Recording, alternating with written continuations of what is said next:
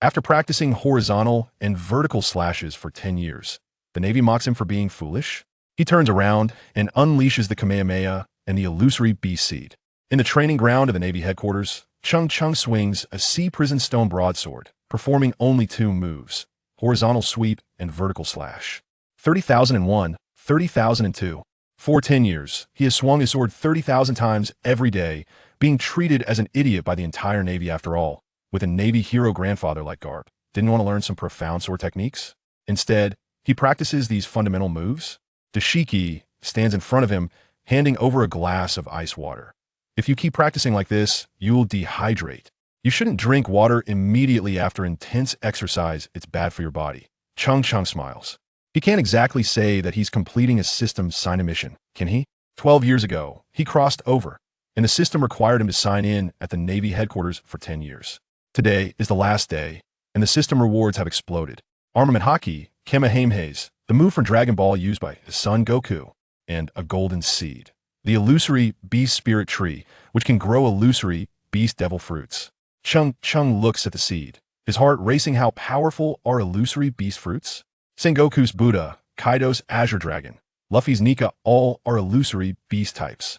If he can cultivate an army of 800 illusory beast fruits, wouldn't it be easy to overthrow the celestial dragons and turn the tide of the Marineford War? If you're thirsty, just drink water. It's only right. Dashiki glares at him.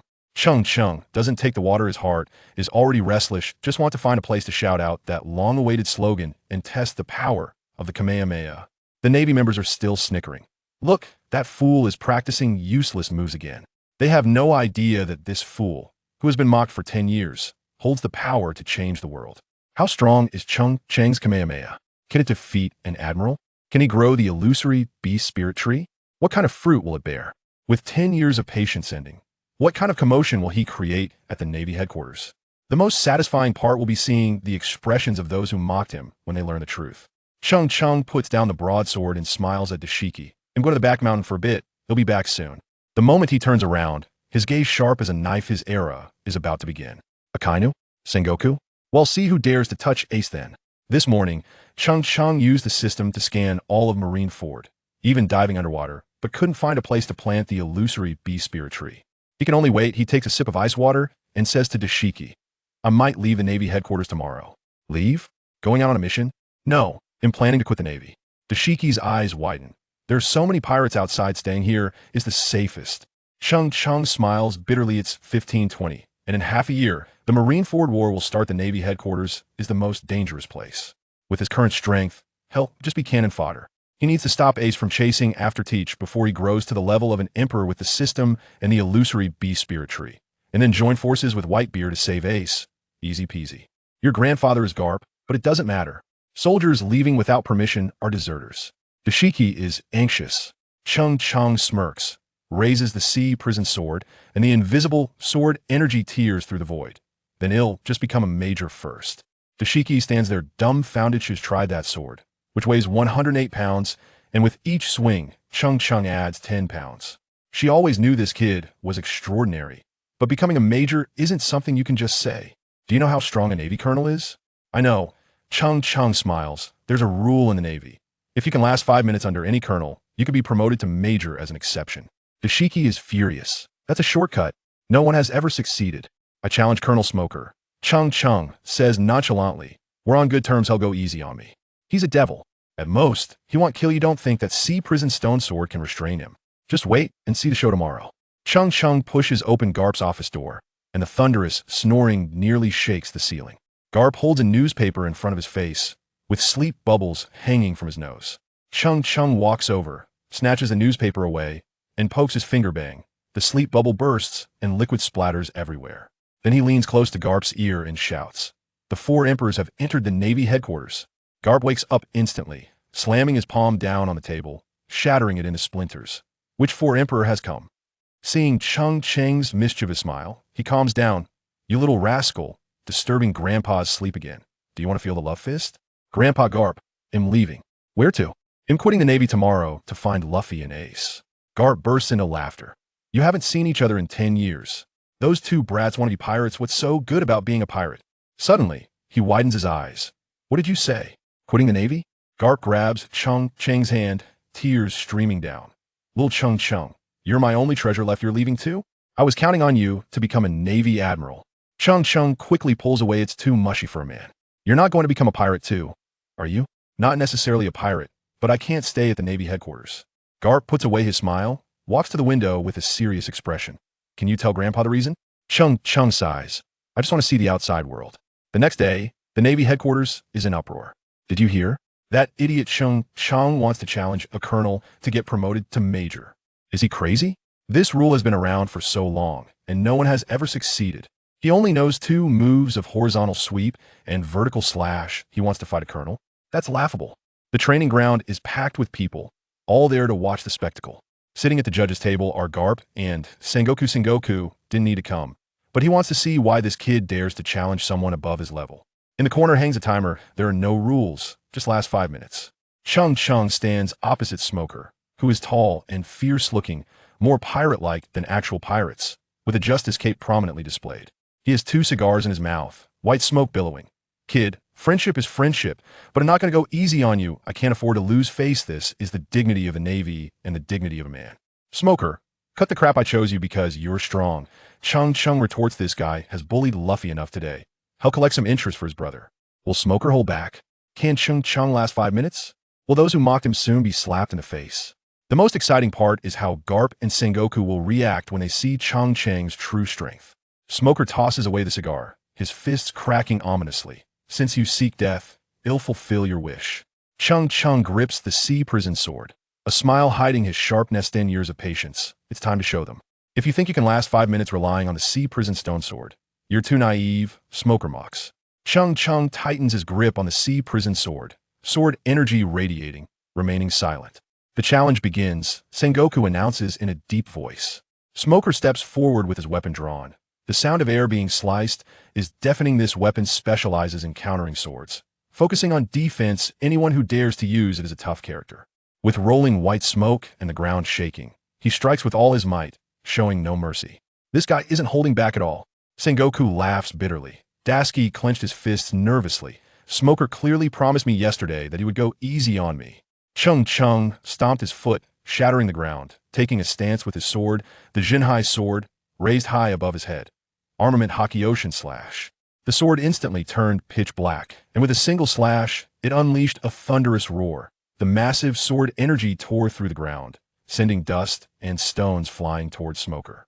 10 years of wielding a sword without anyone asking, and in one morning, sword energy filled the universe. Boom! 10 hands clashed with the Jinhai sword, sparks flying. Smoker was sent flying like a cannonball, crashing into a wall 20 meters away, causing a cloud of dust to rise. The entire arena fell silent. Everyone stared in disbelief, as if struck by lightning. Did that white-haired fool, who could only practice 2 moves, just knock Colonel Smoker away with a single sword strike? Smoker was Zifa's disciple, a notorious troublemaker in the Navy headquarters, ruthless beyond measure. That white-haired fool is actually not a fool. Someone stammered. The training ground erupted in excitement. This can't be real. Wake me up. I must be dreaming. Dasky took off her glasses and wiped them repeatedly, replaying the scene in her mind. She had always thought Cheng Cheng was on par with her, but she underestimated him by so much. She looked at the white-haired boy with the black sword, her lips moving slightly. They're so close, it can't be an act, right? Murmured an old soldier. In the ruins, Smoker slowly stood up, looking disheveled, with 2 cigars still clamped in his mouth, coughing as he walked out. Good kid, you hit it deep enough. His tone held surprise and delight, but no humiliation. Cheng Cheng felt helpless, was nearly beaten to a pulp. And still, Smoker was trying to look cool with cigars. What good was that? It was just luck, he said with a smile. Kapu's mouth dropped open, suddenly recalling Cheng Cheng's earlier question. Grandpa, if Luffy or Ace gets captured by the Navy in the future, will you save them? At that time, he hadn't taken it seriously, but now looking at Cheng Cheng, his heart skipped a beat. Warring States, do you think my grandson has the makings of a general? Kapu laughed heartily, patting Warring States on the shoulder. Warring States stared at the ground torn apart by the sword energy, softly saying, this child has the makings of a general. Can Cheng Cheng really hold out for 5 minutes? Will Smoker concede defeat now? What will those who mocked Cheng Cheng do next? Most curiously, will Cheng Cheng use that move Heavenly Opening next? Will its power be even greater than Ocean Slash? Smoker discarded the cigar, stretched his muscles, and his eyes sharpened. I was careless just now. but I'm serious now. Cheng Cheng tightened his grip on the Jinhai sword, a hint of anticipation in his smile, perfect timing to test his newly acquired armament hockey, and that Kamehameha technique might also come in handy. Since my grandson has already defeated Smoker, shouldn't he be promoted to colonel? Major seems too small time, Kapu laughed. Warring States pondered. He has the strength of a colonel, but the Navy values experience and achievements. He can wait until he captures some significant pirates before promoting him. Kapu nodded. This was exactly what he wanted to hear.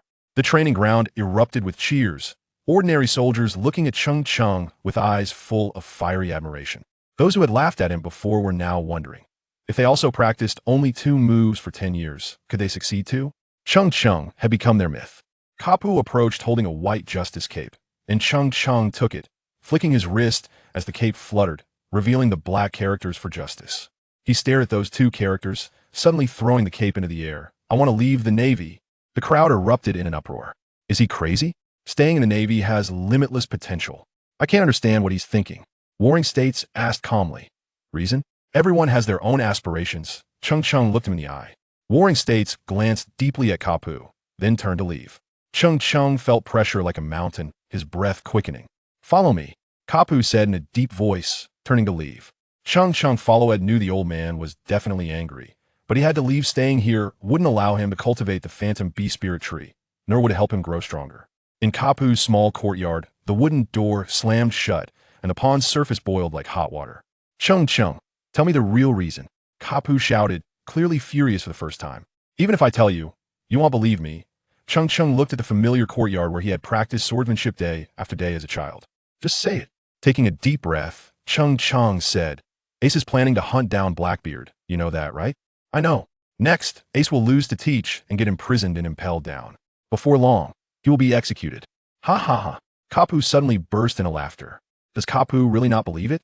How will he treat Cheng Cheng for saying this? What will Cheng Cheng say next to persuade Kapu? Most importantly, can he stop everything before Ace gets captured? Kapu's laughter abruptly stopped, his gaze sharp as a knife. Say that again? Cheng Cheng met his gaze, speaking clearly. Ace will be executed, right in the Marineford War 6 months from now. Kapu laughed, tears streaming down his face. Ace is the 2nd Division commander of Whitebeard. Teach will find it hard to defeat him. Even if captured, the Navy wouldn't dare execute him. Whitebeard would protect him, and killing his captain would trigger a war. Whitebeard will come to rescue Ace, and, at that time, the Navy headquarters will be nearly destroyed. Cheng Cheng sighed. I need to stop this war. Kapu shook his head. The Navy won't go to war with Whitebeard over a pirate. It's not worth it. Cheng Cheng looked him in the eye. Ace's true identity is known by more than just you. Kapu instantly clenched his fists and slumped down. Knew that if the Navy learned of Ace's identity, they would definitely go to any lengths to execute him. You can stay in the Navy. Working as a major is more convenient, Kapu advised. Your strength is not enough in front of real strong opponents. Cheng Cheng laughed. How can I face Luffy while wearing a Navy uniform? To bring your grandson back? Kapu's mood softened a bit. Have you decided? Once you leave, there's no turning back. Cheng Cheng pressed his hand to his heart. My justice is not the words on the cape, nor is it to obey the celestial dragons. I just want to stop the war and save Ace. This is my justice. Kapu was stunned for a moment, then burst into laughter. Go. Recognize your path and forge ahead. It's a pity my son hasn't met you, otherwise, you two would definitely hit it off. If anyone else heard this, they would be terrified. Kapu's son is the leader of the Revolutionary Army and the #1 criminal of the world government. Cheng Cheng bowed deeply, shouldering the Jinhai sword as he pushed the door open and left. He tidied up the room, taking only the sword, pausing at the door for a long time before turning to leave. On the shore, Smoker, expressionless with a cigar in his mouth, saw Dasky waving at him with Shiyu in her arms. Cheng Cheng, next time I will definitely surpass you. If you dare become a pirate, they'll be the first to catch you. Smoker shouted. Cheng Cheng waved goodbye as the small boat drifted with the waves. An hour later, with the Navy headquarters out of sight, Cheng Cheng said, System, next mission. Yes, Master, the next mission is in Cocoa Village. Shall I teleport now? Cocoa Village? Nami's hometown? Activate teleportation. Understood, Master. Searching for teleportation location. In Kakaxia Village. The sky is clear and the grass and trees are fragrant. A gentle breeze blows, and the ants on the grass sway as if they are facing the apocalypse. Will Cheng Cheng meet Nami in Kakaxia Village? Can he help Nami solve the problem with Arlong? Will this time's sign and reward be more powerful than the Kamehameha? What everyone is most looking forward to is whether the planting location of the Phantom Bee Spirit Tree can be found here. Cheng Cheng stands at the village entrance, looking at the familiar scene, gripping the Zhenhai sword tightly. A new adventure begins. This is the extremely difficult moonwalk from the Navy 6 style. For a genius like Cheng Cheng, of course, it was easy to master. Soon, he seemed to be stepping on air, slowly walking down step by step, until one foot landed on the tender green grass. He breathed in the unique scent of the grass and said to himself, "System, start environmental detection." Goodness, the system is currently detecting. Detection failed. Cultivation conditions not met. Cheng Cheng sighed, doubting whether this tree could still be cultivated. He then looked ahead and vaguely saw a tall tower-like building by the seaside in the distance, standing out starkly in this village filled with bungalows. It seemed that was the A Long Paradise. He decided to go there to check in first. He didn't know what good rewards he might get. After saying that, he slung the Zhenhai sword over his shoulder and walked slowly forward. The soil was soft, and with every step he took, he left a shallow footprint on the ground. Before long, Cheng Cheng arrived at the entrance of A Long Paradise. He looked up at the magnificent building and marveled. I didn't expect A Long to enjoy life so much. At the entrance, there was Xiao Ba, a fish-catching octopus man and one of Long's subordinates. Xiao Ba immediately spotted Cheng Cheng, who was carrying a large sword. "Hey, human, get out of here. This is not a place for you. Our A Long Paradise does not welcome humans." Xiao Ba warned loudly while fishing, his tone unfriendly. Looking at the honest Xiao Ba, Cheng Cheng felt somewhat favorable towards him, knowing that Xiao Ba's takoyaki was a delicacy that even Rayleigh praised highly. Besides, Xiao Ba was not inherently bad, so he wasn't planning to kill him. He casually asked, "Xiao Ba, have you seen Luffy?" "Who is Luffy?" "I haven't seen him." Xiao Ba shook his head repeatedly, then suddenly reacted and hurriedly asked, "Wait, how do you know my name is Xiao Ba? I've never seen you before." Cheng Cheng felt relieved. It seemed he hadn't arrived too late, as Luffy had not yet faced off against Arlong. Then, Cheng Cheng pushed open the gate of Arlong Park and walked in slowly. Xiao Ba put down his fishing rod and immediately stood up, angrily saying, "Hey, I told you to leave. Why are you still coming in? If you keep this up, don't blame me for being rude." Cheng Cheng ignored Xiao Ba. When Xiao Ba wanted to step forward to stop the human, he found that the silver-haired young man had already disappeared from sight. Cheng Cheng's figure flashed and disappeared, arriving in a courtyard where he saw many fishmen looking at him with fierce expressions. Some of the fishmen closer to him drew their weapons without saying a word and swung them down fiercely. Cheng Cheng sneered contemptuously. He didn't even bother to use the Zhenhai sword to deal with these small fry. In a flash, his figure flickered and shadows of fists intertwined. In less than 3 minutes, using only the physical techniques he mastered, he knocked all the fishmen in the courtyard to the ground, rendering them unconscious and unable to fight. At that moment, Xiao Ba, who was fishing outside, finally reacted to the commotion, hurriedly pushed open the door to take a look, wanting to say something, but was knocked out by Cheng Cheng with a chop to the neck, rolling his eyes. The courtyard was littered with the bodies of fishmen. And Cheng Cheng sat somewhat bored in the middle on a chair, crossing his legs, feeling puzzled. Clearly, he had arrived at a lone paradise as required by the system.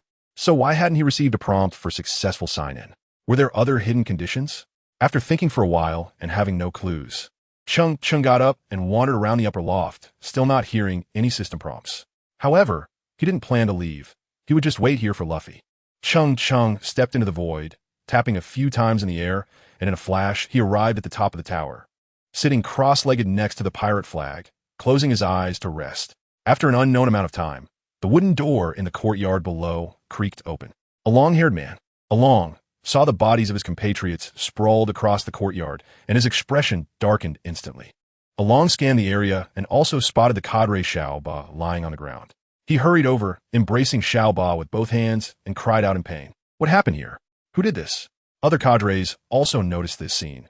The powerful Xiao Ba had been knocked out, causing them to involuntarily take a step back, warily watching their surroundings.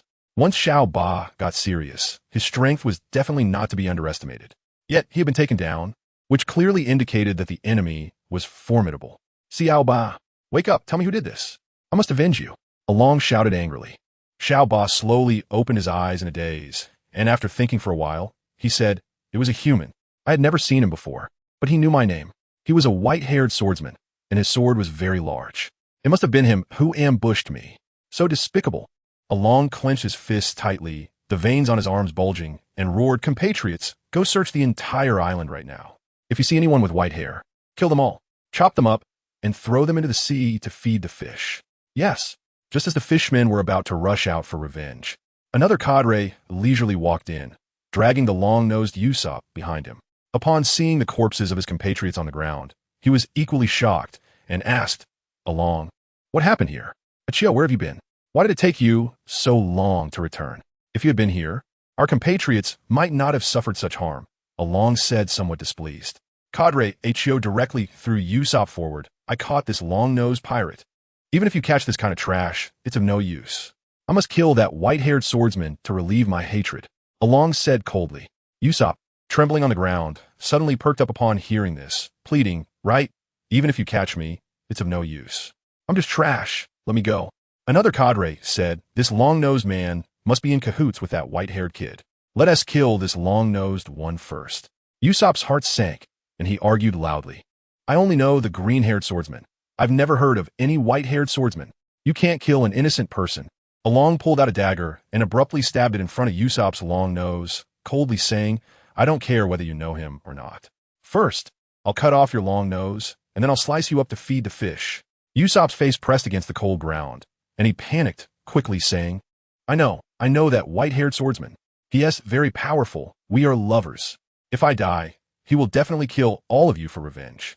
Dare to touch me and see what happens." At that moment, Cheng Cheng, who was meditating above everyone, rolled his eyes and scolded with a smile. "Good job, Usopp. Just wait. After I deal with Along, I'll take care of you." Along looked at Usopp disdainfully and mocked. "Oh, so if I kill you, that white-haired swordsman will come to avenge you?" Usopp was instantly alarmed. No, killing me definitely won't work. If you kill me, the white-haired swordsman won't come. I need to stay alive as your hostage to be of maximum use, right? Along calmed down at this point and said, "What you said makes some sense. Then let us cut off your long nose first. How can a human have such a long nose? It's just annoying. So disgusting, bah." Usopp, who had just relaxed, began to wail again, crying, "No, my long nose is my life. You can't do this." At this time, another cadre approached Along and said, "Along, Zoro has escaped. Someone must have let him go.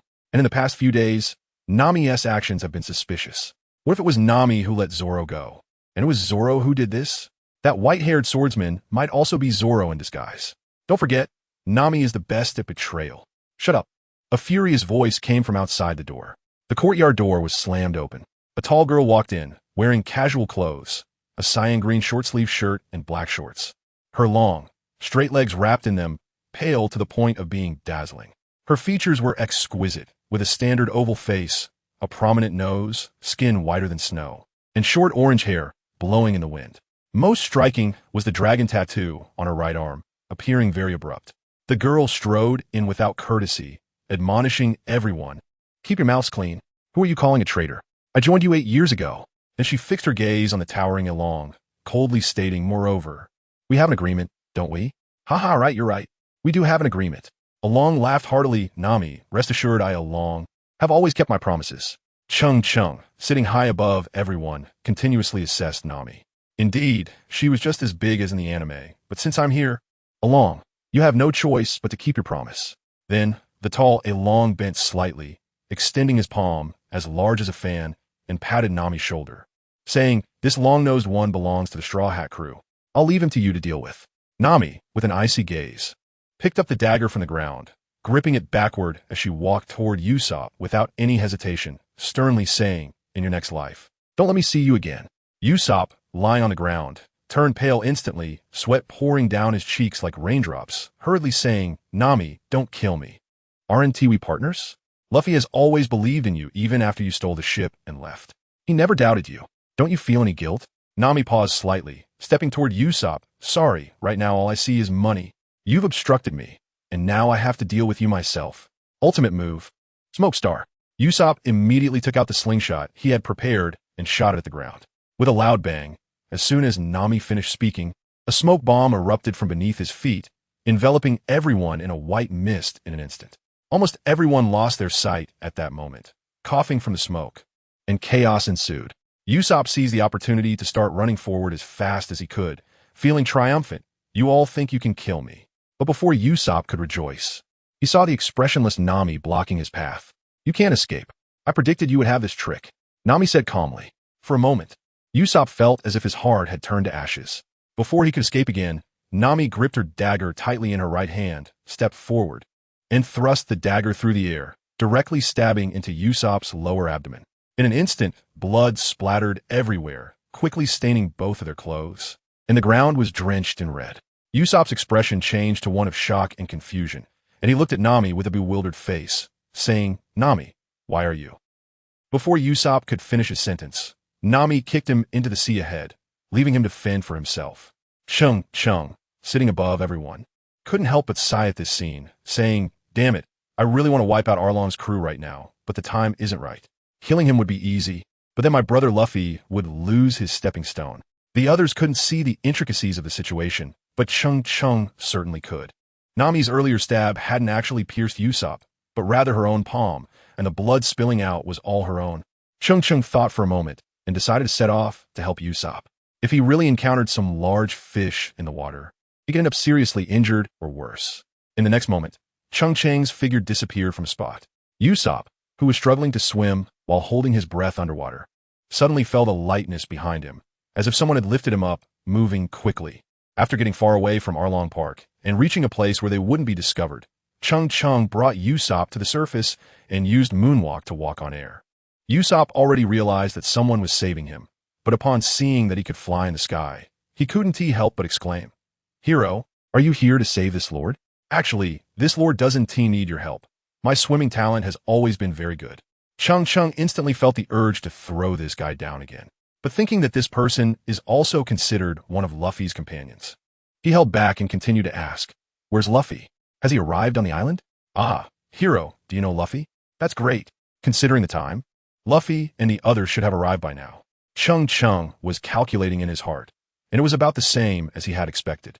He lifted Usopp into the air above the ground, and when they were 2 or 3 meters off the ground, he directly let go of Usopp, causing him to fall in a rather embarrassing manner. Usopp was instantly furious and turned around, only to see the person's appearance clearly. It was a young man dressed in black, tall and slender, with silver short hair flying in the air and a gigantic broadsword on his back. His face was especially handsome, looking like he belonged to a different world from Usopp. Just as he was about to curse, he thought about the strength of this good-looking peer and forced himself to hold back, saying, "If it weren't for the fact that you know Luffy, I definitely wouldn't let you off." Cheng Cheng curled the corners of his mouth, squinted his eyes, and raised the Jinhai sword, poised to slash at Usopp. As soon as Usopp saw this white-haired swordsman draw his sword towards him, he was instantly frightened and took off running. Cheng Cheng was chasing after Usopp with the Jinhai sword, angrily saying, "You arrogant Usopp, I saved you from the sea, and you still dare to call yourself master in front of me. Just watch me cut you down with one sword. I won't dare anymore, I won't dare." Usopp immediately began to plead for mercy, but his running speed was getting faster and faster. Not far ahead of Cheng Cheng and the others, there was a strong swordsman, his chest wrapped in bandages, his muscles bulging. With short green hair and sharp features, he had 3 golden droplet earrings on his left ear. At that moment, he heard a familiar cry for help. He looked in the direction of the voice and saw a white-haired swordsman chasing after Usopp with a sword. Without any hesitation, he drew the only remaining white longsword and quickly charged towards the white-haired swordsman. The moment killing intent rose in Zoro's heart. Cheng Cheng sensed his presence. Upon seeing that person, he immediately recognized him as Roronoa Zoro, one of his younger brother Luffy's most trusted companions. At this moment, Usopp also belatedly noticed Zoro's presence. But when he saw Zoro charging over with a fierce determination, he quickly shouted, "Zoro, don't fight. I'm fine." However, Zoro, who was already charging with his sword drawn, paid no attention to what Usopp was saying at that moment. All his focus was on the sword. In the blink of an eye, Zoro, with a cold expression, had already rushed over. Using his waist to pivot, he began to spin his whole body, shouting loudly, "Tornado!" on the ground. A powerful tornado of sword energy rose up, lifting countless grass and fallen leaves into the air, swirling around. Cheng Cheng's expression was calm, but his heart was in turmoil.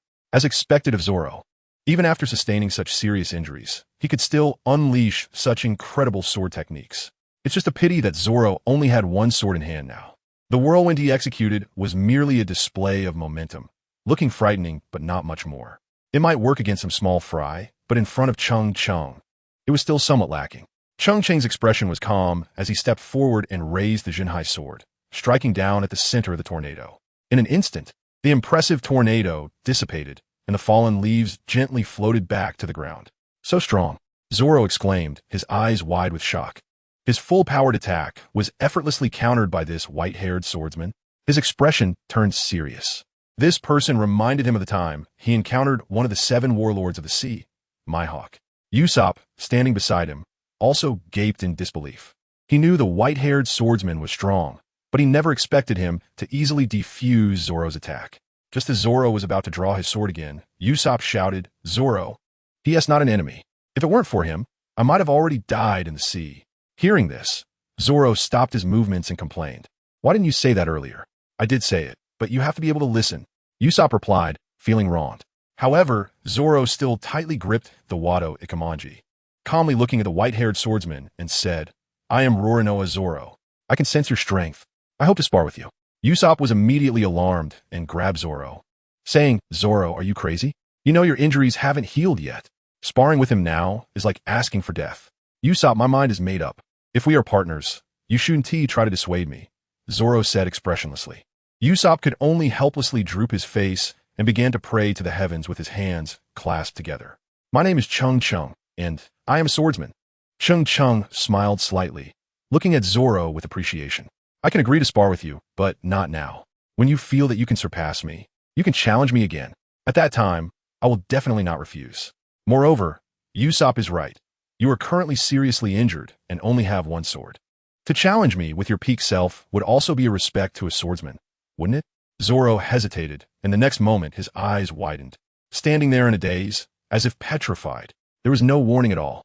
Cheng Cheng tightly gripped the Jinhai sword, turning around to slash at the sea surface behind him with a single stroke, softly murmuring, "Slash the sea." Suddenly, a massive sword energy over 10 meters long cleaved down from the sky, splitting the entire sea surface in two, revealing the stones at the bottom near the shore. After about 2 seconds, the sea surface finally came back together, returning to calm.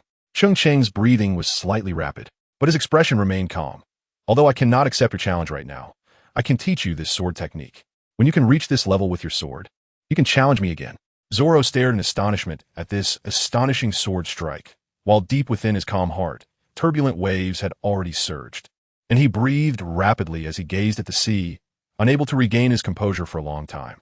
He knew just how difficult this sword technique was. Perhaps only Mihawk could match him. That powerful sword strike seemed to have touched something deep within him, making him feel as if he had gained some understanding. But when he reached out to grasp it, it vanished. However, even just that was enough to excite Zoro immensely. Usopp on the side directly weakened in his legs and fell to the ground, murmuring, "What a monster! Thank you for your guidance, Senior. I will definitely become a great swordsman in the future," Zoro said excitedly, having completely lost the desire to challenge the person before him. Cheng Cheng smiled calmly. He didn't care about titles like Great Swordsman. He thought to himself, "Let the title of Great Swordsman be yours.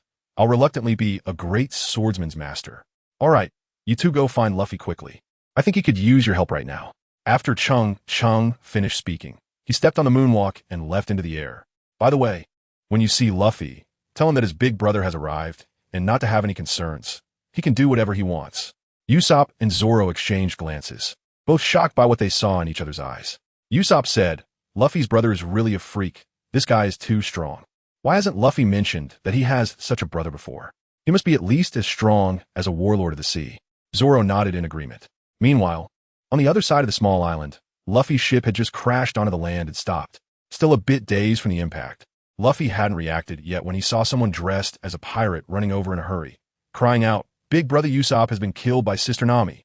At night, on the edge of Kokoyashi village, there was a separate small villa, which was Nami's home. Cheng Cheng simply asked the villagers and easily found his way here. In the backyard of this house, there is a sizable orange grove filled with round, plump oranges. Cheng Cheng saw that Nami was not at home, so he didn't go inside and instead sat cross-legged on a patch of open ground, while eating a delicious and juicy orange. He was secretly planning for the upcoming great battle. Although the Phantom Beast Spirit Tree was very powerful, he had not yet found a suitable place to cultivate it. Even if he did find one, he felt that it would be difficult to recruit an army of 800 Phantom Beasts in a short time. An army of Phantom Beasts was destined to be a long-term plan that could only be pursued gradually, without forcing it. The most important thing now was to improve his own strength or do his best to stop Ace. Here, he was not worried about his brother Luffy. He was a lucky guy, and at least on this small island, there was no formidable character that could threaten Luffy's life. What he was more concerned about was Nami's safety. If Arlong saw through her little tricks, her situation would become very dangerous. Therefore, he had to ensure Nami's safety first. At that moment, he noticed that Nami had returned home and seemed to have spotted him, walking toward him. Cheng Cheng's expression was calm. He had nothing to hide. While eating an orange, he smiled and greeted Nami. "Hello, Nami." Nami, holding a 3-section staff, looked warily at the white-haired swordsman and said in a harsh tone, "Who are you? You better leave here quickly, or don't blame me for being rude. I'm a member of the Bad Dragon pirate crew." Cheng Cheng showed a playful smile and said, "I know, but soon you'll be my brother's partner." Seeing Nami's puzzled expression, Cheng Cheng added, "By the way, my brother's name is Luffy, and I'm Cheng Cheng, a swordsman." Perhaps hearing that this person was Luffy's brother relaxed Nami's demeanor, but she still coldly said, "That's impossible. You'd better go back and tell Luffy to leave here quickly and find another navigator. My brother is quite stubborn. He won't listen to me." As Cheng Cheng spoke, he peeled another orange and swallowed it in one bite. Nami immediately became furious, angrily extending her hand. "Pay up. 1 orange costs 100 berries."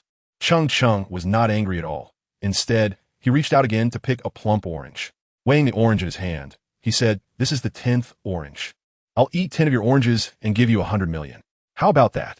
Isn't this deal quite profitable?" Nami looked at Cheng Cheng with the gaze of someone viewing a madman and said, "Get lost quickly, or even if you are Luffy's brother, I will still beat you up." Seeing that Cheng Cheng had no intention of leaving, Nami raised her stick and swung it down at him. However, before the stick could touch Cheng Cheng, his figure disappeared from the spot.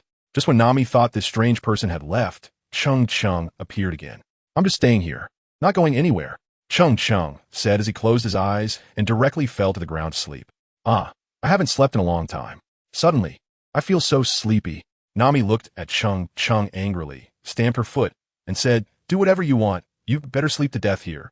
Considering that she was just a little short of the promised 100 million berries, she thought of going out one last time to make a score, and she would be able to fulfill her promise to Arlong. At that time, everyone in the village would be free, and thinking of this brought a smile back to her face. The next morning, after Nami went out, she found that the guy from last night was still sleeping there. Just as she was about to leave, she saw a group of Navy soldiers approaching, led by Mr. Ajien, the leader of the Navy. A small figure with 2 long whiskers on his cheeks, looked sneaky, as if he were a rat that had turned into a spirit. Upon seeing Nami, he said directly, "You are the thief, Nami?" Nami was suddenly startled, feeling a bad premonition, and cold sweat broke out on her back.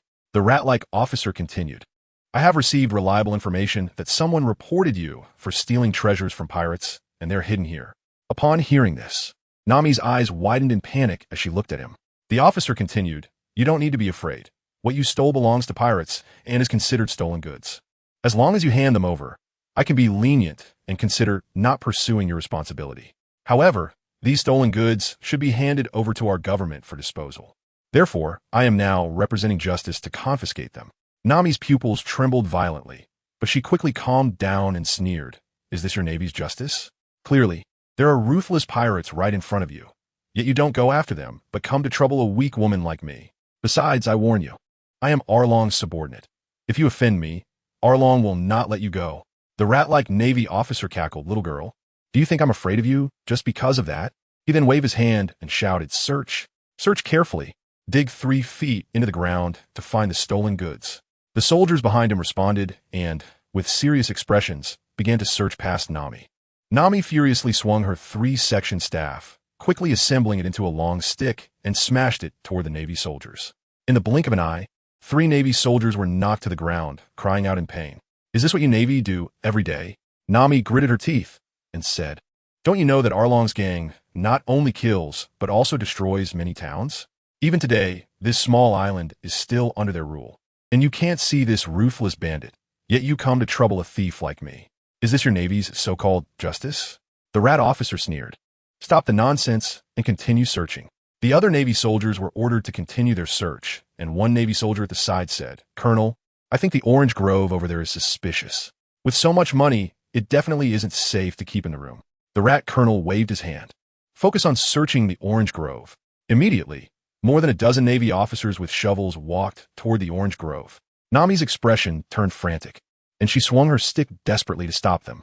At that moment, Nami noticed that the white-haired swordsman was still lying on the ground, seemingly sound asleep, as if he hadn't heard the sounds from outside, and his position happened to be right where she had hidden her treasures. Nami quickly rushed forward and shook his shoulder. "Hey, wake up, the Navy is here. If you don't leave now, they will definitely catch you." Cheng Cheng sat up and stretched his arms in a big yawn, saying, "It's no big deal, I've been waiting for them." Nami was confused and had no idea what he was talking about, but still urged, "I'm serious. If you don't leave now, there will really be trouble." Cheng Cheng was just sitting on the ground, squinting his eyes as if he hadn't woken up yet. Nami, furious, smashed a stick towards a nearby Navy soldier, who was caught off guard and fell to the ground. After a while, Colonel Mouse shouted angrily, "What are you all looking for? I asked you to find 100 million berries. Is it that hard to find?" Standing aside, Nami was taken aback upon hearing 100 million berries. Her pupils dilated and her face turned ashen. At that moment, even she, no matter how foolish, understood the reason. "Could it be Arlong sent you here?" Nami asked angrily. Colonel Mouse chuckled. "Who told you that? I never said such a thing." A nearby Navy soldier reported, "Colonel, there's a white-haired swordsman lying on the ground. I think the place he's lying is suspicious. The stolen goods might be underneath." "Then what are you waiting for? Get rid of him." Colonel Mouse shouted angrily. "Yes." The Navy soldier responded and walked towards the white-haired swordsman lying on the ground. Nami became even more anxious. She had told him to leave, but he wouldn't listen, and now it was likely too late to escape. "Nami, do you know? You are too kind. Your 100 million berries are about to be taken, yet you are still worried about me, a trivial stranger." Cheng Cheng said as he stood up and casually picked up the sea-settling sword. "I will not allow only kind people to experience the injustices of this world." Suddenly, Cheng Cheng's entire demeanor changed, standing there like an unparalleled divine weapon planted in the ground, exuding an imposing aura. He calmly looked at the Navy soldier, who immediately stopped in his tracks, his body stiffening as his legs refused to move an inch. "Useless." Colonel Mouse cursed loudly, pulling out a revolver without hesitation and shooting directly at Cheng Cheng. Boom! The gun erupted with a loud bang, and the bullet shot towards Cheng Cheng like lightning. Nami looked at Cheng Cheng in shock. Cheng Cheng's expression was calm, showing not a hint of disturbance, as he horizontally placed the Zhenhai sword in front of him. With a bang, the bullet was deflected. "Don't bring out this little toy to embarrass yourselves, you little trash," Cheng Cheng mocked. Then, with a flick of his wrist, he slashed downwards, and a sharp sword aura tore through the ground, slicing forward. Colonel Mouse's face changed dramatically, and he turned to flee, but as soon as he turned, his head was already severed, dying with eyes wide open. The surrounding Navy didn't even have time to react before they realized their colonel had been beheaded. Some were eager to take revenge for Colonel Mouse, while others exhaled deeply and sat down on the ground. And two others were so shocked that their knives fell to the ground. While they hesitated, Cheng Cheng waved downwards, plunging the Zhenhai sword into the soil, and looked at the crowd, saying, "I know some of you are being coerced, and I want to indiscriminately kill innocent people. Go back for where you came. Those who take a step forward will die." In an instant, everyone in the area was stunned. The sound of a pin dropping could be heard. The Navy stood frozen in place, looking at the white-haired swordsman before them, and ultimately, none dared to take a step forward. Who was this person? So strong. He killed Colonel Mouse with a single sword. Colonel Mouse colluded with Along's gang. We have suffered under his oppression for so long. How much evil has he done? Don't you all know in your hearts? One Navy member shouted loudly. That's right, Colonel Mouse has committed many crimes. His death is not regrettable. We don't need to risk our lives to avenge such a person. You're right. Let's go back and report the true situation here to headquarters. After saying this, the dozen or so Navy members left in a grand manner. Cheng Cheng looked at Nami, who was still in a daze, and smiled as he said, "Mission accomplished. I've already paid for these oranges." "You." Nami looked at Cheng Cheng in shock, and it took her a while to react to what he meant. "Did you already know?" Cheng Cheng waved his hand, saying that these things were not important. "By the way, how much money do you still need? I have some here. I can help you out a bit, so you can fulfill your promise to Along." Nami silently walked in front of Cheng Cheng, suddenly hugging his neck tightly, burying her head deep in his chest, her shoulders shaking as she began to cry silently. Cheng Cheng gently patted Nami's shoulder and comforted her. "It's okay. Starting from today, everything will get better." Nami nodded gently. Cheng Cheng continued, "If you believe me, it's best to find Luffy with me now. He will help you defeat Arlong." Nami suddenly pushed Cheng Cheng away and said anxiously, "No, It's not needed anymore. I've already agreed on the money with Arlong, and as long as I have this money, he will definitely keep his promise and restore freedom to everyone in the village. As she spoke, Nami casually picked up a shovel from the ground and began to dig. Soon, a large wooden box appeared, tightly locked with an iron lock. Nami skillfully took out a key from her chest and carefully opened the treasure chest, revealing countless treasures inside. Look, these are all the savings I've accumulated over the years. Nami smiled sweetly, her red pupils shining with brilliant light, filled with hope for the future. Cheng Cheng, who had been calm, clenched his fists tightly upon seeing the money. A wave of unnamed anger surged within him. An extremely strong aura erupted from him in an instant. If he weren't trying so hard to restrain himself, he truly wanted to go and kill Arlong right now. He saw bloodstains on every banknote and gold coin in that wooden box. If Arlong dares to accept this money, even if I have to chase him to the ends of the earth, I will definitely kill you. Cheng Cheng silently vowed to himself. Suddenly, Nami seemed to remember something and hurriedly said, "Don't go looking for Luffy. You should leave quickly. You just killed a Navy colonel, and the Navy won't let you go. You don't need to worry about me. With this money, Arlong will definitely keep his promise." Cheng Cheng knew that Eren would never keep his promise. And even if he persuaded Nami now, she wouldn't believe it. Completing this agreement had been her obsession for the past 8 years. If in the end he didn't let her try, she would definitely not give up. "All right, I can leave here, but you have to promise me. If Eren doesn't keep his promise, you go find Luffy and have him beat him to death." Cheng Cheng flicked his wrist, sheathing the Jinhai sword and carrying it on his back as he walked away. Finally, he shouted, "Luffy has always believed that you haven't betrayed him. He's been waiting for you." On the path through the fields, both sides were filled with tender yellow chrysanthemums. The fragrance of the chrysanthemums mixed with the scent of grass, making Cheng Cheng greedily breathe in the air. It had been 10 years. 10 years since he had seen his brother Luffy. He wondered if that kid would still recognize him now.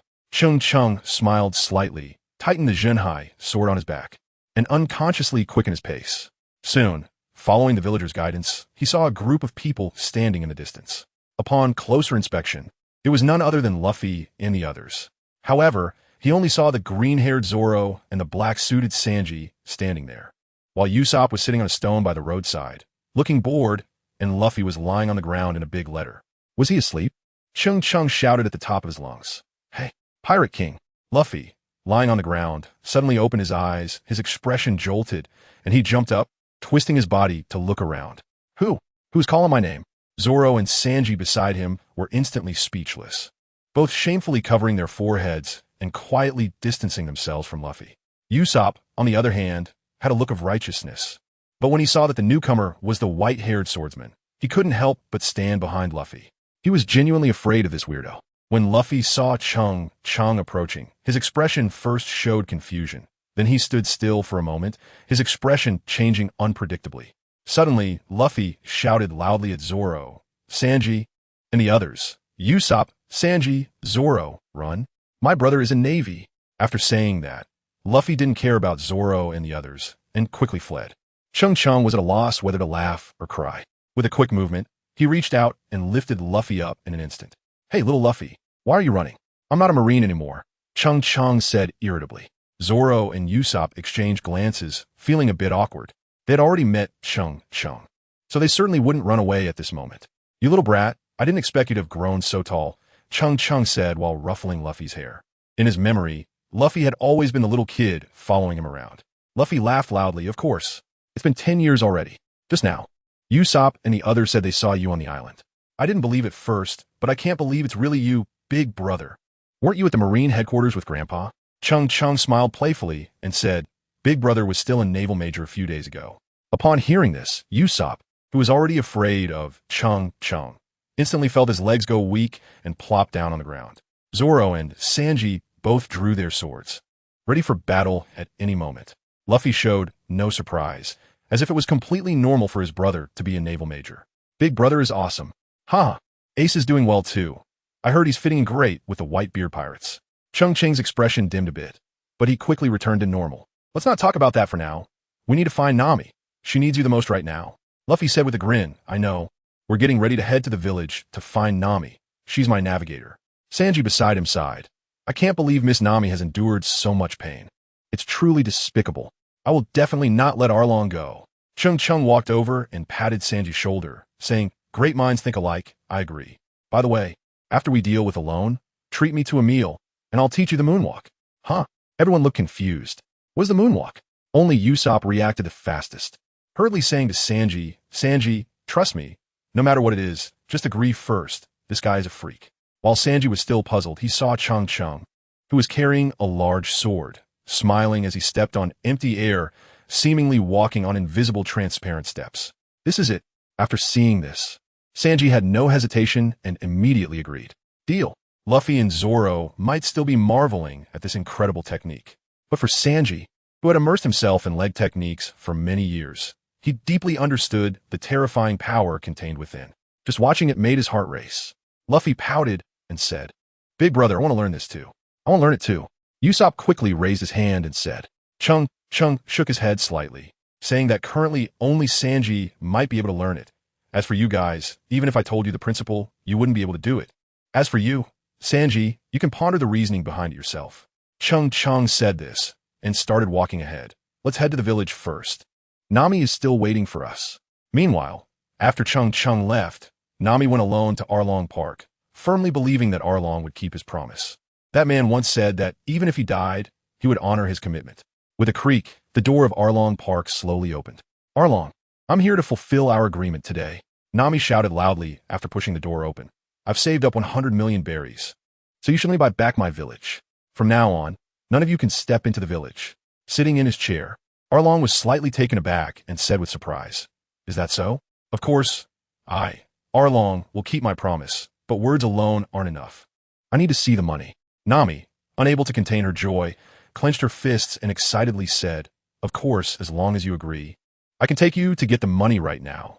Arlong stood up expressionlessly and said, "No problem. A gentleman's word is like a promise made with a team of horses." Nami led the way in front, while Arlong and the other officers followed behind. And thus a large group of fishmen set off grandly towards the village. Arlong, puzzled, asked his subordinate Achio beside him, "What's going on?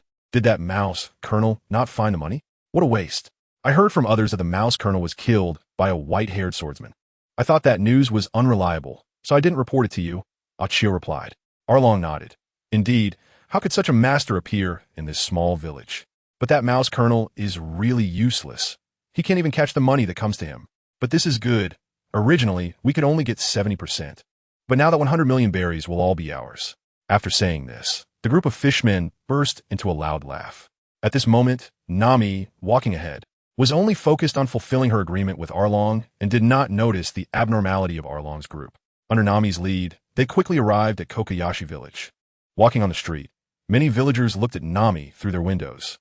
In their gazes, there was hope, gratitude, guilt, joy, and fervor. But there was no longer the disdain they once had for Nami. They all knew that whether they could regain their freedom depended on today. Nami did not realize that all the villagers had come out of their houses and were silently following behind her. In the orange grove, Nami skillfully cleared the dirt covering the treasure chest, a thin bead of sweat appearing on her forehead. However, she paid no attention to it, her eyes shining with excitement. She opened the chest and said, "The money is all here, Arlong. It's time for you to fulfill your promise." Arlong did not step forward, but turned to give his subordinate, Achio, a cold glance, telling him to check and see if there is 100 million berries. Achio grinned and went forward to carry out his orders. The other fishmen, seeing so much money, were all wide-eyed, greedily gazing at the treasures in the chest. Achio slowly approached, looking down expressionlessly at the chest full of gold and silver treasures without bending down to count. Suddenly, a powerful flame erupted from his mouth, and a thick fire instantly engulfed the wooden chest, turning the banknotes inside to ashes in an instant. "No, my money, Arlong, you liar!" Nami screamed frantically, rushing to put out the fire. Arlong was faster, grabbing Nami by the head with one hand and lifting her into the air. "My dear navigator, I still expect you to draw all the sea charts in the world for us. I can't allow you to die now," Arlong sneered. Nami was almost driven to madness, pounding her arms against Arlong's arm with all her strength. But her little strength was hardly more than a tickle to Arlong. "Achio, what are you doing? I told you to count the money, not to set it on fire." Achio laughed awkwardly and said, "Sorry, boss, I just lost control. It was my fault, and I'm willing to accept any punishment." Arlong ignored him, flinging Nami aside and coldly saying, Let me see if the money in the chest is enough for 100 million berries. If it's not enough, I won't give you the village. Beast, you are a beast, Nami shouted in despair. The blazing fire was reflected in Nami's eyes, and her gaze gradually dimmed. The money she had painstakingly saved over 8 years had turned to ashes just like that. Arlong sent his men to continue counting the remaining treasures. And soon one of his subordinates reported, "Brother Arlong, the gold and silver jewelry in the chest adds up to at most 50 million berries. There is no 100 million berries at all." "Ha ha!" Arlong laughed madly. "Nami, it seems you need to continue saving money." Nami sat weakly on the ground, her face ashen. "By the way, don't think about escaping. If you run away, I will kill all the people in the village," Arlong added with a smile. Nami stood up, pushing Arlong away, and ran towards the village. At this moment, all the villagers were also waiting for Nami's news. But when they saw Nami with tears on her face approaching, everyone instantly understood. Mr. A. Jian shouted, "Fellow villagers, this is it. It's time for us to take up arms and fight for ourselves." Everyone shouted in unison, picking up their weapons. "Yes, we can't rely on Nami alone anymore. We must fight together. Even if we die today, I will fight Arlong. We swore together 8 years ago that no matter how humiliating Arlong's rule was, we would endure it as long as Nami was doing well. We had no complaints. But now, even if Nami has saved enough money, Arlong still has not kept his promise. So we have no reason to continue sitting here and waiting to die." After Mr. A. Jian finished speaking, he took the lead and walked to the front. Seeing all the villagers angrily heading to find Arlong, Nami quickly wiped her tears, forced a smile, and stood in front of everyone. "Don't act impulsively. I have a way. I can save money again. Don't be naive. Even if you save enough again, Arlong won't keep his promise. Nami, you've worked very hard, but now we must fight for ourselves. You leave the village. You have your own dreams. Don't have any burdens." The villagers said one after another. Nami resolutely opened her arms, pulling out a dagger with her right hand, shouting angrily, "No, I won't let you go. Don't force me." Mr. A. Jian grabbed Nami's dagger with determination. "Let's go. Seek revenge on Arlong. Charge." Everyone shouted loudly, bypassing Nami and running past her. Nami's gaze was blank, kneeling on the ground in despair, looking at the hateful Arlong tattoo on her right shoulder. Her anger surged. "Arlong!" Nami shouted in anger, raising the dagger and stabbing into her shoulder recklessly, blood splattering everywhere. Blood flowed down her arm to her fingertips, dripping onto the ground drop by drop. But Nami felt no pain. Her heart had already died at that moment. She felt herself sinking into an endless darkness. "Arlong! Arlong!" With every utterance of his name, Nami stabbed her shoulder again. Before long, the ground was covered in blood. Suddenly, Nami felt her hand go numb, as if someone had grabbed it. She looked up and saw the red-striped straw hat and a face so familiar it was almost ingrained in her memory. But this face no longer wore the silly smile of the past. It was now unusually serious, silently and coldly looking down at her. And she glanced around. Usopp, Sanji, Zoro, and the white-haired swordsman who claimed to be Luffy's brother just yesterday, all were quietly watching her. Tears instantly streamed down Nami's cheeks as she choked out, "Luffy, you know nothing. You don't know anything about the village or Arlong over these past 8 years. I've already told you to get lost, and Usopp, Sanji, and you, Cheng Cheng, I've told you all to get lost. Why are you still here? Get out of here now." As she spoke, Nami's voice became frantic. Luffy and the others said nothing, quietly watching Nami vent her emotions. Finally, Nami stopped shouting. Her voice grew low again, and she silently sobbed, looking up at Luffy. "Luffy, help me." Luffy, with a serious expression, silently took off his straw hat and placed it on Nami's head, loudly declaring to the sky a statement of certainty. "Of course." Then Luffy turned to Zoro and the others and said, "Let's go." Zoro and the other 3 stood up without any hesitation and followed Luffy. Cheng Cheng shouted from behind, "Little brother, do you need big brother's help?" "Big brother, just take care of Nami. This is my fight." Luffy shouted back without turning his head. Cheng Cheng revealed a satisfied smile. "This is my brother." Then he turned to Nami and said proudly, "How about that? My future Pirate King brother is not bad, right?" At that moment, Nami was already in tears, unable to speak at all. Cheng Cheng silently thought, "System, exchange some fairy beans for me. I need them right now. 100,000 berries for 1 fairy bean. How many do you want? Let's start with 10. Cheng Cheng felt a bit heartbroken. 10 million berries had just disappeared like that, which was all the savings he had accumulated over the past 10 years of the Navy headquarters. The senza bean is a type of food in the Dragon Ball world. An ordinary person who eats one will not feel hungry for 10 days and will also possess a strong regenerative ability, no matter how much damage a person has taken. As long as they are not dead, they will heal quickly after eating it. However, he also knew that this small amount of money was nothing compared to what he would have when he reached the strength of the 4 emperors. He wouldn't even need to earn money himself. Moreover, now was not the time to feel sorry for the berries. He squatted down and handed 5 senza beans to Nami, saying, "Just eat one, keep the rest. After you finish eating, your injuries will heal. This is a miraculous medicine for healing." Nami looked at the pea-like medicine with some confusion, but without any hesitation, she picked one up and threw it into her mouth. Soon, she was shocked to find that her body didn't hurt as much anymore, and the wound on her right shoulder was healing at a visibly rapid pace. At the same time, her entire exhausted body suddenly felt revitalized. What kind of medicine is this? It's amazing. The effect is incredible, Nami exclaimed, as she had never seen such a miraculous medicine before. Cheng Cheng mysteriously said, "I got this from Cat." In an instant, Nami stopped crying and forced a smile, saying, "I don't believe it." Then, feeling a bit apologetic, Nami said, "This medicine must be very precious, right? It's such a small injury of mine. Wouldn't it be too wasteful to take it? There was nothing more reasonable than this." Cheng Cheng gently touched Nami's head and said, "Let's go. We need to find Luffy quickly. His current strength is still a bit struggling against Arlong, and if I'm not there to watch, I'll still be a bit worried." Nami nodded seriously and responded with an and the two quickly headed toward Arlong Park. At this moment, the gate here was shattered, and a stone wall beside it had been knocked down. Outside, all the villagers were watching the battle inside with worry, cheering for the Straw Hat crew.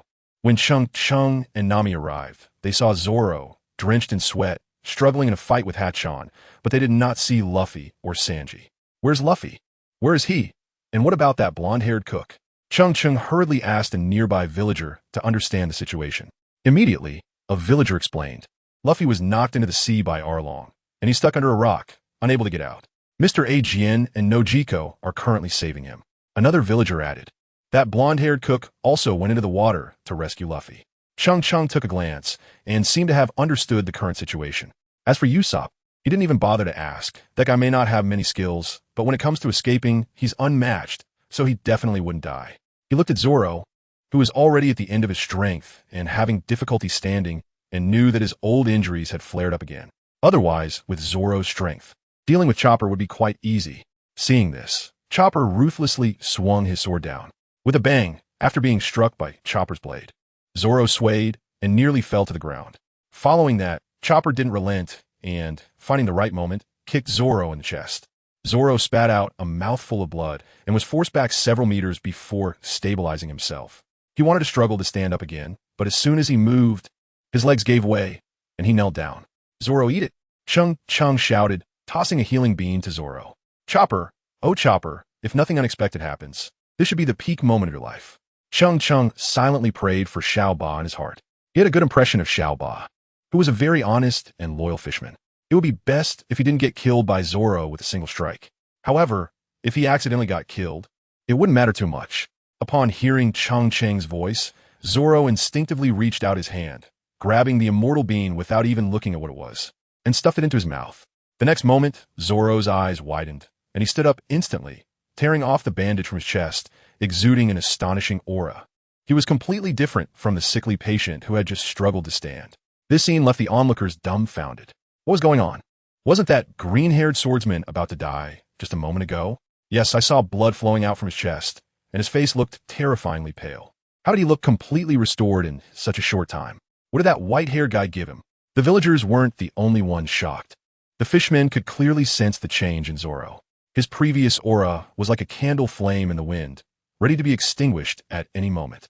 But after eating something, he transformed into a blazing fire, burning fiercely, dangerous, and powerful. Especially Xiao Ba, who could feel Zoro's change most acutely. What a joke. This must be fake. I'm not afraid of you. Furious, Xiao Ba charged at Zoro with his knife. Zoro smiled slightly, calmly standing up and looking at Xiao Ba, cursing, "Stinky octopus, just watch me chop you to death." With a step forward, his body turned into a shadow and rushed toward Xiao Ba. Cheng Cheng no longer watches the battle between Zoro and Chopper. In his normal state, Zoro could not only handle Chopper, but could even potentially defeat Arlong. The most important thing right now is his younger brother Luffy, who is still soaking in the water. As a devil fruit user, he is basically useless in the sea. Cheng Cheng leaped into the water, splashing as he hit the surface. As soon as he jumped in, the icy sea water instantly engulfed him, submerging him in a cold embrace. It was at that moment that a familiar system notification sound rang out. Congratulations, Master, for completing the check-in task. Reward, Cloud Somersault. Sun Wheel Blade, Water-Breathing Secret Technique. Cheng Cheng couldn't help but smile when he heard the sound. I asked why the task had not been completed after arriving at a long paradise. It turned out that the check-in location was underwater. With a flash of blue light, a blue Nicaran blade appeared at his waist, and a secret technique of water breathing also emerged in his mind. Cheng Cheng's face lit up with joy. The Sun Wheel Blade is a special weapon for the Demon Slayer core members in the Demon Slayer world, crafted from ores that absorb solar energy. Paired with it is the water-breathing secret technique, which is also a martial art in the Demon Slayer world. Its main function is to enhance cardiovascular function, allowing blood to quickly absorb a large amount of oxygen, significantly boosting physical abilities in an instant and unleashing explosive damage. As for the flying Nimbus, Cheng Cheng felt a connection to it, hovering above his head in the sky. However, he was still in the water and wasn't sure if he could summon the Nimbus. Flying Nimbus. Cheng Cheng silently chanted in his heart. In the sky above Arlong Park, all the villagers and fishmen looked up. They saw a golden cloud descending straight down, resembling a giant gold ingot falling from the sky, speeding up rapidly. Look, the cloud is falling. Everyone present gazed up at the golden cloud in awe, amazed by the sight. They had never seen anything like it before. Then, something even more miraculous happened. The golden cloud fell straight into the sea. A curious fisherman, seemingly wanting to verify a thought in his mind, jumped into the ocean along with the golden cloud. Cheng Cheng could sense the distance to the Nimbus in his heart. The moment the Nimbus plunged into the water, he immediately noticed it, and with a thought, the Nimbus seemed to understand his intention as if they were connected. After circling around him, it shot straight towards the direction where Luffy was at the bottom of the sea. At that moment, Luffy's feet were trapped under a large rock, and he was holding his breath with all his might to avoid swallowing seawater. Next to Luffy, Mr. Ajin and Nokigao were desperately trying to break the rock with hammers. But the buoyancy of the water at the seabed was too great for them to exert any force. Even if they swung with all their strength, the impact on the large rock was minimal. Meanwhile, Sanji, who had jumped into the water to rescue Luffy, was entangled with another subordinate of Arlong. Luffy had been holding his breath for too long and was on the verge of suffocating, forced to cover his mouth with his hands to prevent himself from swallowing seawater. Yet water still seeped through the gaps, occasionally causing him to gulp down a large mouthful of seawater. At this moment, Luffy also noticed a golden cloud moving rapidly at the bottom of the sea. So amazing, he exclaimed, his eyes wide open in surprise. But as soon as he opened his mouth to speak, a surge of seawater flooded in, reminding him that he was still underwater. Then he saw the golden cloud swiftly descend beneath his feet. Suddenly, he felt his body lighten, and all three of them, including the large rock, were lifted by the golden cloud. Cheng Cheng couldn't help but marvel inwardly. This flying Nimbus is truly a treasure. He then turned to Sanji, who was still fighting hard nearby, and shouted, "Pervert Cook, go fight on the ground." Sanji had already noticed the situation over here as well, and after kicking that officer away, he immediately swam up towards the surface of the sea. After Cheng Cheng emerged from the water, no one noticed his presence. Everyone was anxiously watching the battle in the arena. He had no intention of participating in this fight. His brother Luffy's Straw Hat Pirates were still too weak and needed to grow quickly. If he joined a fight now, he could easily kill Arlong, but it wouldn't benefit Luffy's growth at all. The fastest way to grow was through battle. When Zoro saw that Luffy had come out of the water, he stopped worrying about him. He slowly took off the green bandana from his shoulder and tied it around his forehead. Then, he bit down on the only remaining sword, the Dowie, and coldly stared at the opponent, Little Eight. On the other side, Little Eight humorously drew out 6 swords, claiming to be a 6-sword style. "Let me show you what a real 3-sword style looks like," Zoro said coldly without turning around. "Joseph, Johnny, lend me your swords." "Okay, big brother Zoro." The two didn't hesitate at all. They swung their swords and threw them towards Zoro, 2 large sabers spinning through the air. At this moment, Little Eight had lost his patience and charged at Zoro. In a critical moment, Zoro caught the 2 sabers flying from behind, and after gripping them, his aura suddenly changed. 3 swords whirled around Little Eight, moving faster than his 6 swords. Zoro transformed into a blur, flashing past Little Eight. 3-sword style, sword wolf style. Zoro silently muttered after sheathing his swords. Before little 8 could react, his chest exploded with a spray of blood, and he collapsed to the ground, unconscious. At this moment, Nami hurried over and stuffed a senza bean into Luffy's mouth. Luffy, who had been a bit dazed, instantly jumped up after eating it. Wow, Nami, what did you just give me? It was so delicious. Do you have any more? Give me another one. Nami, with a serious expression, replied, No, that was a life-saving item. After Luffy acknowledged this, he remembered the important matter and swung his fist towards Arlong. Gum Gum Pistol. Having seen the effect of the senzu bean on Zoro, Nami truly realized how precious it was. She had only lost a little blood, and Cheng Cheng had unhesitatingly given her one. Nami looked at Cheng Cheng's handsome face with a complex expression. She couldn't understand how this guy could be so generous. Then, Cheng Cheng watched Nami, wearing a straw hat, walk towards him and seriously asked, Cheng Cheng, you're actually very strong, right? Pretty much. Cheng Cheng nodded, somewhat shamelessly admitting this. Then why don't you help your brother Luffy? You're not from this village and have no idea how terrifying Arlong is, Nami said worriedly. With your help, Luffy would definitely have a much better chance. Cheng Cheng smiled slightly and said something completely unrelated. My brother's going to become the Pirate King. Nami fell silent, contemplating the meaning of Cheng Cheng's words. Believe in Luffy. You still don't understand his strength. After Cheng Cheng said this, he continued to watch the battle in the arena. On the other side, Sanji, having left the water, was no longer bound by the sea and quickly defeated the Arlong officer he was fighting. With nothing else to do, Sanji and Zoro stood by to watch the fight, just like Cheng Cheng, with no intention of helping Luffy. After seeing the almost unanimous behavior of these three, Nami clenched her fists, a myriad of feelings surging in her heart, and she whispered, Is this trust? She looked again at Luffy in the arena. His fists were like a machine gun, extending his long arms and smashing toward Arlong like a torrential storm. Arlong was hit back repeatedly, eventually being slammed into the wall by a powerful punch from Luffy. Just as everyone was happy for Luffy, thinking Arlong had been defeated, Arlong stood up as if nothing had happened, glaring fiercely at Luffy and saying, The warm-up is over. Now it officially begins. As you wish. Luffy forcefully clashed his fists together and then rushed towards Arlong at full speed. However, the crowd saw that Arlong had changed his fighting style. He no longer threw punches but opened his shark-like mouth, revealing blade-like teeth, and bit down towards Luffy's arm. Luffy immediately cried out in pain, before Arlong could feel pleased.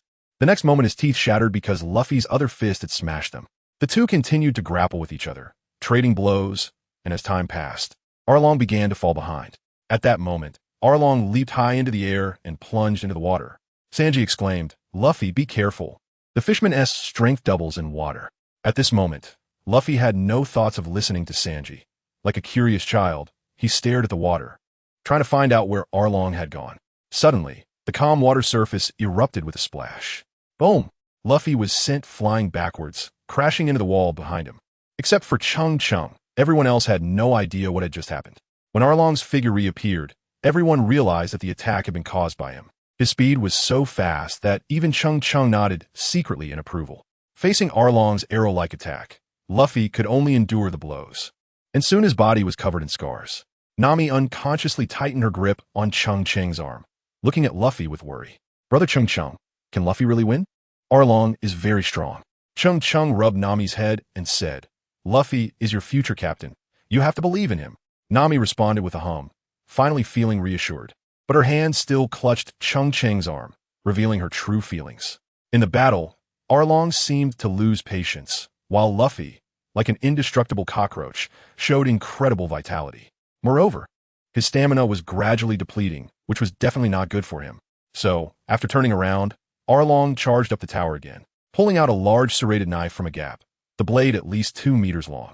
When his serrated knife appeared, the other fishmen were shocked. It had been so long since Brother Arlong had used this knife again. Brother Arlong was finally going to unleash his full strength. This time, the Straw Hat Kid was in trouble, haha. Indeed, after taking up the serrated knife, Arlong's aura rose again, and Luffy, who was already at a disadvantage, became even more passive, having to dodge Arlong's large knife desperately. Gradually, Luffy's body began to accumulate many wounds, with blood spurting out, and he was on the verge of collapsing. Cheng Cheng, Luffy can't hold on any longer. You guys hurry and help him. Nami cried with tears in her eyes, shouting, Zoro, Sanji, what are you all doing? Hurry up and help. But Cheng Cheng and the other two seemed to have not heard Nami, remaining as still as stone statues. Even the villagers watching the battle spoke up. Isn't the straw hat kid your partner? Hurry up and help him. That's right, if you wait any longer, your captain will be killed by Arlong. Only Zoro replied calmly. Luffy said, this is his own battle. After saying this, he fell silent, coldly watching the battle. In the next second, Luffy was kicked away by Arlong, crashing into the attic at the top of the tower. Arlong followed closely behind, relentlessly charging up. The figures of the two disappeared from the crowd sight. The onlookers couldn't see the fighting situation inside. They could only hear continuous screams from the attic and saw tables, books, and papers occasionally falling from above. No one knew whether Luffy was alive or dead. One piece of paper floated down and landed right on Nami's head. Nami caught the white paper and took a look, then quietly covered her mouth, tears streaming silently down her cheeks. These papers were all sea charts she had drawn by hand over the past 8 years. If she didn't draw, she would be beaten by Arlong until she lost her sense of pain. That attic was, for her, a former prison, and it had been a nightmare that haunted her for the first half of her life. A place she wanted to escape from every time she woke up in the middle of the night. For 8 years, she had countless times wanted to flee from this hellish place to pursue her dreams and live the life she wanted. But each time she did not leave, because she had to protect her villagers. She had to guard this village. And now, she was witnessing this hellish room being shattered by Luffy's own hands, and she whispered in a voice only she could hear, "Thank you, Luffy." At that moment, she chose to fully believe in Luffy, no longer worrying about him. The tower of Arlong Park began to crumble, with countless wooden chips flying. With a loud bang, the entire Arlong Park emitted a deafening roar and then collapsed. Dust and smoke rose, obscuring the sky. The crowd could only see a blurry figure, a tall and thin silhouette standing proudly atop the ruins, and Nami instantly felt ecstatic. This figure clearly indicated that Luffy had won. But when the dust settled and she saw Luffy's appearance, she could no longer hold back her cries, wailing to the heavens. Everyone saw Luffy, covered in blood, with no piece of his clothing intact, looking as if he had just emerged from a bloodbath. Then Luffy raised his fist and shouted to Nami, "Nami, you are my partner." Nami nodded vigorously, unable to speak. When everyone saw Arlong Park collapse, they seemed to awaken from a dream, reacting and starting to cheer. "We won. Arlong has been defeated. Great. After 8 years, we are finally free." Zoro and Sanji couldn't help but smile. But at that moment, a sudden loud laughter interrupted everyone's attention. They saw Arlong lying in the ruins, pointing and laughing wildly in the distance. "Straw Hat Kid, so what if I lost? You will also pay the price with me." Everyone looked in the direction Arlong was pointing and saw 3 Navy warships had quietly appeared a kilometer away at sea. Nami's face changed dramatically, her pupils constricting, her voice trembling. "Luffy, we have to run." At the same time, Sanji and Zoro also changed their expressions, both ready for battle at once. Usopp at that moment ran over from some corner, but when he saw the 3 massive Navy battleships, his face turned ashen. It's over, Luffy, we need to escape," Zoro said solemnly. "Usopp, Nami, the ship is on the east side of the island. You two take Luffy and go, I'll hold them off with Sanji." In the blink of an eye, the atmosphere began to tense up. The villagers didn't want to sit idle either, and spontaneously held hands, forming a thick human wall along the coast. "You guys hurry up and leave. We will protect you next." For 8 years, we have all been waiting day and night for the Navy to come and capture Arlong, to give us our freedom back. But in the end, it was a group of pirates that saved us. How ridiculous. Now that the Navy wants to capture you, the villagers of Kokoyashi Village absolutely won't agree. "We won't agree." All the villagers shouted in unison, their voices shaking the heavens. Among everyone, only Cheng Cheng remained calm. Whether it was Arlong being defeated just now or the 3 Navy warships appearing now, he maintained a peaceful expression throughout. He looked at the crowd and then raised his head to watch the 3 approaching battleships. He stepped forward, a charming smile appearing on his lips. The 3 Navy battleships were moving quickly, each one equivalent to 3 going merry ships. The weaponry on the battleships was even more shocking to behold. If all 3 battleships fired simultaneously, their fierce firepower would instantly engulf everyone on the island, and the human wall formed by the villagers would be like a mantis trying to stop a chariot in front of these massive behemoths. "Straw Hat Crew, you might as well surrender quickly. Otherwise, we will open fire." A huge voice came from the battleship. The atmosphere instantly froze. "Damn it. Can't those Navy officers see there's so many villagers here?" "Cheng Cheng, let us get out of here quickly." Nami saw Cheng Cheng still standing there in a daze and said anxiously, Cheng Cheng said softly, "There's no need to leave, just leave it to me." Then Cheng Cheng glanced at the nimbus that was still hovering nearby. That golden cloud seemed to sense it immediately, understanding Cheng Cheng's intention. It quickly flew over. Cheng Cheng jumped high into the air and leaped onto the somersault cloud, which then slowly lifted him higher while being dragged by the clouds. Everyone fell silent and looked at Cheng Cheng, not understanding what he was trying to do. Cheng Cheng ascended to a height of 30 meters above the ground, looking down at the 3 warships ahead and said loudly, "Luffy, watch closely. This is a gift from your brother." Luffy widened his eyes and responded with a beaming smile. However, the others were even more puzzled. Zoro and the others had some understanding of Cheng Cheng's strength, but the surrounding villagers were completely unaware.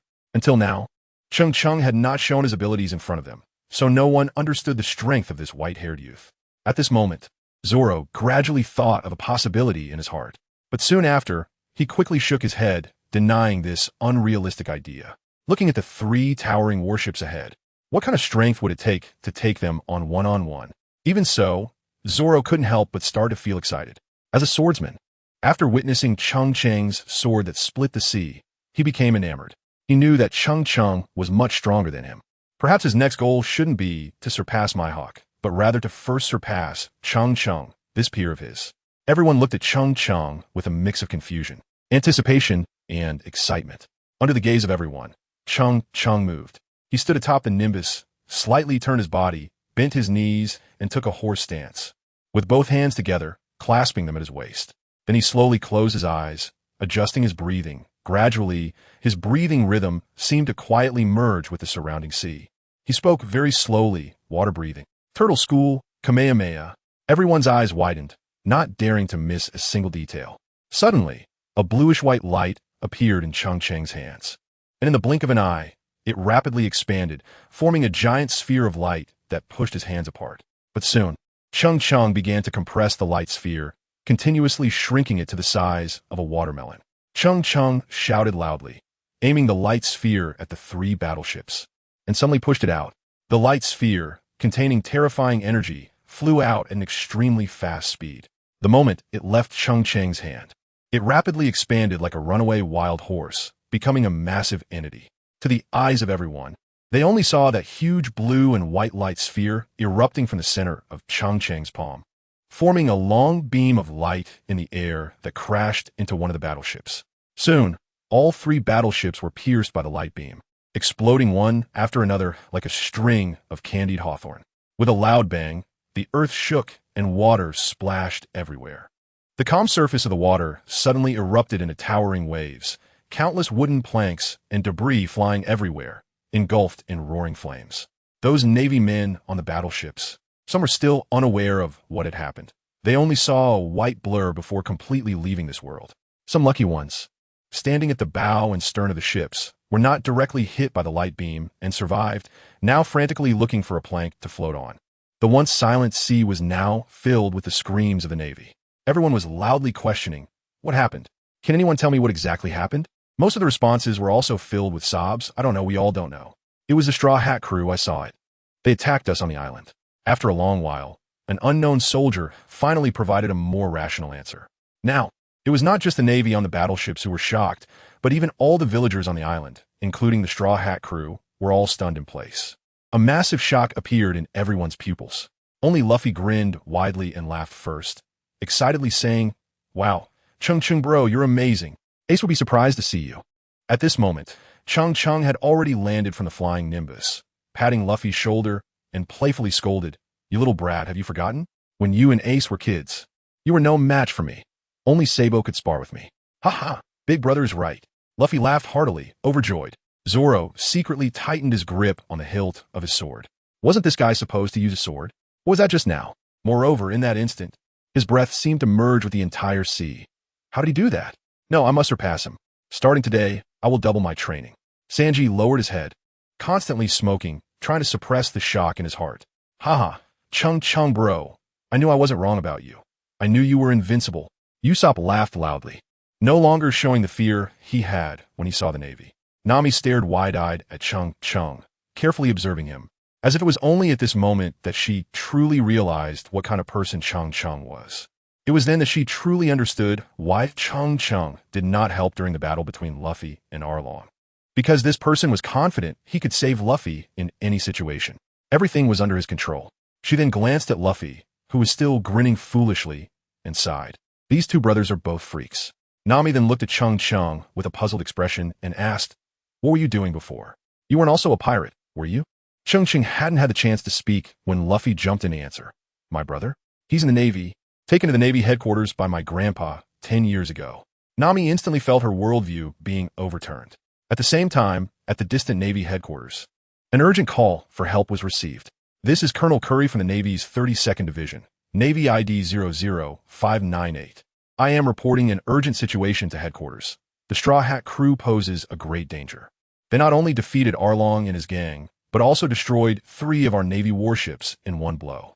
I recommend that headquarters immediately increase the bounty on the Straw Hat crew, regardless of life or death." Headquarters received. Nighttime, Kokoyashi Village. At this moment, the village is hosting the largest celebration in 8 years. All the villagers have come out of their homes to set up a banquet right on street, their faces glowing with sincere smiles. Occasionally, children can be seen chasing and playing on the streets. In the past, the adults would never have been so relaxed. But now and from now on, it no longer matters. The children can play as they wish. Suddenly, 2 kids found a black flag from somewhere, playing with it in their hands, which prominently displayed the emblem of the Arlong pirates. Mr. A. Jian, who had long sworn off alcohol, couldn't help but pick up a glass and drink it all in one go upon seeing this scene.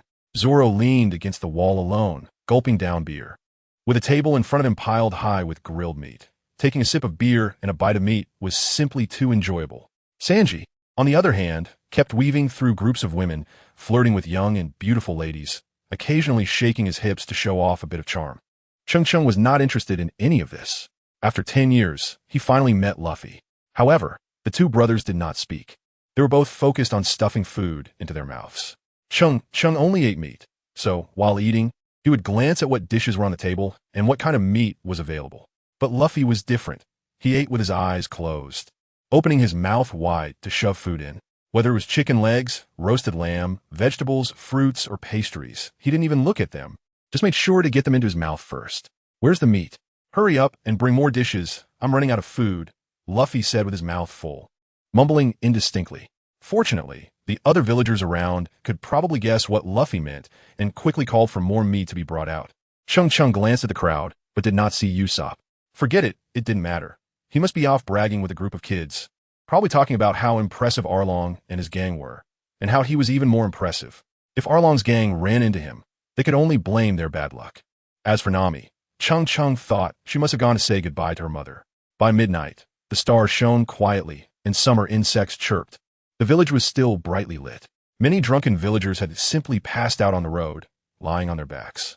Sanji was left alone because the beautiful girls he had tried to flirt with had all gone home.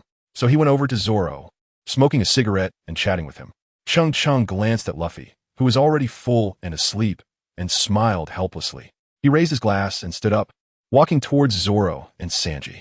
"Zoro, Sanji, we need to leave here as soon as possible," Cheng said seriously as he approached.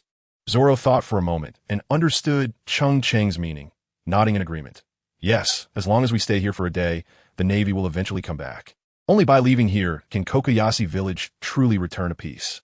Sanji slowly blew out a smoke ring. "When are we leaving?" "Tomorrow morning. Let's all rest well tonight," Cheng replied, then clinked glasses with Zoro, both of them tilting their heads back and downing their drinks. Sanji suddenly remembered something and flattered, "Brother Cheng, when are you going to teach me the moonwalk? I used to think my strength was not too bad, but after meeting you, I feel like I'm nothing." Cheng shot Sanji a glance and said, "Don't forget, you still owe me a meal. Once you treat me, I'll teach you this special skill." Sanji immediately perked up, threw away the cigarette butt, and patted his chest, saying, "Don't worry, brother Cheng. As long as it's what you want to eat, I'll go through fire and water to satisfy you. Just tell me, what do you want to eat?" Cheng casually replied, "Spicy hot pot." Sanji beside him was instantly dumbfounded. What? At Nami's home, there was a separate house at the entrance of the village, and behind it was their family's orange grove. Ever since her mother passed away, she pretended to join Arlong's gang and infiltrated Arlong Park. However, since then, she rarely returned home, only coming back for a few days during the new year. If it weren't for her sister Nojiko living there, The place would surely be covered in dust year-round, and it wouldn't feel like home anymore. Tonight, her sister Nojiko was not at home, likely attending a banquet outside, leaving Nami alone in the large villa. She turned on a dim light, sat in a chair, and stared blankly at the items in the house. Belmare, I'm about to become a pirate. You would agree, right? What? You actually disagree? Nami looked at the photo on the table, murmuring softly, her lips curling up as she playfully stuck out her little tongue. I won't listen to you. From now on, I want to be myself. In her eyes, the vast starry sky reflected all her hopes. Starting tomorrow, I'm going to chase my dreams, she whispered softly, unaware that tears were already streaming down her face. Before she knew it, Nami had fallen asleep on the table. The next day, as dawn broke, the morning sun had not yet risen, and the air was slightly tinged with a bone-chilling chill. Under the sea breeze, Cheng Cheng, Luffy, and Zoro quickly woke up, though their heads felt a bit heavy from drinking too much the night before. Usopp and Sanji had already started transporting supplies onto the Mary, which were essential living items generously donated by the villagers. Luffy accepted them all without hesitation. If the villagers held feelings of gratitude and respect for Luffy's crew, their hearts were filled with awe for Cheng Cheng, the white-haired swordsman. They didn't even know how to repay Cheng Cheng's kindness, and, undeniably, they felt more fear towards him. While they debated for a long time on how to repay Cheng Cheng, a child suddenly chimed in, that white-hair brother likes to eat oranges. I saw him stealing oranges from Nami's house the other day. So, everyone quickly selected a box of oranges overnight and helped carry it onto the Mary. However, due to their fear of Cheng Cheng, they didn't dare mention it. Before long, everything below was packed. Luffy raised his fist and said, "Is everything packed? Then let's get ready to set off." Sanji looked around, but didn't see Nami among the villagers, and asked in confusion, "Wait, where's Nami? Why don't we see her?" "Who knows? She might not come. Her goal has been resolved anyway," Zoro muttered. Luffy grinned and said, "She will definitely come, but we don't need to wait for her. Once we're ready, we set off." "Time's up, Luffy," Zoro reminded calmly. Luffy pondered for a moment, and then said calmly, "Set sail." The Mary slowly started moving, leaving the shore, and still, there was no sign of Nami. As the ship sailed farther away, just when everyone thought Nami wouldn't come, a familiar figure quickly ran out from the village. Sanji's eyes instantly turned into hearts, and he regained all his vitality. "Captain Luffy, I'm here." Somewhere in the East Sea, a faint white mist rose above the vast ocean, dreamy and surreal. On the calm sea surface, a pirate ship was slowly sailing, breaking through the water and leaving a long trail behind as it moved through the mist. With the gentle breeze, everyone on the Mary felt relaxed and at ease. Cheng Cheng looked at Zoro in front of him and couldn't help but sigh in his heart. Zoro's understanding of the swordsmanship was truly remarkable. He had only briefly explained the principles of water breathing to Zoro, yet he didn't expect Zoro to already close his eyes and adjust his breathing. Moreover, his breathing frequency was slowly moving toward the correct path. "Zoro, you need to concentrate a bit more. Let all the cells in your body breathe as much as possible. Forget everything, forget all, and throw everything aside to truly feel this water breathing," Cheng Cheng reminded seriously. Zoro's chest rose and fell, first rapidly, then gradually calming down, and his expression was no longer so pained. Gradually, Cheng Cheng could sense that Zoro's breathing frequency was synchronizing with the ocean. "That's it. Remember this feeling." Cheng Cheng seized the opportunity to remind him quickly. Such opportunities were fleeting. If one missed it, it might be a long time before they could experience that state again. At that moment, Zoro seemed to have sensed the wonders of this state. Suddenly, he flicked his wrist and opened his eyes wide, slashing forward with his sword. The aura at the tip of the sword transformed into an extremely sharp sword energy that shot out, crashing onto the water surface, which instantly exploded, sending up waves more than 10 meters high. Even Nami, who was lying on a sun lounger reading a newspaper, felt the boat shake slightly, almost slipping off her chair. "Zoro, you're amazing," Luffy exclaimed with wide eyes, filled with excitement. Not bad. You truly are the swordsman of our Mary," Usopp said, pretending to be calm. Zoro's pupils contracted as he was taken aback himself, not expecting that his casual strike would have such immense power. Immediately after, his legs felt weak, and he sensed a huge fatigue, feeling a bit dizzy, as if he hadn't eaten for 3 days. Cheng Cheng stepped forward and slightly supported Zoro. This was a normal situation. You had just been in a state of total concentration breathing, which consumes a lot of physical energy. Moreover, this was your first experience with water breathing, and using all your strength in a single sword strike without fainting is already impressive. Zoro took a step back, deeply bowed to Cheng Cheng and said solemnly, "Thank you, master, for teaching me the way of the sword." At the moment Zoro bent down, Cheng Cheng quickly sidestepped to a distance, hurriedly stopping him, saying, "Zoro, we are just friends exchanging ideas. If you keep this up, I won't be able to be friends with you anymore."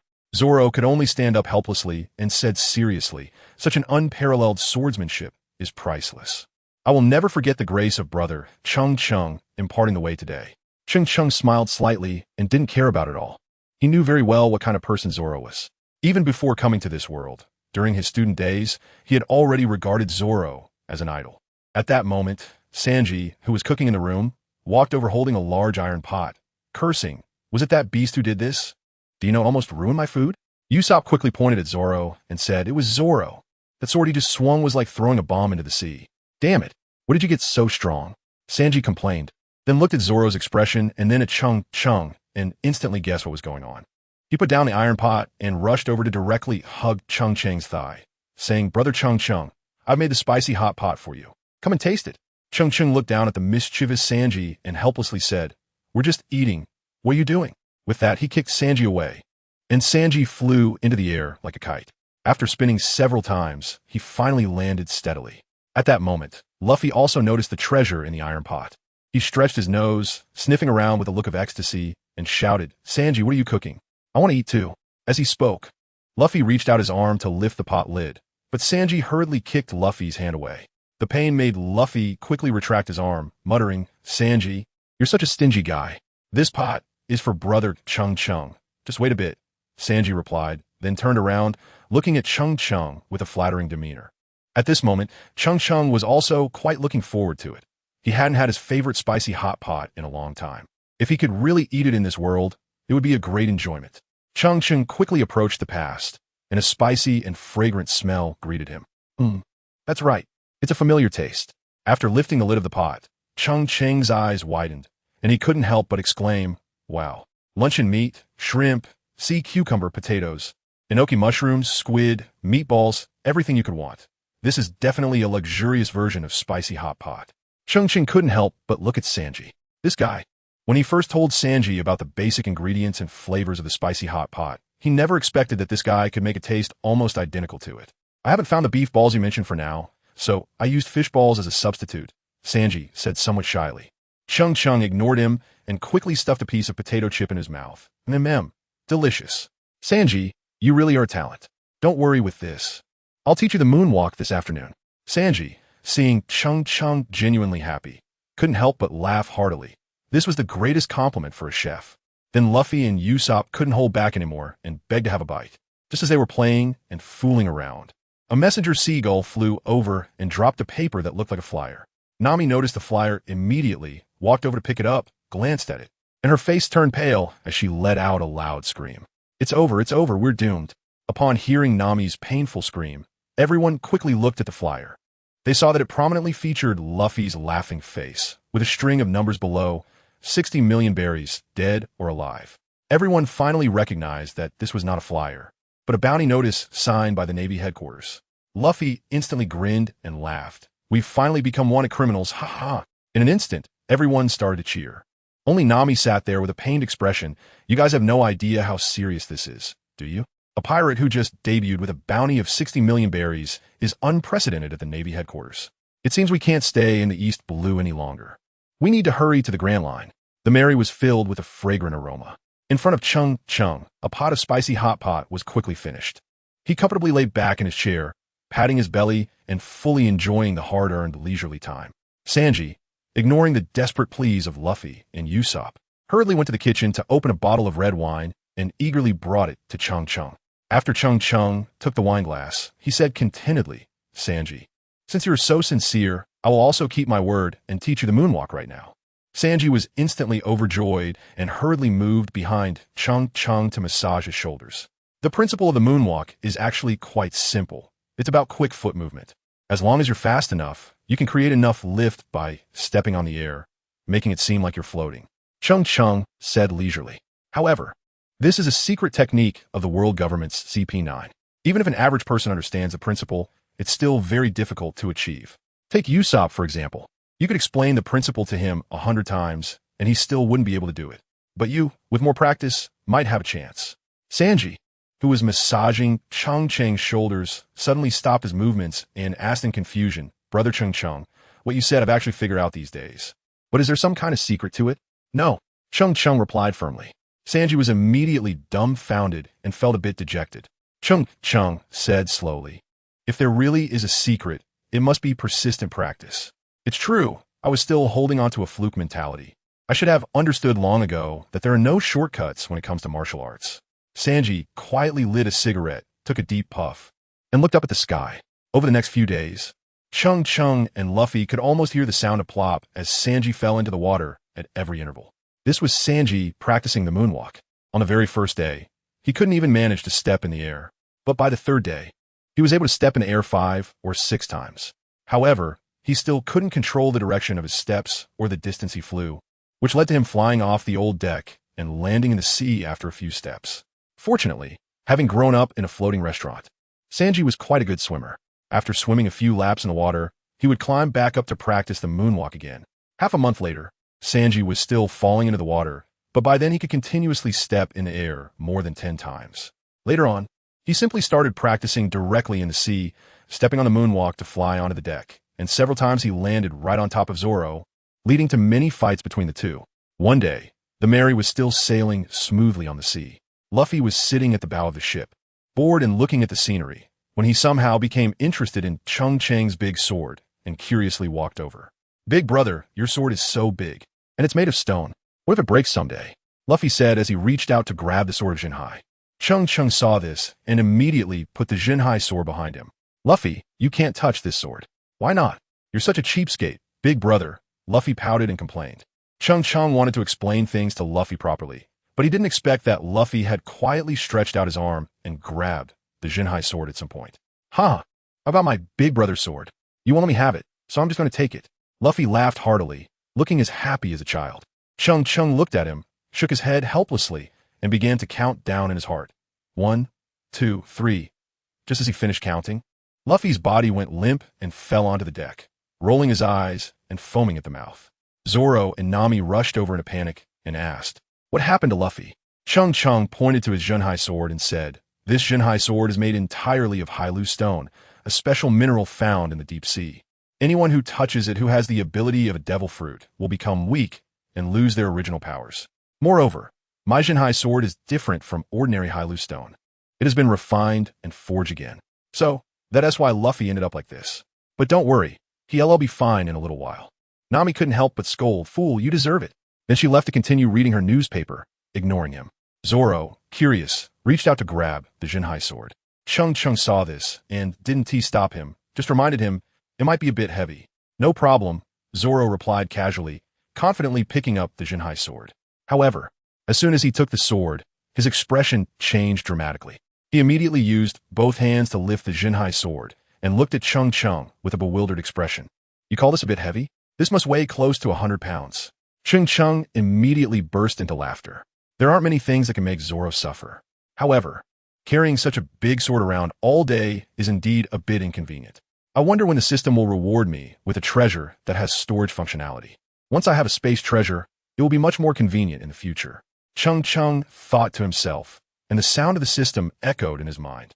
The next task was activated, with the sign-in location being Load Town at the execution platform. "Sir, do you need to teleport now?" Cheng Cheng thought for a moment and decided to refuse the system's teleportation, considering that Luffy and the others were also heading to Road Town this time. So he might as well accompany them for the last stretch. After arriving at Road Town and completing the sign-in task, he needed to quickly find Ace.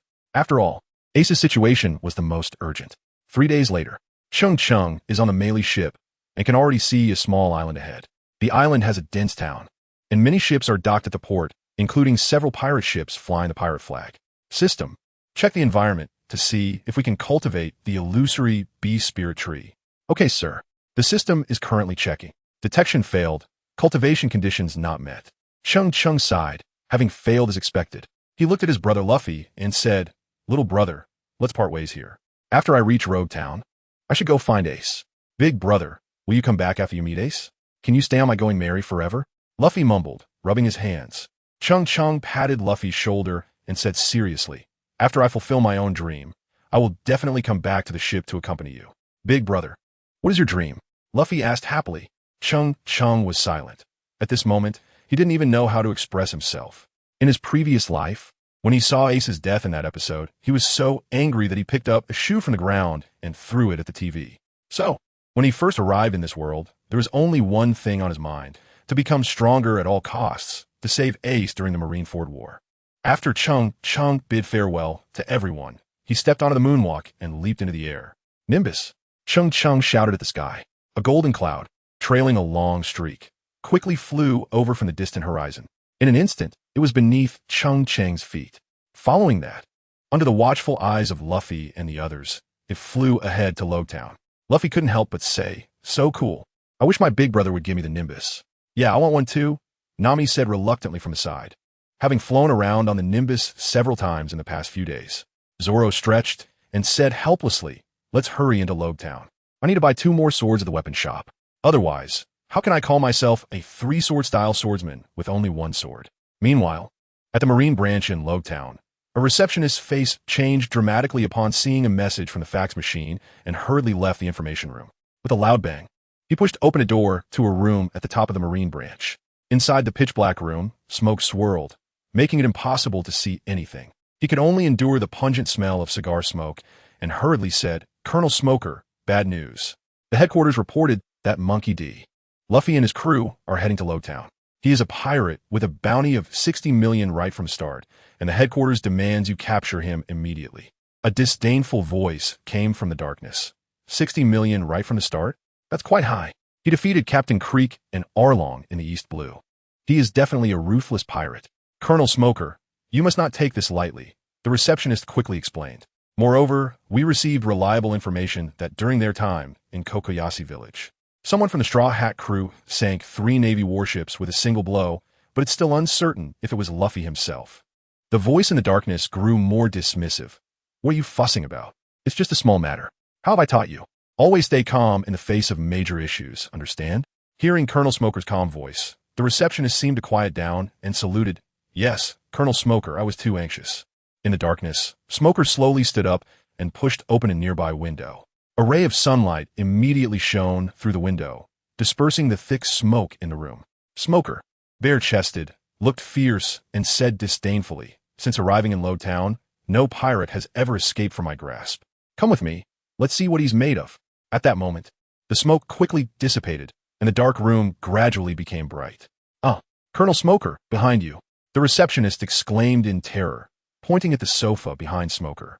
His arm trembling and almost unable to stand. He knew that Colonel Smoker's room was never to be entered by others. It was an ironclad rule in their branch. And besides Colonel Smoker himself, no one else could stay in this room. "Fool, didn't I just tell you to stay calm in the face of major issues? Do you think I'm joking?" Smoker sighed, feeling frustrated. But when he turned to look, his pupils involuntarily constricted. He saw a handsome young man with white hair sitting on the sofa, grinning at him, holding a massive stone sword in his hands. "Cheng Cheng, when did you arrive?" Smoker lit 2 more cigars and put them in his mouth. Then he told the shocked receptionist, "You can leave now. This is none of your business." The receptionist felt as if a great weight had been lifted and hurriedly left, not forgetting to close the door behind him. Cheng Cheng smiled and said, "I've been here for a while, but Smoker, I have to talk to you about something. Smoking is harmful to your health.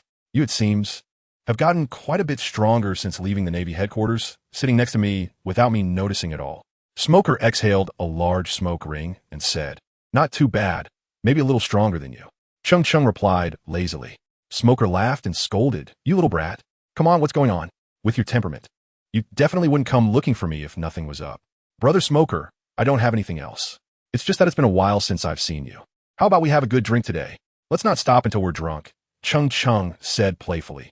When he first arrived at the Navy headquarters, he received a lot of care from Smoker, who would take down any soldiers that mocked him for practicing swordsmanship like a fool. Therefore, Cheng Cheng didn't want to go against Smoker unless absolutely necessary. Smoker didn't respond, just squinted at Cheng Cheng and quietly smoked a cigar. After a while, he said, "You came here for that Straw Hat Kid's crew, didn't you?"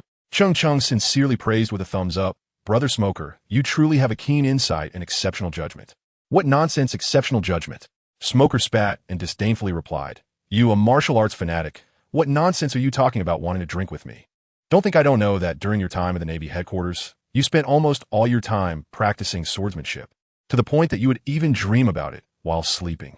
So I'm not surprised at all by your current strength. Everyone at the Navy headquarters, even those who believe in you like Tashiji, have underestimated you. Cheng Cheng smiled awkwardly and explained, Straw Hat Luffy is my brother. At this moment, even Smoker couldn't help but be surprised and exclaimed, no wonder you left the Navy. You want to join your brother. But wait, isn't your grandfather the hero Garp? So Luffy's grandfather is also. Cheng Cheng nodded. You two, grandfather and grandson, are really something. Smoker took a deep puff of his cigar, picked up the 10 hands placed on the table, and said, whether we can drink this round or not will be decided after we have a fight. Cheng Cheng also drew the town sea sword and helplessly said, I knew it, there's no way to avoid this. After the two finished speaking, they left the room together. As Cheng Cheng pushed the door open, he saw that the corridor outside was already filled with Navy personnel, though he didn't know when that had happened. Smoker angrily shouted, get the hell out of here. Only then did the Navy obey and disperse. The two walked out of the Navy branch and soon arrived at an open beach by the sea. Cheng Cheng said with a smile, Smoker, is it here? Go ahead. Let me see your true abilities. Smoker threw away his cigar and replied coldly. 10 minutes later, Cheng Cheng was slowly walking towards the nearest tavern by the sea, carrying the unconscious Smoker on his back. Lowtown is much larger than Cocoa Village. Tall buildings stand in rows, and there are all kinds of shops. Almost anything you can think of can be bought here. The streets are bustling with people, full of activity. Various pedestrians come and go, including local people doing business. But there are even more pirates with fierce looks gathered in groups. It's only because Colonel Smoker is stationed here that those pirates hide their identities and dare not be too conspicuous. Cheng Cheng was walking down the street with the unconscious Smoker on his back. Along the way, the people on the street would automatically step aside to give him room. All around, there were gasps of shock and murmurs of discussion. Who is that young man with white hair? Why is he carrying Colonel Smoker? And it looks like Colonel Smoker is injured? How is that possible? Colonel Smoker is so powerful. What kind of person could hurt him? Have you all forgotten that ever since Colonel Smoker took charge of Lowtown 2 years ago, he hasn't let a single pirate escape? The civilians, seeing Smoker like this, clenched their fists, their faces filled with worry. Meanwhile, the pirates with swords on their bodies looked at Cheng Cheng with fierce glints in their eyes, sizing him up. Hey, did you see that? The smoke user who usually acts more arrogant than us is clearly heavily injured now, one fat-headed pirate whispered. Another pirate had already secretly gripped his mace tightly, saying, You're right, big brother. This is a once-in-a-lifetime opportunity for us to make a name for ourselves. If we capture and kill the smoke user, our bounty could easily exceed 10 million berries. Boss, that white-haired kid looks like a rookie from the Navy. Someone who's not a threat at all. Just leave him to me, the pirate said, feeling a surge of excitement at his brother's nod of agreement. Imagining himself soon becoming a revered pirate. Unable to contain his burning desire any longer, he shouted, Hey, and jumped right into the middle of the road, blocking Cheng Cheng's path. White-haired kid, I'll give you 3 seconds to hand over the smoke user. Otherwise, my mace will turn you into a meat patty. Cheng Cheng was planning his future when suddenly a 2-meter-tall man wielding a meteor hammer blocked his path. He looked at the pirate in front of him and couldn't help but feel a sense of pity. This guy would definitely be a formidable general on an ancient battlefield, capable of taking on 1,000 enemies. But unfortunately for him, he had encountered me. The burly man saw that the young man in front of him seemed deaf, not hearing his words, and continued to walk forward with determination. His eyes widened in anger as he stomped his right foot down, causing the bluestone pavement to crack instantly. Kid, put down the person on your back. The onlookers gasped in shock, starting to worry for the handsome young man. Seeing Cheng Cheng still silent and about to walk past him, the pirate felt a flush of embarrassment. After all, his older brother and a group of mates were watching nearby. Anger surged within him, and he swung the meteor hammer towards Cheng Cheng's head with all his might. Among the crowd, the timid women screamed in fright, while the children, accompanied by their parents, quickly covered their eyes. The next moment, everyone was dumbfounded. They saw the white-haired youth seemingly vanish in a thin air, and when they spotted him again, he had circled around the burly man and appeared in front of him like a ghost. In contrast, the burly man, having exerted too much force, missed his target, and the meteor hammer, driven by its own momentum, struck his thigh. He fell to the ground, holding his leg and howling in pain. Cheng Cheng continued to stroll leisurely ahead, a smile on his lips. A pirate as foolish as you won't even get a warm meal from eating shit.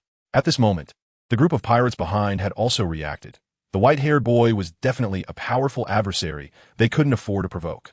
The pirate known as the leader didn't check on the burly man's injuries, but instead bowed deeply to Cheng Cheng's back. It wasn't out of politeness. He knew that according to the rules of the martial world, their earlier actions could have easily led to their demise.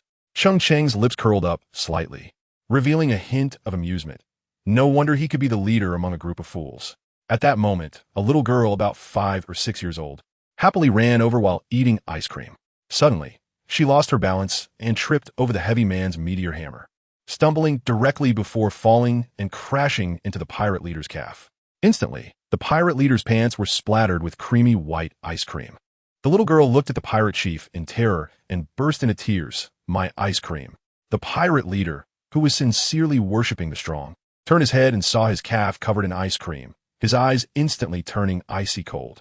Behind the little girl, a middle-aged man hurriedly kept apologizing. I'm sorry.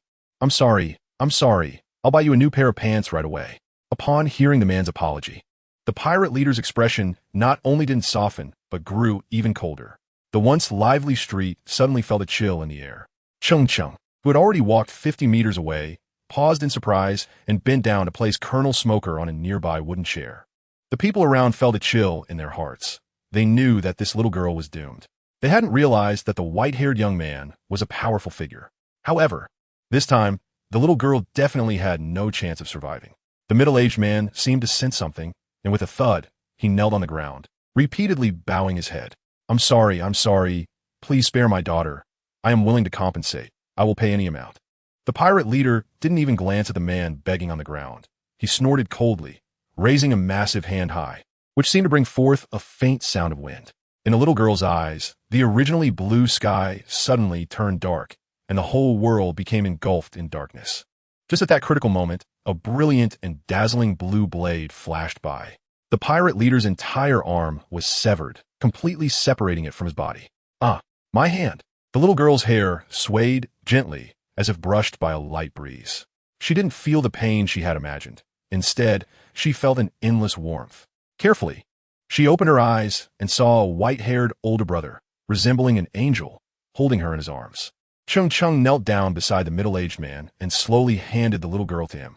Without saying a word, the man bowed his head 3 times and then picked up the little girl and ran away. The little girl struggled vigorously in her father's arms and said, Big brother, what's your name? My name is Fei Fei. When I grow up, I will come find you. Cheng Cheng smiled and waved at the little girl. My name is Cheng Cheng, the Cheng of keeping promises. Cheng Cheng sheathed his long, narrow sunblade and strapped it back to his waist. He turned his head and smiled at the pirate leader, who looked as if he was in unbearable pain. Do you submit? The pirate leader, at that moment, didn't even dare to let out a cry, only nodding repeatedly. Everyone was shocked to see the once ruthless pirate so compliant today. Not to mention losing an arm. Even just making eye contact with them might bring about a deadly consequence. Although the security in Rogtown had improved tremendously under the protection of Navy Colonel Smoker, it still wasn't completely free of danger. In the past 2 years, there were rarely pirates who dared to commit acts of violence in public. However, rarely did mean never. Those pirates who killed would immediately flee the scene, and even Colonel Smoker had no way to stop them. The entire street was silent. Everyone's gaze was focused on the white-haired swordsman. Suddenly, someone in the crowd shouted first, White-haired swordsman, well done. Instantly, the whole street erupted in cheers. This person was so handsome, with an upright demeanor. He must be a Navy officer. What a fine young man. If I had a daughter, I would really want to introduce her to him. If there were more young men like him, what would we ordinary folks have to fear? Cheng Cheng paid no attention to the discussions of the crowd. When he approached the pirate leader, he whispered, Leave this island immediately. If I see you again, you know what will happen. The pirate leader's face changed drastically. He disregarded his injuries, picked up his severed arm, and quickly fled the scene with his crew. Cheng Cheng's mouth curled up slightly, and he smiled. Indeed, no matter who you talk to, strong power is necessary. He walked over to Smoker, picked him up again, and looked ahead. Not far away was a small tavern. Not bad, this will do. After entering the tavern and sitting down, Cheng Cheng immediately had a few bottles of wine brought to him. Once the others noticed that the white-haired swordsman was carrying Colonel Smoker, they dare not say another word, and the noise in the entire tavern suddenly quieted down.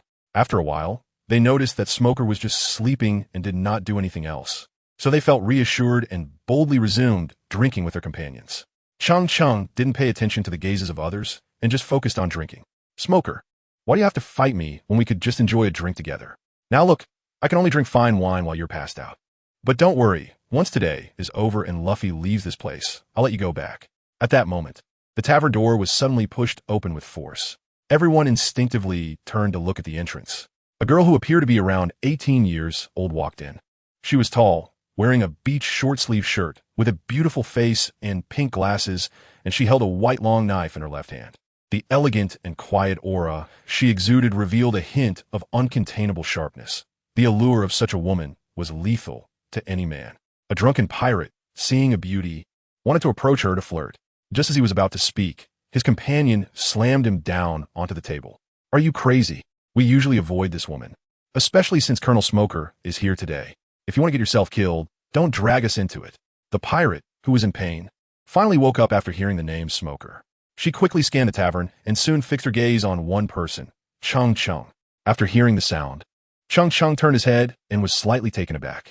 Dasky, you're not at the Navy headquarters anymore. It really is you. Dasky exclaimed happily upon seeing Cheng Cheng, quickly walking over and sitting down.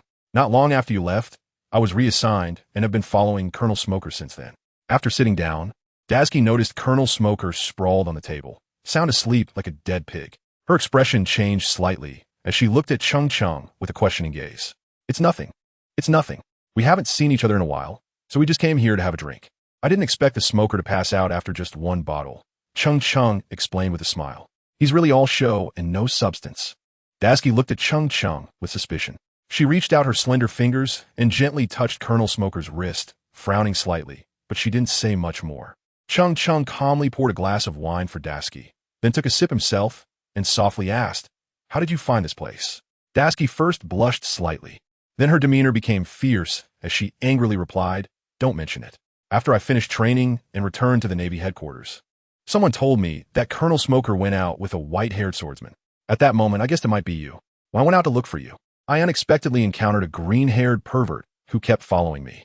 At this point, Dasky took a big gulp from her glass and continued gloomily. "The key is that this pervert is quite skilled in swordsmanship, even better than me. So I thought I would just ignore him. After finding you, I want you to help me teach him a lesson." Cheng Cheng was immediately dumbfounded and laughed. "The green-haired freak you mentioned, does he have 3 golden earrings on his left ear? How did you know?" Dasky asked with wide eyes. Cheng Cheng was about to explain when Dasky suddenly stood up, slammed the table, and angrily looked at the door, shouting, "Pervert, if you dare to stalk me again. Do you believe I'll arrest you right now?" At that moment, Zoro at the door felt awkward and panicked, instinctively wanting to leave. He was a straightforward person who couldn't lie, so he couldn't come up with a false excuse like just coming to drink. But as he glanced over, he unexpectedly saw a familiar figure and hurriedly shouted, "Brother Cheng Cheng?" Dasky was left speechless. The 3 of them stared at each other, exchanging glances. Cheng Cheng gently held Dasky's wrist, signaling her not to act impulsively, then called Zoro over to sit with them and said, "This is the bounty hunter Nono Roy Zoro, a good friend of mine." Without waiting for Zoro to say anything, he continued, "This is my childhood friend Dasky, who grew up with me at the Navy headquarters. Zoro, you didn't mistake her for someone else, did you?" As he spoke, Cheng Cheng emphasized the word Navy. After hearing Cheng Cheng's words, Zoro dismissed his concerns and bowed to Dasky, saying, "I sincerely apologize. I mistook you for someone else." Dasky, being easygoing, felt somewhat embarrassed by Zoro's sincere apology. To her, Zoro had only been following her and hadn't done anything inappropriate. In their previous match, she was the one who initiated the attack. During their exchanges, Dasky could clearly sense that Zoro was deliberately being lenient with her. However, this only made her feel more indignant. Zoro, feeling awkward, hurriedly drank a glass of alcohol and quickly left the tavern, saying he was going to the weapon shop to buy a suitable weapon. Cheng Cheng did not try to keep him. His task today was simply to keep an eye on Colonel Smoker so that Luffy would not be in danger. He continued to pour a glass of wine and spoke to Dasky in a gentle manner. He talked about Zoro's childhood, mentioning his senior sister named Kuna. After listening to Cheng Cheng's story, Dasky found her eyes becoming red, and tears flowed down her cheeks without her noticing. As a woman and a swordsman herself, she deeply understood the immense hardships a girl would face in wanting to become a swordsman, and she could empathize with Kuna's experiences. "Are we really that similar?" Dasky asked softly. Cheng Cheng nodded lightly, which was considered an answer to Dasky's question. After receiving the answer, Dasky picked up Shiyu and turned to leave the tavern without looking back. Cheng Cheng asked in confusion. Is there something urgent? I want to go see that man again. After Dasky finished speaking, she pushed the door and left. Cheng Cheng took a sip of his drink, forgetting to tell you that Zoro is now a pirate. Little brother Zoro, you should just wish for the best. Turning to look at the still unconscious smoker, Cheng Cheng waved his hand, and a graceful middle-aged woman quickly approached, her waist twisting in a way that caught the attention of the drunken lechers around. Anyone who can open a tavern in such a bustling area is undoubtedly a savvy person, well aware of human relationships and more understanding than anyone else about who can be offended and who cannot. Therefore, from a moment Cheng Cheng entered the tavern owner had been paying close attention to his movements. Dear guest, do you have any requests? Cheng Cheng glanced at Smog beside him and asked, Do you know him? The boss lady, unsure of the temperament of this white-haired swordsman, dared not do anything excessive and simply nodded obediently. Very good. After Cheng Cheng stood up, he placed 2,000 berries on the table. If he wakes up and wants a drink, let him have more. Also, let me tell you, Colonel Smoker is in a bad mood today and doesn't want anything else to disturb him. It's best to arrange for him a quieter room. So, if the Navy comes looking for him, do you know what to do? The landlady nodded, her gaze starting to boldly assess the white-haired boy, and took the opportunity to say, I don't know anything, I haven't seen anything. Finally seeing the white-haired boy's face, the landlady gathered her courage and asked, Young handsome guy, do you prefer meat or vegetables? Cheng Cheng took out 2,000 berries and placed them on the table. He ignored the alluring gaze of the landlady and instead focused on the undulating peaks of her bosom. I like to eat steam buns, he said, and then shouldered the Zhenhai sword and walked out the door, leaving the landlady with a face full of disappointment. She bit her lip in frustration, causing her bosom to swell even more. Am I getting old? This scene made the other drunkards unable to resist drooling. The next moment, the landlady's lips curled up, revealing a charming smile, and her confidence was instantly restored, because the handsome white-haired youth had returned. The landlady only saw the young man approach Smoker, gently pat him on the back twice, and then turned to leave, never once glancing at her. She then returned to the bar in a daze, feeling dejected and lost. After Cheng Cheng went out for the second time, he finally felt at ease. He was previously worried that Smoker would wake up in the middle, so he went back to give him a little stab in the back, at least ensuring that Smoker would sleep until tonight. As for Cheng himself, after asking about the location of the execution platform, he headed in that direction. He was quite looking forward to the rewards from the system, as there were always good things each time. For him, the fastest way to improve his strength was not through training, but by constantly signing in. Only by completing more system tasks could he grow stronger. If he hadn't even reached the level of the 4 emperors by the time the Marineford War arrived, how could he talk about saving Ace? However, at the same time, Cheng Cheng wasn't too anxious, as Ace hadn't been captured by the Navy yet, and there was still room for maneuver. If he remembered correctly, Ace would still meet Luffy in Alabasta. At that time, he would wait there, and even if it meant tying him up, he had to stop Ace from chasing after Blackbeard. They all underestimated Blackbeard, including Whitebeard.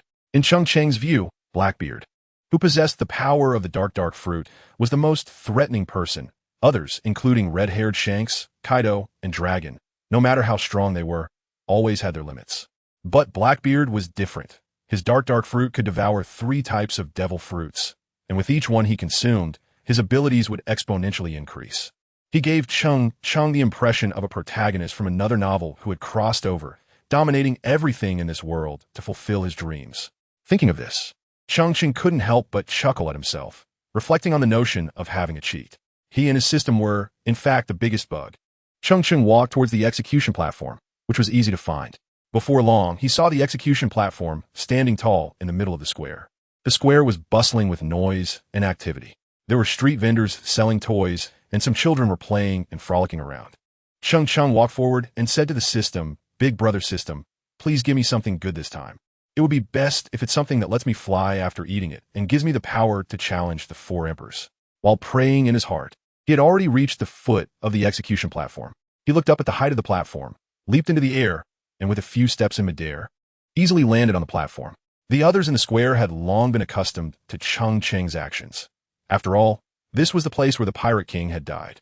In the beginning, almost every day someone would stand up there to take a look. However, as time passed, people gradually lost interest in the execution platform, viewing it like an ordinary building. Standing on the platform, Cheng Cheng frowned slightly.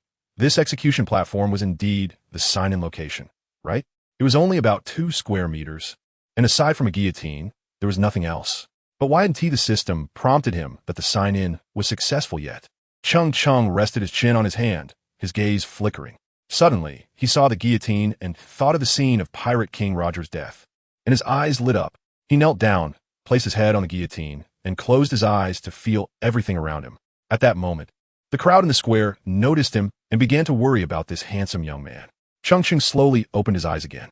In a daze, it seemed he saw a sea of people in the square ahead, yet it was eerily quiet, all eyes fixed on the Pirate King Roger.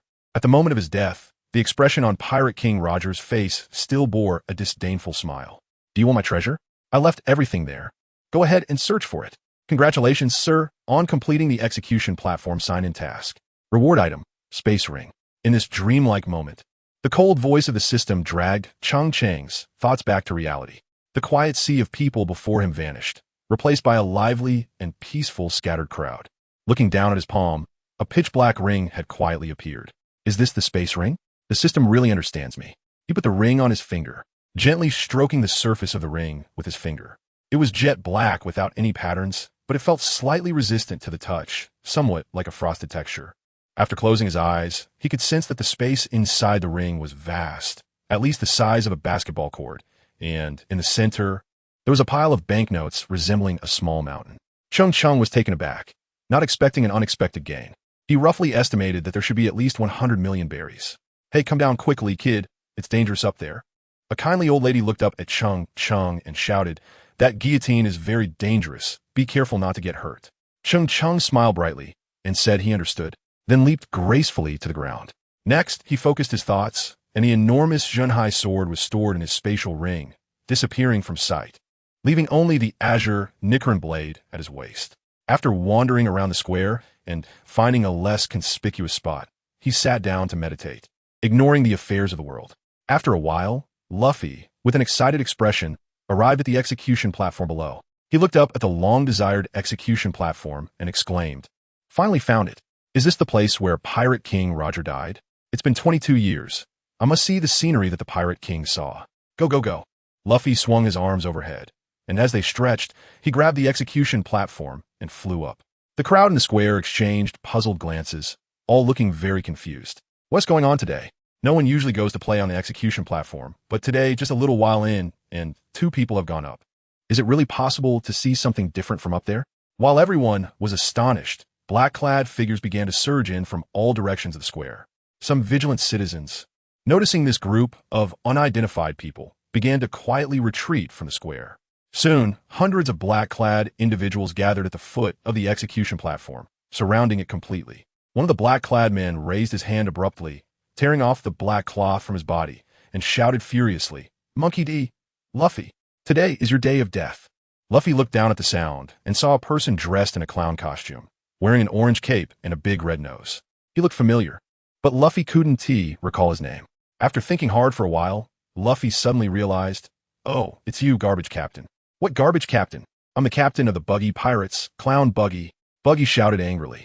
The people around, upon hearing it was Clown Buggy, instantly panicked. It's the Buggy Pirates, run! In an instant, everyone was desperately fleeing the square, turning it into chaos. Women screamed loudly, and children playing were hurriedly scooped up by their parents.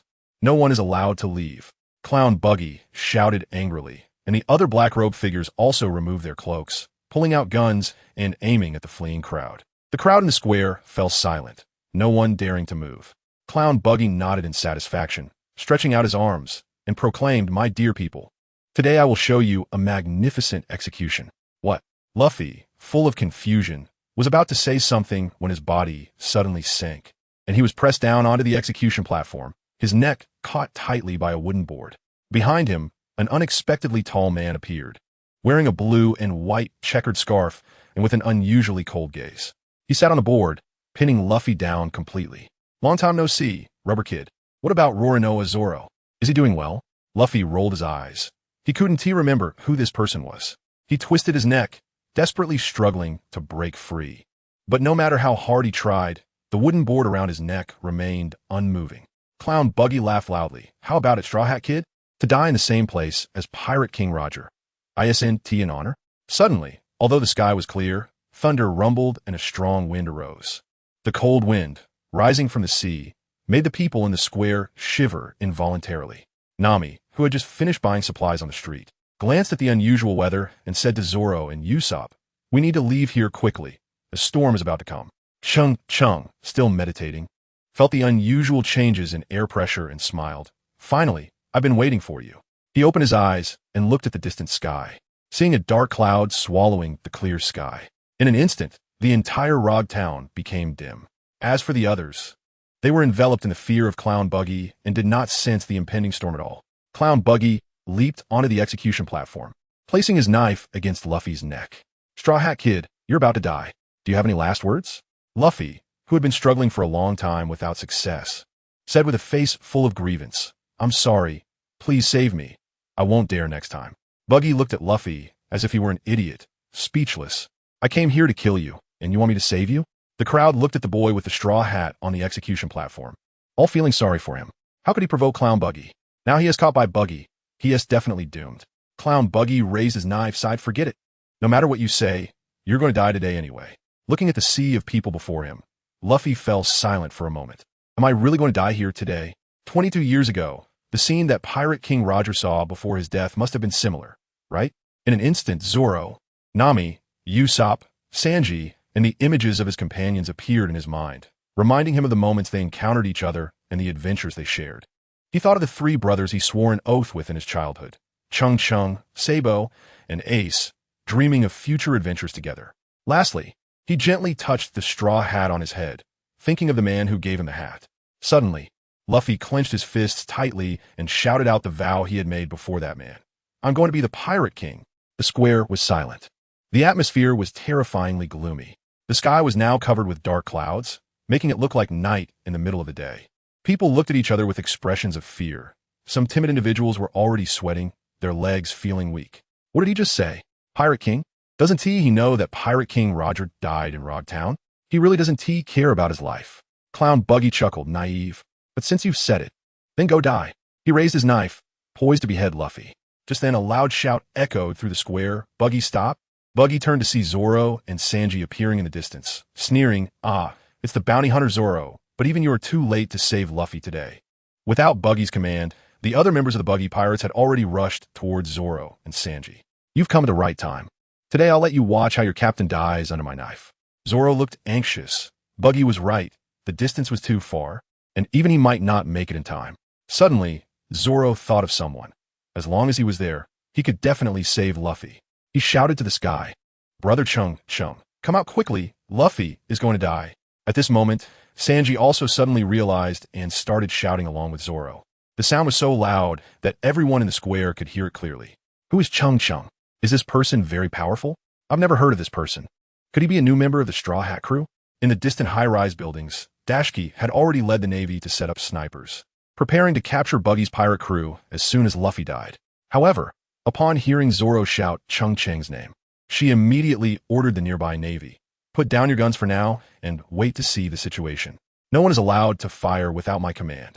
Meanwhile, Cheng Cheng, sitting in a corner, remained calm and showed no intention of making a move. As someone who knew the subsequent scripts, Cheng Cheng was absolutely certain that Luffy would not die here, at least not today. He could sense an unusual aura in Road Town at that moment, combined with the strange weather. He knew that the man he was waiting for had already appeared. As long as this man was on the island, it wouldn't matter if the Clown Buggy wanted to kill Luffy. Even if a Yonka-level powerhouse came, Luffy would still not die today. On the execution platform, the Clown Buggy ignored Zoro and Sanji shouting, raised his knife, and laughed maniacally before suddenly bringing it down.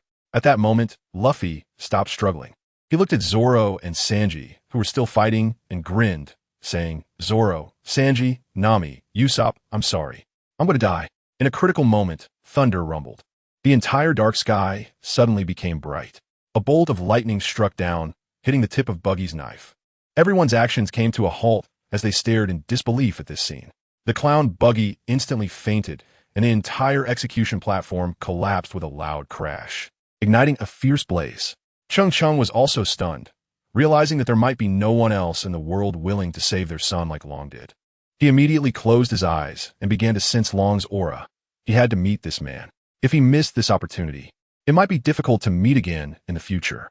With all his focus, Cheng Cheng suddenly opened his eyes, locked onto a direction, and quickly chased after it. Luffy picked up his fallen straw hat, laughing joyfully. I can't believe I'm not dead. Huh, I've struck it rich today. Sanji, in shock, asked Zoro, do you believe in gods?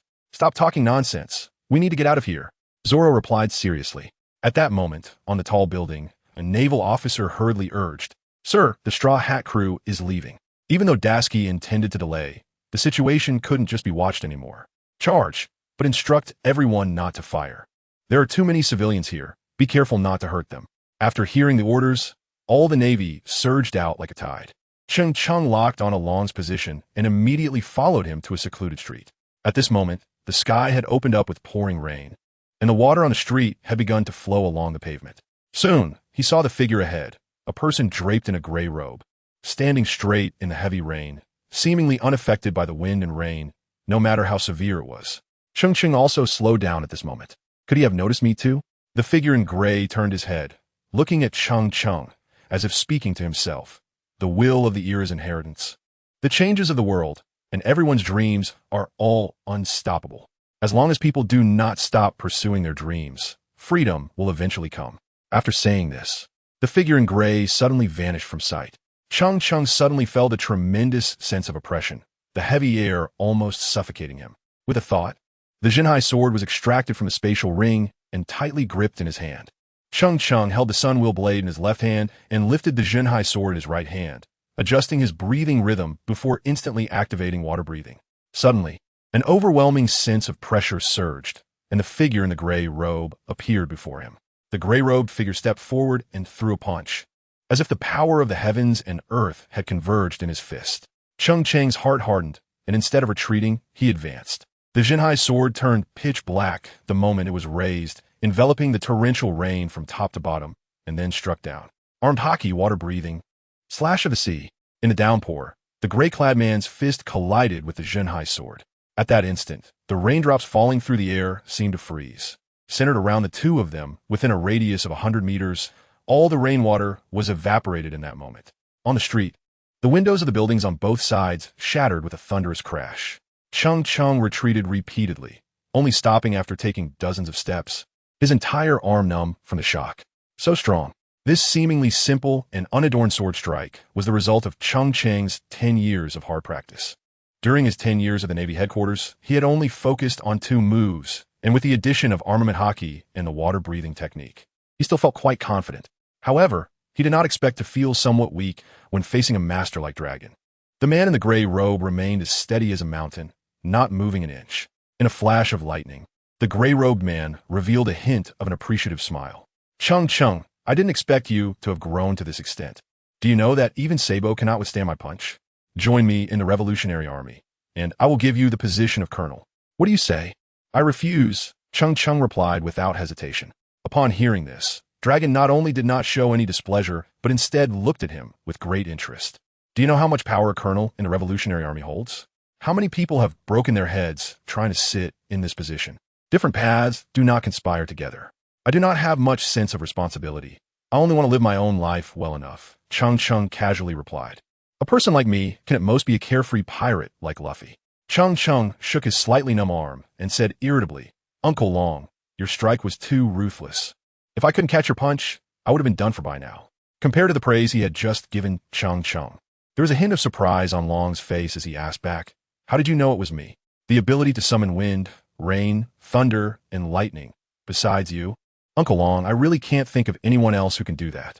Cheng Cheng casually said, Besides, Luffy is about to enter the Grand Line, so it's only natural for you, as his father, to come and take a look. I see, Long replied flatly. I have a certain understanding of your strength. Although I haven't been by Luffy's side all these years, I know everything he's encountered and everyone he has met. So I also know that you can withstand my punch. Long took a few steps forward, closing the distance between him and Cheng Cheng, his eyes fixed intently on him. Since you are unwilling to join the Revolutionary Army, what is your purpose in secretly following me? Cheng Cheng got straight to the point. I just want to ask you one question. If Ace is captured by the Navy and is about to be executed soon, would you go to save him? This question was the most important reason for his visit to Logtown. Regardless of whether Long believed this would really happen in the future, as long as he agreed, the Revolutionary Army strength would play a crucial role in the upcoming Marineford War. Even the Navy headquarters would have to carefully consider whether it was worth starting a war over Ace. Long stood quietly in the rain, not rushing to answer, but carefully contemplating, continuously simulating the situation and the possible consequences in his mind. The heavy rain fell on Long's gray cloak, splashing up a fine mist. After a long silence, Long slowly said, "I don't know why you would ask this question, but let us assume what you said is true. Even so, it wouldn't be my place to save Ace. Ace is the captain of the Whitebeard's 2nd Division. He would never stand by and do nothing. I have to admit, Whitebeard is the strongest man in the world, and it wouldn't be difficult for him to rescue someone from the Navy headquarters. But what if Whitebeard also dies there?" Cheng Cheng pressed on. "My answer is no." Long shook his head in refusal. "Why not? He is the brother of both Luffy and Sabo. And you surely know what Ace's identity means to the Navy." Cheng Cheng questioned somewhat. "The pirates and the Revolutionary Army have a common enemy. Ace's death wouldn't do you much good." He thought that Long had many reasons to save Ace. The Revolutionary Army and the Navy, along with the world government, are in a relationship of mutual destruction. Fighting now or later makes no difference. The Revolutionary Army should seize the opportunity to weaken the Navy's power. If you're talking about within a year, then I can only tell you that the timing isn't right. Long said with a serious expression as he slowly extended his finger, feeling the cold rain. The Revolutionary Army is still in a rapid development phase. If we mobilize our troops to attack the Navy headquarters now, our arrangements in other areas would be severely affected.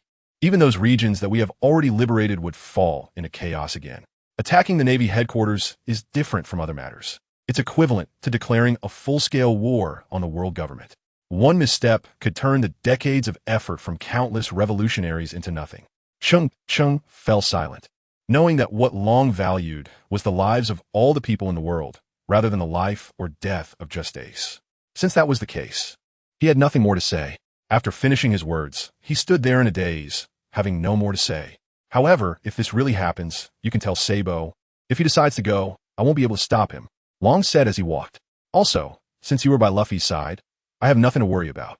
If you change your mind, you can come find me at Baltigo anytime." After saying this, Long turned into a gust of wind and disappeared into the darkness. Cheng Cheng looked at this without much surprise. It was obvious that the dragon's devil fruit ability had awakened, becoming so powerful that it was used to an extraordinary level. He then thought to himself, indeed, this matter cannot lack any of the 3 brothers, especially Sabo, who is definitely a strong combat force. At this moment, a familiar voice echoed in his mind. "The next sign-in location is the Revolutionary Army's headquarters, Baltigo. Sir, would you like to teleport immediately?" Cheng Cheng immediately burst into curses. "Why the hell didn't you say that earlier?" "I just remembered, sir. It seems that in the end, I still have to make a trip to Baltigo, but it's also great to be able to meet Sabo." Cheng Cheng walked slowly along the street, and, upon reaching the seaside, saw the waves surging, the wind howling, and the rain pouring down. Suddenly, he faintly heard the sounds of fighting not far away. He turned his gaze towards the distant street, where white smoke billowed as if there was a fire. However, with such heavy rain, it was impossible for there to be a fire. So, there was only one possibility left. Cheng Cheng's expression changed after thinking of this, and he shouted Nimbus to the sky, then leaped high into the air, standing on the Nimbus and moving quickly. On the wide street, heavy rain poured down, seemingly trying to wash away the dirt of the town. At this moment, 2 people were fiercely fighting in the street. "White Fist!" Smoker shouted, and a giant fist made of smoke instantly engulfed Luffy. Luffy, unable to fight back, was punched into the sky. Seizing the opportunity, Smoker jumped up and suddenly appeared above Luffy, pressing down on his head and smashing him into the ground. "You are the one with a bounty of 60 million berries. Monkey D. Luffy? Turns out you're just a name without substance," Smoker mocked. As he spoke, he reached back to draw out his jit, preparing to finish off the great pirate. But suddenly, his wrist tightened, and he couldn't pull it out no matter what. Smoker looked up and saw Cheng Cheng, with a smiling face, firmly grasping his wrist. "Hey, Smokey, give me some face," Cheng Cheng said. "Cheng Cheng, don't go too far," Smoker scolded angrily. "If I hadn't woken up early myself, you would have delayed my big plans." Just as Smokey was finishing his sentence, Cheng Cheng raised the sea-settling sword and struck down fiercely on his head. Smoker rolled his eyes and fainted. Luffy got up from the ground, grinning widely. "Huh? Brother Cheng Cheng, it's you. You've saved me again this time. But this Smokey guy is really strong. What does he count for? You're the sun god, okay?" After Cheng Cheng finished speaking, he pulled Luffy onto the Nimbus cloud. "We need to quickly find Zoro, Sanji, Usopp, and the others. You guys need to get back to the ship fast. Otherwise, your ship will be swept away by this storm. All right, brother Cheng Cheng. Luffy, full of excitement after getting on the Nimbus, kept mumbling, Sun God? What is that? The two of them traversed through the storm, and upon spotting their companions, Luffy stretched out his arm and pulled each of them onto the Nimbus.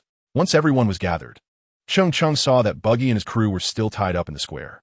Fortunately, with a swing of his sword, he directly cut the ropes. Let's make the situation a bit more chaotic, that way it'll be easier for you to leave. Then a golden light streaked across the sky, and soon Cheng Cheng brought them to the shore. At that moment, the Mary, which was originally docked at the shore, had been blown out to sea by the storm.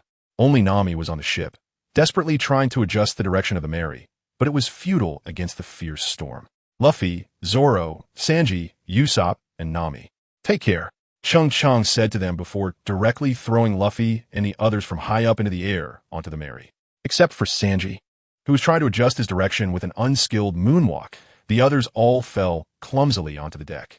You, Cheng Cheng, when I see you next time, I will definitely make you pay, Usopp said angrily. Zoro, on the other hand, gave Cheng Cheng a heavy fist salute, which spoke volumes.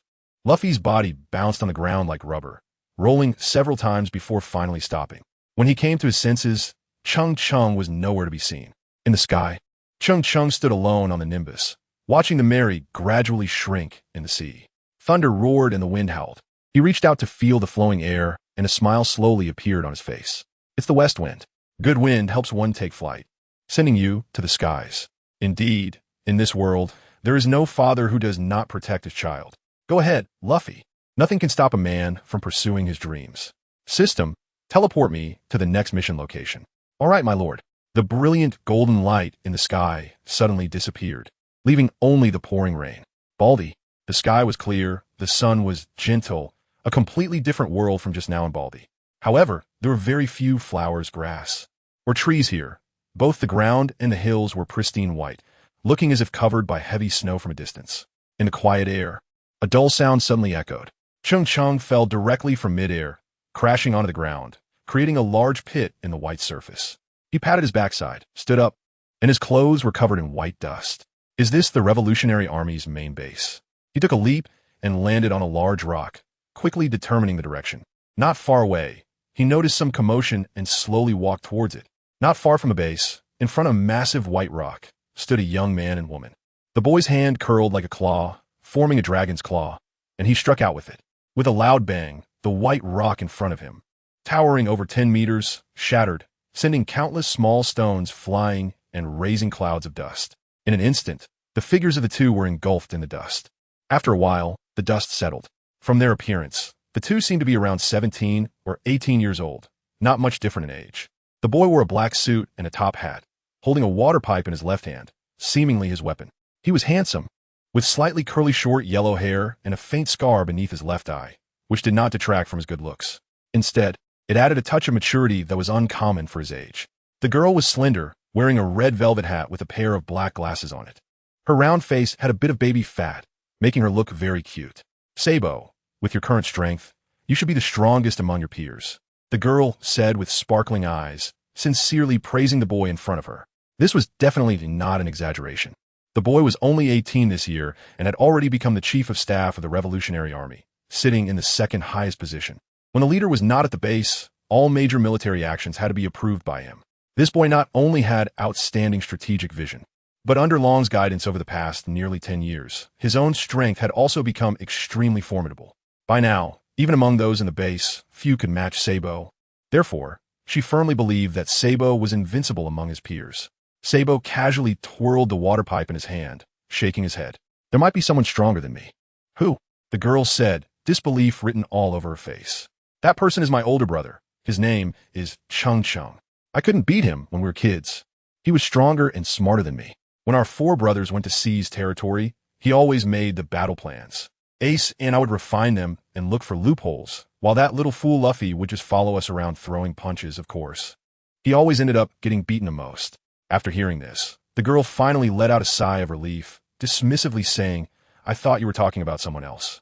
Those things happened 10 years ago. They have no reference value.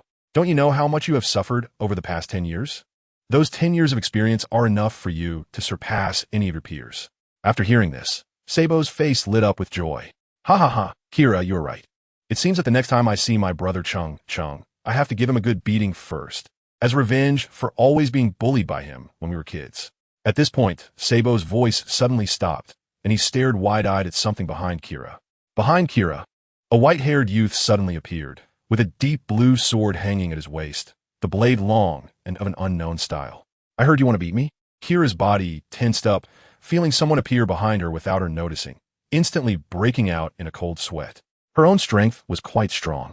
As the proxy master of the Revolutionary Army's Fishman Karate, she had taught thousands of revolutionary soldiers.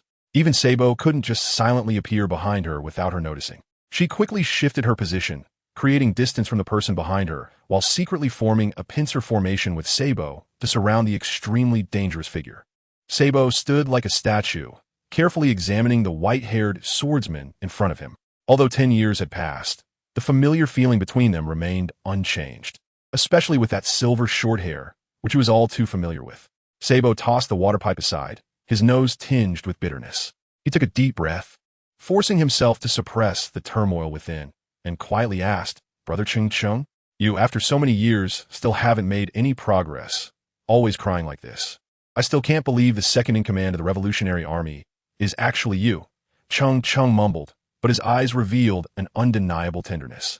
Stepping forward, Cheng Cheng and Sabo collided their fists, neither using much strength, just a simple touch. At this moment, Kira also relaxed her guard, putting away her defensive stance, and looked incredulously at the white-haired youth in front of her. He is Cheng Cheng, the Cheng Cheng that Sabo often mentioned. Didn't Sabo say he was just an ordinary soldier in the Navy? Can an ordinary soldier have this kind of strength? She shifted her feet, moving closer to Cheng Cheng to examine him closely from head to toe. Cheng Cheng saw her coming and smiled at her brightly, like a warm ray of sunshine. Soon, her heart began to uncontrollably pound, and 2 blushes quickly rose on her cheeks, her breath becoming rapid. She covered her slightly flushed face with her hands, momentarily unable to meet Cheng Cheng's eyes. Oh my, how can there be such a handsome man in this world? This unique style, is it really real? A graceful young man, like a jade tree facing the wind. At this moment, these are the only 2 phrases in Kuele's mind. Why you are Cheng Cheng? Brother Cheng Cheng, right? After stumbling through her question, she regretted it, realizing she had obviously said something unnecessary, and quickly added, I am Kula. Cheng Cheng said gently with a smile, over the years, thanks to you for taking care of my brother Sabo. He must have caused you quite a bit of trouble, right? Well, sometimes it's actually Sabo who takes care of me a bit more, Kira said, her face flushed. Sabo, somewhat dissatisfied, said, Brother Cheng Cheng, I'm now the chief of staff of the Revolutionary Army, so please don't treat me like a child. Cheng Cheng nodded with a smile, agreeing that it had been 10 years since he last saw Sabo. He didn't expect Sabo to still be using that water pipe as a weapon. It seemed a bit too shabby. Thinking about the 108-pound Hailu stone broadsword in his spatial ring, how cool was that? I'm no longer in the Navy, so you don't have to worry about me coming to catch you. Cheng Cheng patted Sabo on the shoulder and kindly reminded him. Sabo closed his eyes to feel the aura coming from Cheng Cheng, steady as a mountain, heavy as the sea. He said seriously, Brother Cheng Cheng, I can sense that you are very strong, perhaps even stronger than me. Remove the word perhaps, Cheng Cheng reminded him with a smile. Sabo looked at him with a serious expression, his right hand reaching out into the air, instantly grasping the water pipe on the ground. He stepped forward, and the originally stainless steel silver water pipe suddenly turned completely black. Armament hockey? Not bad, not bad. Cheng Cheng glanced at it and praised before continuing. Take me to the base. We've just met. Why fight? Besides, with your current strength, you can't beat me. I'm afraid I might accidentally hurt you. And then you Revolutionary Army cadres would have to tie me up. Sabo wore a serious expression and did not withdraw his armament hockey, saying, Brother Cheng Cheng, I'm serious. I know you're a strong one, but I don't have no chance at all. Nearby, Kara seized the opportunity to defend Sabo, also maintaining the dignity of their Revolutionary Army. She put her hands on her hips and said indignantly, You have no idea how strong Sabo really is. Are you sure? Cheng Cheng said helplessly. Looking at Sabo's determined eyes, he understood. Among their 4 brothers, Sabo, Ace, and Luffy, they might not be the strongest, but they certainly had the most stubborn tempers. They belonged to the type that once they made a decision, they wouldn't turn back until they hit a wall. And even after hitting the wall, they did want to get up and hit the second wall. Therefore, he knew from the start that trying to persuade Ace to give up chasing Teach was impossible.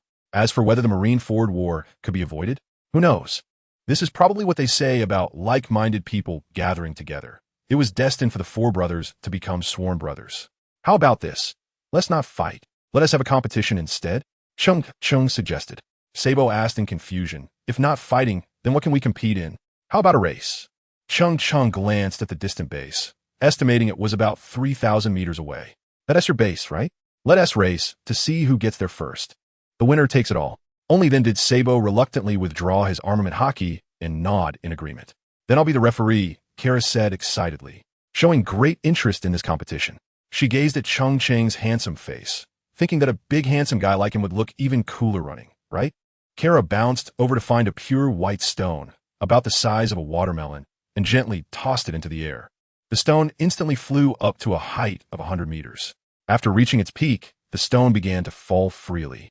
Sabo and Cheng Cheng held their breath, listening intently to the sound of the stone falling.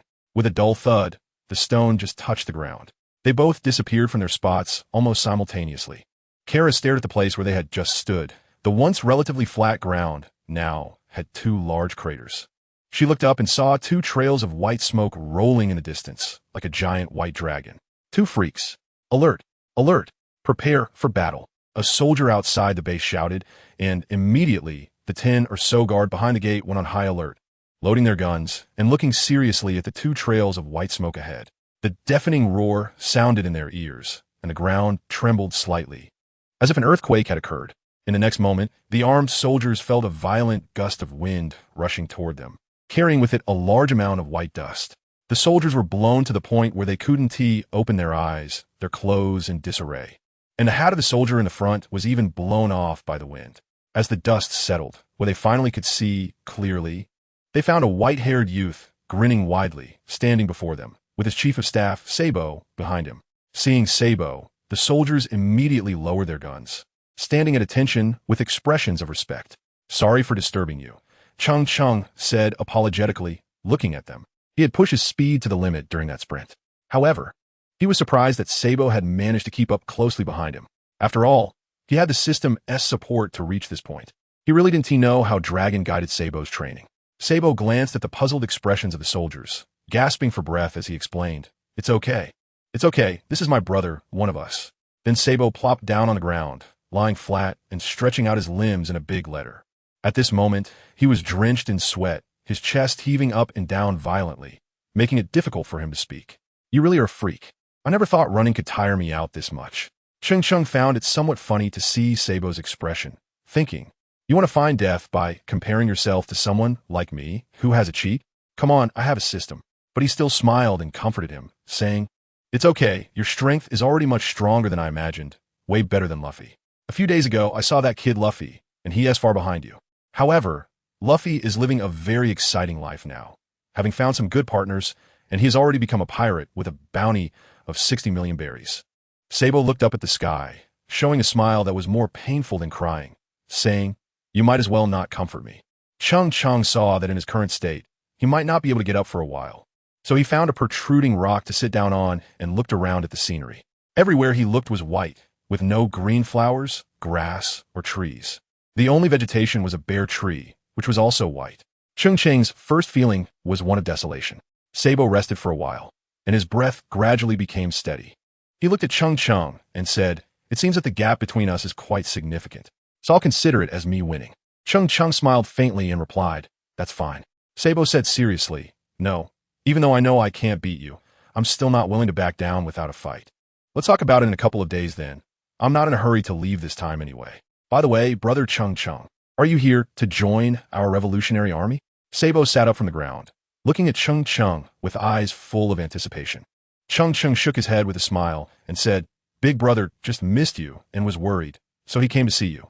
With a sudden leap, Sabo stood up from the ground and said boldly, Cheng Cheng, let's go drink. Today, I'll drink you into the table. After saying that, he hugged Cheng Cheng and they both entered the Revolutionary Army base together. This left the soldiers staring at each other, and they exchanged glances, seeing the smiles in each other's eyes. Their chief of staff, who usually wore a serious expression almost every day, had never shown such carefree laughter, even after winning a great battle. Then the soldiers saw another girl running over, sweating profusely, It was their fishman karate master, Keela. The soldiers immediately saluted her out of respect. When Keela arrived, bent over with flushed cheeks and out of breath, she asked, "Where are they?" "Sabo and the others?" "They just went in," a soldier replied. Keela muttered a curse under her breath, then thought of Cheng Cheng's handsome face and blushed with annoyance, saying, "He really is something, but I like it." Soon, the cadres of the Revolutionary Army base and others learned that Sabo's big brother had arrived. And he was a very handsome guy. Once this news spread, some girls from the base would occasionally sneak over to the small hillside to take a distant glance at him, returning with flushed faces. Of course, there were also some burly muscle men who climbed to the top of the hill to toast Cheng Cheng, mostly to rebut those women. How handsome can one person be? Can he be as handsome as my own muscular build? Now that's what a man should look like, right? But unsurprisingly, after those muscle men went up, they all came down with their heads bowed in silence, only to return to their rooms and start looking in the mirror one by one.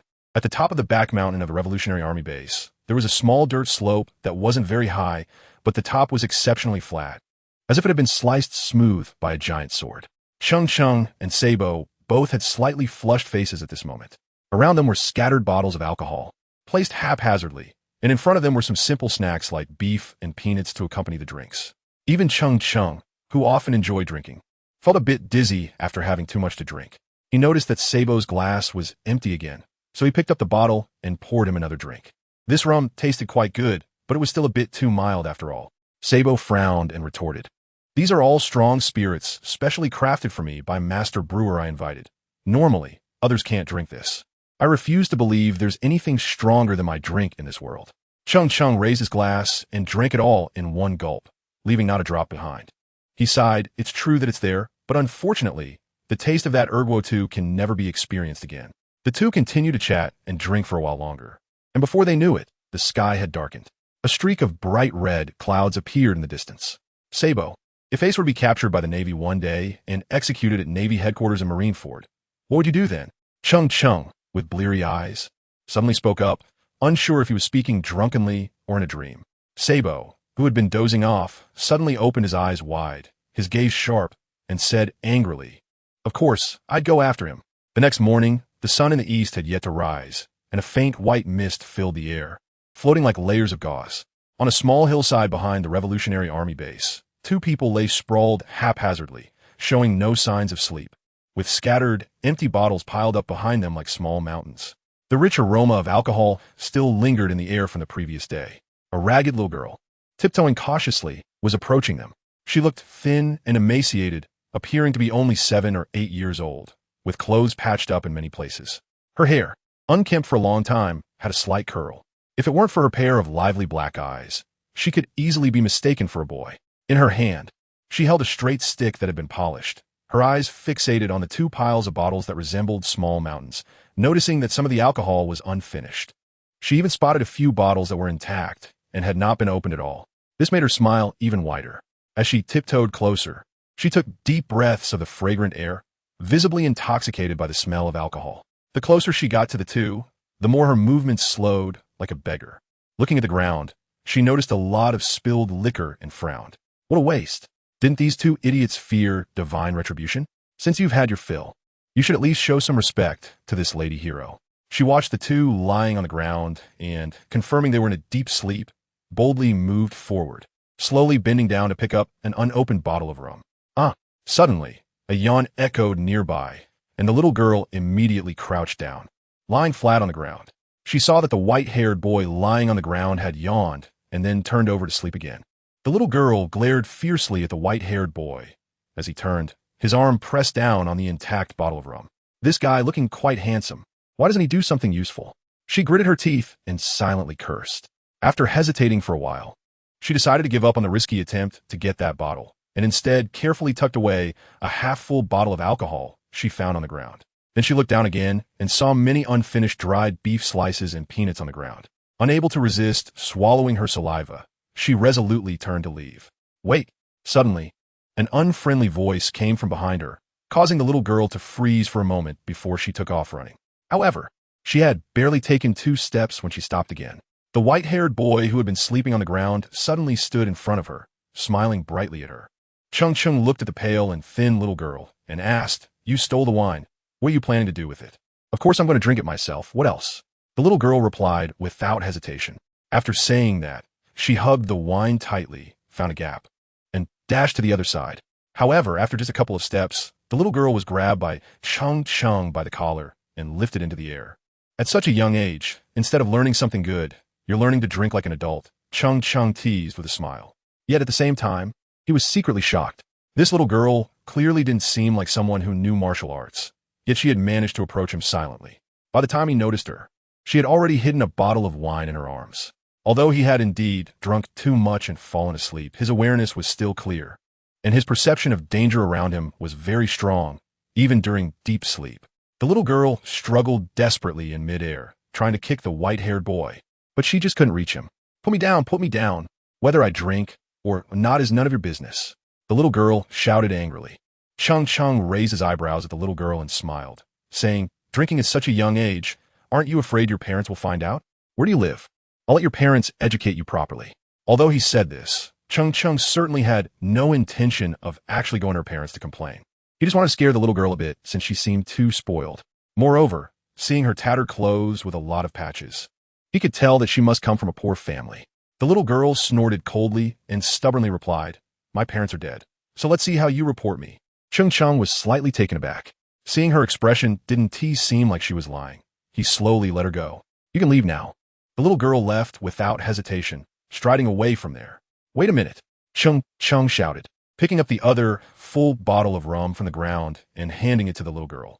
However, the little girl not only didn't reach out to take it, but also angrily placed the half bottle of liquor she was holding on the ground, as if to say, who needs your charity?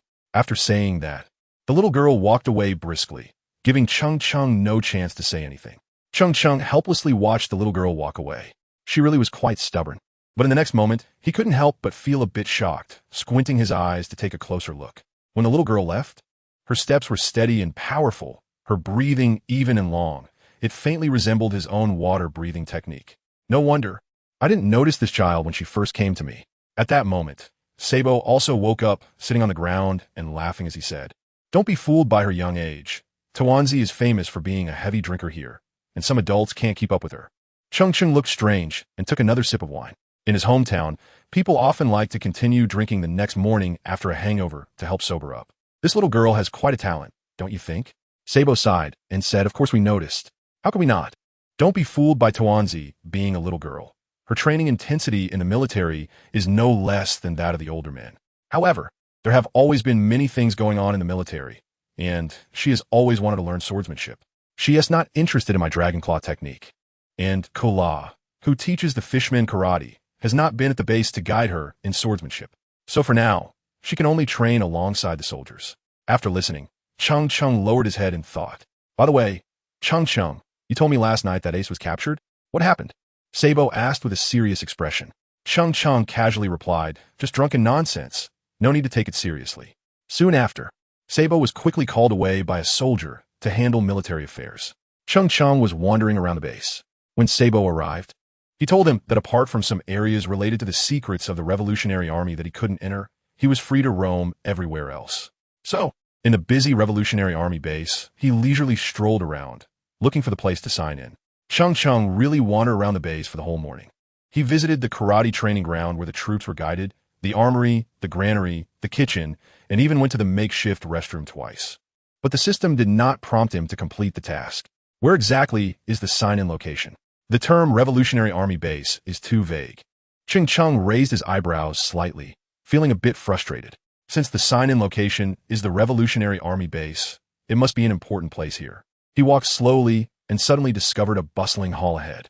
He walked in and looked toward the inside from the entrance. The sounds of people coming and going were chaotic, and in the middle of the hall, there was a large long table with a whole row of telephone bugs placed on it, with the revolutionary soldiers looking serious. While receiving and transmitting information, they quickly recorded on paper or loudly relayed it to another telephone bug. At the innermost part of the hall, the Revolutionary Army leaders, led by Sabo, were intently studying a large map on the wall. Could this be the command center? Cheng Cheng's eyes suddenly lit up. This must be the place. The hall's door was open, and there was no one guarding it, so Cheng Cheng naturally walked in. However, once inside, he frowned and couldn't help but feel puzzled. The system remained as calm as ever, giving no hints. So this wasn't the right place after all. Where could it be? Soon, a receptionist noticed Cheng Cheng's presence. After glancing at him with a hint of curiosity, he picked up a pen and buried himself in his notes. These people were really quite carefree, Cheng Cheng to himself. But soon he felt relieved. In this hall, besides the second-in-command of the Revolutionary Army, Sabo, there were also the military commander, Bello Betty, and the intelligence control officer, Tally Kurdu. Each of these individuals had the strength to stand on their own, not to mention that when these guys gathered together, there was no need to worry about other strangers barging in. Cheng Cheng was bored and was casually looking around the hall when suddenly, he noticed a very concealed small door on the north wall of the hall. If it weren't for the two revolutionary soldiers guarding the entrance, he would have likely overlooked this door. Cheng Cheng almost immediately determined that the sign-in location was definitely here, but he stopped at the entrance. "What are you doing?" "You can't go in here," said the two armed soldiers expressionlessly as they directly blocked Cheng Cheng's way. Cheng Cheng patiently asked, "What place is this?" One of the people replied, "This is the leader's office. No entry for idle people." Cheng Cheng certainly wouldn't force his way in. He could only helplessly look at Sabo for help. Sabo, who was checking the map, sighed helplessly, paused his work, walked over, and said slowly, "This is Long's office. It's very difficult for anyone else to get in besides me." Cheng Cheng explained, "Don't worry, Sabo. I'll just take a quick look. I promise I won't touch anything. I'll just look and leave." Sabo showed hesitation, constantly twisting the water pipe in his hand. Just as he was about to speak, an operator shouted out, "Emergency! Emergency situation. The deputy commander of the Eastern Sea Battle Zone, Ashuru, is on the line." Suddenly, the hall fell silent. They knew that the operator only added the word emergency when the lives of the Revolutionary Army were at stake, and everyone stared at the telephone bug. At this moment, Sabo didn't have time to say anything. His figure flashed, and he quickly reached the telephone bug, calmly asking, "I am Chief of Staff Sabo. What happened?" "Sabo, this is Ashuru. Our Eastern Front is currently engaged in combat with the Kargat Kingdom. However, the frontline granary has been set on fire by CP9. Although I have driven them away, the food we have left can only sustain us for 2 days at most. If we don't get resupplied within 2 days, our 6-month-long battle in the Kargat Kingdom will likely end in failure." The expression on the telephone bug displayed anger, unwillingness, and regret. Ashuru should have anticipated that just as they were about to overthrow the Kargat Kingdom, the world government would inevitably intervene. She had prepared for another hard fight, but never expected CP9 to use such a method to force their withdrawal. Silence filled the hall. The entire room was dead silent. No one chose to speak at this moment. They all knew that at this point, nothing could be said to change the situation. The air seemed to solidify, and a heavy gloom hung on everyone's faces. Their expressions were all the same: unwillingness, regret, hatred. Only Sabo was still trying to maintain a facade of calm, forcing himself to stay composed, but the bulging veins on his arms betrayed his emotions, because they all understood the severity of the situation. The Kargat Kingdom was far away, and even if food were transported at the fastest speed now, it would take at least half a month. The consumption of the frontline troops, numbering in the tens of thousands, was enormous. As Ashuru said, the food would only last 2 days at best, which was merely a matter of starving through it. In reality, the remaining food would probably not last even a day. Sabo lowered his head, adjusted his hat, and the water pipe in his hand spun rapidly. After a long silence, he finally spoke. "Commander Ashuru, retreat. Let the soldiers pull back to safety for now." Upon receiving this answer, everyone lowered their heads in silence. Undoubtedly, this was the most correct choice. Yet they were all unwilling. A soldier standing against the wall slammed his fist into the wall, blood dripping from his hand. Yet he was completely oblivious. Intelligence Officer Telly Kildeo suddenly stood up, smashing a glass cup from the water with a loud crash, angrily saying, "I'm going to kill those CP9 bastards right now." Hearing this, Ashuru on the other end of the telephone bug began to cry out loud. "No, we can't retreat. Over the past 6 months, countless soldiers from our Eastern Army have died. Their blood has stained the entire Shisa River. If we retreat now, their deaths will be in vain." By the end, Ashuru was almost in tears. Sabo sighed and gently comforted her. "Sister Ashuru, retreat. You can't blame yourself for this situation." The other revolutionary leaders clenched their fists, feeling helpless. Cheng Cheng, standing at the door, squinted his narrow eyes. In his gaze, a flicker of golden light floated as he stepped forward and asked, "How much food do we need?" In an instant, everyone, including Sabo, turned to look at Cheng Cheng. Some people even didn't know who he was at this moment, looking at him with confusion. Sabo took a deep look at Cheng Cheng. As the chief of staff of the Revolutionary Army, he was already very familiar with these military matters. Almost without needing to think, he blurted out, "The Eastern Front has nearly 10,000 troops, and it takes at least 270,000 tons to sustain them for half a month. After half a month, the next resupply can start operating normally." Then Sabo sighed again, helplessly saying, "That's too much. Even if we use the winter glamour to transport it under the best conditions, it would still take 13 days. Moreover, the winter glamour is currently still sailing in the East Sea." On the other end of the telephone bug, Ashiru seemed to see a glimmer of hope and urgently said, "We don't need 270,000 tons of food, just 100,000 tons will be enough. Just give me 10 days, and we will definitely be able to breach the royal city and overthrow the rule of the Kargat kingdom." Cheng Cheng gently rotated the spatial ring on his finger and smiled faintly. "I can help you transport 500,000 tons of grain. Is that enough? If not, I can do 1,000,000 tons as well. I don't need any ships. Just give me a day, and I guarantee it will be delivered." After he finished speaking, the room fell silent. Everyone looked at him as if he were insane, with a hint of pity in their eyes. How could someone of his age only say such nonsensical things? The intelligence control officer, Terry Kildeo, stood up with a displeased expression and scolded him. "What a bold claim. You only need a day, and you don't need any ships for transportation? Are you dreaming?" Sabo, who was beside him, asked, "Who is this person? I think it's best to have him leave the command center now. The Revolutionary Army's command center is not a place for just anyone." Even Kira, who had admired Cheng Cheng's looks, felt a bit awkward at this moment. This older brother Sabo seemed quite powerful, yet he was also speaking nonsense. "Sabo, how about I take Cheng outside for a bit?" Kira suggested cautiously. Sabo quietly watched Cheng Cheng, slowly took off his top hat and placed it on the table, then looked directly at Cheng Cheng and asked seriously, "Brother Cheng Cheng, can you really do it?" Cheng Cheng turned around and walked directly to the command post, saying loudly, "Take me to the granary." Sabo immediately beamed with joy and followed him without any hesitation. The others in the hall looked at each other, although they still did not believe that Cheng Cheng could accomplish this. Inexplicably, there was a trace of expectation hidden deep within their hearts. Besides the receptionists who were still busy, other generals of the Revolutionary Army also followed them to the granary. The Revolutionary Army's granary was located in a naturally formed cave, and the road to get there was heavily guarded. When they saw the rare gathering of generals led by Sabo arriving, they all stood at attention, thinking that something serious had happened.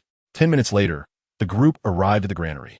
Sabo pointed to a mound of grain in front of them and said, "This pile is about 470,000 tons. If it's inconvenient, just transport half of it." Cheng Cheng smiled and thought about the vast space inside the spatial ring, casually saying, "It doesn't matter.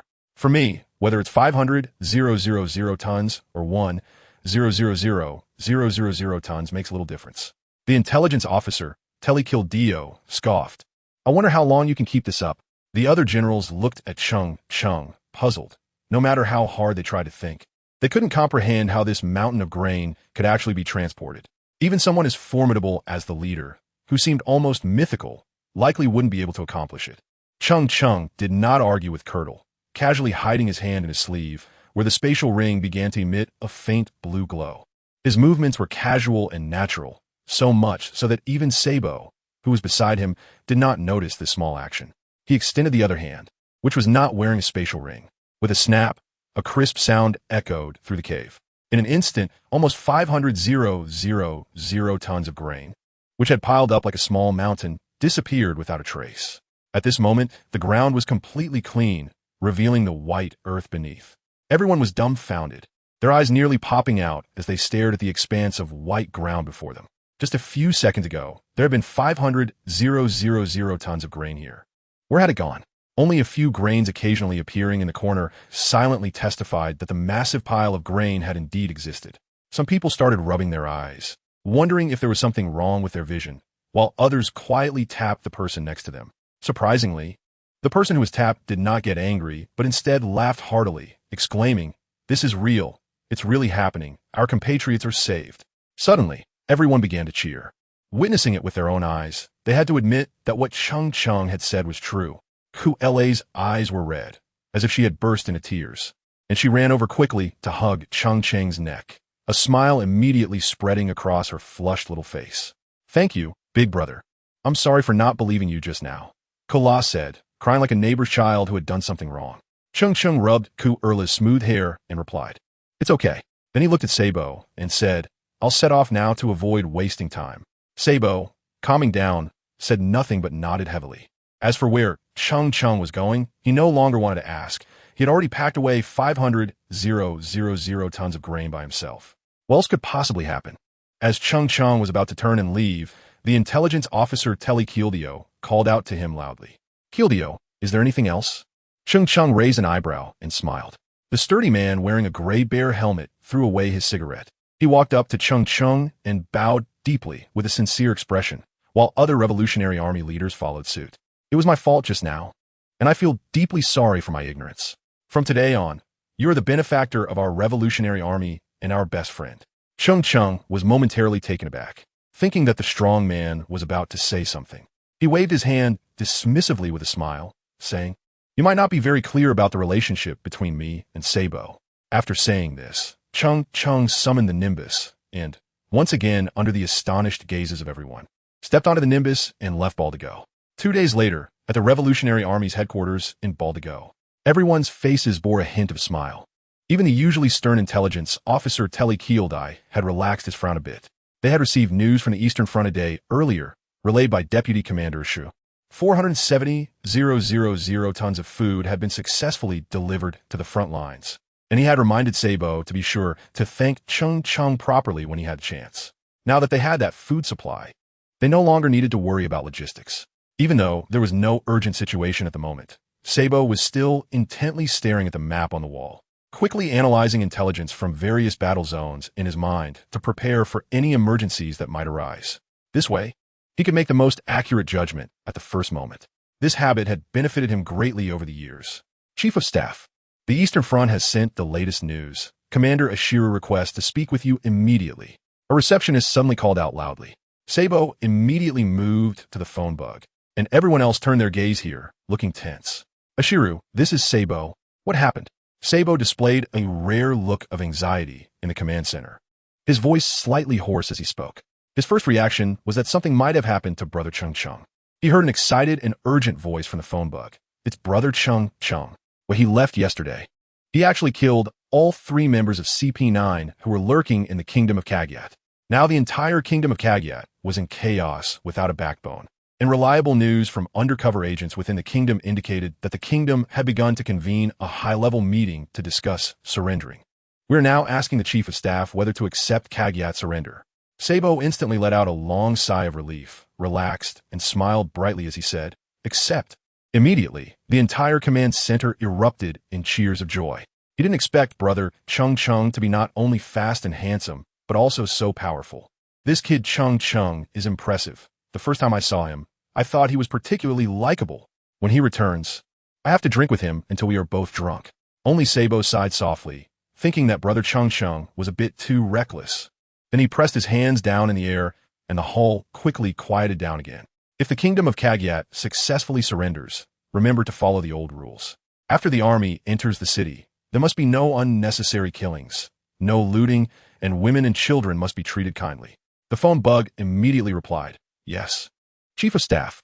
Following that, everyone burst into laughter in unison. The hall was filled with laughter. By noon, a golden trajectory crossed the distant sky. Soon, Nimbus descended near the base, and after Cheng Cheng jumped to the ground, Nimbus floated away again. He could have used the system's ability to teleport back to Baldigo yesterday, but he worried it would be too ostentatious, so he chose to fly back on Nimbus instead. Cheng Cheng slowly walked to the entrance of the base. The guards outside, upon seeing him, saluted him simultaneously, their eyes filled with reverence. He smiled slightly, guessed what was going on, and paid no mind to it. After inquiring about Sabo's location from others, he headed straight to the command center. Along the way, everyone who saw Cheng Cheng saluted him or paused their work to look at him with admiration. After arriving at the command center with ease, Cheng Cheng straightforwardly said to Sabo, "No need to thank me. I can enter this small room now, right? As I mentioned before, I'll just stand at the door and watch. I promise not to touch anything inside. How about that?" Sabo let out a bitter laugh. "I don't know why you're so obsessed with the leader's office. Well, given the great military achievements you've made, I'll let you in. But let me make it clear, you can't stay in there too long, and I have to accompany you." Cheng Cheng said cheerfully. No problem. I'm just going to take a look.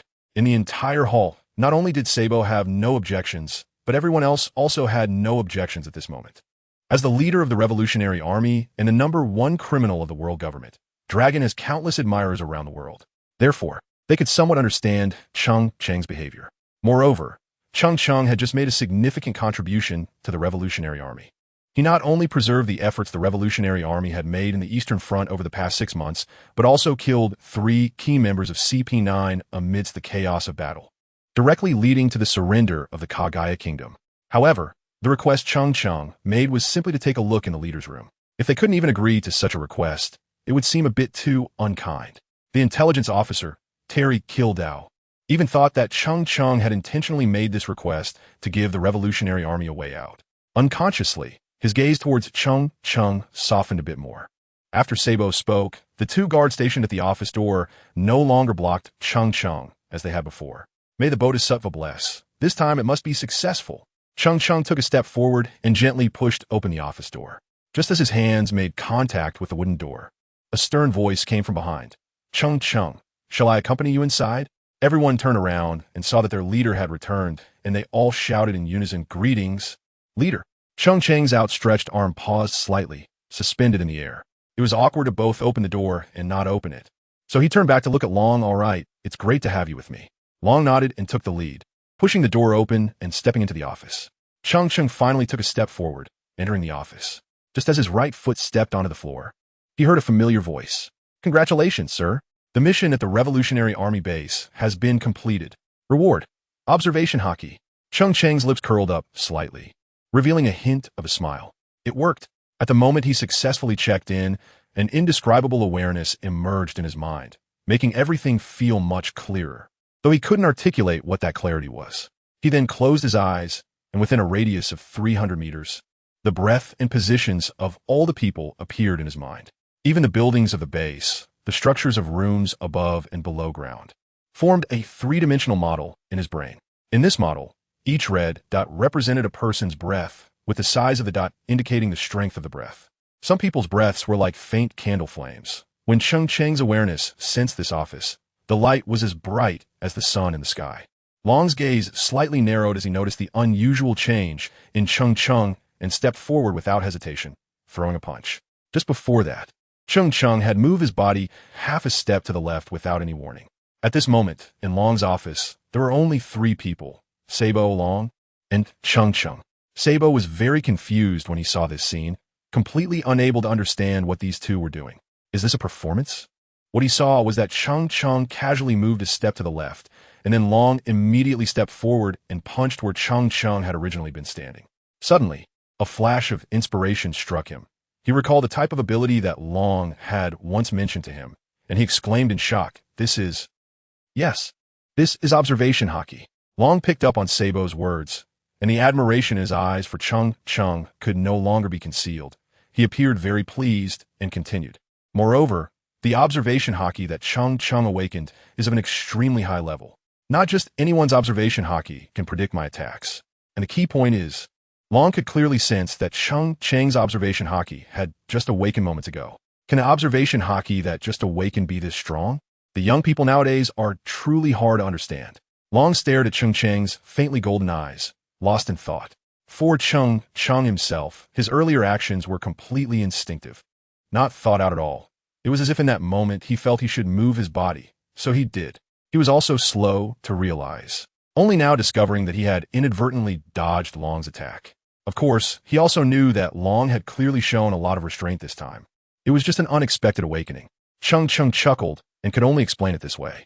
Sabo, pouting on the side, muttered, "Could it be because we entered here that it awakened? No, if that were the case, I would have awakened my observation hockey countless times already." Still standing at the door, Cheng Cheng suddenly had a sharp gaze and then lifted his right foot to knee height. As soon as he lifted his foot, Sabo kicked over, causing Sabo's calf to precisely kick Cheng Cheng's foot, which resulted in Cheng Cheng kicking him back. This ability is too abnormal. What am I even playing at? Sabo wanted to cry, but had no tears, realizing that he had basically no hope of defeating Cheng Cheng. Cheng Cheng was not bothered by Sabo's probing and casually comforted him, saying, "It's okay, you'll awaken in the future." For a true strongman, There are no surprises in this world.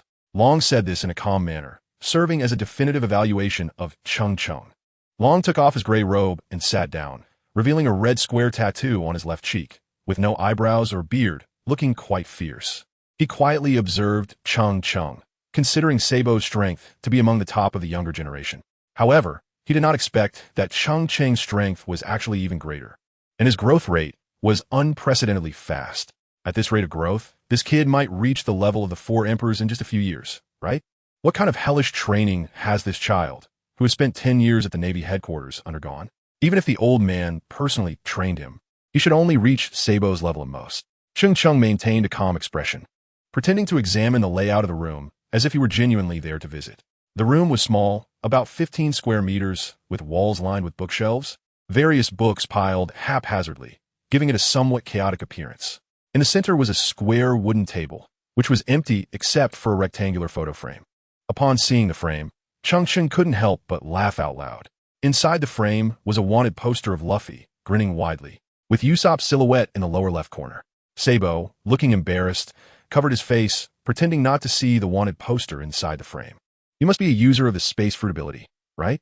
We really have to thank you for delivering supplies to the Eastern Front this time, Dragon said sincerely, continuing, I just wonder if your space ability can be split. Even when you're not around, we could use this method to transport supplies. No, I still can't do that at the moment. Cheng Cheng shook his head firmly. Being misunderstood as a user of the Space Fruit ability wasn't necessarily a bad thing. Dragon's expression didn't change at all, as if he had anticipated this, and he asked just to explore every possible option. He then continued, last time in Low Town, I invited you to become the commander of the Revolutionary Army, but you refused. Now, as the leader of the Revolutionary Army, I want to invite you again to be our chief instructor. Dragon looked at Cheng Cheng very seriously. Don't rush to refuse. Let me finish. Even if you take on the role of chief instructor, I'll 1T restrict your freedom. And if that war you mentioned really happens, although I can't be there in person, I can promise to provide you with 6,000 Revolutionary Army soldiers and any 2 Revolutionary Army officers to assist you in battle. For a moment, the entire room fell silent. Sabo's expression turned very grim upon hearing about the war, and he just clenched his fists without saying a word. Deal. Cheng Cheng took a deep breath and quickly made a decision. With his current strength, it would still be somewhat difficult to truly withstand an admiral of the Navy, let alone save Ace during the Marineford War. Moreover, the seed of the Mythical Beast tree had yet to find a suitable place for cultivation. With the addition of 6,000 revolutionaries, there would undoubtedly be a force not to be underestimated in that war. However, what do you want to teach them? Cheng Cheng asked. Long calmly replied, when we were at Low Town, I saw you use a peculiar breathing technique. I understand. I will teach it to everyone in the Revolutionary Army, but whether they can learn it depends on themselves. Cheng Cheng readily agreed, while secretly admiring Long's unique insight. The concentrated breathing technique is a skill used in the world of Demon Slayer to significantly enhance physical abilities.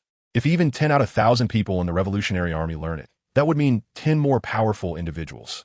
The long-term impact on the overall strength of the Revolutionary Army would be immeasurable. However, this development was achieved by Long at the cost of the lives of 6,000 revolutionary soldiers. Thinking of this, Cheng Cheng couldn't help but gaze at the seemingly fierce man in front of him and sighed inwardly. A general success comes at the cost of countless bones. At the same time, he chose not to refuse Long for a very simple reason. This world should have more strong individuals. If by chance these strong individuals become stronger while also holding on to justice, that would be a great fortune. I have one more request. Cheng Cheng said in a deep voice, I can only stay here for 7 days. I will guide them with all my heart. Whether they can learn depends on themselves. Also, you must not reveal my true identity. Long sat in a chair, closed his eyes with a serious expression, and continuously tapped his fingers on the table, producing a series of dull sounds. After the 7th tap, he suddenly opened his eyes and said, Okay. That afternoon, after holding a farewell party for Cheng Cheng, several generals of the Revolutionary Army, including Kula, accompanied him to the base gate.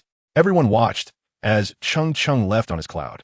The next morning, Sabo led several generals to the nearest seaside from the base. Everyone was puzzled. No one knew why they were here. Soon, a small wooden raft appeared in the distance, drifting towards them with the sea breeze. Standing on the raft was a person wearing a Prajna ghost mask with white fangs, 2 horns on his head, and a huge broadsword on his back. Upon seeing this person, everyone felt a chill run down their spines as a cold aura enveloped them.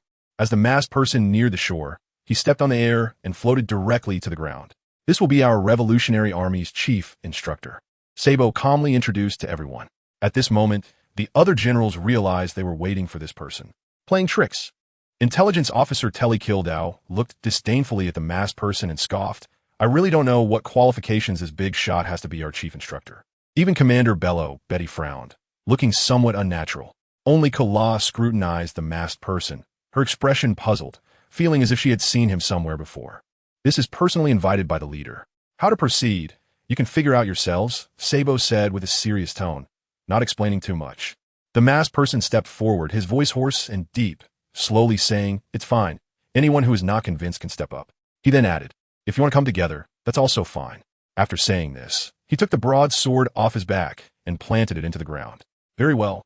I also want to test your strength." Kildao's expression darkened as he drew his dual blades.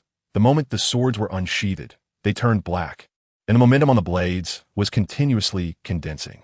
Everyone felt an intense sense of oppression as the dual blades were surrounded by purple glows, slicing toward the masked person. Purple light, slash.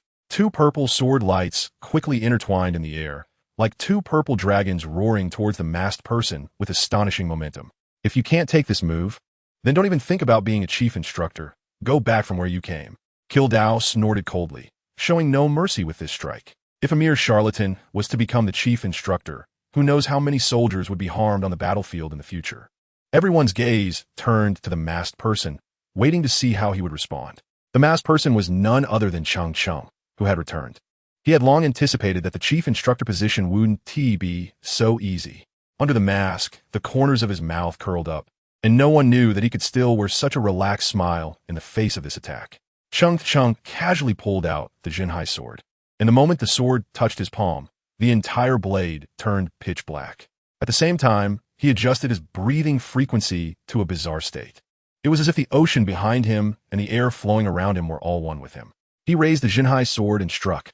Armed hockey water breathing slashed the sea. A massive azure sword energy tore through the ground, leaving a 2-meter deep trench on the white surface as it swept forward.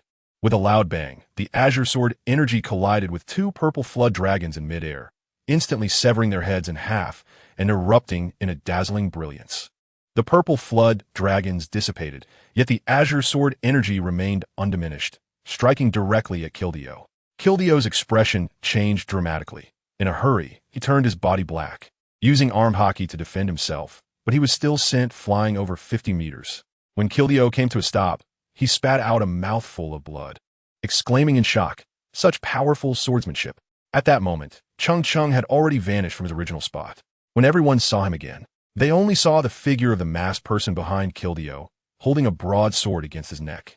"I admit defeat."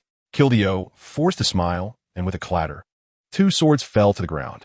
Commander Bello, Betty, and Kilo were both stunned, as if petrified, and then they simultaneously broke into joyful laughter. How fortunate the Revolutionary Army was to have such a strong chief instructor. Although Sabo had long judged Cheng Cheng's strength in his heart, he couldn't help but gawk when he truly witnessed that overwhelmingly powerful sword strike. He knew that he was far behind Cheng Cheng in strength. He forced a smile. Before he met Cheng Cheng, he had thought in his heart that he had no rivals among his peers. Now he realized he was just a frog at the bottom of a well, boasting of the vast sky. His elder brother remained the one he could never surpass. Clenching his fists secretly, he knew that from now on, he had another person to strive to surpass. At noon, under the scorching sun, the atmosphere was oppressive. At this moment, a large crowd had gathered by the coast.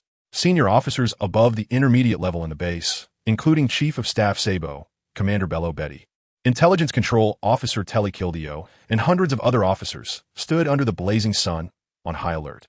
In front of them stood a figure wearing a mask, obscuring their true face. However, they all knew that this was the chief instructor brought back by the leader. The officers who hadn't come to greet in the morning had only heard that their chief instructor was incredibly powerful, defeating Kildao with a single sword strike. A master among masters. Everyone was fixated on the chief instructor in front of them. Cheng Cheng quietly watched them, and after everyone had arrived, he scanned the crowd and said blandly, "My time is precious, and I will only guide you for 7 days here. If you can learn the total concentration breathing technique I teach in these 7 days, then your strength will undergo a qualitative leap." The crowd was instantly in an uproar, discussing among themselves. What kind of ability could improve strength in such a short time? I feel like this is not very reliable. Cheng Cheng ignored their discussions. Time would prove everything. What I'm going to teach you next is full concentration breathing. This is a breathing method mainly used to strengthen lung function, allowing your blood to absorb a large amount of oxygen, instantly boosting your physical abilities and unleashing incredible strength. Of course, the price you need to pay is that after using it, your body will be extremely weak. Cheng Cheng scanned the crowd and continued. My requirement for you is not only for you to learn this breathing method for yourselves, but after you learn it, you must also teach it to everyone in the Revolutionary Army. First, observe carefully. Remember, the most important thing is to feel the changes in my body. After Cheng Cheng finished speaking, he took a deep breath, and the abundant oxygen instantly permeated every cell in his body. Outside of his prajna mask, a visible stream of white energy surged from his nostrils and mouth. I felt that his momentum suddenly became powerful. Ku-Erla suddenly shouted in surprise. As the instructor of the Fishman Karate, she had the most sensitive perception of energy. At the first moment, she sensed the change in the chief instructor's aura. This deep and robust energy surged like waves. For some reason, I felt that he was like the ocean at that moment, powerful and profound. Amidst the astonished voices of the crowd, Cheng Cheng's figure moved and vanished from sight. Where's he? Where's the chief instructor? The various leaders began to inquire. Sabo said in a deep voice, he is right around us. It's just that his speed is too fast for us to see. After Sabo pointed it out, the crowd began to notice something unusual upon closer observation. A strong wind swept past them, and occasionally, footprints appeared on the ground. Is this the total concentration breathing? Everyone stared in astonishment at the scene unfolding before them. This breathing technique is an unparalleled body art that can absolutely enhance the limits of the human body. Indeed, if I could master this body technique, my strength would likely increase significantly. Just as the chief instructor said, if every soldier learned this breathing method, my goodness, I can't even imagine how much our Revolutionary Army's combat power would be enhanced. At this moment, the leaders of the base finally began to understand why the leader had invited this person to be their chief instructor. Cheng Cheng stopped moving at high speed and reappeared in front of everyone, still using that hoarse voice. Since you all understand, let's start training now. All the generals were fully focused, holding their breath. First, I need each of you to relax your entire body and use all your strength to inhale, letting every part of your body feel the oxygen from the outside. Over the next 3 days, in addition to personally guiding them in concentrated breathing, Cheng Cheng also had them hold their breath underwater, and for those with devil fruit abilities, he made them bury their heads in the sand. During these 3 days, the more these generals engaged with concentrated breathing, the more joy they felt, as if a person walking in the desert suddenly saw a spring ahead. At the same time, their attitude towards Cheng Cheng underwent a significant change, from initial politeness to later reverence. On the 4th day, at dusk, in the back mountain of the base, Cheng Cheng and Sabo walked side by side on the mountain path, no longer needing to keep an eye on the training of those generals. Brother Cheng, why do you always wear a mask? Sabo casually asked. After 3 days of training, Sabo had basically mastered the total concentration breathing technique, which made Cheng Cheng once again marvel at Sabo's strong learning ability. However, this breathing technique is, to put it simply, just a skill, the stronger one's own strength. The easier it is to learn. It's like a dragon. Cheng Cheng felt that as long as he explained the principles once, Sabo would immediately grasp it. Even a dragon could understand Cheng Cheng's breathing technique just by observing it closely, without needing to be taught at all. At that moment, Cheng Cheng no longer felt the need to hide his voice and said helplessly, "This will help avoid many issues in the future." Sabo responded nonchalantly with an "O." When they were younger, Cheng Cheng was the one who considered problems the most comprehensively among the 4 of them, and Sabo would only offer a bit of supplementary advice each time. With Cheng Cheng around, he had developed a habit of not overthinking things. Cheng Cheng suddenly raised his eyebrows when he heard a commotion ahead. He saw 2 little boys fighting with a little girl not far in front of him. Or rather, the little girl was beating the 2 boys who were even stronger than her. The girl was small and thin, dressed in ragged clothes like a beggar. Her skin pale yellow, and her messy hair slightly curly. She held a straight tree branch and pointed at the 2 boys who were sitting on the ground crying, saying something to them. Then, she snatched a bottle of alcohol from one of the boys, skillfully opened the cap, and tilted her head back to start gulping it down. Cheng Cheng couldn't help but laugh when he saw her. This girl was a familiar face. He turned to Sabo and said, "Isn't this the kid who stole our alcohol a couple of days ago? Has she always liked drinking this much?" Sabo sighed with a wry smile, It seems so. And these two boys have definitely been beaten up before. Then Sabo's expression darkened slightly as he sighed and said, she's also a poor child. Don't be fooled by how much like a little beggar she looks now. 2 years ago, she was a happy child with no worries about food or drink. We all called her Tawanzi. Her parents were both in the Navy. Her mother held a relatively high rank as a lieutenant colonel, while her father was an ordinary reconnaissance soldier. However, he was said to be honest and kind-hearted. With such a family background, Tawanzi should have been able to grow up without any worries. Cheng Cheng squinted and asked, how did a child from a naval family end up at the Revolutionary Army base? Sabo did not answer Cheng Cheng directly, but slowly began to recount the story. It is said that the child's mother was very beautiful, with long golden hair, and she had an excellent reputation in the Navy, being well-liked by everyone. The reason for this, aside from her beauty and kindness, was that she had a very important job. At this point, Sabo's gaze gradually turned cold. That job was to deliver special wine glasses to the celestial dragons, and each time, she completed her task perfectly. However, on a certain day, 2 years ago, when she delivered a wine glass to a celestial dragon in Marineford, that celestial dragon deliberately let it slip from his hands, shattering the glass, and used this as an excuse to capture her. At the same time, the child's father was killed on the spot, and their house was burned to ashes. When the leader encountered the child, she had already been suffocated by smoke to the point of being unrecognizable. After bringing the child back, it took several days for us to realize that she was actually a girl. As Sabo spoke, his body trembled uncontrollably, his fists clenched tightly, and his expressionless voice grew deeper. The child always thought her mother died 2 years ago, but do you know Brother Cheng Cheng? Her mother actually died last June.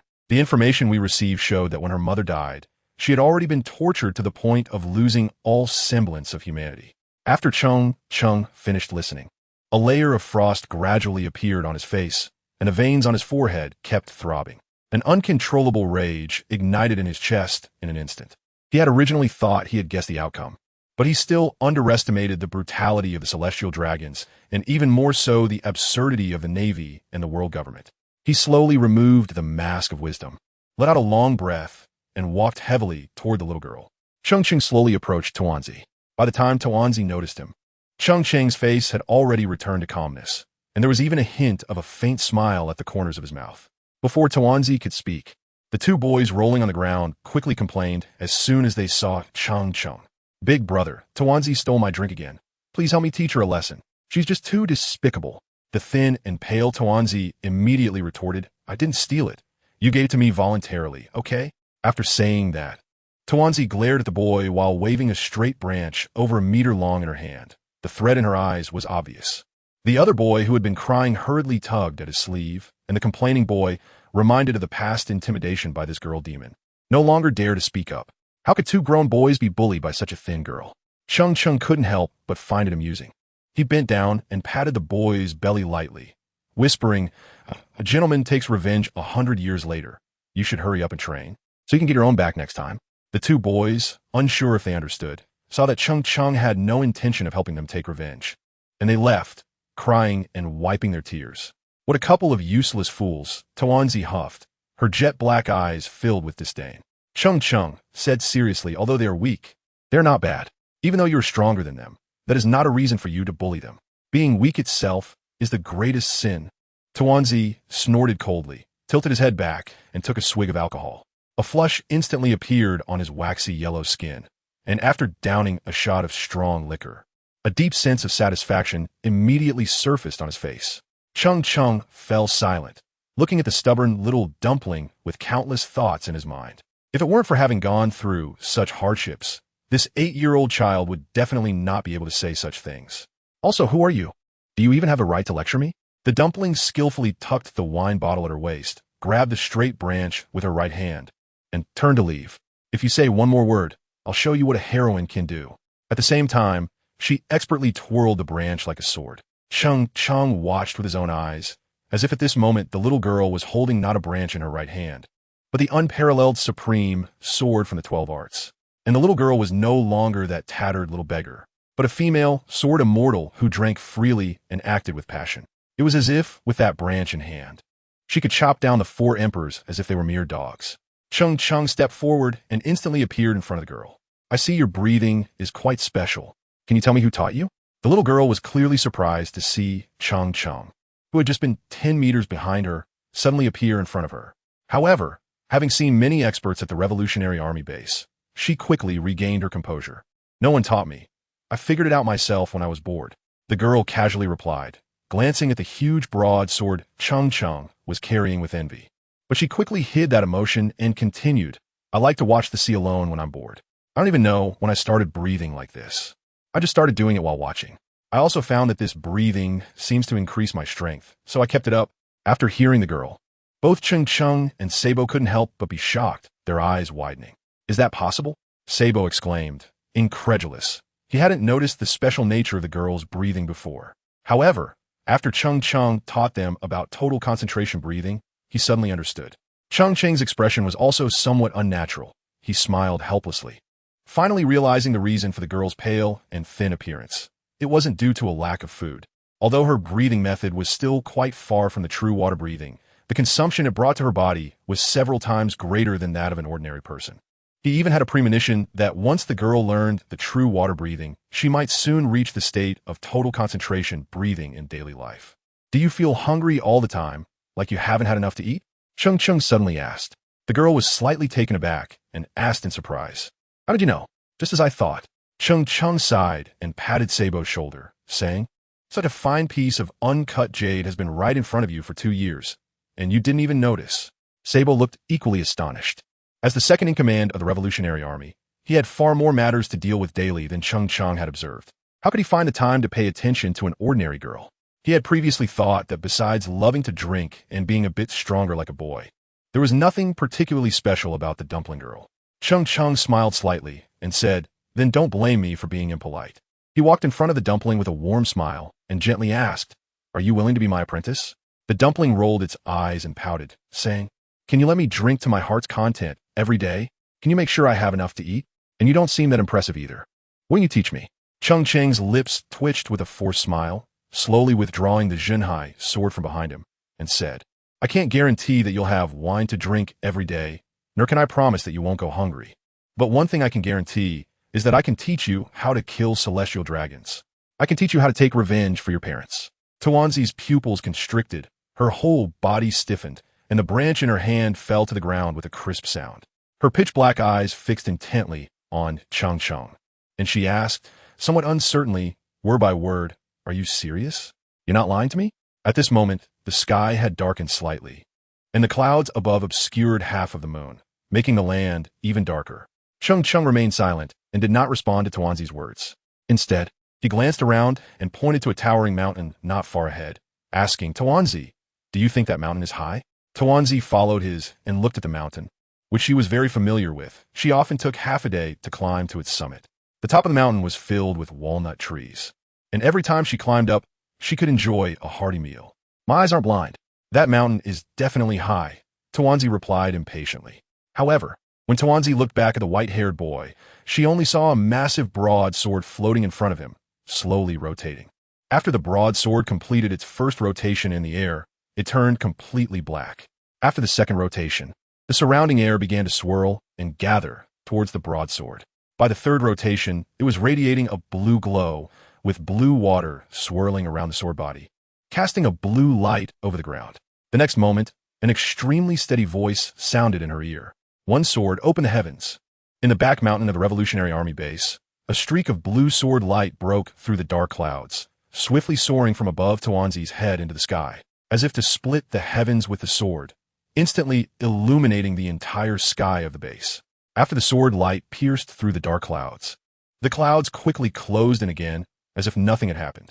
In the next moment, above the distant mountain peak, a blue light appeared, which quickly expanded, and a massive, steady sword energy descended from the sky, dragging a dazzling blue trajectory like a comet through the night. With a loud bang, the ground shook, startling countless people in the base. Even the base's alarm began to sound. The originally majestic mountain peak was shattered into pieces with a single sword strike. Without hesitation, the little girl turned and knelt before Cheng Cheng, hitting her head on the ground. Kneeling before Cheng Cheng, Tuanzi said nothing, just kept bowing her head. After a series of dull sounds, a patch of blood red quickly appeared on the white ground. Cheng Cheng just lowered his head to look at the dumpling, remaining silent. It wasn't that he didn't want to speak, but he was now unable to. Everything before him was pitch black, and he was nearly fainting, his body swaying and barely holding on. During his 10 years at the naval headquarters, he had wielded his sword for a decade and created 2 sword techniques. Slash the sea, open the sky. The former, slash the sea, was a technique he often used, requiring little energy. But the power of the open the sky sword was overwhelmingly domineering. Therefore, after mastering this move, it was the first time he used it, and he was forcing himself to use it to the maximum. Cheng Cheng forced himself to suppress the turmoil within his internal organs. A surge of hot blood nearly erupting from his throat. He quickly covered his mouth, swallowing back the blood. His legs weakened, and he stumbled, almost falling. In that moment, TenYears looked up and saw this scene, his face full of surprise. "Master, are you okay?" "I'm fine, just slipped a bit," Cheng Cheng replied calmly. The sea-slashing technique consumed energy, which he could still control. But the opening heaven sword, once unleashed, drained all of his mental energy, like creating a massive vortex within his body, pulling all his spirit and strength uncontrollably towards the town sea sword. Cheng Cheng was secretly angry. The cost of showing off was a bit too high. It seemed he couldn't do that anymore in the future. After feeling slightly better, he immediately popped a fairy bean into his mouth. After a few more breaths, Cheng Cheng finally felt he could speak. Saber, who was beside him, was utterly shocked by Cheng Cheng's sword attack, just staring blankly at the distant shattered mountain, which had completely lost its previous grandeur. He rubbed his eyes gently, still unable to believe everything he had seen. A tremendous shock surged within him, so much so that he didn't even notice Cheng Cheng's unusual state at first. The others in the base also rushed out at this moment. Upon seeing the familiar mountain in the distance, now turned into a pile of rubble, everyone looked bewildered. What has happened? Was the mountain struck by lightning? Did an earthquake just occur? Could it be that Whitebeard came to the island? Do you think it's possible that someone cut the mountain like this? What are you thinking? The leader has been in the office. Who else could do this? At this moment, Long also walked out of the base, gazing at the collapsed mountain, squinting in thought for a while, then suddenly laughed out loud. A brand new world is about to arrive. Cheng Cheng bent down to help the dumpling up. The dumpling's forehead was already scraped and bloody, with blood flowing down her face along her cheek. In her eyes, there was a hint of unwavering resilience, as if this slight pain was nothing worth mentioning to her. "If you want to be my disciple, it's not as simple as just bowing your head." Cheng Cheng spoke in a low tone, patting the half-meter-wide sycamore tree beside him, and said slowly, "I can stay here for 3 more days. Tomorrow, I will teach you a set of breathing techniques. If after 3 days, you can cut this sycamore tree in half with a single sword strike, I will take you as my disciple and take you away from here. If you can't do it, it just means that we are not destined to be master and student, and you will have to accept your fate and spend your life here as a drunken woman." TenYears nodded, then showed a look of embarrassment. "Master, can you give me a sword first? I only have this wooden sword, and I can't possibly chop down such a thick sycamore tree with it. I'm not your master yet, so don't call me that just yet." Cheng Cheng glanced at the wooden sword in the girl's mouth and chuckled helplessly. This was hardly a wooden sword. It was clearly just a relatively straight tree branch. The only thing that resembled a wooden sword was the 2 neatly carved characters on the branch, TenYears. Cheng Cheng took off the sunwheel knife from his waist and handed it to TenYears, saying, "Here, if you become my disciple, then this knife will be a gift for our first meeting. If you can't do it." Cheng Cheng snorted coldly and continued nonchalantly, "Then let's say I'm lending it to you for 3 days." He had noticed long ago that when the rice ball was stealing the wine that morning, she kept glancing at the sunwheel knife at his waist. Today, when they met, she had looked at that spot at least 3 times, with her eyes shining. The rice ball hardly remembered the blood streaming down her forehead. Instead of reaching out to grab the sunwheel knife immediately, she tightly gripped a branch and snapped it forcefully against the trunk, breaking the straight branch into 2 pieces in an instant. Then the rice ball proudly lifted her head, as if she had accomplished something remarkable. When she reached out to take the sunwheel knife, her hands froze in midair, as if she had thought of something. She quickly rubbed her delicate little hands on her stomach before extending them again. Cheng Cheng smiled as he handed the sunwheel sword to TenYears, but he felt an indescribable pain in his heart. If TenYears had always lived with her parents, she would surely be an extremely polite and well-mannered young lady by now, right? TenYears, clutching the sunwheel sword tightly to her chest, as if afraid it would be taken away by Cheng Cheng, softly asked, "Master, does this sword have a name? I just got this sunwheel sword not long ago, and I haven't named it yet," Cheng Cheng replied. TenYears' smile grew even brighter, and she declared firmly, "Then this sword will be called Dragon Slayer from now on." Looking at TenYears' innocent smile, Cheng Cheng was taken aback. It was hard for him to imagine that an 8-year-old girl could cheerfully say such a fierce name. Dragon Slayer, what dragon is it slaying? This little girl's hostility seemed a bit too heavy. Cheng Cheng and Sabo exchange a glance, both understanding clearly. Don't forget, 3 days from now, after you cut down this tree, this knife will be yours. Are you really that confident? Cheng Cheng asked. I could do it. In this world, there is no tree that my TenYears can't cut down, no person I can't kill, and no wine I can't drink. After TenYears left, bouncing with the Dragon Slayer in her arms, Sabo looked at her back and said, It seems TenYears is really determined. Cheng Cheng coughed twice and asked in confusion, What do you mean? You might not know how much the wooden sword branch meant to her. Sabo gazed at the moon in the night sky, a faint smile appearing at the corner of his mouth. 2 years ago, when the little one first arrived at the base, she would shout every day about wanting revenge, wanting to learn swordsmanship, and becoming a strong person to avenge her parents. When she came to ask me for a knife, I certainly wouldn't give it to her. Not because I was afraid she would hurt others, but because of her state at that time, I was worried she might harm herself. Later, no one gave her a knife, so she went to find branches to make a wooden sword herself. I remember she even fell from a tree while trying to find a relatively straight branch, breaking her leg and returning to the base limping. After her leg healed, she never left that branch, even when eating and sleeping. After listening, Cheng Cheng couldn't help but burst into laughter. Upon hearing this, why do I feel that TenYears is a bit like someone? The two exchanged glances and simultaneously blurted out a name. Luffy. The next morning, the distant seaside had just begun to show a fish belly white. Cheng Cheng first ran a lap along the seaside to stretch his muscles and try to recover his stamina. Then, wearing the Prajna mask, he took a glance at the Revolutionary Army leaders and found that most of them had already entered the right track with the total concentration breathing technique. Although they hadn't mastered it yet, they already knew the method, and it was just a matter of time before they learned it. As for who could evolve from water breathing to other breathing techniques, that was not something Cheng Cheng needed to worry about. No matter the world, there are always geniuses to pave the way for martial arts. After just half an hour of running, Cheng Cheng was already drenched in sweat, his clothes soaked, his chest heaving up and down as he gasped for breath. Cheng Cheng walked toward the base for a while, and only then did he feel his breathing gradually stabilize. It seems that the open sky sword should still be used sparingly in the future. I didn't expect the after effects to be so significant. Even though my current strength can't kill a Marine Admiral, at least I can maintain an undefeated stance. I didn't expect that even with this level of strength, using the open sky sword would still be so exhausting. Cheng Cheng could now feel his body extremely weak. Even eating the magic beans didn't help much. He knew that he wouldn't be able to recover his original combat power in the short term. However, he didn't care at all, as long as he kept a low profile during this time. Even if he encountered an enemy he couldn't defeat, he still had ways to escape. When he slowly walked under the phoenix tree, he casually took off the Prajna mask. He saw that TenYears was already there waiting with the dragon-slaying blade. The blade of the dragon-slaying blade was slender and azure, its length just about matching TenYears' height now. Under the tall phoenix tree, a cool breeze blew by, and a phoenix leaf swirled down, glistening green. The two individuals, one large and one small, who had not yet become master and disciple, were under the phoenix tree, with one speaking and the other listening. The speaker had a calm expression and a slow tone, while the listener was focused and full of spirit. Time passed quickly. The sun moved from the eastern horizon to directly above the phoenix tree. It seemed that they had been talking for too long, as Cheng Cheng's face grew increasingly pale.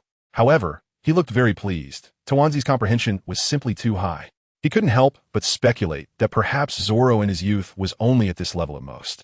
He then shook his head, denying this thought. Zoro's swordsmanship and TenYears' swordsmanship were destined to be different. Zoro relied more on perseverance than talent, while TenYears completely depended on the blessings of the ancestral master.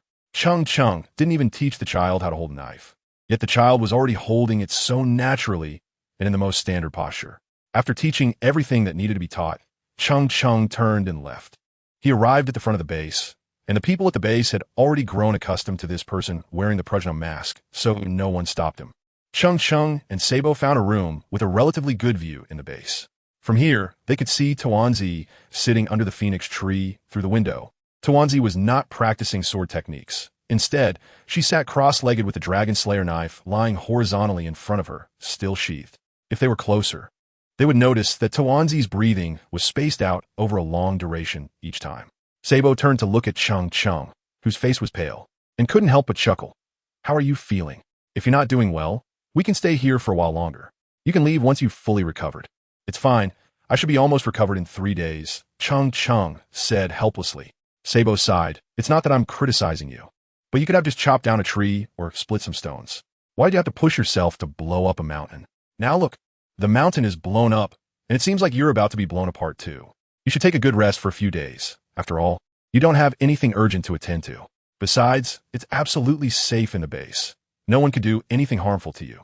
Cheng Cheng just looked at the dumplings under the tree outside and said, no, I've been here long enough. If I stay any longer, I'm afraid there won't be enough time. What time? Sabo asked seriously, his expression turning serious. The time for planting trees. Sabo was instantly puzzled. After casually saying that, Cheng Cheng shifted the topic and said, recently, in the kingdom of Kigyato, I killed 3 CP9 members. So be careful lately. Don't get retaliated against by them. These people are very petty. That possibility does exist. I already issued orders a few days ago for all branches to be cautious in their actions recently. Sabo picked up a wine glass and slowly poured 2 glasses of wine. The two exchanged a smile and clinked their glasses, drinking them in one go. Cheng Cheng couldn't hide a smile at the corner of his mouth, and his eyebrows raised slightly. This moment is truly wonderful. Before they knew it, the two of them were drunk again. Cheng Cheng leaned against the window, his eyes hazy from drunkenness. Mumbling indistinctly, Sabo, listen up. Big Brother is going to establish a carefree little island in the future. When Luffy becomes the Pirate King, I'll call you and Ace over, and we'll live together. By then, we'll just drink and eat meat every day, while our women play mahjong, enjoy flowers, and tend to the grass. If anyone has a child, Big Brother will give them a big red envelope of 100 million berries every year. Sabo, slightly tipsy, looked up and replied, all right. But if I have a girl, I want 200 million. Ha ha ha, it's a deal. As night fell, beneath the sycamore tree, Tawanzi still had her eyes closed, her breathing slowing down. And now her breath was as faint as a wisp of smoke. If it weren't for her heart still beating, she would almost be indistinguishable from a dead person. Each inhalation and exhalation took a long time, and she could clearly feel every cell in her body active and pulsing. The fallen leaves drifting down from the sycamore tree, whether by coincidence or drawn by some unseen force, scattered around Tawanzi. From night to day, Tawanzi remained still, eyes closed, the Long Dao still resting across her knees. Not yet drawn. However, her breath had become longer, and at this moment, the ground around her was already covered with fallen leaves. By noon on the 3rd day, Tawanzi, sitting cross-legged under the sycamore tree, showed no signs of breathing, and the surrounding atmosphere swirled like a tornado, with Tawanzi at the eye of the storm. At noon, with the blazing sun overhead, Tawanzi suddenly opened her eyes without warning, a spark of brilliance erupting within them. She slowly picked up the Long Dao from the ground, pulling the blade out inch by inch. Looking at the deep blue blade, Tawanzi's eyes revealed a resilience that belied her age. With the blade tip pointed to the ground and her hands gripping the hilt tightly, she took a deep breath, and the surrounding tornado rapidly expanded outward, scattering the leaves in the fierce wind. Heart and intent united, the blade borrowed the wind's momentum. Tawanzi stepped forward, and with a slash of the blade, the sound of wind and thunder accompanied her strike. The tall sycamore tree was cut in half, the crown sliding down at an angle. The cut surface, illuminated by sunlight, mirrored the blue light of the blade. At the base by the sea, almost all the commanders of the Revolutionary Army had gathered here, their expressions solemn. They were here to see off the chief instructor. When they first met the chief instructor, they were dismissive, thinking that even if this person was powerful, what could they teach in just 7 days? But as they engaged with the technique of full concentration breathing more and more, they became increasingly astonished. Almost all the commanders reached a consensus. Full concentration breathing not only allowed a person's strength to increase in a short time, but also stimulated their combat power. Although this breathing method was incredibly difficult to master with the Revolutionary Army's large population base, if even 1 out of 1,000 learned it, that person could have a decisive impact on the battlefield. Over the past few days, their respect for the chief instructor grew. Some lower-ranked commanders, who hadn't participated in the chief instructor's personal training, were still required to come out and see him off. Cheng Cheng, wearing a Prajna mask, and Sabo walked in front, while Tawanzi followed behind with heavy steps. At this moment, Tawanzi had changed into a slightly newer red dress compared to her beggar outfit, and she had been cleaned up, looking much less dirty. Her hair was also much smoother. Cheng Cheng commented that she finally looked a bit more like a girl. She had the Long Dao at her waist and the Zhanhai Jian on her back, her whole body bent under the weight, making it difficult for her to walk. The combination of the two swords made her appear comical to those around her. However, there was no hint of complaint on Tuanzi's face. Instead, her dark, pearl-like eyes sparkled with vitality. By the seaside, the small raft that Cheng Cheng had arrived on was still anchored, and Tuanzi was the first to step onto it. Cheng Cheng looked at Sabo beside him and reminded him seriously again, the CP9 people will definitely retaliate. It's best to send a reliable leader to each branch. We must be cautious. I will. Sabo nodded, but seeing his somewhat unsteady steps, he couldn't help but worry in his heart. Maybe it would be better not to leave, to stay for another 7 days. By then, you should be able to recover. Cheng Cheng simply shook his head gently, turned around, and boarded the small raft. This time he was really leaving. He had already stayed here long enough. He needed to proceed to the next mission, no matter how much others helped. It was only to bolster the morale. Only by becoming truly strong and quickly reaching a combat power that matched the 4 emperors could he have absolute say in the upcoming war. This was a harsh reality. After bidding farewell to the Revolutionary Army members, the small raft slowly drifted away with the sea. White Island became smaller and smaller in Cheng Cheng's sight until it disappeared completely. Master, where are we going? Tuanzi asked excitedly while looking at the surrounding sea. Ever since Cheng Cheng gave her a fairy bean yesterday, it not only restored her stamina, but also healed the wound on her forehead completely. Now Tuanzi's face had a slight blush, looking much better than her previously pale and emaciated appearance. Wait a moment, let me ask, Cheng Cheng casually said. Tuanzi's face immediately showed confusion. Ask? Ask who? Are there other people here? System. Proceed to the next mission. Okay, sir. The next mission has been activated, and the check-in location is the Alabasta Palace. Sir, shall I teleport to the check-in location now? Cheng Cheng glanced at the dumpling beside him, knowing that the system couldn't possibly teleport people together. No need. Then he shouted dramatically at the sky. Nimbus Cloud. The dumpling looked even more confused and couldn't help but gaze at the distant sky. Master, what place is Nimbus Cloud? I've never heard of it. Cheng Cheng rolled her eyes and ignored her, not expecting that this little one would be such a chatterbox. Soon, the little girl saw the answer herself and excitedly jumped up. But for a moment, she forgot that she was still carrying a heavy sword weighing over 100 pounds. And she plopped back down. In an instant, the small raft sank heavily into the water, splashing everywhere. She widened her eyes and saw a golden cloud appear in the eastern sky, streaking across the air with a long golden trail, flying towards them as fast as a meteor. Master, is this the Nimbus Cloud? The little girl stared in amazement. After a few breaths, the Nimbus Cloud rushed in front of her, and she couldn't help but reach out her little hands to start squeezing the soft cloud. Stop playing. Hurry up and climb on, Cheng Cheng said helplessly. Wow, Master, are we going to ride this golden cloud to fly? The little girl instantly beamed with joy and climbed up at lightning speed. The Nimbus Cloud seemed to sense that the little girl was having trouble climbing up and lowered itself a little to help her. Cheng Cheng looked helplessly at the Nimbus Cloud. He felt that the Nimbus Cloud had its own consciousness, but it simply couldn't speak. Every time he summoned it, it would come from a different direction, and he never knew where it had been. He gently tapped the tip of his toes and jumped on the Nimbus Cloud, softly saying, Nimbus Cloud, let's go to Alabasta. In fact, he had wanted to go to Alabasta for a long time.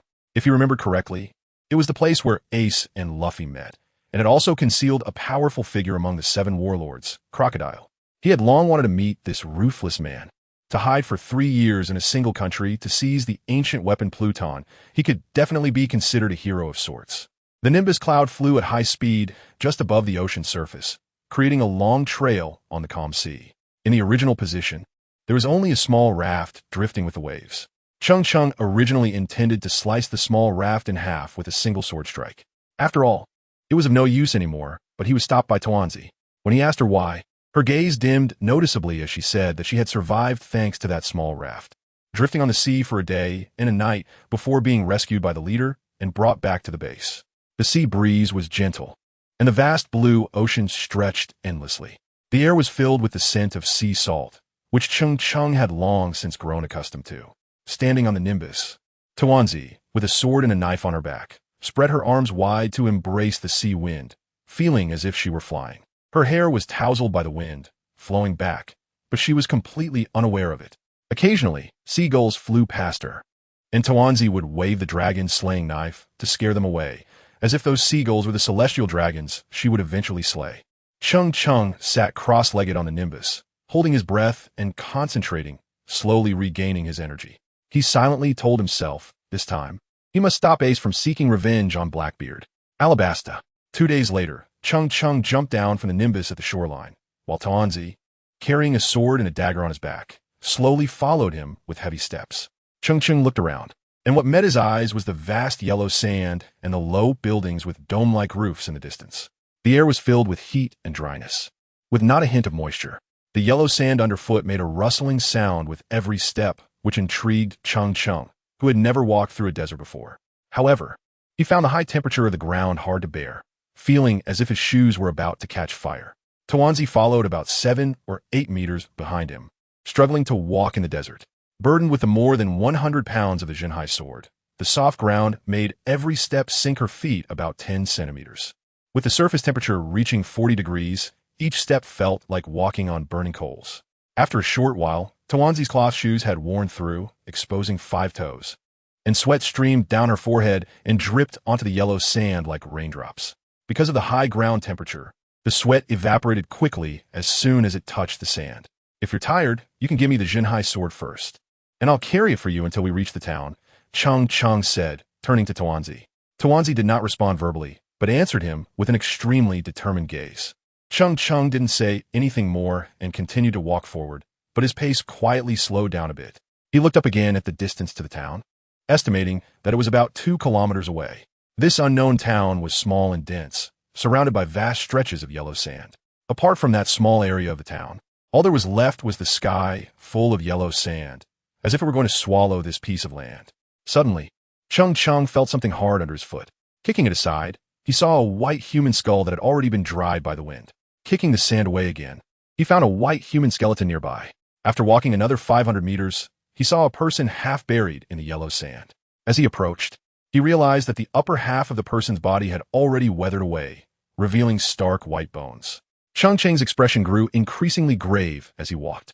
On the way to the town, he had already seen 5 or 6 corpses lying in the yellow sand. As for those buried deep in the sand and out of sight, there was simply no way to guess.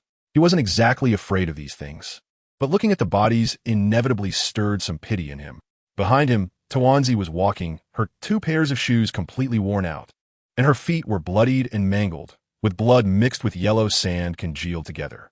However, she had long lost the sensation of pain and struggled to ask, "Master, why are there so many dead people on the road?" "Probably because of a lack of water," he replied. Cheng Cheng didn't tell TenYears too many details. After handing her a magic bean, the wound on TenYears' foot began to heal quickly. "Disciple, does it hurt?" TenYears nodded and said seriously, "It hurt at first, but now it doesn't hurt anymore, and I think it's worth it. Ever since I carried Master S' big sword, I can feel my strength growing every moment." Cheng Cheng rubbed her messy hair and said nothing more. To reach the pinnacle of martial arts, mere talent is far from enough. Some hardships must be experienced personally. Suddenly, a familiar voice echoed in Cheng Cheng's mind. "Dear user, the desert environment has been detected as suitable for cultivating illusion beast spirit trees. Please plant them as soon as possible." Cheng Cheng was slightly taken aback after listening, and even began to doubt whether he had misheard. In his impression, the system rarely spoke on its own unless he asked. Unexpectedly, it took the initiative to speak today and gave him such a big surprise. He had tested in the deep sea at the naval headquarters, on the grass in Cocoa Village, and in the square of Roadtown. He even tested on the white land of the Revolutionary Army's base, Baldigo. In the end, Cheng Cheng thought it was just a scam. However, he never expected that the cultivation site of the Phantom Beast Spirit Tree was actually in the desert of Alabasta. Just thinking about the fact that the Phantom Beast Spirit Tree could cultivate Phantom Beast fruits made Cheng Cheng feel an uncontrollable excitement inside. As he began to imagine future battle scenes, standing on a nimbus cloud and waving his hand, charging forward with hundreds of subordinates with combat power like Kaido. With that, where in this vast world couldn't he go? In the future Marineford War, would the Navy still dare to kill Ace? Who would dare to compete with Luffy for the title of Pirate King? And what about Marineford? It would eventually be torn down. However, Cheng Cheng quickly suppressed the turmoil in his heart and began to consider a very realistic issue. If he really cultivated over 100 users of the Phantom Beast Devil Fruit, what would he use to restrain these people? Rely on his looks? That seemed a bit unrealistic. How about strength? Even considering his current strength, could he really control people like Red-Haired and Kaido, who were at the level of the 4 emperors? No, definitely not. The potential of the Phantom Beast Devil Fruit was too great, and no one could guarantee they could restrain them. But he also knew that thinking about these things now was a bit ethereal. The most important thing was to solve the problem in Alabasta first. Otherwise, with Sandman around, he would always face a considerable threat. Only when this country was truly stabilized could he find a safe place to cultivate the Phantom Beast Spirit Tree. Seeing his master smiling like a fool, TenYears couldn't help but ask, "Master, what are you laughing about? Is there something happy? Come on, let's go find a tea house." Cheng Cheng was in a great mood and said to the dumpling cheerfully, "You'll know when the time comes." In the desert land of Alabastan, even the streets and the towns were filled with yellow sand. The tables and chairs of the shops by the roadside were all covered with a thick layer of dust. There were many people coming and going on the streets, regardless of age or gender, all wearing headscarves. Everyone looked extremely tired, listlessly walking back and forth on the road. Cheng Cheng, along with the two little ones, walked for a long time down the street, but couldn't find a place selling tea. Eventually, Cheng Cheng had to ask someone for directions and learned about the only tea shop nearby. When they arrived at the tea shop, there were almost no customers at the tables inside, and only a shop assistant was boredly wiping the tables. "Boss, bring us 2 pots of tea first. Let us quench our thirst." Cheng Cheng casually sat at a table by the roadside, sheltered by an eave above, and their table happened to be in the shade, so they didn't feel hot. The thin shop assistant had a sharp face and looked quite shrewd. Instead of immediately making tea, he leisurely walked over to Cheng Cheng. After glancing at the dumpling's attire, he began to size up Cheng Cheng from head to toe. Then his gaze fell on the Jinhai sword, and his expression improved slightly as he spoke. "This little brother, our shop is a small business, and we do not offer credit. Of course, you only sell tea at a small stall. It's obvious you are a small business." Cheng Cheng hadn't spoken yet when TenYears erupted first. She sat down and slapped the table, angrily saying, "How much could 2 pots of tea possibly cost? I don't even need my master to pay. I have money myself." The shop assistant was not angry, just forced a smile and said, "Little girl, our shop has been operating here for many years, relying on the principle of honesty. A cup of tea costs 500 Bailey, and a pot of tea costs 5,000 Bailey. So 2 pots would be 10,000 Bailey. No bargaining." "What?" TenYears, who hadn't even warmed her seat, quickly got up and pulled her master to leave. "This is truly a black shop. A pot of tea costs 5,000 Bailey. Back in my hometown, 5,000 Bailey could buy a cow." The shop assistant chuckled and said, "That's why our little shop informs you of the prices in advance. If you can afford it, then drink. If not, feel free to look elsewhere. It's normal for you to not know the situation in Alabastan, since you obviously come from out of town." Cheng Cheng frowned and remained silent. Just a pot of tea could be sold at such a price, which already hinted at how severe the water shortage was in this country. He gestured for TenYears to sit down and rummaged through his sleeve, revealing a thick stack of berries on the table. He had barely touched the 100 million berries that the system rewarded him with last time in Rogtown. So, no matter how expensive this tea was, he could still afford it. Besides, it seemed like this was the only place selling tea around here. "Waiter, please count this." The waiter's face instantly lit up as he picked up the thick stack of money, fiddling with it between his 5 fingers. Within a few breaths, he counted it and respectfully said, "Big brother, I'll go get the tea right away." He then jogged into the shop. TenYears pouted and said indignantly, "Master, I would rather die of thirst than drink their water." Cheng Cheng smiled helplessly and reached out to touch the cracked, dead skin on TenYears' lips.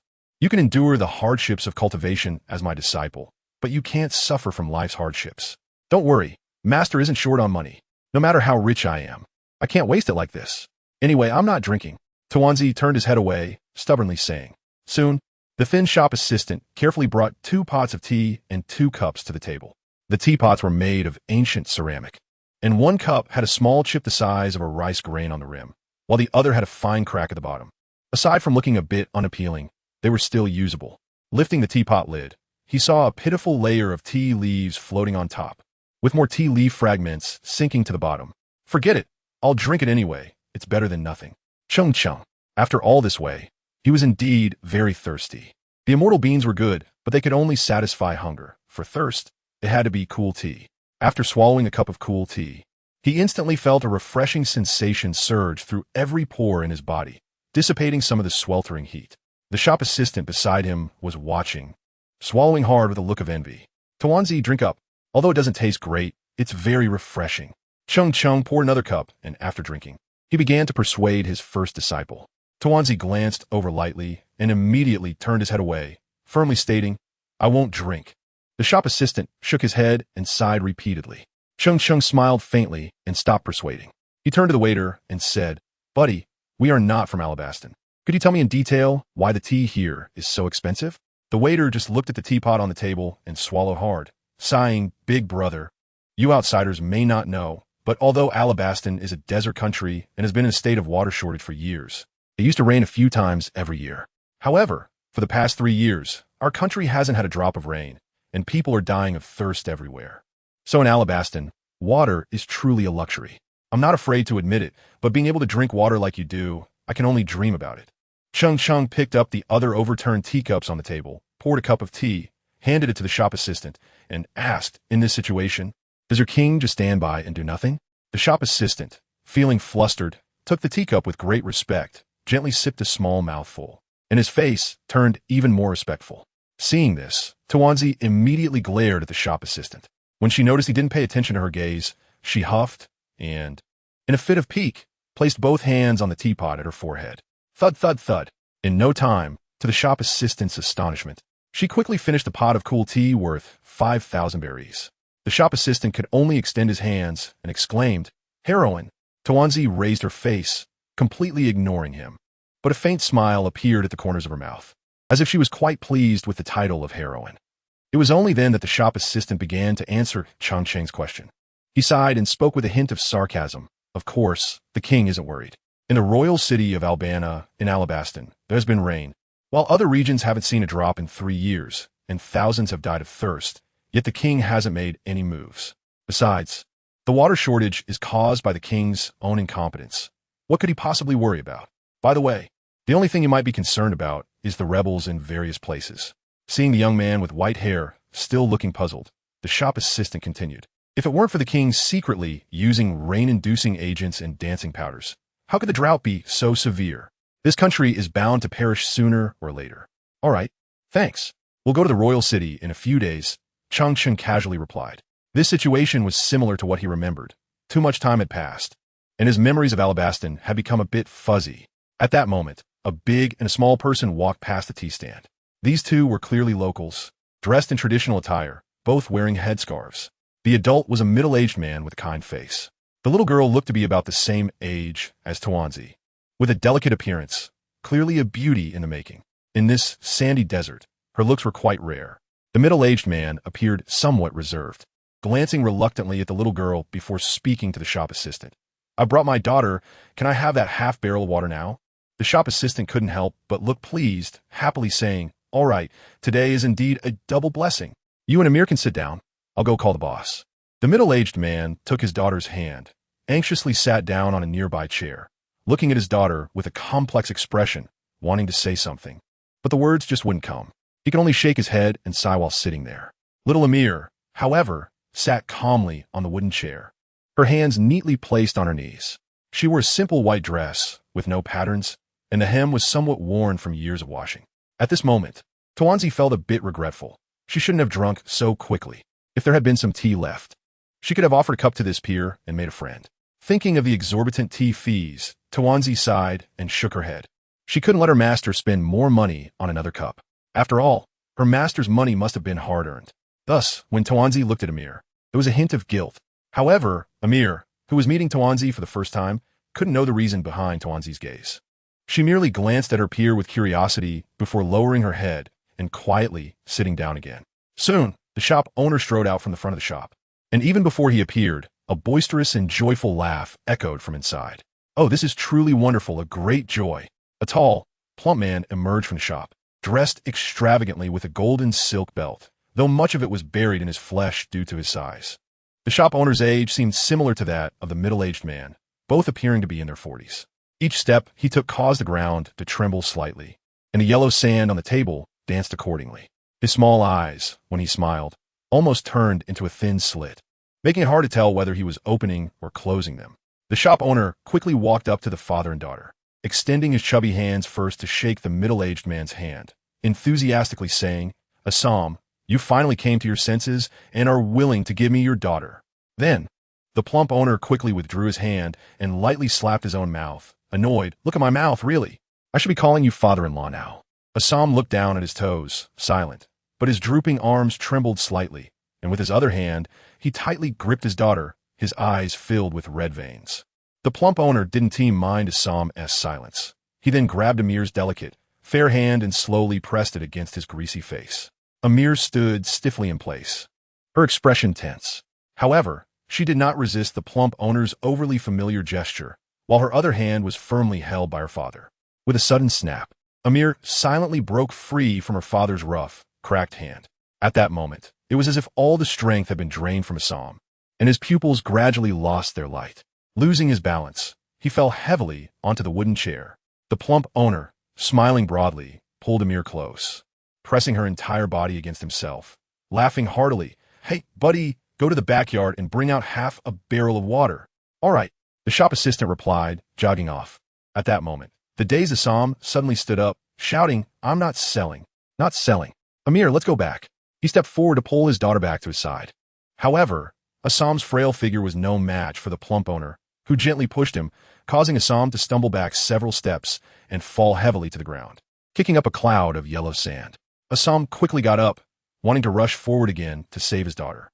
This time, however, the plump owner grew impatient, raising his foot and kicking Assam away, scolding, "Where in the world do you conduct business like this?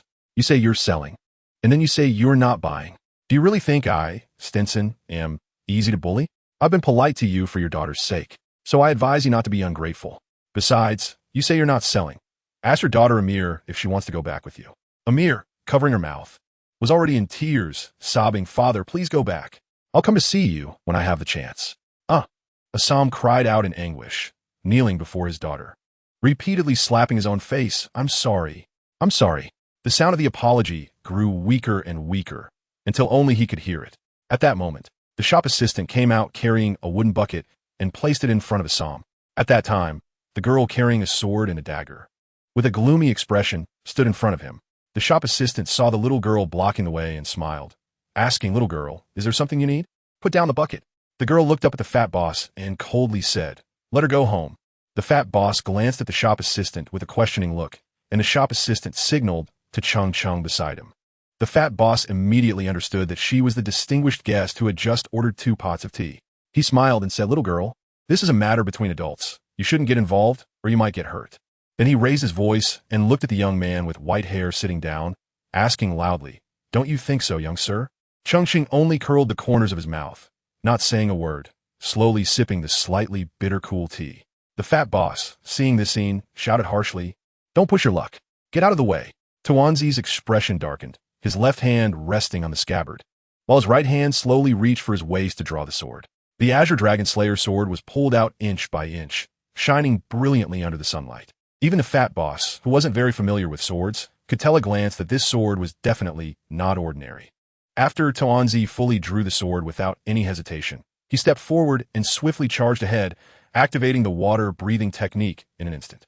His figure was quick, leaving the fat boss no time to dodge. In silence, a flash of blue sword light flickered, drawing a perfectly arched line in the air. Suddenly, a faint blood mark appeared on the fat boss's hand that was holding Amir. In the next moment, the faint blood mark rapidly expanded, and blood gushed out violently, with white bone faintly visible. The fat boss, with a bloody wound, showed a hint of fear in his eyes, let out a loud cry, pushed Amir aside, and shouted, "There's a murder! A murder!" Hearing the fat boss's scream, 7 or 8 strong men immediately rushed out of the shop, all armed with weapons, glaring angrily as they searched for their target. "Kill her!" The fat boss shouted furiously. The thugs looked at the injury on their boss's hand, then at the cold-faced little girl standing with a sword, unable to believe that she was the one who had hurt him. However, after a slight pause, they no longer hesitated and charged forward. "Wait!" A calm voice interrupted them. The fat boss looked at the somewhat sickly young man with white hair and scolded, "What are you waiting for? Anyone who dares to hurt me, neither of you will survive." Cheng Cheng observed the situation and seemed to have a clear understanding of the context. He said calmly, "Boss, how about this? I'll give you 500,000 berry, 200,000 for your medical expenses, and the remaining 300,000 will be for me to buy this half bucket of water." The fat boss's eyes lit up, clearly tempted. After all, the injury he sustained wasn't too severe. Recovering in a month or 2 might leave a scar, but it wasn't a big deal for a man. Turns out he's really a wealthy guy. The fat boss chuckled and signaled for the thugs to stop, squinting as he said, I want 1,000,000 berry. If it's even a single penny less, none of you will leave today. As soon as he finished speaking, he saw the white-haired youth sitting in the chair suddenly disappear. Then he felt a chill on his neck and realized something was wrong. Looking down, he saw a pitch-black dagger resting against his throat. Cheng Cheng calmly said behind him, Can we negotiate? Sure. The fat boss nodded continuously like a chick pecking at rice. The next moment, Cheng Cheng's figure flickered and transformed into a shadow, returning to his chair and said flatly, 300,000 berries. No problem. Just 300,000. The fat boss exclaimed in terror, as if he had seen a ghost in broad daylight. The other henchmen had already given up the idea of attacking. The gap between them was too vast, completely on different levels. Master, TenYears looked angrily at Cheng Cheng and complained, Why give him money? A scoundrel like him deserves to die 100 times. We shouldn't give him anything. At that moment, Amir, holding TenYears' hand, looked a bit nervous and hurriedly said, Sister, I actually volunteered. The boss didn't force me. And my father didn't force me either. I don't believe it. TenYears snorted coldly, ready to continue fighting. The Dragon Slayer knife emitted a faint tremor as she angrily said, You're about the same age as me, yet you were sold to this disgusting fat man by your own father for the price of half a bucket of water. If you say no one forced you, I won't believe it even if you beat me to death. Amir felt as if her heart was being struck by a heavy hammer. She bit her lip tightly, and tears flowed silently down her cheeks, softly explaining, I really volunteered. I did it willingly. My brother has a fever and has been lying in bed without water for 2 days, and we don't have money to buy medicine. You don't know, last night, I saw my mother cut her wrist to bleed so my brother could drink. With this half bucket of water, my brother won tea die, my mother won tea die, and our family can live and have a decent life. TenYears stood frozen in place, silent. Cheng Cheng took a sip of tea and said helplessly, You see, this is my reason for paying. Although this transaction is unfair. Both parties are indeed willing to engage in it. If that fat boss forcibly snatched Amir, Master would have long instructed you to kill them all. The fat boss swallowed and nodded repeatedly. With your approach, you're ultimately bullying the weak. It seems just, but in reality, it is no different from those pirates who kill and burn. TenYears, filled with anger, plunged the dragon-slaying blade fiercely into the ground, the hilt swaying left and right, and questioned, Then what should we do? Should I just watch as these two scumbags sell my daughter for a mere half bucket of water? Is this really worth it? This is not just about exchanging for that half bucket of water. Cheng Cheng shook his head and sighed. She is using her own life to save her brother, mother, and father. It was not worth it. TenYears clenched his fists tightly, momentarily at a loss for words, and murmured, Am I wrong? Cheng Cheng smiled gently, stood up, and slowly walked behind TenYears. He reached out and placed his hand on her head, gently stroking her not-so-smooth hair, and said softly, TenYears, you certainly didn't do anything wrong. In fact, you did the right thing. If I hadn't stopped you just now, you would have killed the fat boss and taken that half barrel of water to save a family. Moreover, because of the fat boss's death, there would be even more refugees who would receive water. This wouldn't just be saving one family. It could very well be saving an entire town. As human beings, to see such a situation and do nothing would truly be worse than beasts. TenYears chuckled and showed a look of delight. Cheng Cheng gently patted the little dumpling's head and continued, But have you ever thought about this question? What did the fat boss do wrong in this situation? He bought a little wife with half a bucket of water, which seems absurd. However, in this desert filled with corpses, it is actually quite normal. At this moment, the fat boss, whose injury had already been bandaged with a circle of white gauze, was carefully counting money. Upon hearing Cheng Cheng's words, he looked aggrieved and was almost in tears. Moreover, Dumpling, have you considered that even if these refugees share the fat boss's water, how will they live afterwards? It has been 3 years without water here. It is only a matter of time before they die of thirst. Cheng Cheng continued patiently. So, TenYears, you did nothing wrong. You just didn't think enough. Master, what should I do then? How can I do it right? TenYears asked. Cheng Cheng said softly, Think more? You should think more about everything. TenYears frowned, suddenly remembering something, and said happily, Master, we can just make the heavens rain, then no one will lack water. That's right. There's progress. Cheng Cheng sincerely praised her. How can we make the heavens rain? TenYears murmured softly. This question seemed to be beyond her understanding. Cheng Cheng gently rubbed TenYears' little head and said with satisfaction, TenYears, it's already great that you can think of this. There's no need to rush next. Just take your time and grow up slowly. Master will give you enough time to think. I understand now. TenYears suddenly jumped up and said excitedly, "If I don't understand something in the future, I'll just ask Master." "Ha ha, anyway, Master, you definitely know everything." After saying this, TenYears laughed heartily by herself, looking up at the sky. Assam, who had been kneeling and bowing repeatedly beside them, hurriedly said, "All of this is caused by that foolish king.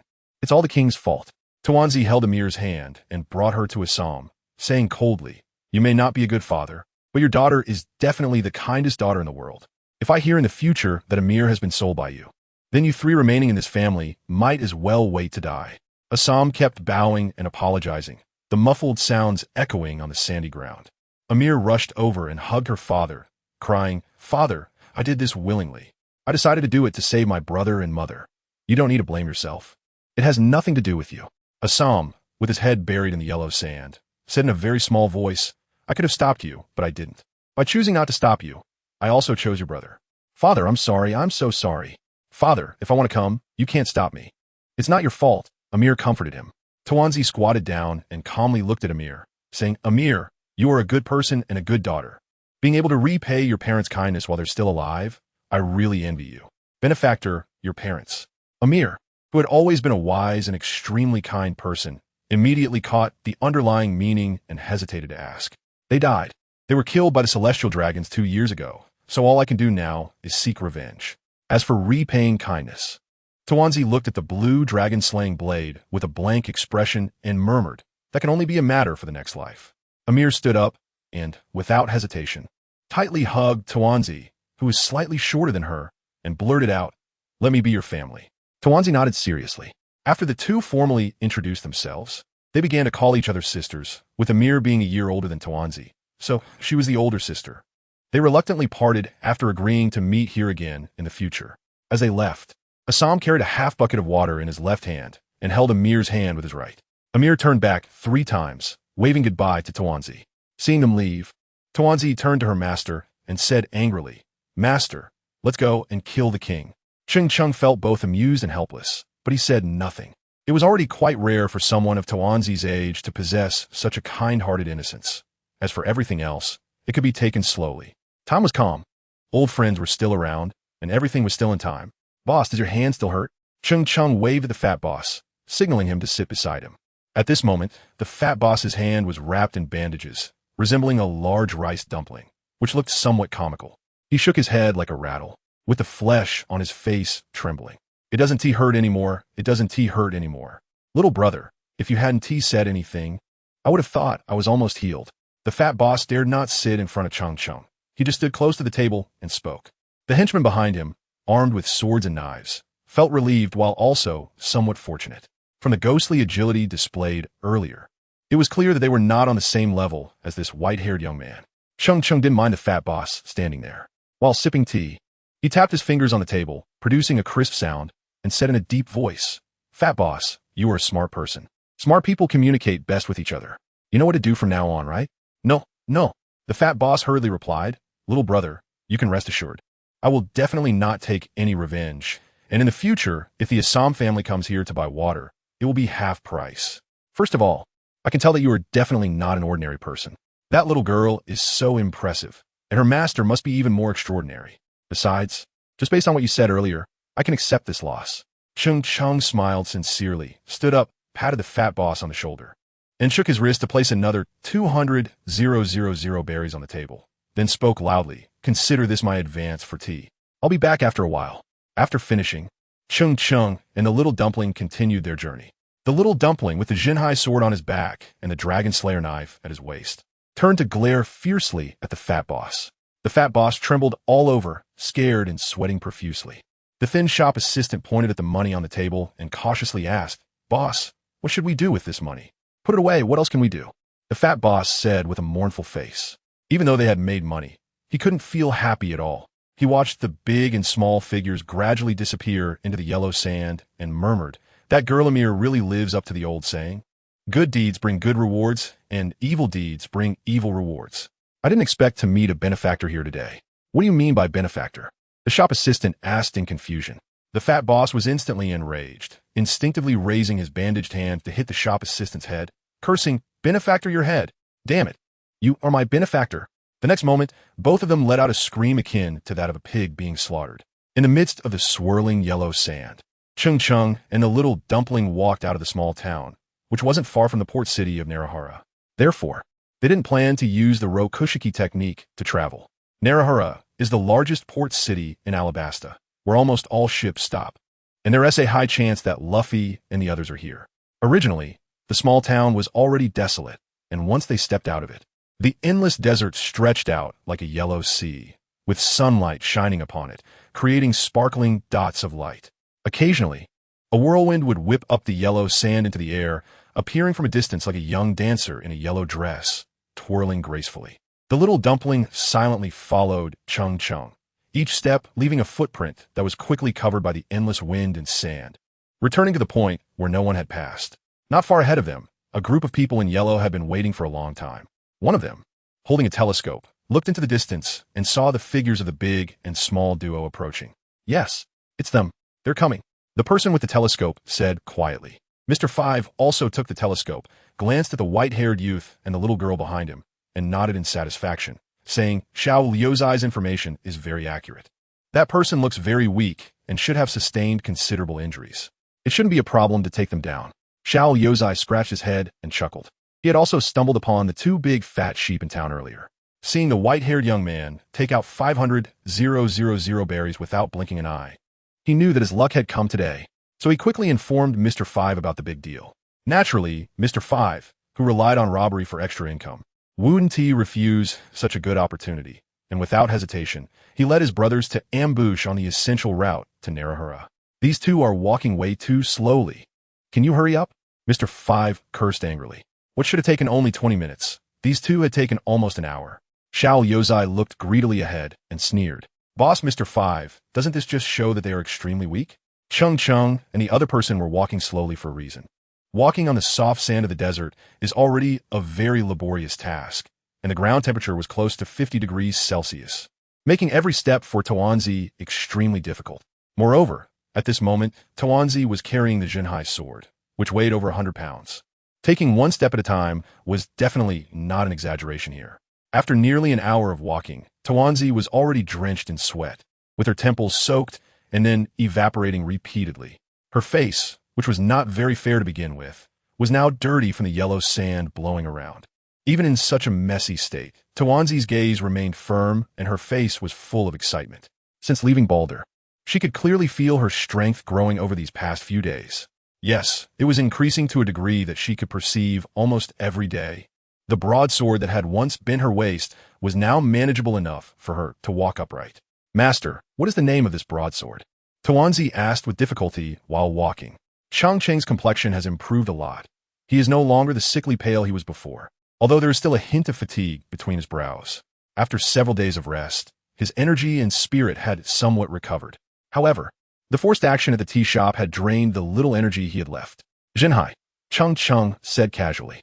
The group member raised his foot and kicked a skull by the roadside, which instantly burst like a balloon, scattering white bone fragments all over the ground, mingling with the yellow sand. Jinhai? The group member asked in confusion. This name is really imposing. It's no wonder it was given by the master. Unlike my dragon-slaying blade, it lacks the unmatched dominance of your gaze that overlooks everything. I wonder which sea you intend to subdue. The East Sea, the South Sea, or the North Sea? Cheng Cheng smiled faintly and said helplessly, All right, you don't need to flatter me with your clumsy words. I've long been immune to such talk. Tawanzi stood still in surprise, his eyes wide open as he said, Master, you truly are wiser than ordinary people. From now on, I will only speak the truth and won't say such superficial things. That sounds good. Just SOSO, Cheng Cheng replied with a smile. Tawanzi chuckled, revealing his white, neat teeth, and said, When I kill the celestial dragons and avenge my parents, I will need your help to give my knife a more poetic name. No problem. Cheng Cheng looked at the dumpling's 10 toes that had already been worn out and couldn't help but feel soft-hearted. He said, Give me the Jinhai sword. Master will carry you for a while.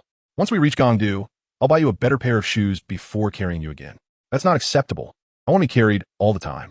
The dumpling immediately took 2 steps back, watching Cheng Cheng warily, and continued to ask, Master, you still haven't told me what sea it is.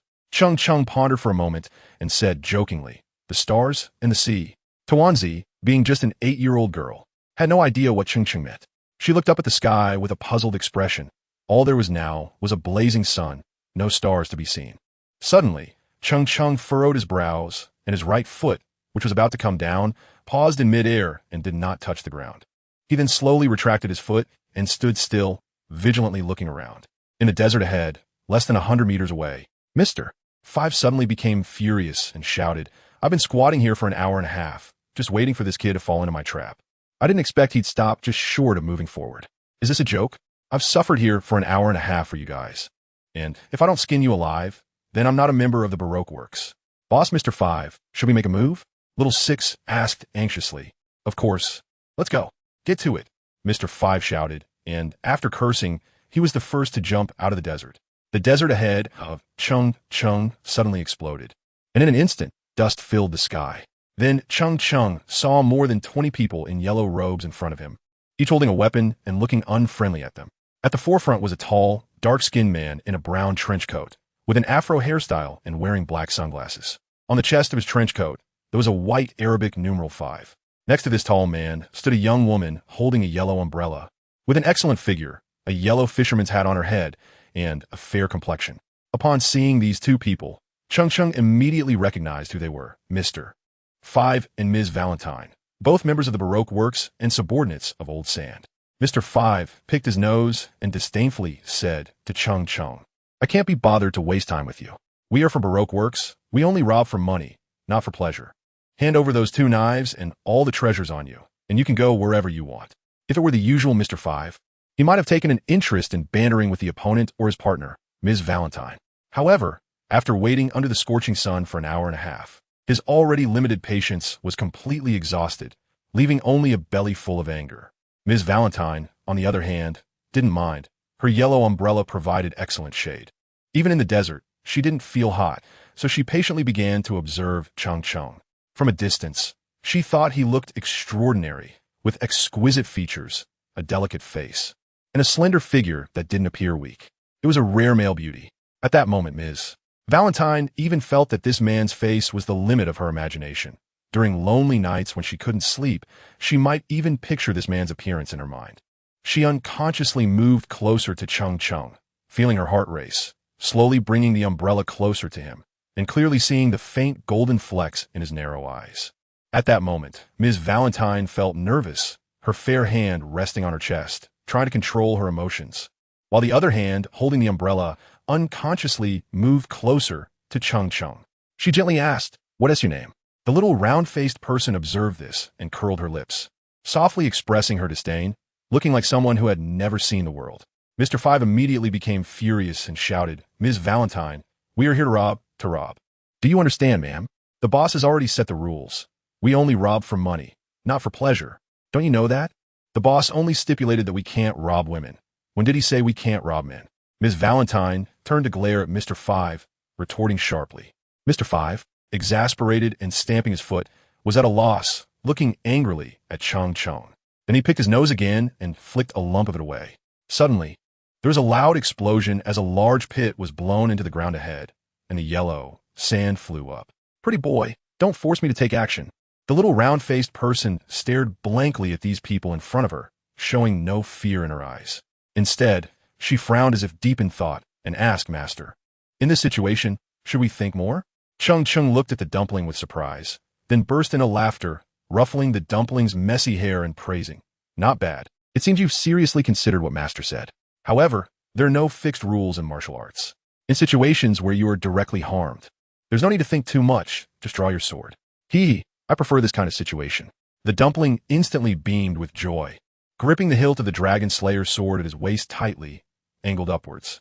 Ms. Valentine's Day shot a glare at Mr. 5, signaling him to keep quiet, then slowly approached Cheng Cheng, speaking softly, "Don't worry, as long as you hand over the money obediently, I guarantee they won't be able to harm you."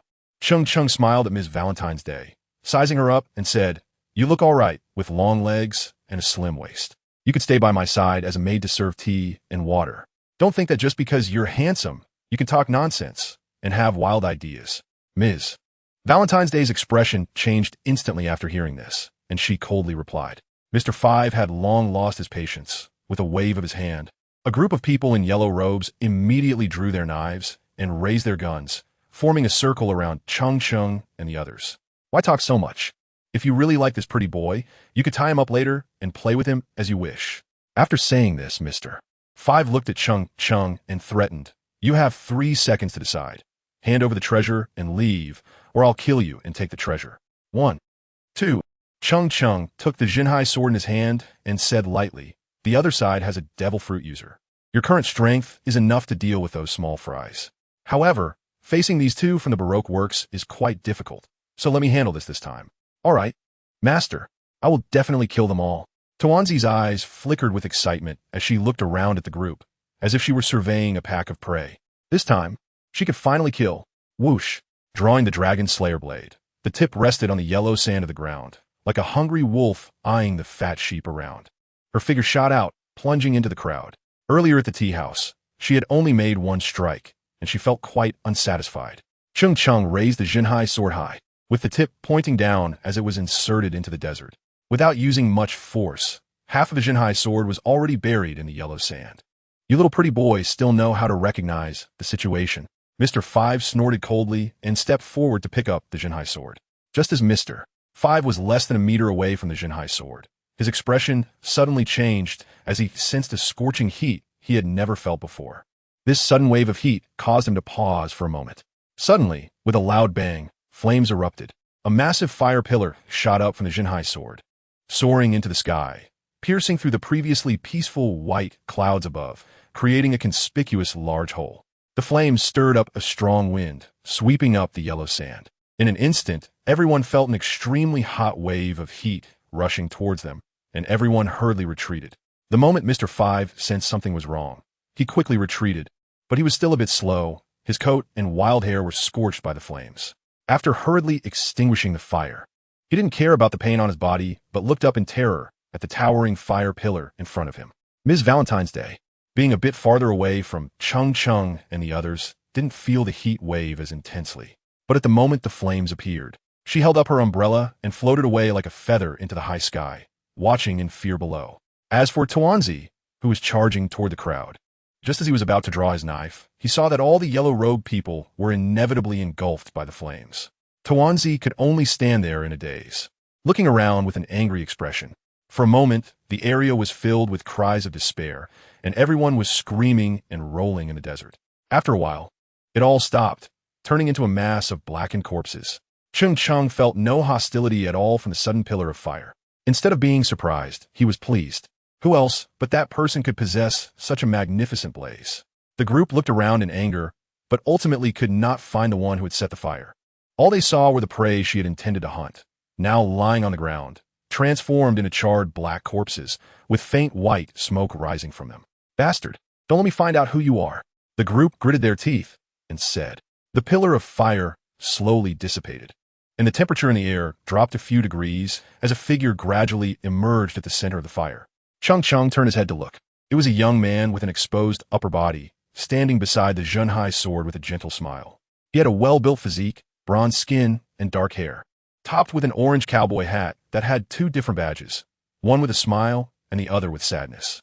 He wore a crimson necklace around his neck and brown shorts on his lower half. His facial features were strikingly handsome, with a hint of rebelliousness between his eyebrows and faint freckles on his cheeks, which did not detract from his attractiveness at all. Suddenly, the man transformed into a burst of flames and dashed out, appearing in front of Mr. 5 in an instant. "Dare to steal my brother's money? Don't you want to live?" The man's lips curled up slightly as he said, with a full smile. Mr. 5's pupils contracted, and trembling fingers pointed shakily at the man, his shocked mouth stammering, Who are you?" The shirtless, handsome young man smiled casually, lightly clenched his fist, and in an instant, his fist was enveloped in a layer of orange-yellow flames that grew larger. The surrounding space twisted under the intense heat. At that moment, Ms. Valentine's Day floated down, landing just behind the young man. Casually, she glanced at the tattoo on his back and instantly changed color, exclaiming, "He has from the Whitebeard Pirates, run." Without waiting for Mr. 5 to react, she sped away into the distance. Upon hearing Whitebeard Pirates, Mr. 5's mind was filled with a single thought. Run, run fast. Escape with all his might. The handsome young man crashed his fists together, and the thick flames quickly spread to his fists. He swung both fists simultaneously, and the flames transformed into two slender fire dragons that rushed toward the two of them. Soon after, two earth-shattering screams echoed, and the two collapsed in the desert, fainting. The young man didn't even spare them another glance. He turned to Cheng Cheng and slowly called out, "Brother Cheng Cheng, we finally meet." "You brat, do you have to make such a grand entrance?" Cheng Cheng and the young man clenched their fists together before tightly embracing, exclaiming, "Ace, it's been 10 years, and you still love to act cool." Ace grinned and replied, "Isn't this all learned from my big brother?" Then he glanced at the little girl beside them, who was glaring at him fiercely, and asked in confusion, "Who is this little girl?" Cheng Cheng had not yet spoken when Tuanzi gritted her teeth and said, "I'm your grandpa." Ace was taken aback and habitually apologized first. "Little girl, did I hurt you just now? Let me apologize to you. I'm sorry. Her name is Tuanzi. She's my apprentice, and she's always been a bit disrespectful, so please don't mind," Cheng Cheng said as he gently patted Tuanzi's head. Tuanzi still pouted, glaring at Ace with a face full of resentment. Ace looked at Cheng Cheng in confusion, wondering what was wrong with her. "Don't worry, we didn't hurt her. You just heard her pray," Cheng Cheng explained with a smile. He was well aware of what Tuanzi was thinking and understood why she was so resentful. Only then did Ace take a closer look at Tuanzi and notice that her right hand was still tightly gripping a knife, refusing to sheath it. Could this little girl really have killed that group of bandits just now? "Brother Cheng Cheng, are you really that at ease?" Ace was originally going to the capital to find Luffy and the others. However, while passing through here, he accidentally discovered a group of bandits hiding in the desert. Since he didn't have anything urgent to do, he thought he might as well wait here and see what they were up to. While casually waiting, he saw a master and his apprentice, one big and one small, appear. Ace had excellent eyesight, and from a distance, he could see the white hair of the person in front. Seeing the white hair reminded him of his older brother Cheng Cheng, who also had white hair, and he couldn't help but want to help them. After all, the white-haired man in front was walking very slowly and with difficulty. Through his aura, Ace could even sense the man's weakness, determining that he was definitely an ordinary person without combat ability. However, as the two approached, the white-haired man's face became clearer, and Ace instantly merged his face with the memory of his brother Cheng Cheng. He recognized him almost immediately. This was his brother Cheng Cheng. That's why there was a scene later where a pillar of fire descended from the sky. Cheng Cheng smiled slightly beside him, as if he could see Ace's confusion, and explained, "Don't underestimate the little guy's age. He may not be able to handle those two who just ran away, but dealing with ordinary people is not a problem." Ace felt Cheng Cheng's aura up close, and indeed found it very weak, almost no different from an ordinary person.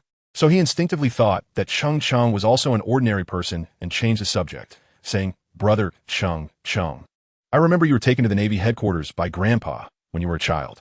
How did you end up here now?" Cheng Cheng signaled for them to walk and talk at the same time, and as they walked, he began to share, "I just recently left the Navy and met Luffy, and I also saw Sabo.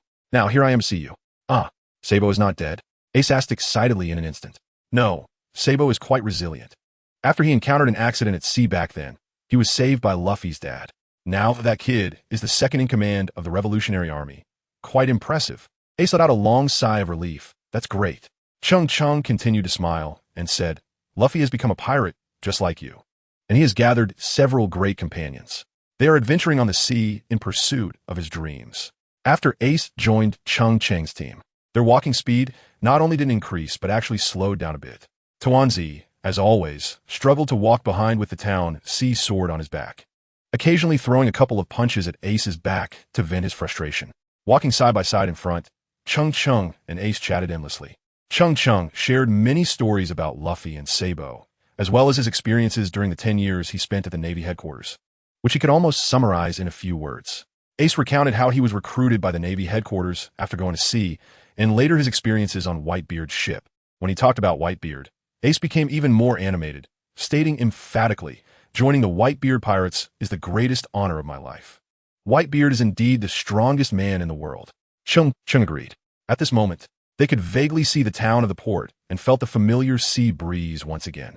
Ace asked with some concern, "Brother Cheng Cheng, it seems like you sustained quite a bit of injury. Who did this?" "I will make him understand what regret feels like. I did it myself, so I can't blame others," Cheng Cheng replied. Cheng Cheng let out a bitter laugh and said, "Moreover, I almost regret it now. When we were fighting for territory as kids, you were always protecting me, giving way to me at every turn. Now it should be my turn to protect you. Big brother. Ace laughed heartily and said, all right. Cheng Cheng nodded with a smile. After that, they smoothly entered the bustling port city of Narahara. Almost all the ships coming to Alabasta dock here, which has led to its prosperity.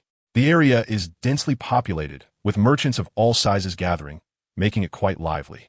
After buying a new pair of shoes and a set of loose local clothing for the little girl, she finally looked less ragged, transforming from a small beggar into a clever-looking little girl. The three of them then went to the busiest restaurant, ordered a large table full of dishes, and each of them ate faster than the other. Before long, the empty plates on the table piled up into 3 small mountains. This scene left the restaurant staff and other customers around them in shock, staring at them. They could really eat. Had they not had a full meal in half a year? That little girl, despite her small stature, was certainly not eating any less. Seeing that the 3 of them showed no signs of stopping, the waiter helplessly cleared some of the empty plates from the table. After all, if he didn't, there wouldn't be enough space left. By the time the 3 of them were full, at least 3 waves of customers had come and gone in the restaurant, and the table was a mess, with every empty plate cleaned to perfection. Cheng Cheng patted his bloated belly and looked at Ace with a serious and solemn expression. He said word by word, Pork ass D. Ace, listen carefully. I have something to say that you cannot understand right now, and I cannot explain it to you. Ace's body stiffened, and his expression also became heavy. In his memory, Cheng Cheng had never spoken to him in such a tone, nor had he ever called him by his full name. His expression changed, realizing that what Cheng Cheng was about to say was definitely an extremely important matter. Cheng Cheng spoke very slowly. I know you are currently hunting Blackbeard Tiki, and I also know you are very strong. But don't go after him. Don't go after him. Don't go after him. Ace lowered his head and remained silent for a long time, just about to speak. Suddenly, a cold voice came from the entrance of the restaurant. How dare you eat openly in front of everyone? Smoker, standing at the entrance, coldly puffed on a cigar and looked at Ace. 2nd Division Commander of the Whitebeard Pirates. Fire Fist Ace. You really are bold. Ace slowly stood up, looking at Smoker at the door, moving his wrists up and down. As soon as he finished speaking, everyone in the restaurant was in an uproar, shock written on their faces as they began to slowly distance themselves from the 3 at their table. It's actually the captain of the Whitebeard Pirates. No wonder he can eat so much. Ah, I remember, I've seen the emblem behind this guy. That's right. It's the emblem of the Whitebeard Pirates. Oh my god, how terrifying. I actually had a meal with someone from the Whitebeard Pirates. Cheng Cheng was currently facing away from the door. He didn't turn his head. He just recognized the voice of an old acquaintance. Hey, you smoking addict. You really know how to chase, huh? You actually followed me all the way from Rodtown to Alabaston.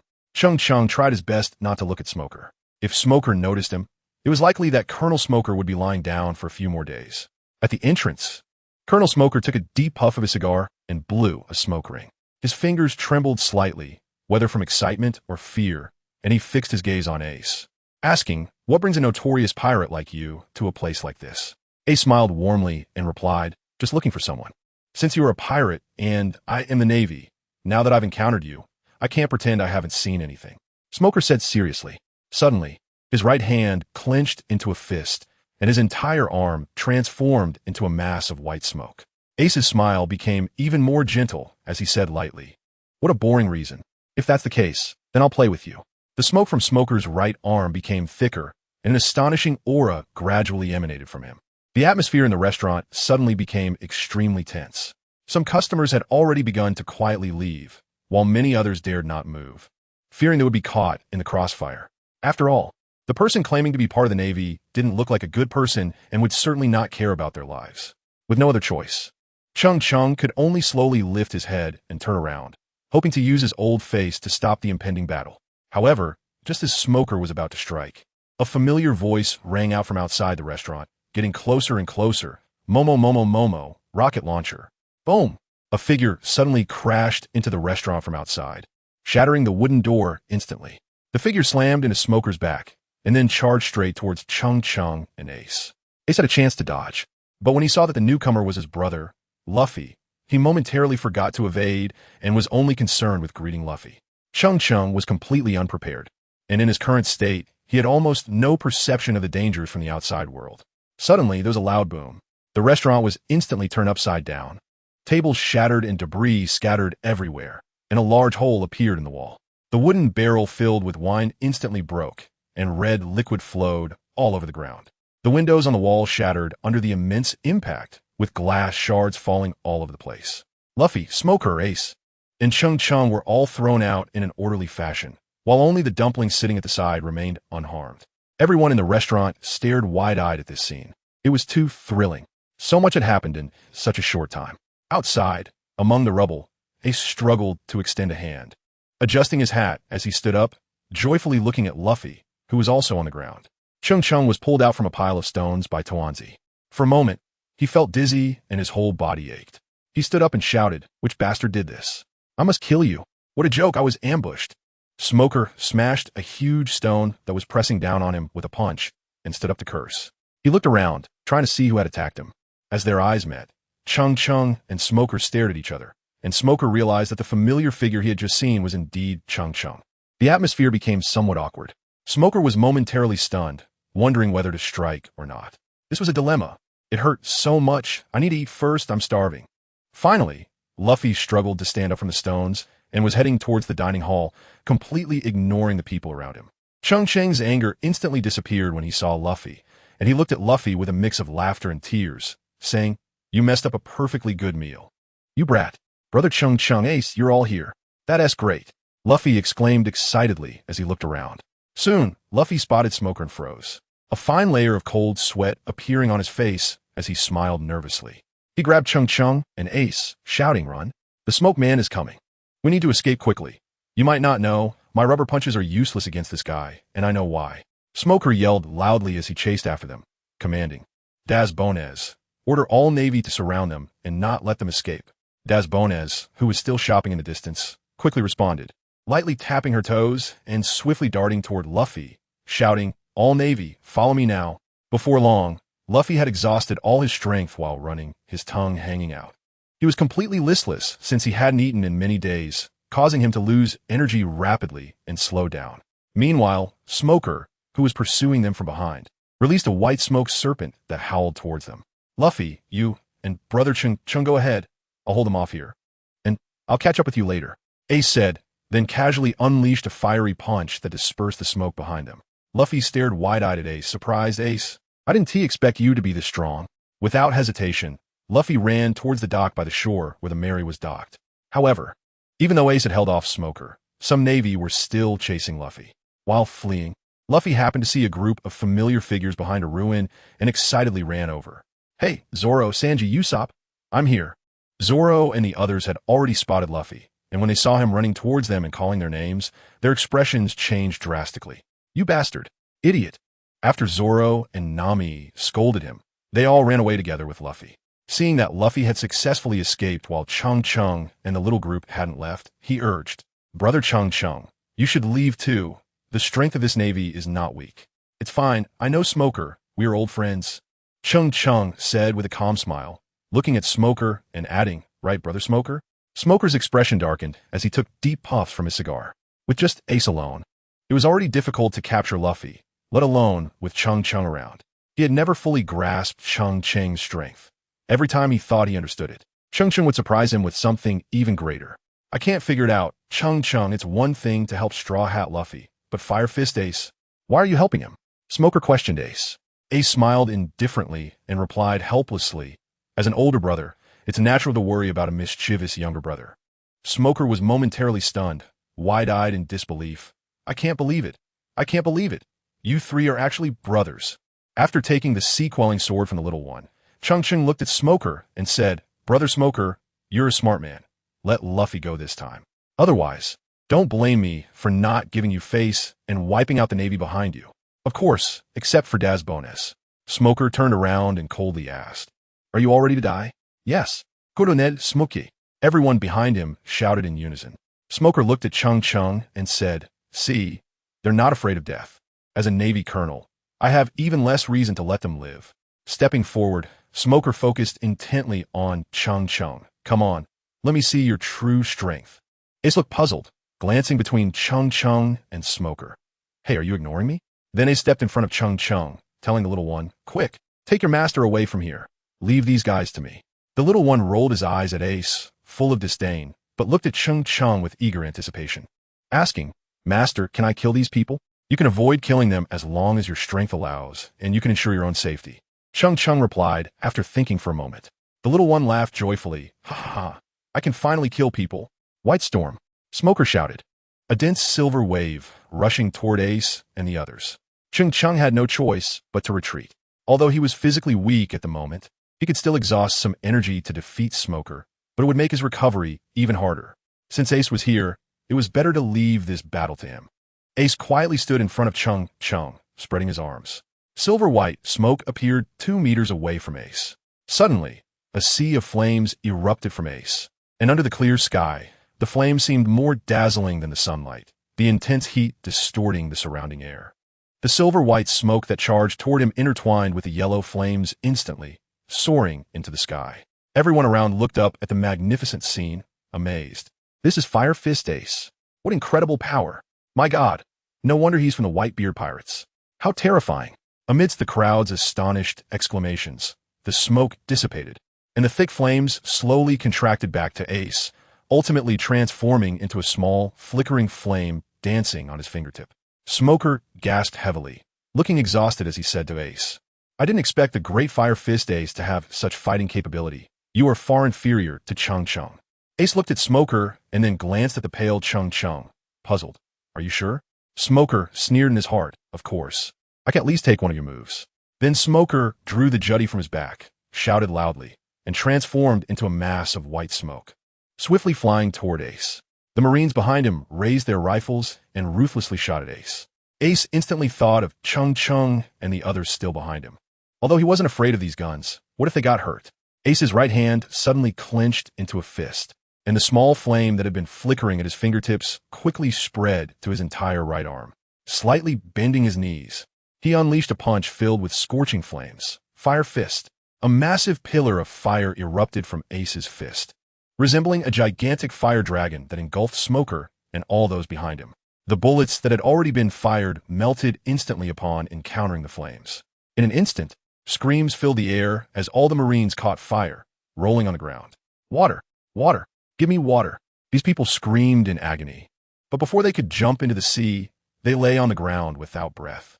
Smoker also widened his eyes, fainting on the ground, his body charred black and emitting wisps of white smoke. Meanwhile, Dashki, who had been closely following Smoker, was now pinned in a corner by Cheng Cheng. Don't worry. The Smoke Man won't die so easily. You can just carry him away later, Cheng Cheng said calmly. Dashki looked anxious and advised, Cheng Cheng, you shouldn't be mixed up with Ace and the others. I don't want to either, but he and Luffy are my brothers. As their older brother, I can't just ignore them. Cheng Cheng looked at Dashki seriously and said, let me give you a piece of advice. The Navy is definitely not a place for you to stay long. If you find that you can't stay in the Navy one day, come to Alabasta and find me.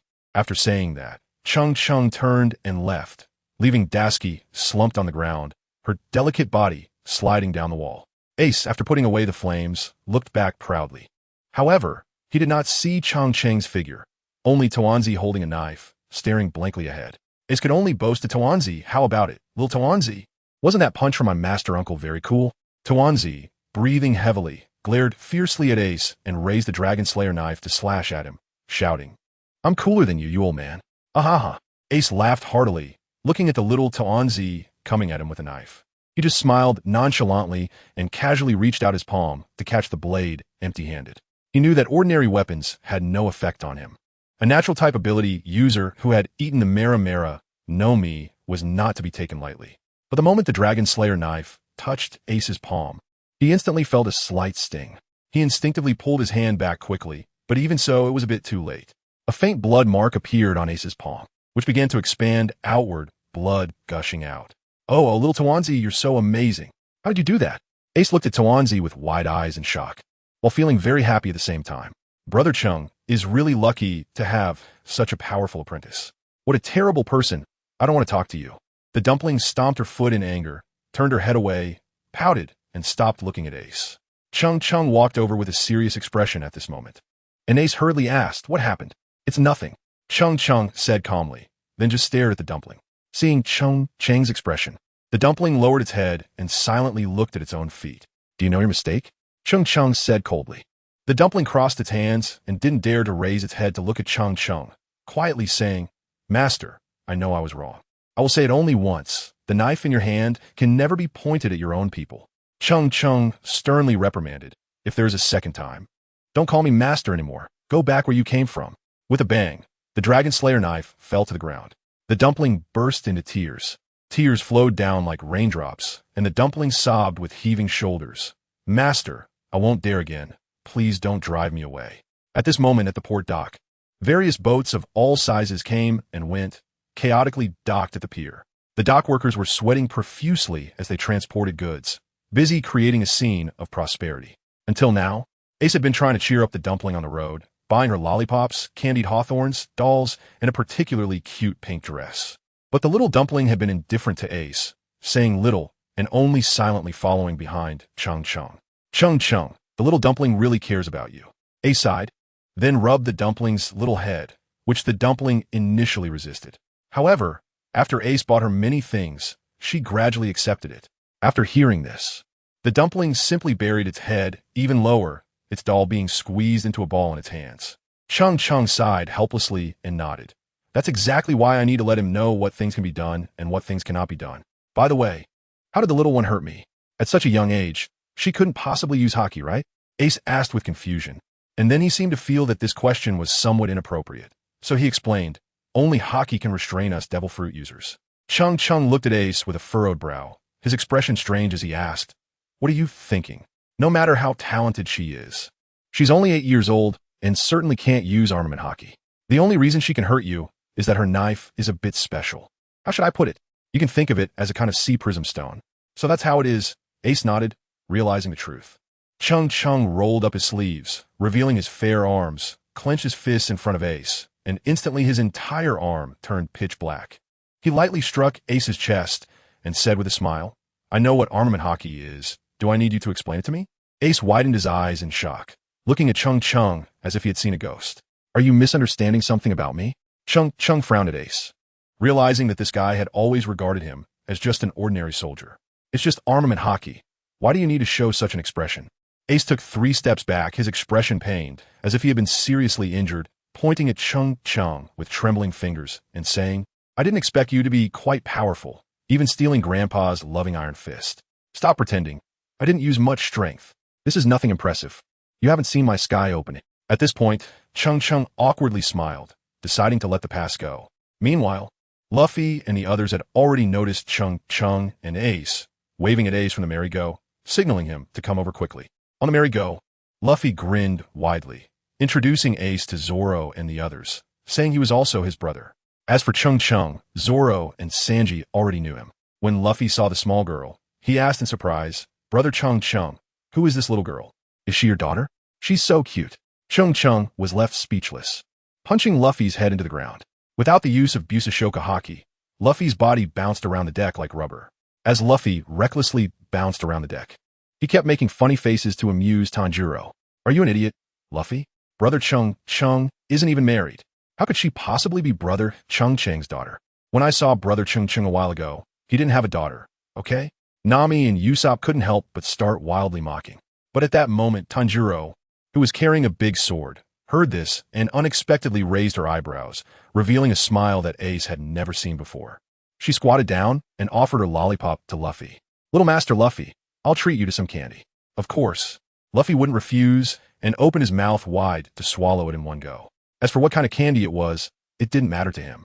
Ace, seeing that Tanjiro was so easily amused, helplessly said, is this really possible? Luffy, what did you just do? Oh wow, the cute and beautiful Miss Tanjiro. I wonder if I have the immense fortune to share a drink with you. Sanji swayed his hips, not knowing when he had brought over 2 glasses of red wine. Nami immediately exploded in anger, scolding, Tanjiro is so young, and you let her drink? Idiots, you're all a bunch of idiots. My God, how did I end up on such a pirate ship? If you keep this up, I'll just hang out with Brother Cheng Cheng. Sanji seemed to realize the issue with Tanjiro's age and awkwardly started to retract the wine glasses. Tanjiro swallowed hard, looked up at Cheng Cheng first, and after seeing him nod slightly, happily snatched the 2 glasses of red wine from Sanji's hands and tilted her head back to drink them both down in one go. Drinking red wine like it was water, she remained unfazed. Nami and Sanji stared at Tanjiro, momentarily speechless. Luffy lay on the ground, happily clapping his hands and shouting, wow. Tanjiro is really a heroine. Tanjiro smiled slightly at Luffy, showing 2 rows of white teeth. She might have just been too thirsty. Cheng Cheng awkwardly looked at everyone and explained with a smile. Didn't Tanjiro just drink 2 buckets of water in the restaurant? Ace said, puzzled. Then Ace noticed Tanjiro's icy gaze and took a couple of steps to the side, seriously saying to Nami and the others, Luffy has been poorly raised since childhood. He is really causing you trouble. No, that is not true. Nami, Usopp, and Sanji all shook their heads in unison. Sanji cautiously asked, you brothers just met? You must have a lot to talk about, right? How about I prepare some tea and food for you? What do you all like to eat? No need, thank you. I have things to do, so I might leave here soon. Ace said apologetically. Nami, Usopp, and the others looked at Ace in disbelief, then at Cheng Cheng, shocked. Didn't he expect that such a free-spirited guy like Luffy has one brother who is so strong and another who is so polite? Exactly, just look at Luffy. He is practically useless. The world is truly full of wonders. Only Vivi quietly advised, explaining on behalf of Luffy, don't talk about Luffy anymore, he is really great. At this moment, Luffy was picking his nose and grinning widely, saying, so Ace, aren't my friends great? They are very great. Ace replied with a smile, but then wondered inwardly, is brother Cheng Cheng really polite? How come didn't he notice? Just then, he heard a huge commotion behind him and suddenly turned around. He saw 5 pirate ships rapidly approaching them from not far in front of the Mary, filled with fierce-looking people. On the foremost ship, someone shouted from a distance, Straw Hat Kid, don't think you can escape this time. Today you will witness the strength of the billions of elder members of my Baroque works. Third team, fire. With a command, a massive cannonball shot towards the Mary. Zoro leaped into the air, spinning around, and with a flash of his sword, split the giant cannonball in 2, which exploded above the Mary. There are at least 500 of them, Zoro said solemnly. Usopp laughed loudly. Only 500? Brother Cheng Cheng is here. What is there to be afraid of? Just like last time, let brother Cheng Cheng release a Kamehameha? Everyone nodded in agreement. Ace watched them all remain calm, becoming even more puzzled. Don't worry, I'll take care of him. You'll go? Usopp looked at Ace skeptically and quietly asked Luffy, how strong is your brother Ace? Is he reliable? Luffy laughed heartily. Don't worry, Ace is really strong. However, just as Ace was about to dash forward with a push of his toes, Cheng Cheng grabbed Ace's belt and pulled him back onto the deck, reminding him, don't take them all out at once. Leave some soup for my apprentice. Only then did Ace feel a chill behind him. Seeing Toanzi tightly gripping the hilt of her knife, head down, shoulders trembling. Ace looked at Cheng Cheng with confusion. Brother Cheng Cheng, are you serious? Toanzi wouldn't be scared, right? There are at least 100 people on that ship, and their strength shouldn't be underestimated. Nami and the others also voiced their objections. Brother Cheng Cheng, this doesn't seem right. Toanzi is still so young. How can we let a lady do these things? I absolutely disagree. Just look at little Toanzi. She's so scared that her body is shaking. Cheng Cheng helplessly rubbed his forehead and said, you all take a good look. Where does she look scared? All they could see was Toanzi slowly raising her head, her eyebrows arching, forcibly holding back the corners of her mouth that want to curl up. Tried her best not to laugh out loud. She took a deep breath, trying to calm herself down. However, her right hand, which was touching the dragon-slaying blade, couldn't help but tremble slightly, and the blade emitted a faint buzzing sound. Master, do we need to think more about this time? Toanzi cautiously looked at Cheng Cheng, her eyes filled with anticipation. Cheng Cheng's expression was calm as he slowly walked to Toanzi's side, took down the Jinhai sword from her back, and softly said, sometimes you don't need to think too much, like when they want to kill you. Toanzi instantly felt an incredible sense of relief, both physically and mentally, unable to hold back her laughter any longer, like a mad and unparalleled female demon. Ah ha ha ha ha. Today I'm going to kill with pleasure. Ace gasped, realizing belatedly why Toanzi had such resentment towards him earlier. I must leave a ship for little Toanzi, or she will really ignore me in the future. After silently telling himself that, Ace no longer hesitated, leaped into the small boat below, and charged alone towards the 5 pirate ships ahead. The people on the Mary saw a sudden flash in front of them, and an earth-shattering explosion erupted on the quiet sea. The next moment they felt a wave of heat rushing towards them. A sea of fire suddenly appeared on the vast ocean, and 4 of the 5 pirate ships from the Baroque works were pierced by pillars of flame. For a moment, the sea looked like a hellish battlefield, filled with whales. Help! I don't want to die. I don't want to die. My hand is going to be burned off. The 4 massive pirate ships, under Ace's strike, found themselves in a sea of hellfire, losing their combat capability. The remaining pirate ship's crew instantly fell silent, their faces filled with terror, and deep within, there was a sense of relief. He's too strong. This is Fire Fist Ace from the Whitebeard Pirates. He is definitely not someone we can provoke. Run. Run. The captain of the ship shouted angrily, directing the ship to turn around quickly. But the ship was too large, and turning around was not an easy task. The captain was sweating profusely, wishing he could jump directly into the sea. However, seeing that Ace had no intention of attacking again, he stopped considering jumping into the sea to escape. Zoro, Sanji, and the others were collectively in great shock, their eyes wide as they stared at the sea of fire, the intensely burning flames illuminating their faces in red. How impressive. So strong. Could it be that Luffy's brothers are all this strong? Luffy, how many brothers do you have? If a few more show up, the dream of becoming the Pirate King won't be far off. Only Luffy grinned widely and laughed. I have one brother named Sabo. He's really strong too. Thanos, seemingly oblivious to everything in front of her, merely licked her lips, her index finger and thumb constantly rubbing against the Dragon Slayer's sword. Seeing the last remaining pirate ship in the distance, turning to escape, she felt an intense urgency in her heart, wanting to go over. But it was a bit too far for her. In desperation, Thanos could only look at Cheng Cheng for help. Kintown. Cheng Cheng lightly called out to the sky. A golden cloud appeared above everyone's heads, falling at an incredible speed. Thanos' face lit up with joy, and without hesitation, she kicked off the deck and plunged into the sea. Just as she was about to touch the water, the Kintown caught her body. Ahaha! I'm coming, don't run. Thanos shouted excitedly. The Kintown seemed to sense Thanos' intent, reaching its fastest speed, dragging a golden trail across the blue sky, forcibly separating the sea from the sky. At that moment, the massive pirate ship had just adjusted its position. The crew on the ship saw the golden cloud and thought it was Fire Fist Ace pursuing them again, causing some to jump into the water in terror. The captain, a somewhat composed person, waited patiently to see who was coming. Soon, when he saw the appearance of the newcomer, he laughed disdainfully. I thought it was someone chasing us, but it's just a little yellow-haired girl. Upon hearing this, some of the crew stopped jumping into the water and began to mock her. Little girl, are you looking for death? Did your parents abandon you and send you to die? Listening to these taunts, Thanos on the Kintown remained silent, took a deep breath, adjusted her breathing rhythm, and her aura surged as she jumped down from the Kintown, wielding the Dragon Slayer's sword and slashing fiercely. Water-breathing riptide flow. The rapidly flowing air transformed into a swirl of blue water, wrapping around the blade of the Dragon Slayer's sword. Thanos descended from the sky, raising the Dragon Slayer sword over her head, dragging the blue water flow as she slashed down. At that moment, the captain finally put away his dismissive attitude, raised his nine-ringed saber above his head in an attempt to block the descending sword. Clang! The instant the sword and saber collided, sparks flew, and the nine-ringed saber was sliced through like tofu, breaking into two pieces. After easily cutting through the nine-ringed saber, the Dragon Slayer sword continued its momentum, slashing diagonally forward. In an instant, a brilliant spray of blood erupted from the captain's neck. The captain's eyes widened, unable to scream in time, as his head rolled onto the deck.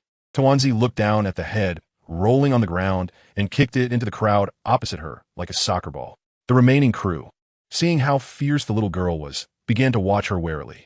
Thanos' dark eyes held no emotion, coldly watching the retreating people, extending her tongue to lick the blood that splattered onto her lips. Finally, she tightened her grip on the Dragon Slayer sword, her figure suddenly shooting out. The people on the ship initially did not expect such a terrifying scene to unfold.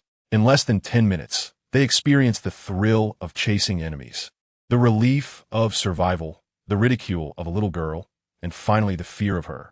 They absolutely could not believe that a 7- or 8-year-old girl could wield a sword with such speed, such destructive power, and kill without hesitation.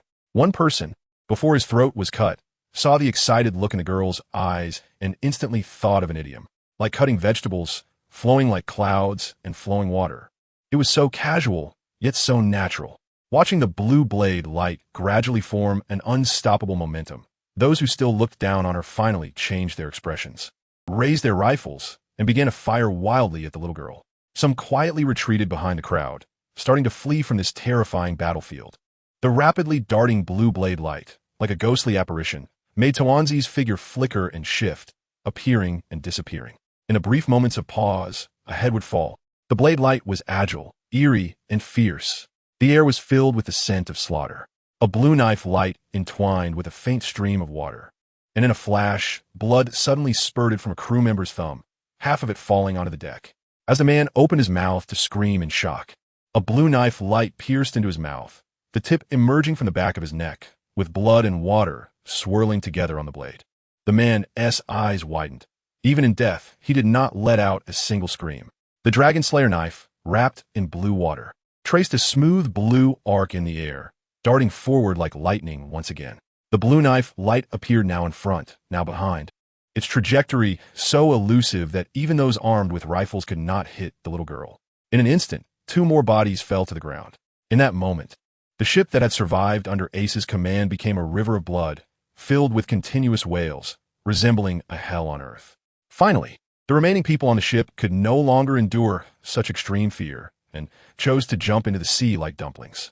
On the Mary, everyone was silent. The sea breeze brushed across the surface, stirring up a faint spray of water, and the air was thick with the smell of blood. The atmosphere was incredibly quiet.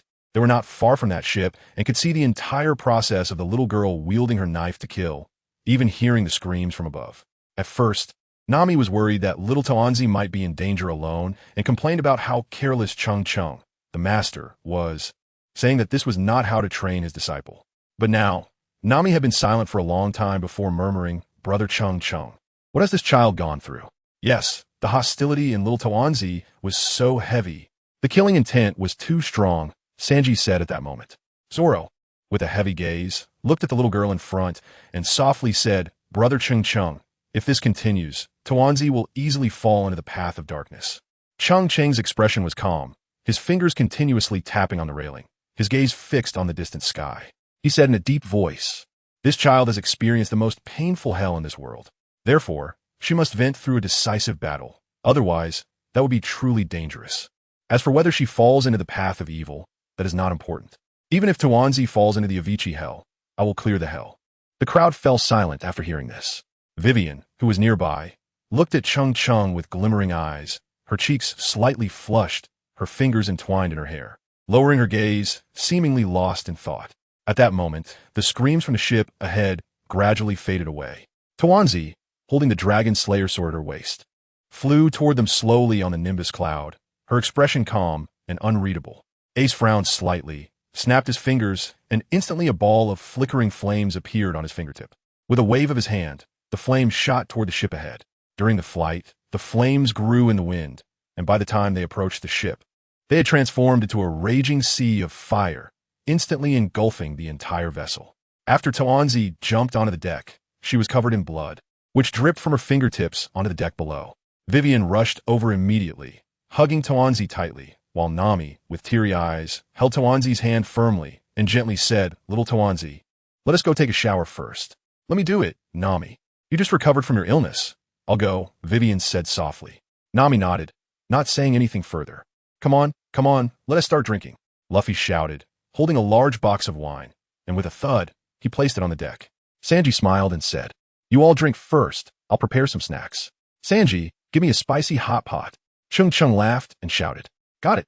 I'll make some for you." "Brother Cheng Cheng," Sanji replied with a smile and turned to enter the kitchen. At that moment, Cheng Cheng looked down and saw a furry pet resembling a reindeer. "Varing op being caught. You must be Dr. Chopper, right? You're so cute," Cheng Cheng exclaimed, his eyes wide with delight. Chopper's face instantly lit up with happiness, wiggling his butt and playfully responding, "Even if you say that, I want to be happy, Sai. Wait, how do you know about me?" Cheng Cheng laughed and said no more, calling Ace, Zoro, Usopp, and the others to come over and drink with Luffy. The group sat on the deck, happily clinking their cups together. To freedom. Cheers. They all tilted their heads back and drank in one go. "Ace, don't go. Stay and be my partner," Luffy said while drinking.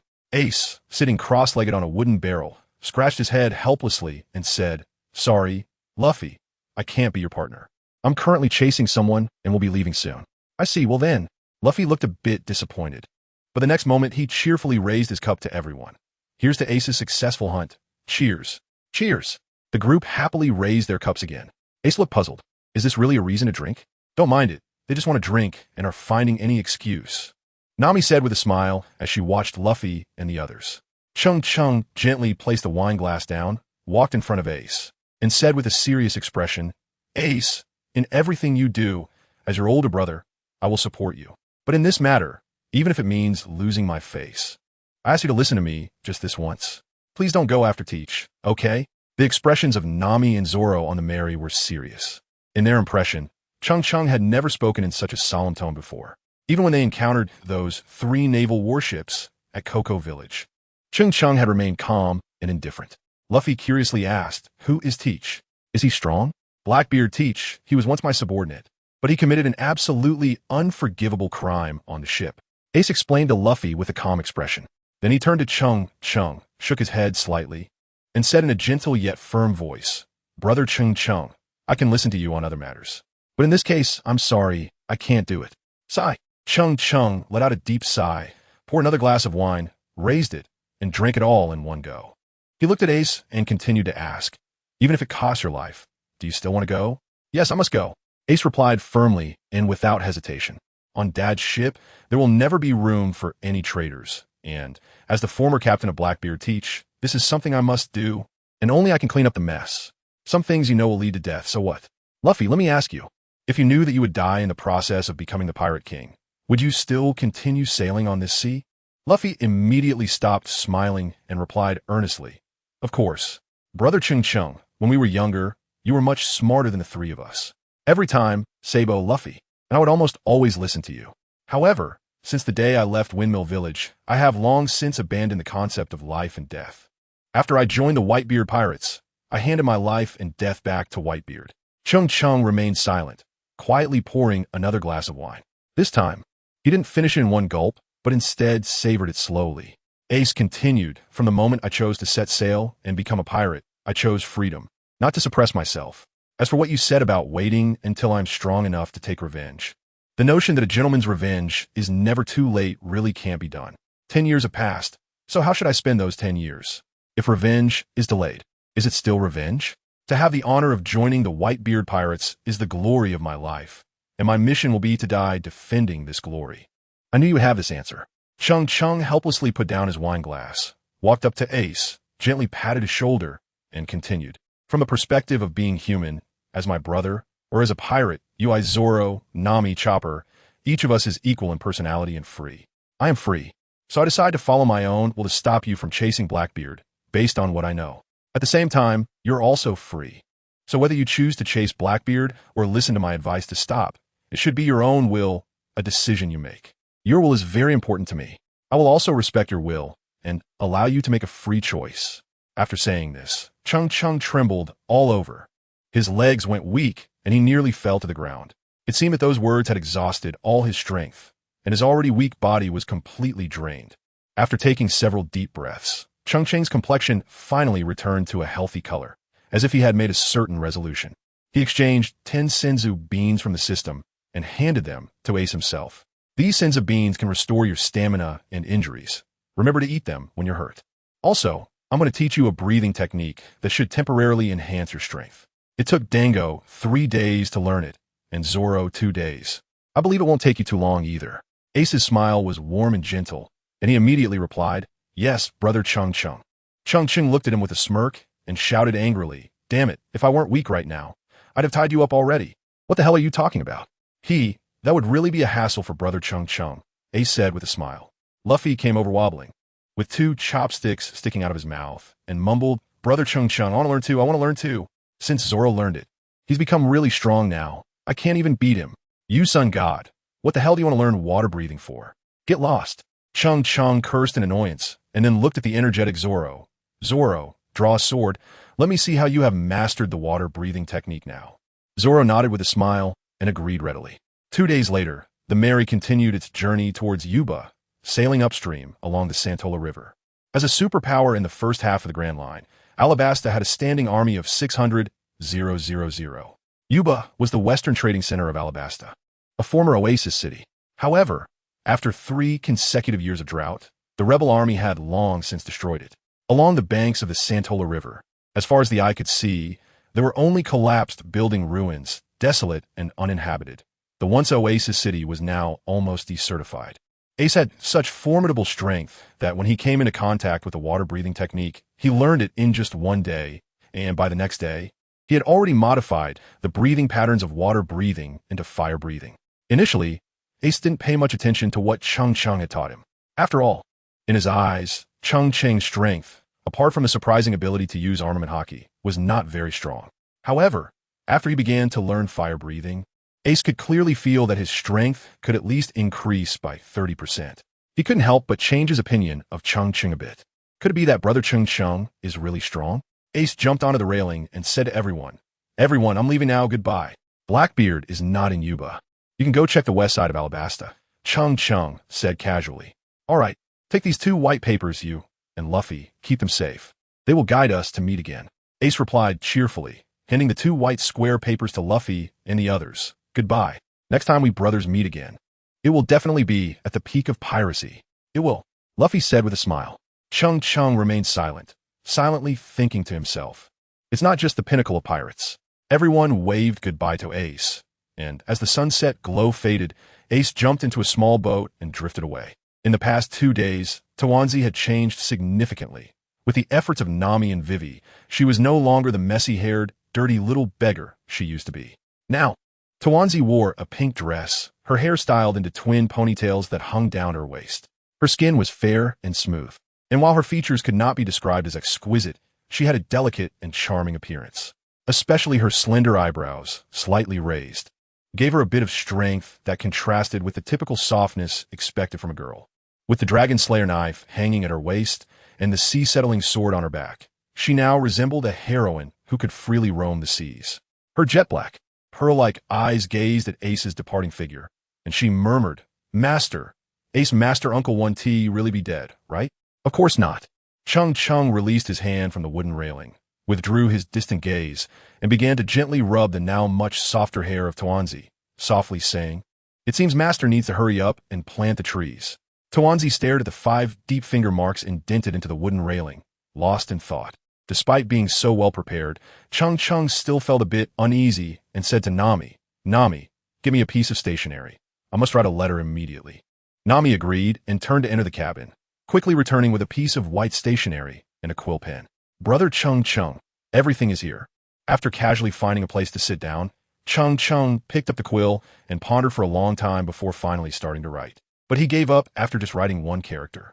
The characters he wrote with the quill were crooked and looked like ghostly symbols. Cheng Cheng sighed and awkwardly said, "Nami, why don't you help me write it?" Before Nami could respond, Vivian stepped forward, her face slightly flushed, and said, "First, let Nami take a good rest. I'll write it instead." Cheng Cheng didn't care who wrote it, nodded, slightly organized his language, and began to read slowly. Since he also had to consider Vivi's writing speed, he spoke very slowly. "Hello, Captain Whitebeard. I am Ace's older brother, Cheng Cheng. I won't waste words.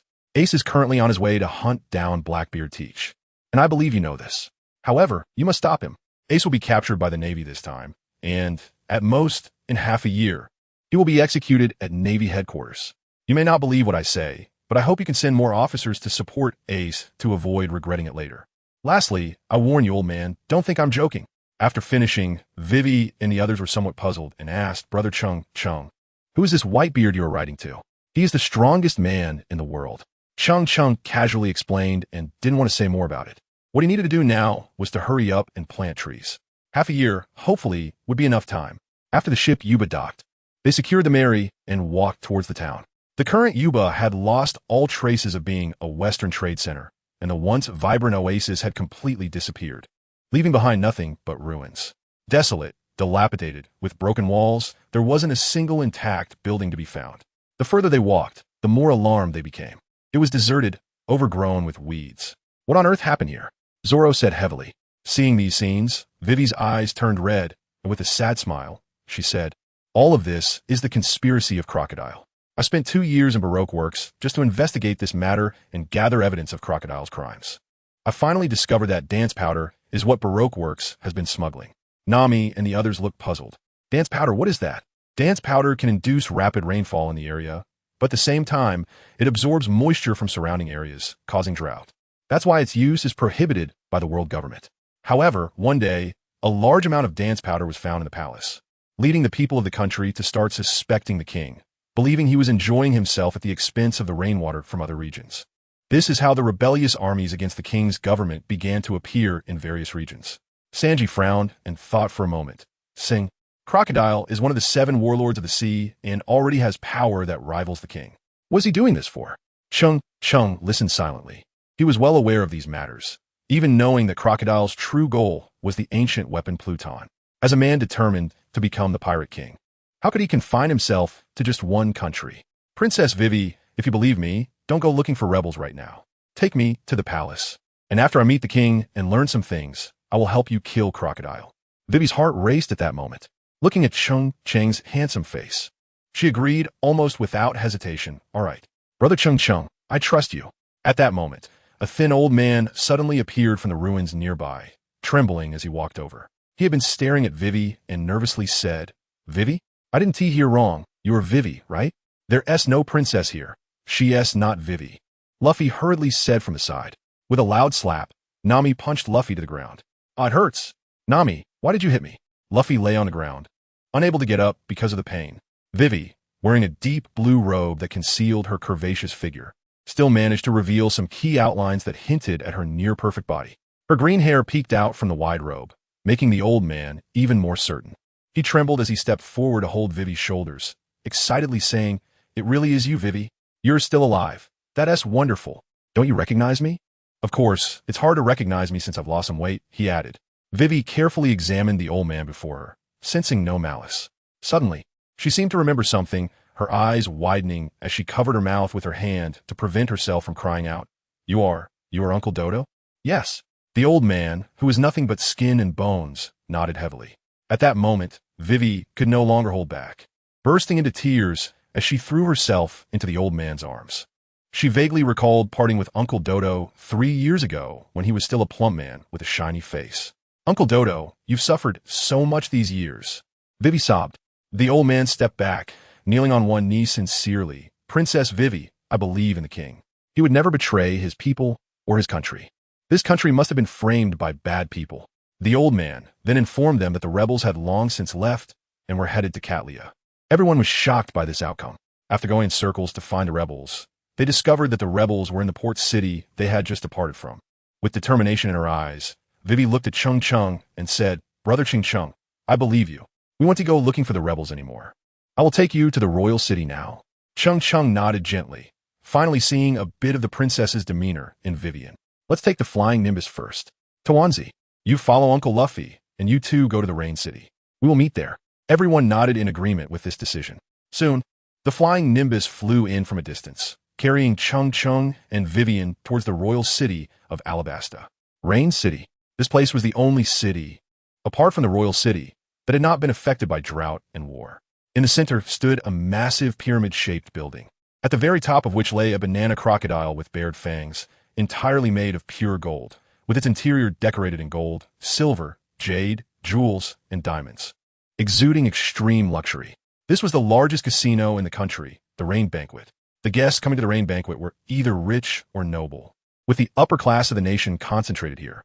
In the Rain Banquet, millionaires could lose their fortunes overnight, while small business owners with only $1 million in assets could become wealthy in a single night. If Rain City was the city of dreams, then the Rain Banquet was the heart of Rain City. It carried the dreams of countless people. However, no matter how wealthy the guests were, they had only seen the manager of this largest casino and had no idea who the true boss behind the scenes was. The first floor of the Rain Banquet was very quiet. There was a spacious hall with staircases lined with gold and silver on both sides, with each handrail adorned with night pearls worth hundreds of thousands, emitting a faint glow. In the middle of the hall was a large rectangular table, on which 3 candles were slowly burning. At this moment, 8 people were seated around the table, all senior officials of the Baroque works. They were all holding their breath, not daring to breathe heavily, their backs cold as if sitting on pins and needles, because in front of them, sitting in the main seat, was Sir Crocodile, one of the 7 warlords of the sea. The 7 warlords of the sea were recognized by the world government as powerful pirates, possessing legal rights to plunder due to their overwhelming strength. It was only at this moment that these senior officials realized their president's true identity, and they looked at Crocodile in panic. The reason I conceal my identity from you was due to the needs of the plan. But today, we have reached the final step of our plan. So it's time for you to know who you're working for, Crocodile said calmly while lighting a cigar. President, what is the final plan? Fong Kiliai asked cautiously. Crocodile narrowed his eyes and replied calmly. The final plan's codename is Utopia. Success is the only option. Failure is not allowed. Your tasks are written on the paper in front of you. as long as you don't make mistakes. This country will be ours in the future. But if anyone makes a mistake, Old Sam will kill you. The air fell into silence, and no one dared to argue. They each glanced at the paper in their hands and tacitly set it on the candle to ignite it. The paper quickly turned to ashes and dissipated into the air, as if no orders had ever existed. Fonkilii, come with me. Crocodile ordered without room for discussion. Dressed in vibrant attire, Fonkilii felt a tightness in his heart and silently followed Crocodile. When they reached the stairs, he finally gathered the courage to ask softly, "President, where are we going?" "The palace, to make you the king." Crocodile replied flatly. His voice was not loud, but the underground was so quiet that almost everyone heard him. Instantly, the atmosphere became even colder. It wasn't until Crocodile exited the underground and closed the door that the remaining officials all breathed a sigh of relief, exchanging glances. However, the immense shock had not yet subsided, and everyone remained silent. In the capital of Alabasta, Alabama, a golden cloud descended from the sky, landing directly at the palace gates. Originally a journey that would take 3 days on foot, Vivian and Cheng Cheng arrived here in less than half a day aboard the flying Nimbus. "Brother Cheng Cheng, this flying Nimbus is so fast, even faster than my running," Vivian exclaimed, her eyes filled with astonishment. Cheng Cheng nodded gently and looked around at the scene. As expected of the capital of Alabasta, it was so prosperous. The streets were spotless, showing no signs of the desert, and lush greenery lined both sides of the road.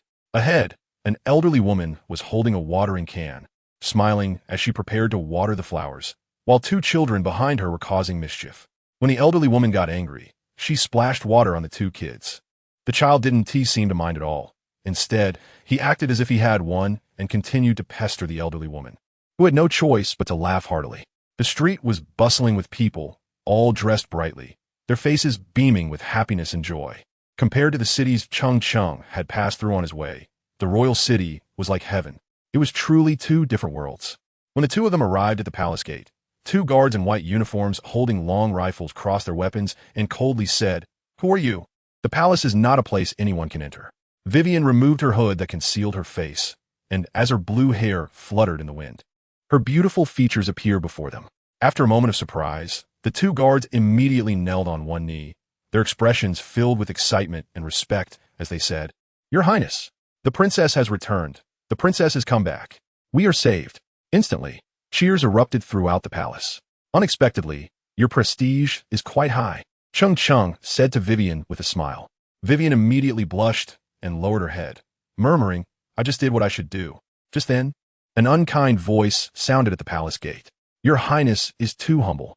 I believe there are very few princesses in the world who would risk their lives to go undercover to investigate the truth." Cheng Cheng listened to the voice and looked back. He saw a tall, middle-aged man speaking, dressed in a neat suit with a black trench coat over it. One hand had a golden hook, while the other was adorned with various colorful gemstone rings.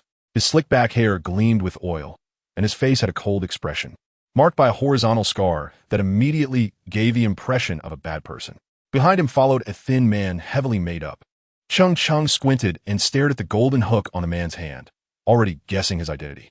The guards nearby, upon recognizing this person, all bowed and placed their right hands over their hearts to show respect. "Respected Mr. Crocodile." Vivian saw that the soldiers of the kingdom were treating this country's greatest villain as a hero. Suddenly, an inexplicable anger surged from her heart, and she could no longer hold it back. She violently swung the peacock chain and charged madly towards Crocodile. Cheng Cheng knew Vivian's capabilities. Her strength could handle ordinary people. But in front of Crocodile, one of the 7 warlords, it was simply not enough. Cheng Cheng took a deep breath, lightly tapped his toes, drew the Zhenhai sword, and swiftly dashed forward, arriving ahead of Vivian. He swung down at Crocodile with a powerful strike, creating a sharp sound as it sliced through the air. Crocodile scoffed, raised his arm, and blocked the attack with his golden hook. Clang! The Zhenhai sword collided with the golden hook, producing a crisp sound and sparks flying. "Young man, your sword is good, but unfortunately, you are too weak," Crocodile said, puffing on his cigar and slowly exhaling a white smoke ring. Cheng Cheng also realized this problem. His body was too weak now. Even with the Sea Tower stone weapon, the Seer Straining Sword, it was difficult to inflict substantial damage on Crocodile. Then, Crocodile's left hand instantly transformed into a blade of yellow sand and struck forward fiercely, Desert Sword. A blade formed of yellow sand rushed towards Cheng Cheng, like a barbed spike on the ground, and wherever the blade passed, the originally blue stone pavement instantly turned into yellow sand. Armament hockey. Cheng Cheng was taken aback, and his breath stopped. But he could not cover his entire body with armament hockey. He could only apply it to the Jinhai sword. He drew back the Jinhai sword and crossed it in front of his chest to block the desert blade. Boom! Cheng Cheng was at the forefront, while Vivian was behind him. The two of them were knocked away together and only stopped several meters away inside the palace. The ground, originally made of blue stone slabs, had now turned into yellow sand after being ripped apart by the desert's curse blade. The guards at the entrance were shocked, their eyes wide as they watched everything happening before them. Why would Crocodile, the hero of this nation, attack the princess? Wasn't he a hero? For a moment, the armed guards looked at each other, unsure of what to do next. Cheng Cheng felt a pain in his chest, as if he had been hit by a train, coughing violently, as if his internal organs were about to be shattered. Lao Sha was indeed very ruthless. Vivian, are you okay? Cheng Cheng glanced at the princess behind him and asked. I'm sorry, Cheng Cheng, I've put you in trouble, Vivian replied, also coughing, her skirt torn and her face covered in yellow sand.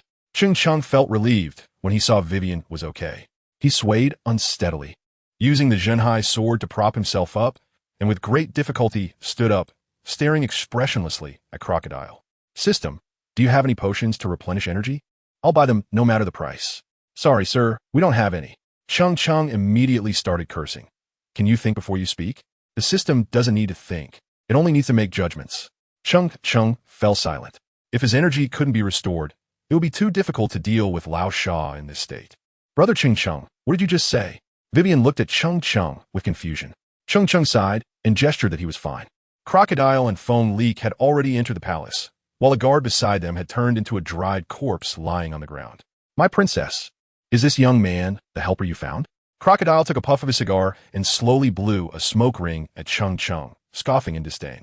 He is somewhat handsome, but too weak, not tough enough, ha ha ha ha. Vivian stood up, angered, and said, Brother Cheng Cheng is my partner. You, a wicked person beyond redemption, will eventually descend into the abyss of hell and suffer all the torments of the world. Crocodile pretended to be terrified and exchanged a glance with Foam Leak behind him. Then they burst into a fit of laughter. For someone like me, even if I go to hell, I'll be the master there. Princess, don't worry, I won't kill you next. I will let you witness a feast with your own eyes. Crocodile said arrogantly. Now, Kusha has led over 700,000 rebel troops toward the royal city, and you will soon hear the screams coming from the entire city. Ah ha ha ha. Just thinking about that sound is truly delightful. Oh, by the way, do you think there are still troops in the royal city that can withstand the attacks of those rebels? Foam Leak, at Crocodile's gesture, Foam Leak's face swayed and transformed into that of the king. Next, you will see that while both sides are in fierce battle, the king will be wantonly humiliating the citizens, forcing women, the elderly, and children out of the city to die. My precious princess, what do you think the citizens of the royal city will think in such a situation? Crocodile squinted his eyes and laughed heartily, not caring about Vivian's response, and walked straight into the palace with Foam Leak. At that moment, over 100 white-clad guards armed with long guns surrounded Crocodile. Attack! Kill Crocodile! Kill him for me! He is the one responsible for all this. He is the greatest villain of this country. Vivian shouted hoarsely while kneeling on the ground. The surrounding guards no longer hesitated and charged forward with their guns, shouting angrily. Crocodile looked at them with a mocking smile and waved his hand. Sandstorm. A strong wind and sand quickly swirled at the center of his palm. When the sandstorm was thrown out, it instantly grew in the wind, rapidly transforming into a sandstorm tornado over 10 meters high. The bluestone ground in front of the palace was instantly lifted by the gale and scattered into the air. The armed guards were all swept up in the sandstorm, spinning rapidly in mid-air, accompanied by a chorus of screams. Soon, the sandstorm dissipated in mid-air a dozen meters away, and both the bluestone and the white-clad guards fell to the ground, with the stones shattering and the guards lying dead, unaware. Crocodile snorted coldly, no longer looking at Vivian. After giving Foam Leak a knowing glance, he walked straight toward the main hall of the palace. Foam Leak sneered and, taking on the king's form, reached out to grab the princess.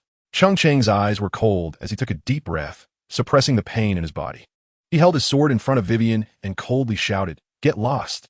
Foam Leak paused, not expecting this handsome young man to have such overwhelming killing intent, and at that moment, he hesitated. Useless! Crocodile shouted angrily, and his figure instantly transformed into a pile of sand, dissipating in place. Just as Cheng Cheng was searching for him with his gaze, he suddenly heard a faint rustling sound behind him, and his expression changed dramatically. He swung his sword backward, but suddenly a massive impact came from behind, and he was sent flying like a ball, kicked by crocodile into the high ceiling of the palace hall. Cheng Cheng's body crashed violently into the roof of the palace hall, creating a loud boom and instantly smashing a large hole. His body lost control and crashed heavily inside the palace hall. Cheng Cheng lay on the rubble, looking up at the large hole above him, with light streaming through the opening and dust floating in the beams.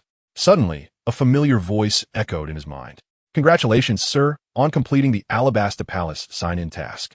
Inside the palace hall, the atmosphere was solemn, and all the guards stood alert with their guns, watching the person who had fallen from the sky, unsure if he was dead or alive.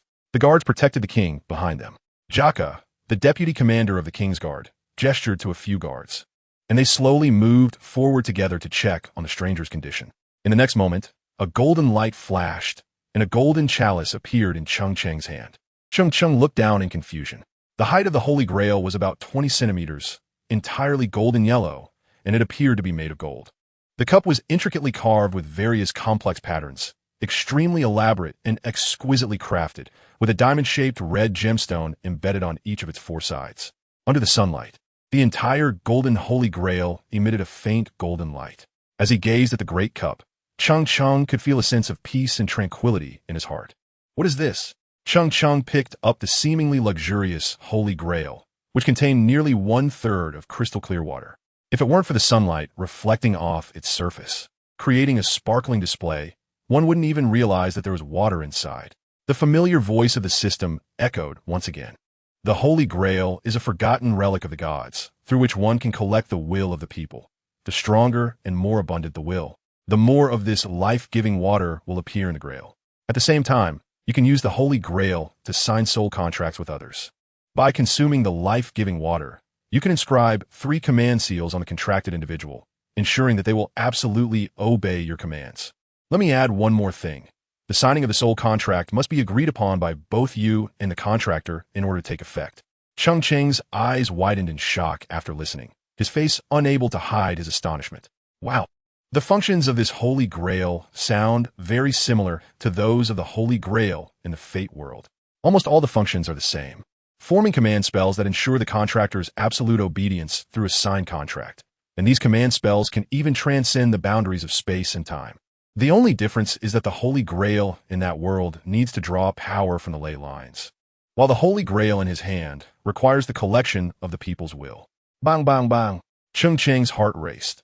This Holy Grail was definitely a divine artifact. With this Holy Grail in hand, there were countless things that could be done. So what is the water inside this Grail? It's a trial version of the water of life.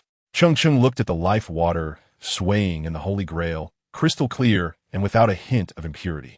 From its appearance, it looked no different from ordinary drinking water. He raised his arm high, no longer hesitating, and drank the life water in one gulp. It was sweet on the palate, with an indescribable fragrance lingering on his taste buds. In the next moment, Cheng Cheng felt a surge of heat, instantly filling his entire body from his throat. His cheeks turned slightly red, and the originally light golden color in his eyes suddenly flickered with dazzling golden light. After the flash of light disappeared, everything returned to normal, as if nothing had happened. Bang! Cheng Cheng's shirt suddenly burst open, and torn fabric scattered all over the ground, revealing his almost perfect golden ratio physique.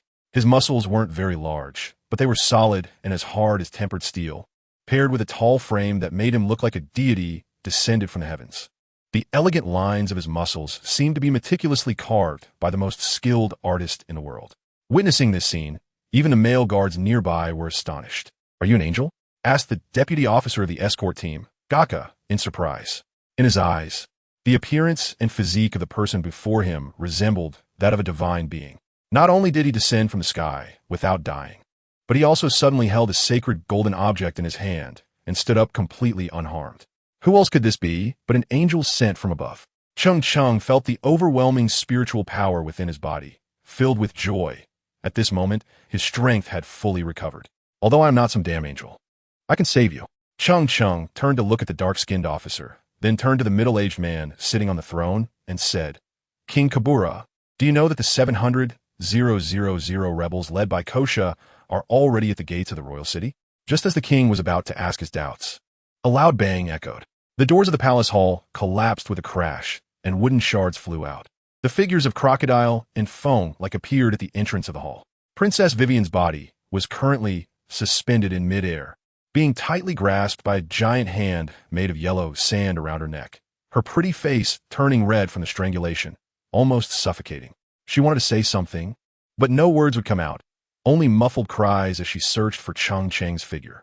When she saw that Cheng Cheng was unharmed, Vivian calmed down a bit and stopped struggling. However, when her gaze turned back to the middle-aged man on the throne, she began to struggle again, tears streaming down her face. "Let go of my daughter. Let go of Her Highness the Princess. Crocodile, are you planning to rebel?" In an instant, angry shouts echoed through the hall. King Kabura stood up from the throne, trying to suppress the anger in his heart, and scolded. "Crocodile, as long as you release my daughter, everything can be negotiated. Don't you want this country? I can give it to you right now. Just promise not to harm Vivian." Woo. Vivian, with her mouth covered by the yellow sand hand, shook her head desperately, her eyes filled with pleading. Crocodile glanced casually at King Kabura and sneered. "What if I want you to die right now?" Then he looked curiously at Cheng Cheng, who was unharmed, and asked, "You can take a hit, huh?" "It's not that I can take a hit, it's just that your punches are too light." Cheng Cheng put away the Holy Grail and casually held the town Sea sword in his hand. He looked at Crocodile in front of him, his eyes filled with disdain, and said in a relaxed tone, "Old Sand, let me teach you what fighting really is." Crocodile narrowed his eyes, took a deep puff of his cigar, and deep wrinkles formed on his forehead as he looked at Cheng Cheng fiercely. "Just because of you?" Cheng Cheng's lips curled slightly, and the Jinhai sword trembled gently at an imperceptible speed. In an instant, the sword energy surged. At the same time, his body vanished from a spot, and the ground instantly cracked. The next moment, the giant desert hand that held Vivian suddenly broke apart, and yellow sand scattered everywhere. Vivian gasped and closed her eyes. When she opened them again, she found herself in Cheng Cheng's arms, tightly embraced by him, feeling the hot and alluring masculine aura emanating from him. At that moment, Vivian was entranced. She closed her eyes, unwilling to open them again, thinking to herself, "Let me die in this moment." Crocodile's expression was shocked as he carefully reconsidered the white-haired boy in front of him, then suddenly swung his arm. Desert Treasure Blade. A blade of yellow sand swiftly rushed towards Cheng Cheng, fierce and powerful, accompanied by a loud sound of breaking air. Cheng Cheng held Vivian in his arms, walking leisurely as he dodged the attacks of the Desert Blade with a few quick flashes, placing Vivian on the throne. After that, Cheng Cheng had no more reservations and slowly turned around. As he turned, his aura rapidly swelled, creating invisible ripples in the air, and a faint mist appeared. The sword's blade changed from gray to black, and amidst the flickering blue light, water flowed like a dragon, coiling around the dark blade. After turning around, he slashed diagonally into the air with his sword. Arm hockey, water-breathing, slash of the sea. The sound of breaking air rang out, and an extremely sharp blue sword energy, entwined with flowing water, sliced toward Crocodile at an incredible speed. In an instant, the ground shattered, and the air seemed to be torn apart. Crocodile's pupils constricted, instinctively reaching out with his golden hook to block. However, in the next moment, the blue sword energy passed through Crocodile's arm, blood splattered, and with a clang, his entire arm with the golden hook fell to the ground. Run. At this moment, the only thought in Crocodile's mind was this. He widened his eyes and let out a painful scream, not caring about the severed golden hook on the ground. Glancing nervously at the white-haired youth standing in the sunlight ahead, he couldn't understand how someone who had just been so weak after being knocked into the palace by him not only survived, but seemed like a different person. Run. Get away from this extremely dangerous person in front of him. No, at this moment, in Crocodile's eyes, the white youth before him no longer belonged to the realm of humans. Too strong. Crocodile's body instantly transformed into a cloud of yellow sand, disappearing with the wind, leaving only a few grains of sand and a bloodied, severed arm on the ground. Foam-like gasped, looking around in disbelief, seemingly unable to accept the reality before him. His boss Crocodile had actually had his arm cut off by someone with a single sword and without hesitation had fled. What was he supposed to do? He suddenly screamed, made an extremely domineering gesture, and instantly vanished. Cheng Cheng scoffed disdainfully and did not pursue Crocodile. Old Sand's stronghold was right in Rain Banquet. A monk could run, but the temple could not. He did not believe that Old Sand could so easily give up on a plan he had been scheming for 3 years. Inside the palace hall, there was a dead silence. The ministers and guards were all shocked by the scene before them. Who was Crocodile? The people present were all powerful figures in the palace and core members of the national leadership. They were fully aware of Crocodile's strength. He was a notorious pirate acknowledged by the Navy headquarters, one of the 7 warlords of the sea. In Alabasta, he was regarded as a hero of the nation. King Cobra looked in shock at the white-haired youth in the hall, his eyes filled with hidden astonishment and gratitude. Even though he knew that Crocodile was the mastermind behind the country's turmoil, as a king, he could do nothing and dared not act. Not for any other reason, but because the other party was a warlord of the sea, an unparalleled powerhouse they could not provoke. Yet today, that seemingly invincible pirate had his arm severed by this young man wielding a sword. With a thud, King Cobra knelt before Cheng Cheng. May the angel take charge of the millions of people in Alabasta. I, Cobra, am unworthy and incapable, and I bow in gratitude to the angel. After the king bowed down, all the other ministers and guards willingly knelt down in a large group. Even Princess Vivi did not hesitate to kneel. Cheng Cheng, upon seeing this, let out and with a flash of his figure, he appeared in front of Wei Wei, wrapping his hand around her slender waist to stop her movements. There is no need for the king to do this. I am not an angel, just a friend of Wei Wei, unworthy of such a bow. Moreover, your majesty, you are not a ruler without virtue or ability, Cheng Cheng said in a deep voice, while also signaling Wei Wei to help the king up quickly. After everyone stood up, their gazes towards Cheng Cheng were filled with genuine awe. Your majesty, this is not the time for reminiscing. The 700,000 rebel army, led by Kosha, is already at the city gates, and they're about to launch a full-scale attack on the royal city. Whether we can stop this war depends on you, Cheng Cheng said to Vivi and the king. I must take advantage of Crocodile's injury and take his life while he is down. We need to eliminate him completely, and more importantly, I need to find evidence of his crimes. He then added, I will go persuade Koza. He will definitely believe me. King Cobra immediately replied, in the end, this is all my doing. Even if I die, I will tell my people the truth about this matter. Vivi, with red eyes, nodded heavily and said, Father, I will go with you. Even if you can't convince Koza, you must try to buy some time. Once I capture Crocodile, the truth will come to light. Cheng Cheng said seriously. After finishing, he looked up at the large hole in the ceiling of the hall and shouted, Cloud of Nimbus. Soon, the cloud of Nimbus rushed through the hole above him and landed in front of Cheng Cheng. He stepped onto the cloud of Nimbus and soared into the sky. The guards in the hall, seeing this, all knelt down in unison. Vivi and King Cobra exchanged glances, nodded to each other, and both said, let's go. In the basement of Rain Dinner, Crocodile, having exhausted his energy and used sand skimming to escape here, was now pale and drenched in sweat. Although the wound on his left arm had stopped bleeding, it was still unbearably painful for him. He slumped onto a chair, feeling a bit less fatigued. President, what happened to you? Who could injure you like this? A voice full of magnetic charm rang out. A tall, alluring woman walked down the stairs, looking at him with concern. She wore a white coat, a white cowboy hat on her head, and a tight-fitting shirt that tightly sealed her voluptuous figure within. Her beauty was mature and captivating. Crocodile didn't even need to look up to know who it was. He coldly said, Robin, how is our other plan going? Everything is normal, Robin replied, then lightly clapped her hands, and a cage slowly rose from below the ground. Inside were Luffy, Usopp, Nami, and Zoro along with Smoker, all trapped inside. She pointed at the people in the cage and said, besides that, I have some unexpected gains. The Straw Hat crew came right into our trap. It really didn't take much effort to capture them. With their intelligence, I really don't know how they have a bounty of 60 million berries. Robin, you did well. Crocodile sneered as he stood up unsteadily and approached the cage, staring at the people inside. Straw Hat Kid, Bounty Hunter, oh, and even Colonel Smoker. Haha, truly heaven helps me. I can finally take revenge for that sword wound. Luffy grabbed the cage and shouted, but as soon as his hand touched the cage, he rolled his eyes and collapsed weakly. Bastard, let me out. I'll beat you, you scum. Luffy, don't touch the sea prism stone, you really never learn. Nami said helplessly beside him. Robin secretly glanced at the empty sleeve of Crocodile's left arm, a flash of shock crossing her eyes. Who could have severed Crocodile's arm? Robin dared not think further, quickly calming herself as if she hadn't seen anything. Robin, open the underground reservoir. Let the water flood this basement. It's no longer useful. We're retreating now. Crocodile turned to Robin and ordered, Oh, right, let the banana crocodiles out too. After the straw hats and our Navy colonel drown, those corpses can be fed to these beasts.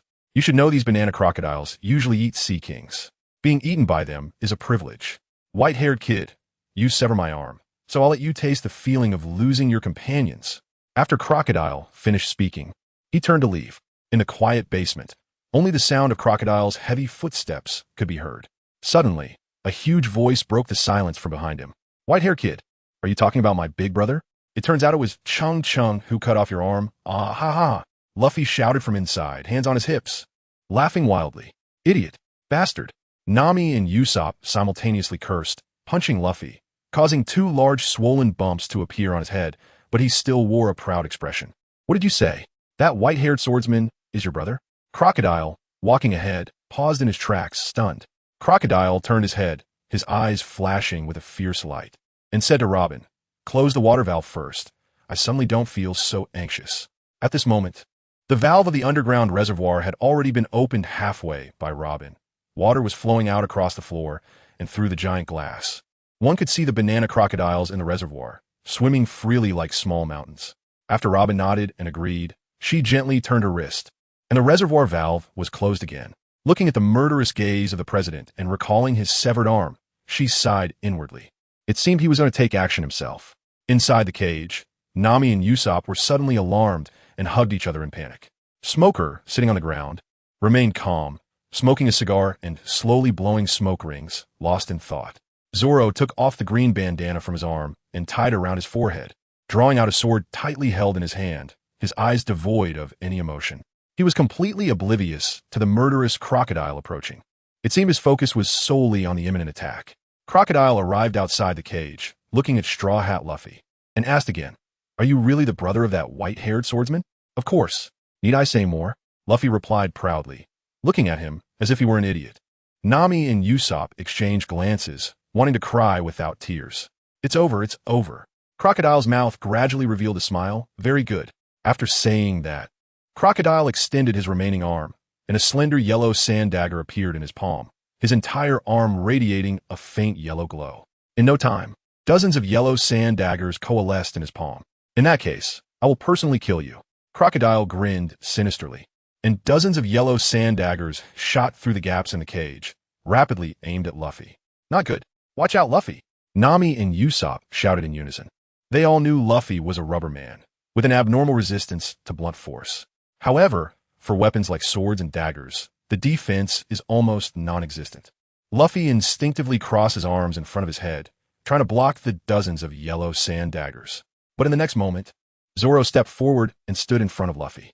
A flash of purple light from his sword appeared. The dozens of yellow sand daggers that had just entered the cage were split in half and fell to the ground, turning into a puddle of yellow sand. Such a small trick could kill my captain? That is too far-fetched, right? Zoro smirked and scoffed, looking for death. Crocodile shouted angrily. He now felt an inexplicable rage at anyone wielding a sword. Sandstorm. Crocodile raised one hand, and instantly, endless yellow sand surged in from all directions of the cage like a tidal wave. In the blink of an eye, everyone in the cage had their calves covered in yellow sand. On my legs, I can't move now, Usopp exclaimed. Nami's face was filled with fear. Zoro, come help me quickly. Ha ha ha ha. Weren't you good cutting? Why don't you try to draw your sword now? Crocodile laughed maniacally. He loved to see the expressions of those on the verge of death, filled with pain and fear, as it brought him immense pleasure. Zoro looked down and saw that the yellow sand had reached his waist. Now even he couldn't draw his sword. His eyes shifted, realizing he couldn't die here. Nami and Usopp were unreliable. Luffy and Smoker were both devil fruit users, essentially useless in this sea stone cage. The only one who could save them now was himself. I can't die. I haven't fulfilled my promise to Kena yet, and I haven't become the world's greatest swordsman. Zoro's arms bulged with veins, like blue dragons surging, and the surface of his sword, Enma, began to emit a strange and alluring purple glow, but he couldn't muster any strength. It's useless. There's no need to struggle anymore. Crocodile raised his palm and suddenly clenched his fist. Enjoy the last moments of fear before death. The yellow sand around the cage surged again, instantly engulfing everyone inside, while the sand outside formed gigantic cubes. The basement of the rain banquet returned to silence. Robin looked at the giant cube, feeling a deep sense of regret. What a pity! Who would have thought the Straw Hats would end up buried alive? In the next moment, Robin's eyes widened. She saw countless intersecting purple sword energies appear on the surface of the giant cube in an instant. Those sword energies flickered from the outside to the inside, slicing through the yellow sand cube as if cutting tofu. In an instant, the yellow sand was shaken and scattered all over the ground, and Nami and Usopp were coughing and gasping for air. "Ahaha, I'm alive again. That's great," Luffy said, grinning widely. "Brother Cheng Cheng, Brother Cheng, you came to save us." Cheng Cheng. Robin then saw a white-haired youth appear in front of her, holding a broad sword in his right hand, looking incredibly handsome. She immediately thought of the white-haired swordsman the president had just mentioned. She looked at Cheng with an incredulous expression. So young. When Crocodile saw Cheng arrive, he instinctively turned into a pile of yellow sand, wanting to escape again. He had no desire to fight Cheng at all now. "This time, I won't let you escape." "Old sand." Cheng Cheng inserted the Zhenhai sword into the ground, slightly bent his knees, and brought his hands together at his waist. Suddenly, a strong blue and white energy fluctuation appeared in his palms, quickly forming an energy sphere filled with destructive power. Closing his eyes, Cheng Cheng used Observation Haki to sense Crocodile's next position. Observation Haki, Kamehameha. With a sudden thrust of his hands forward, a powerful blue and white energy shockwave surged towards an empty spot. Just as everyone was questioning whether Cheng Cheng had missed, the next moment, they witnessed an incredible scene. Crocodile, whose body had transformed into sand, suddenly changed direction while running, recklessly charging towards the ferocious shockwave. Boom! With a loud crash, Crocodile was instantly forced to reveal his true form.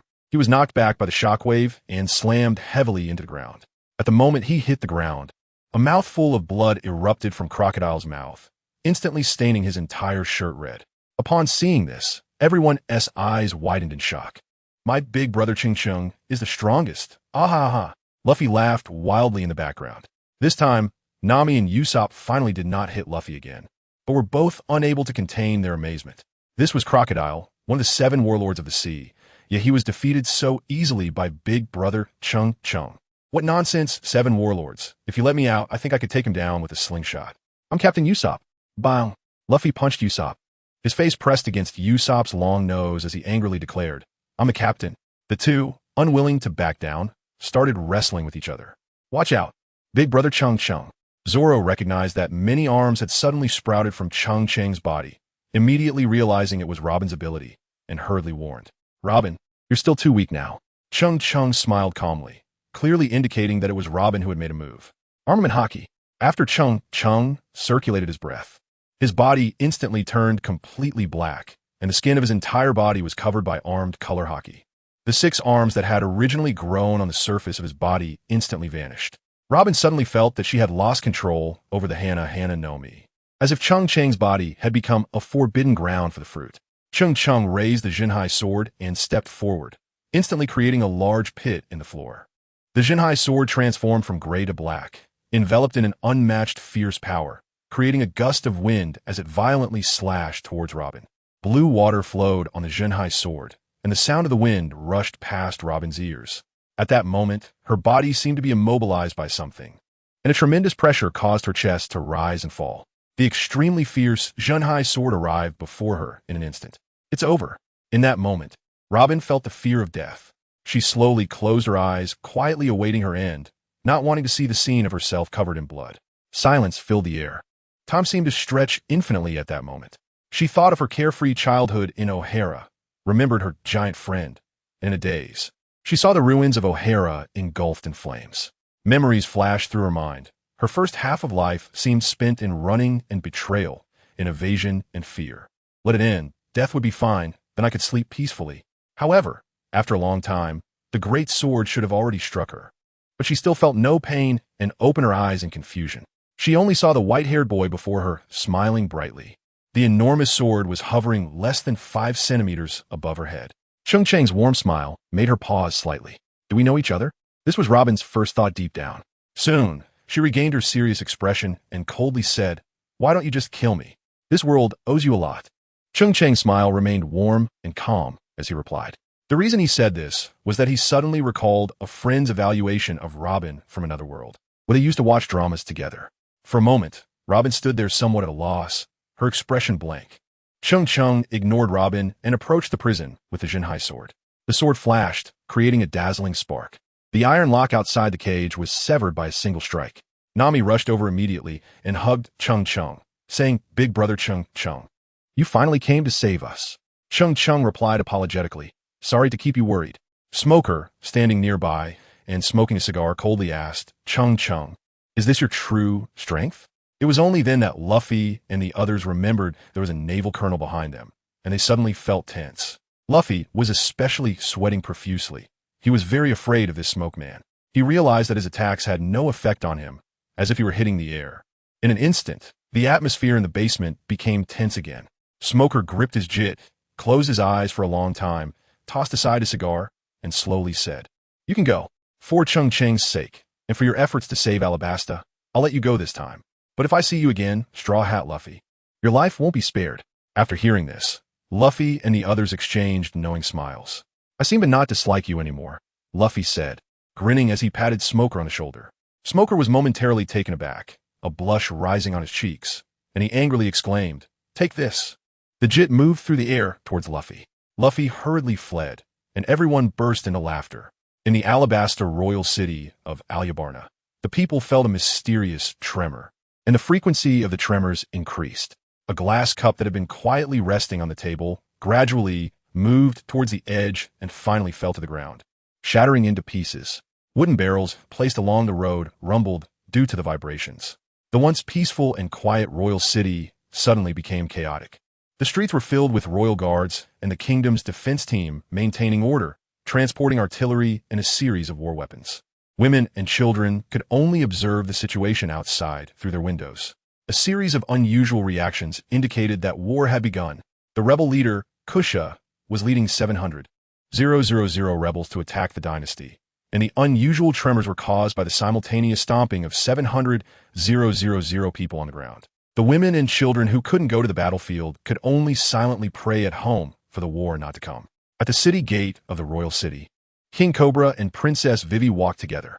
The surrounding guards immediately saluted with serious expressions. The king nodded and said to the captain of the royal guard, "Ikarlam, open the city gates." Ikarlam, looking worried, said, "Your Majesty, do we really have to do this? What if those rebels don't listen to you?" The king waved his hand, signaling Ikarlam to stop talking. "Everything happening in this country is because of me. If I die today, let Vivi be the next monarch according to my will." Outside the royal city, the 700,000 rebels surrounded the city, their momentum grand.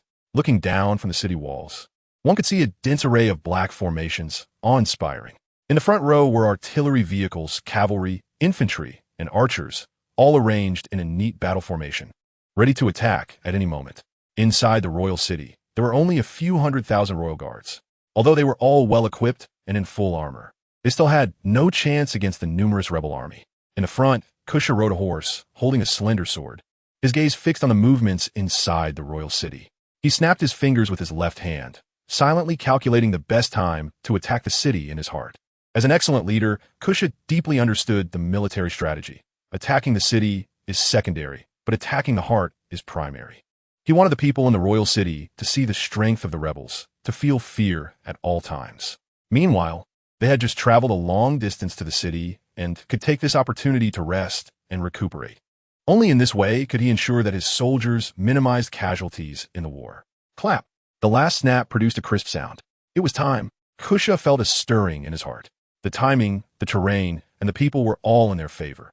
They had no reason not to win this decisive battle. Kusha slowly raised his long sword, his lips moving as he was about to give the final command. But at that moment, he saw the city gates slowly opening. Two familiar figures walked out from inside. At the same time, these two were the last people one would expect to see here: King Cobra and Princess Vivi. Kusha immediately stopped his actions and said to the people behind him, "No one is allowed to fire without my command." His order was quickly relayed and delivered to everyone. Vivi shouted loudly to explain, "No, you all got it wrong. The kingdom not getting rain is all Crocodile's conspiracy. This is all his scheme." Princess Vivi's voice was loud, but in the open battlefield, only some people in the front row could hear her, and they immediately began to discuss among themselves. "Crocodile? What is the princess talking about? Isn't he a hero of our country? Yeah. How could such a towering hero turn into a schemer? Bullshit. We don't believe it. Mr. Crocodile is a good person. The king is the real culprit. He is the one who deserves to die. At this moment, King Cobra stepped forward and said loudly, I am indeed guilty. But my guilt lies in my inability to stop Crocodile. He is merely a surface-level good person. To atone for my sins, to expose his true nature, and to stop this unnecessary war today, I surrender. After saying this, King Cobra placed the crown, symbolizing the throne, on the ground with both hands, and then stood silently to the side. The rebel leader Kusha looked at King Cobra and Princess Vivi, his expression shifting between uncertainty and anger. These two were someone he had once respected and someone he had grown up with. The king and the princess risking their lives to come out of the city to explain everything already showed enough sincerity. However, this final battle was not child's play. Sincerity alone was far from enough. Your Majesty, if what you say is true, then how do you explain the discovery of dance powder in the palace? I hope you can provide sufficient evidence. Vivi's face showed joy, knowing that Kush's words represented a willingness to negotiate, and she hurriedly said, For years, I have been investigating the Baroque works that attempted to overthrow the entire country. So 2 years ago, I infiltrated it as an undercover agent and collected a lot of evidence. Moreover, the biggest mastermind behind Baroque works is Crocodile. After finishing her words, Vivi held high the photos she had taken during her years undercover, allowing everyone to see clearly. The photos included the cadres of the Baroque works, as well as other members transporting dance powder at the docks, and one photo of Crocodile's back. The people in the front lines of the battlefield all looked over, and an uproar ensued. The mastermind behind Baroque works was actually Mr. Crocodile. I recognized the people in the photos. They are indeed members of Baroque works. But that doesn't seem to prove anything, does it? Moreover, it's just a photo of Mr. Crocodile's back. What does that signify? Hearing the discussions among the crowd, Vivi's expression turned bitter. Over the years, Crocodile had always been very cautious, never holding meetings with them, and the orders were always conveyed by Vice President Robin. She only learned a few days ago that Crocodile was the mastermind behind it all. Princess Vivi, war is no child's play. Kusha said to Vivi, looking serious. With your character, I'm naturally willing to believe you. But these are just photos. They don't represent anything. For a moment, Vivi's face turned ashen, and she sat on the ground in a daze. In that case, Kusha, take the crown away. I, Nefertari Cobra, concede this war. Kusha was shaken. Since he was a child, he had regarded the king as his idol, the person he admired most, and a beloved monarch among the people. However, since 3 years ago, it had not rained anywhere except the royal city, and the people gradually lost faith in the king. The incident where dance powder was discovered in the palace further intensified this conflict. Looking at the pained and helpless Vivi, he had now come to believe. But he knew that believing was not enough. He had to be responsible for the 700,000 soldiers behind him. They were not soldiers. They were merely civilians on the brink of starvation, struggling to survive. For that reason, he had to give them an explanation. Kusha leaped off his warhorse, shaking his wrist as he drove his sword fiercely into the ground. The battlefield fell silent, with everyone inside and outside the city staring at the scene. Even the citizens inside the city climbed up to the city walls, their gazes fixed on everything happening outside the city. Kusha approached the king and reached down to pick up the golden crown, a symbol that had been passed down through the Nefertari family and represented the king of Alabasta. Just as his fingertip brushed against the golden crown, a calm voice rang out from the sky. Wait, give me a moment. Upon hearing the voice, everyone looked up at the sky. A golden cloud descended. Under the watchful eyes of the 700,000 rebel army, the golden cloud fell to the ground at great speed. 2 figures stood atop the cloud. One was a striking, white-haired youth, whom no one had seen before. The other was disheveled, covered in blood, with a broken arm, and carrying a large sword on his back. Although he didn't match the image they had in their minds, they quickly recognized the hero, Crocodile. The crowd was instantly in an uproar. How had the national hero they remembered changed into this? Kusha stopped reaching for the crown, stood up, and calmly looked at the white-haired youth. My name is Cheng Cheng, and I'm here to give the people of Alabasta the truth today. Cheng Cheng smiled faintly and directly kicked Crocodile down. Crocodile's body flew out and heavily smashed onto the yellow sand on the ground. You speak for yourself. Crocodile's devil fruit powers were completely suppressed by making it impossible for him to turn his body into sand. When Vivi saw Cheng Cheng, she immediately burst into tears. Sitting on the ground, convulsing and crying loudly. She really didn't expect that Cheng Cheng could capture one of the 7 warlords, Crocodile, and bring him before her. The king's eyes widened in shock, unable to hide his astonishment. Earlier in the palace hall, he had seen Cheng Cheng sever Crocodile's arm with a single sword strike, and today he had directly captured him alive. The king was well aware of Crocodile's strength over the years. He had continuously sent the royal guard and skilled fighters from the kingdom to attempt to eliminate Baroque works, but had never succeeded. The agents of Baroque works were so powerful, let alone their boss. Kusha also showed a delighted expression, if Crocodile himself admitted it. This matter would be much easier to handle. I have nothing to say. This matter was originally orchestrated by me from behind the scenes. If you hadn't interfered, they all would have died today. Crocodile said resentfully. Unfortunately, all my plans over the years have been ruined by you today. Everyone was shocked after hearing this and cast questioning looks at Crocodile. At this moment, they unconsciously thought of something. Ever since it hadn't rained 3 years ago, Crocodile had just become the hero of this country, which was too much of coincidence. Thus, they had already secretly begun to believe in the princess's words. Cheng Cheng looked at Kusha with a calm expression and asked, I believe there must be a hidden force within the royal city supporting the rebel army, right? Yes. Kusha nodded, as there was nothing to hide about this. His battle plan was originally to attack from both inside and outside. However, now that the king has announced his surrender, it seems that hidden force is no longer necessary. If you still don't believe it, you can have your people in the city search the rain banquet. This is Crocodile's base, and the dancing powder circulating throughout the country is produced here. Kusha said seriously, all right, if it's as you say, then we will have enough evidence. Then Kusha snapped his fingers, and someone behind him immediately brought over a transponder snail. After a quick connection, he ordered the other party to immediately take people to search. Cheng Cheng smiled faintly, and his gaze towards Kusha became a bit more amiable. It seemed that Kusha was indeed inclined to cease hostilities. He just needed sufficient evidence. He not only had to use this evidence to convince himself, but also to persuade the 700,000 rebel forces standing behind him. Such a person, who occupies a high position yet is not at all swayed by the lure of power, was hard for Cheng Cheng not to take a second look at. One should know that as soon as Kusha picks up the crown and accepts Kublai's surrender, he will become the next king of Alabastan.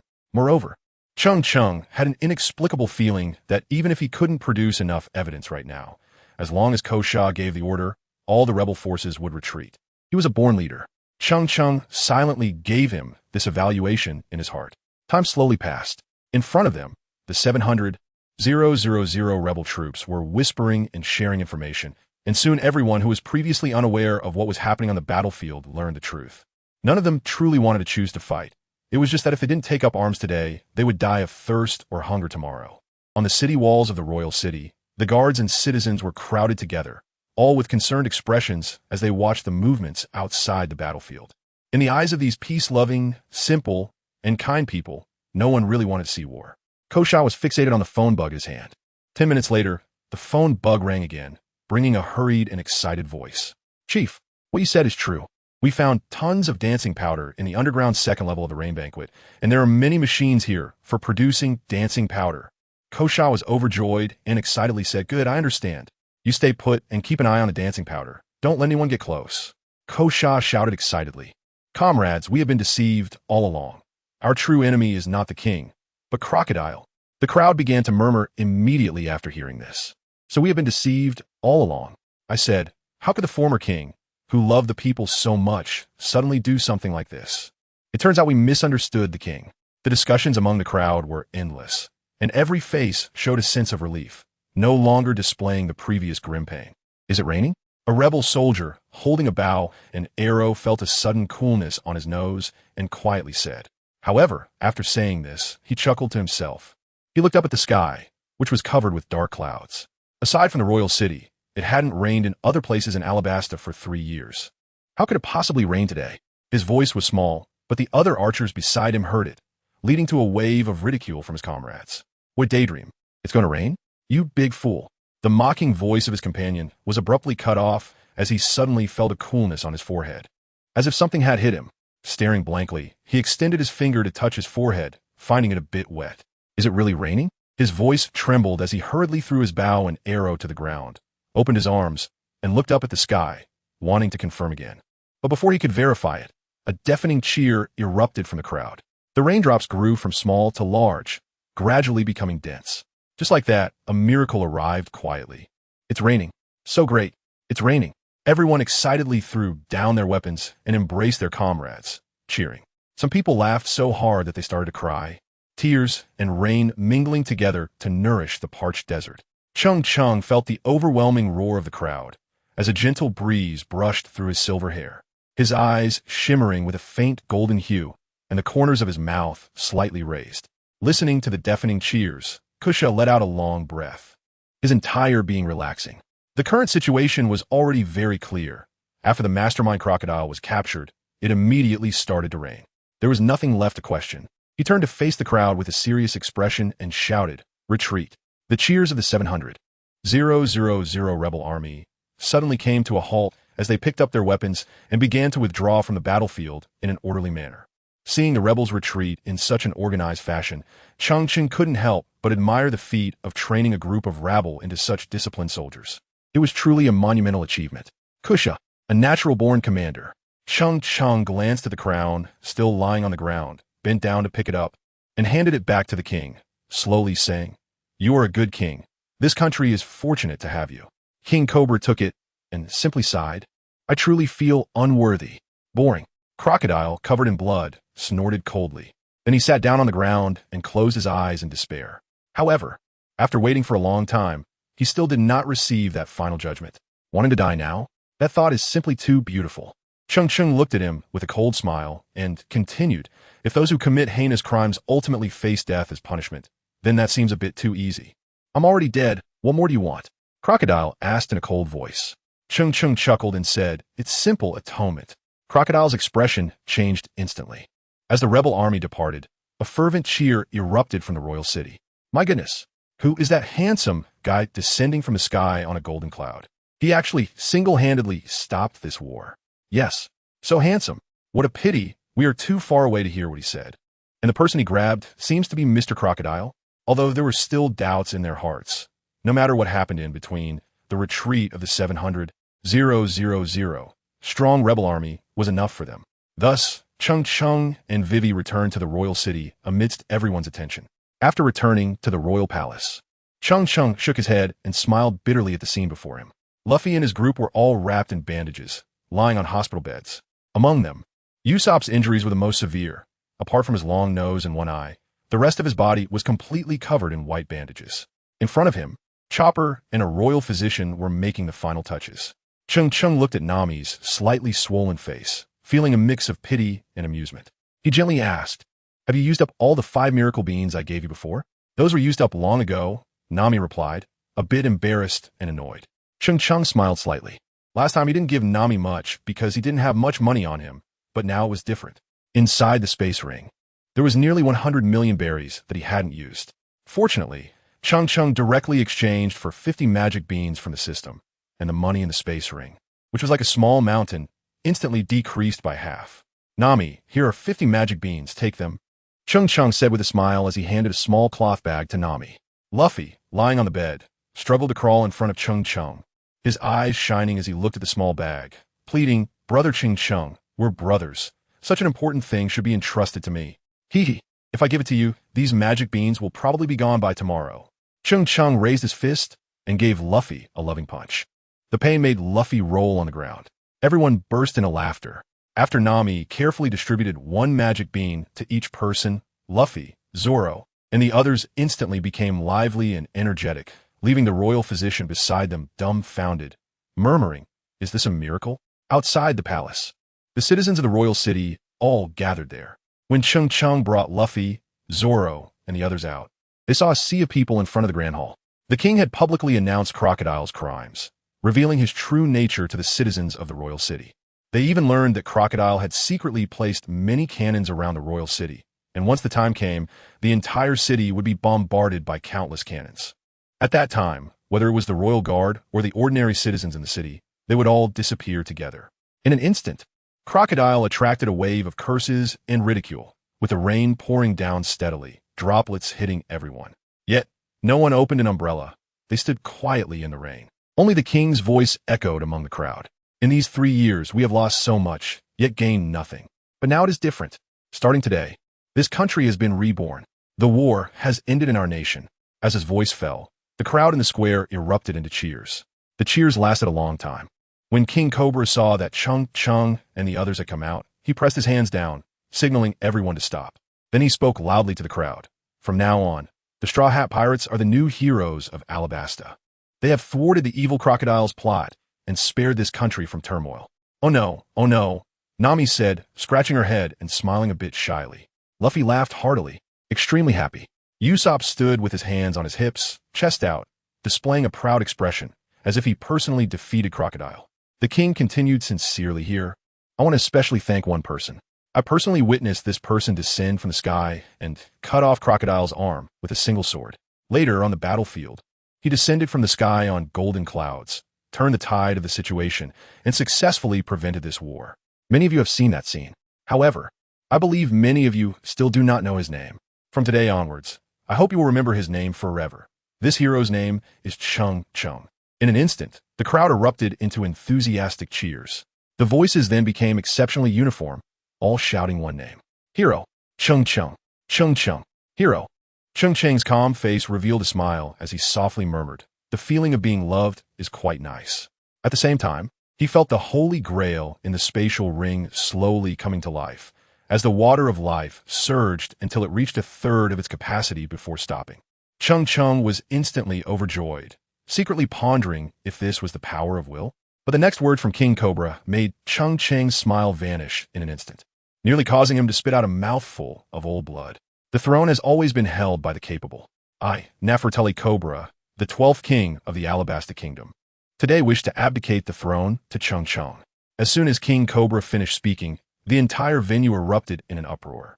Whether it was the common people in the square or the ministers standing behind the king, everyone gaped in shock at the king. "Your Majesty, please think it over." Captain of the Guard Icolum hurriedly said, "Brother Cheng Cheng, although you saved this country this time, the people of Alabasta cannot do without you. Please reconsider, Your Majesty." The deputy of the guard, Bell, and the other ministers beside him all knelt down on the ground, shouting in unison. Only Vivi remained calm, her smile unchanged, as if she had known about this decision in advance. Cobra, however, had a determined look in his eyes, not allowing anyone to question him. "No need to consider. I have already made this decision." Cheng Cheng stared in shock at King Cobra with his mouth wide open. "Do you have to be so straightforward?" He originally thought the king would at most give him a small reward, but he never expected that the king actually wanted to give him the entire Alabasta. However, how could he possibly be a king? He could wield a sword and kill, but when it came to handling state affairs and governing a country, he was completely clueless. Cheng Cheng immediately shook his head firmly and said, "Your Majesty, you are mistaken.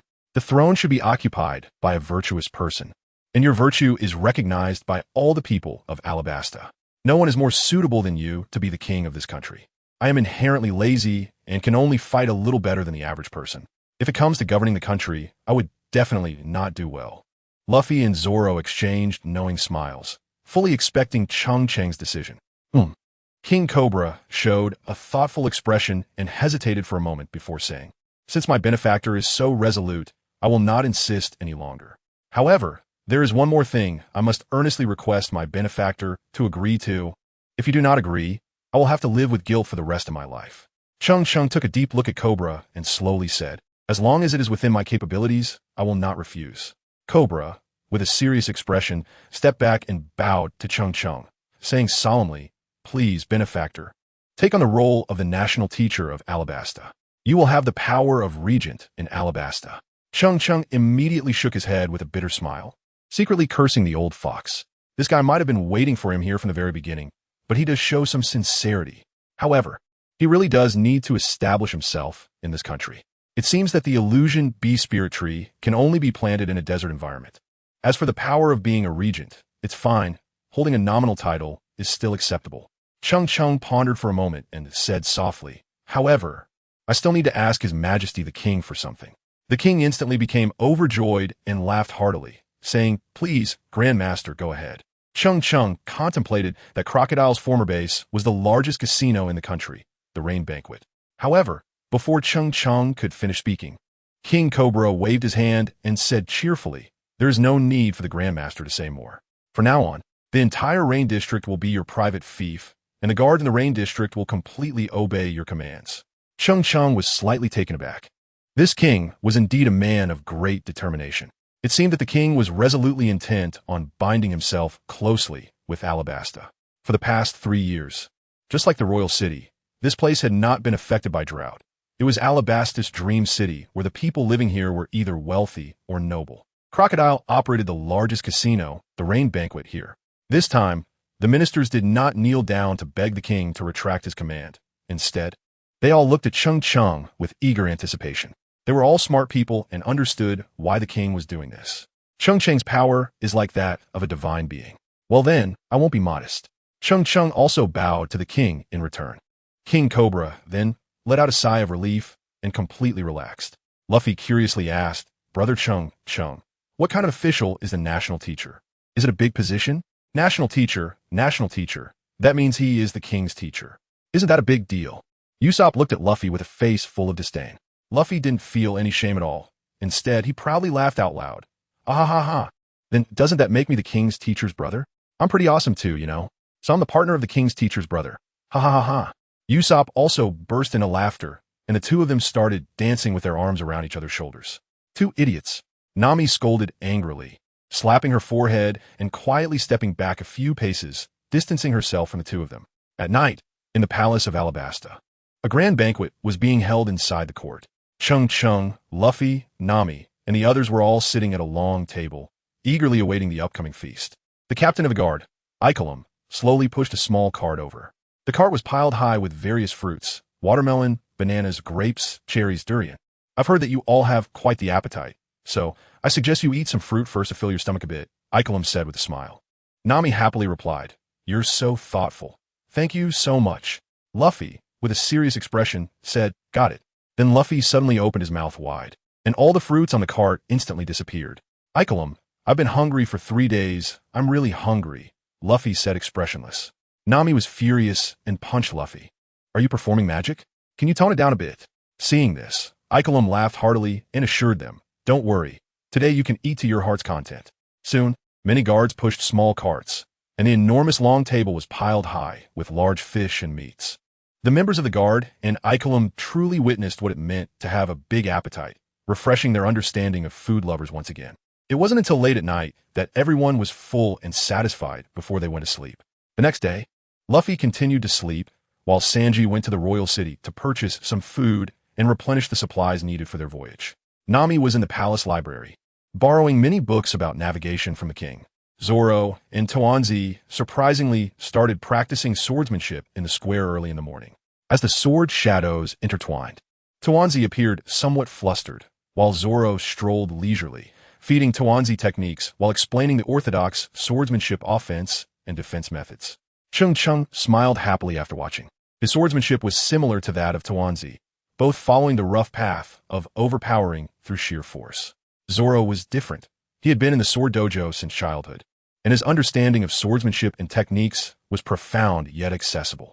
Toanzi being able to hear these orthodox teachings was undoubtedly beneficial for him. By noon, Cheng Cheng and Vivi arrived at the seaside to bid farewell to Luffy and the others. Luffy and Nami boarded the ship first, while Sanji looked back reluctantly at Vivi. Vivi lowered her head, clasping her hands tightly together, and apologetically said, Luffy, I have to take care of my country's people. I can't continue to accompany you. I'm really sorry. I'm sorry. As she spoke, her eyes turned red, covering her mouth, unable to continue. Luffy only glanced at her and turned away, coldly saying, Let's go. Nami, Zoro, and Usopp silently turned and boarded the ship. Even Sanji, after hearing Luffy's words, quietly pulled up the anchor, and the Mary slowly drifted away with the wind into the vast sea. Vivi stared vacantly at the departing Mary. Luffy didn't even say goodbye when he left. She felt weak all over at that moment. It was as if her soul had been drained. Her dreams and her companions seemed to vanish with the distance of the Mary. They must be blaming me. I'm sorry. I'm really sorry. Vivi slowly crouched down, holding her head and crying out loud. At that moment, she had lost the strength to stand up. Her only companions had resolutely left her without looking back. Don't cry. Look up. Cheng Cheng gently rubbed Vivi's hair and said. Vivi used all her strength to raise her head in confusion. On the Mary, everyone was facing away from her, raising their right hands into fists, with a black cross on their right arms. She couldn't hold back anymore and burst into tears. Vivi recognized this symbol. It was a testament to their friendship. In an instant, She regained all her energy, pursed her lips, and smiled through her tears, raising her right arm high as well, revealing the identical symbol. Everything was unspoken. The next morning, the entire country was filled with great news, and the citizens joyfully took to the streets. The leader of the rebel army, Crocodile, had announced the complete dissolution of the rebel army. From now on, there would no longer be a rebel army opposing the nation in Alabasta. At the same time, everyone learned the background of this matter, realizing that Crocodile was the true villain, while the current national master, Cheng Cheng, was the real hero of the country. In the palace hall, Cheng Cheng stood in the position closest to the throne. Originally, King Cobra intended to arrange a seat for Cheng Cheng as well. However, due to Cheng Cheng's insistence on refusing, the king had no choice but to abandon this idea. Cheng Cheng silently felt the life-giving water in the Holy Grail. Since the morning, the water inside had been rising, and now it was almost overflowing. He was puzzled, secretly pondering whether it had something to do with him becoming the national master of this country. No, that wasn't it. It should be related to his name being known by the entire nation. Yesterday, when the water in the Holy Grail was rising, it coincided with the time when the people in the royal city were loudly calling out Cheng Cheng's name. Was the gratitude, trust, and respect of the people the source of the Holy Grail's absorption of their wishes? Cheng Cheng was constantly analyzing in his mind, and soon came to his conclusion. It seemed that the national master of Alabastan must take on the role, and he had to do it well. At this moment, below the Grand Hall, Kusha was kneeling alone on the luxurious short-hair carpet. He was tall, with sharp features, wearing a pair of gold-rimmed glasses and a deep knife scar on his left eye. Even while kneeling, this former leader of the rebel army exuded an unparalleled aura of dominance. Last night, he had already disbanded 700,000 rebel soldiers. And now he was no longer a leader, just an ordinary person. Kusha lowered his head and sincerely said, "The sinner Kusha comes to plead guilty today, and I earnestly request the king to punish me." King Kublai stood up from his throne and asked in response, "What crime have you committed?" Without waiting for Kusha to speak, Kublai continued, "If it is a crime to fight against the kingdom's army for the sake of survival, then the guilty one is not you, Kusha, but me. I, as the king, am the greatest sinner from beginning to end. Although you are the leader of the rebel army, your rebel army has not harmed the common people at all. They are well disciplined. It is undeniable that the rebel army has killed many of the kingdom's soldiers. However, Kusha, you must also remember that at the same time, you have saved the lives of 700,000 rebel soldiers. From beginning to end, there has never been a rebel army. You, and they are all my subjects." The last sentence was almost shouted out by the king. Kusha, kneeling on the ground, was stunned and speechless. He stood up and murmured, "You are the true king of this country." At this moment, Cheng Cheng looked at Ko Beulah with admiration and softly said, "This is the demeanor a ruler of a nation should have." At the same time, he couldn't hide his appreciation for Ko Shah and quietly observed him. An ordinary commoner, with no background, had unexpectedly become the leader of the 70,000 rebel troops. It was enough to demonstrate his extraordinary leadership ability and the people's support for him. It is worth noting that outside the royal city at that time, if Ko Shah had chosen to insist on attacking the city or accepted the crown, the person sitting on the throne now would be him. If these experiences could be deemed a form of luck, then Ko Shah's decision to disband all the rebel troops cannot simply be explained by luck. What a profound state of mind this is. To take up and to let go. This simple phrase, how many people can truly achieve it? Not to mention the ability to let go. How many can genuinely take it up? Cheng Cheng had to admit in his heart that he admired this person a little. After exiting the Great Hall, Cheng Cheng went alone to the dungeon beneath the royal city.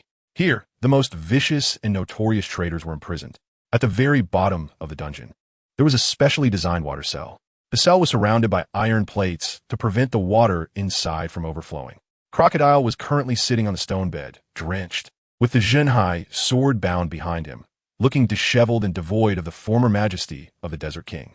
Even when he saw Cheng Cheng arrive, there was no change in his expression. His eyes were hollow and unfocused, staring blankly ahead. Cheng Cheng didn't care about the damp and rotten air around him. Standing in front of Crocodile, he got straight to the point. "Old Sand, I give you two choices. First, follow me from now on, and I'll give you a chance to make a contribution and atone for your sins. The second option is to contact the Navy immediately and send you to the underwater prison." Upon hearing the words underwater prison, Crocodile's eyes finally focused, revealing a hint of fear. "You wanted to follow you, but you've already cut off one of my arms. I'm a useless person now. What can I do?" Crocodile said with a self-deprecating smile. Cheng Cheng smiled calmly and said, "These are not things you should worry about. You just need to make a choice." Crocodile gritted his teeth and stood up, saying, "It seems I have no other choice. You may never know. This will be the best choice of your life." Cheng Cheng smiled and said, then with a flash of golden light, a magnificent holy grail that radiated golden light appeared in his hand out of thin air. Crocodile was undoubtedly a powerful warlord, and he happened to need to cultivate his own power. He really couldn't bear to see such a strong fighter die like this. Crocodile widened his eyes. With his experience, he surprisingly couldn't figure out how this golden cup had appeared.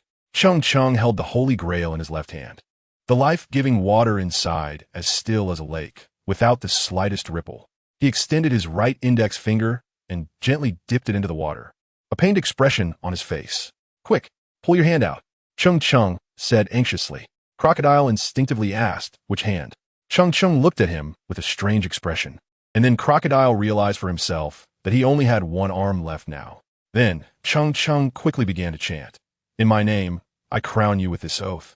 As the stars do not fall, and the heavens and earth endure, if I die, you die. If you die, I live." Crocodile nodded slightly. With Crocodile's nod of agreement, the few drops of clear water at Cheng Cheng's fingertips suddenly burst forth with golden light, illuminating the dark underground prison in an instant. Cheng Cheng took advantage of the light and quickly drew 3 vertical lines on Crocodile's hand, forming a river character symbol. As the golden light dissipated, only a faint golden river character symbol remained, clearly visible on Crocodile's hand. Cheng Cheng put away the Holy Grail, closed his eyes, and secretly felt the subtle connection with Crocodile, a smile appearing on his lips. "It's done." Then Cheng Cheng extended his hand, and a beam of energy appeared at his fingertips, melting the lock of the prison directly. He walked in and pulled out the sea prison sword from behind Crocodile, saying, "From now on, you'll follow me." After losing the suppression of the sea prison sword, Crocodile straightened his back, and with a slight effort, the ropes binding him automatically fell away. He had eaten the sand fruit, allowing him to manipulate sand and turn his body into sand, with water being his only weakness. In the water prison, combined with the sea prison stone sword on his back, he was almost rendered helpless. After walking out of the water prison, Crocodile quietly asked, "Where are we going next?" "To Rain Banquet. That place is now my territory," Cheng Cheng replied. After a brief moment of thought, he continued, "The name Rain Banquet is meaningless. Since it's the largest casino in the country, it should have a more luxurious name to match. So let's rename it to Car Banquet." "Car Banquet?" Crocodile softly repeated the name, looking puzzled. "What's the difference? How is it more luxurious?" After Cheng Cheng bid farewell to the king with TenYears and Crocodile, he left the royal city of Albana, eager to head to the Rain base, which was now his own territory.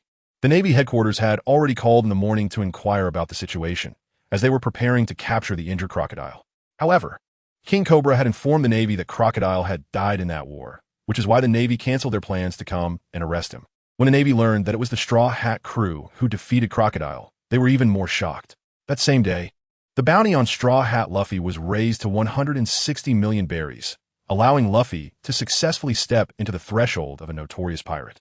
Standing on the Nimbus was Crocodile, who at that moment had taken off his luxurious fur coat and changed into a long earth-colored robe that covered his body completely, with a pair of black sunglasses on his face.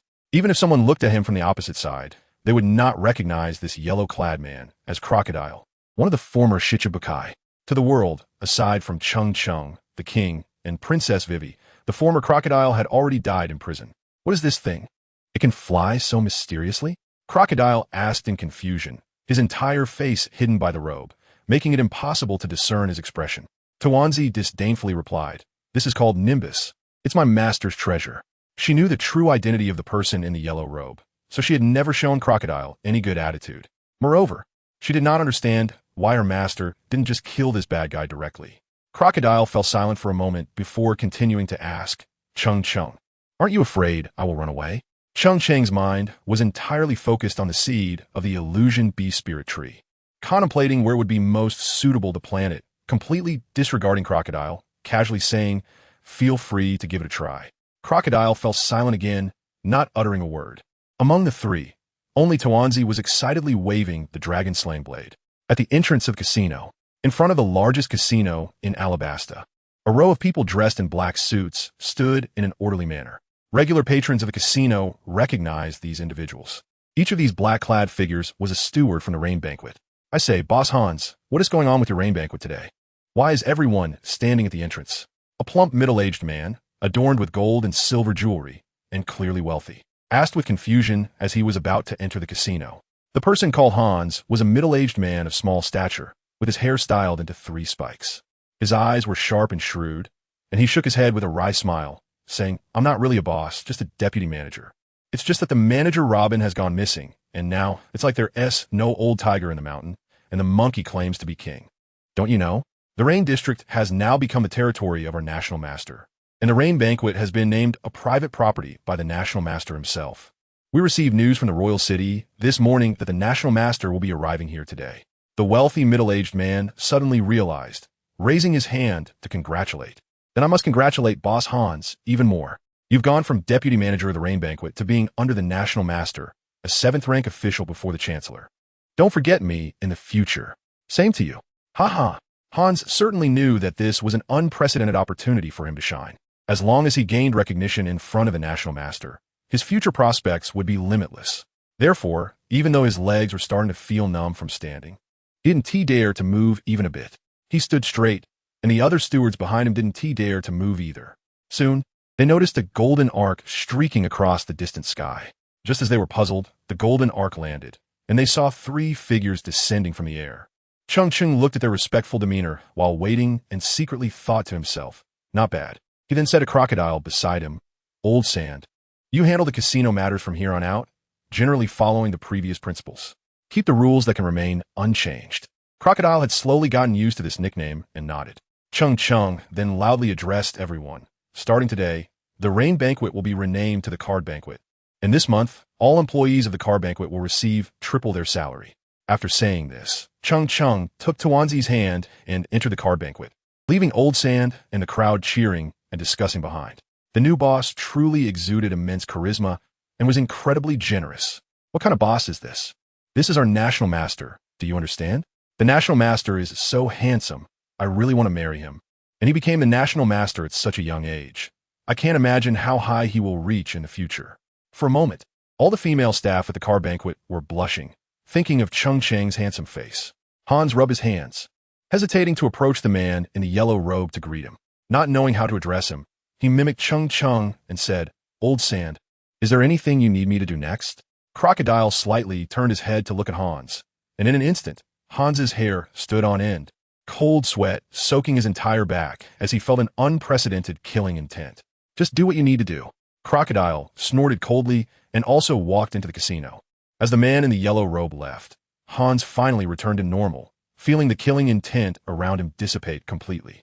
His legs went weak, and he plopped down on the ground. My God, that scared me to death. Cheng Cheng walked straight into the casino and took the elevator to the top floor.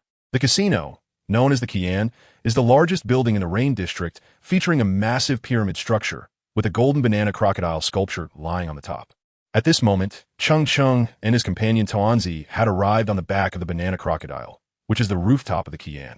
The rooftop space is small, with only a leisure table set up and wooden railings surrounded by blooming flowers and plants. In the past, only Crocodile would occasionally come here.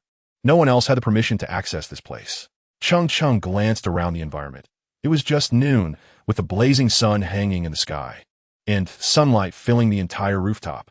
This is the spot, he said, and then took out a half-person-high flower pot filled with yellow sand from his space ring. Cheng Cheng excitedly took out a golden seed again, carefully burying it in the flower pot with both hands. Master, what kind of seed is this? Why is it buried in the sand? Asked Tuanzi, who was watching from the side, puzzled. Cheng Cheng smiled with delight and thought, what master planted is not just a tree, but the future.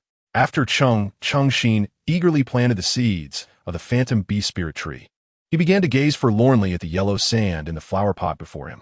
This yellow sand was collected from the desert when he returned, and it was extremely dry. He had just poured a bucket of water, but the moisture was quickly absorbed by the yellow sand. Would the seeds of the phantom beast spirit tree still be able to sprout? Even if they did sprout in the end, how long would he have to wait? He knew that in less than half a year, the top war would begin. So could the phantom beast spirit tree bear fruit in that time? Even if it could grow demon fruits, he wouldn't have time to cultivate his forces. No, he needed to speed things up. System. Is there any way to accelerate the growth of the Phantom Beast Spirit Tree? Cheng Cheng asked in his heart. Sir, it's very simple. Just use the life water from the Holy Grail to water the Phantom Beast Spirit Tree. The life water contains the purest willpower from the universe and is infused with unimaginable energy. Cheng Cheng was immediately overjoyed as he took out the Holy Grail. He secretly scolded himself for being so foolish, wondering how he hadn't thought of it earlier. He had personally experienced the energy contained in the water of life. After drinking half a cup, his previously drained body had instantly regained all its vitality.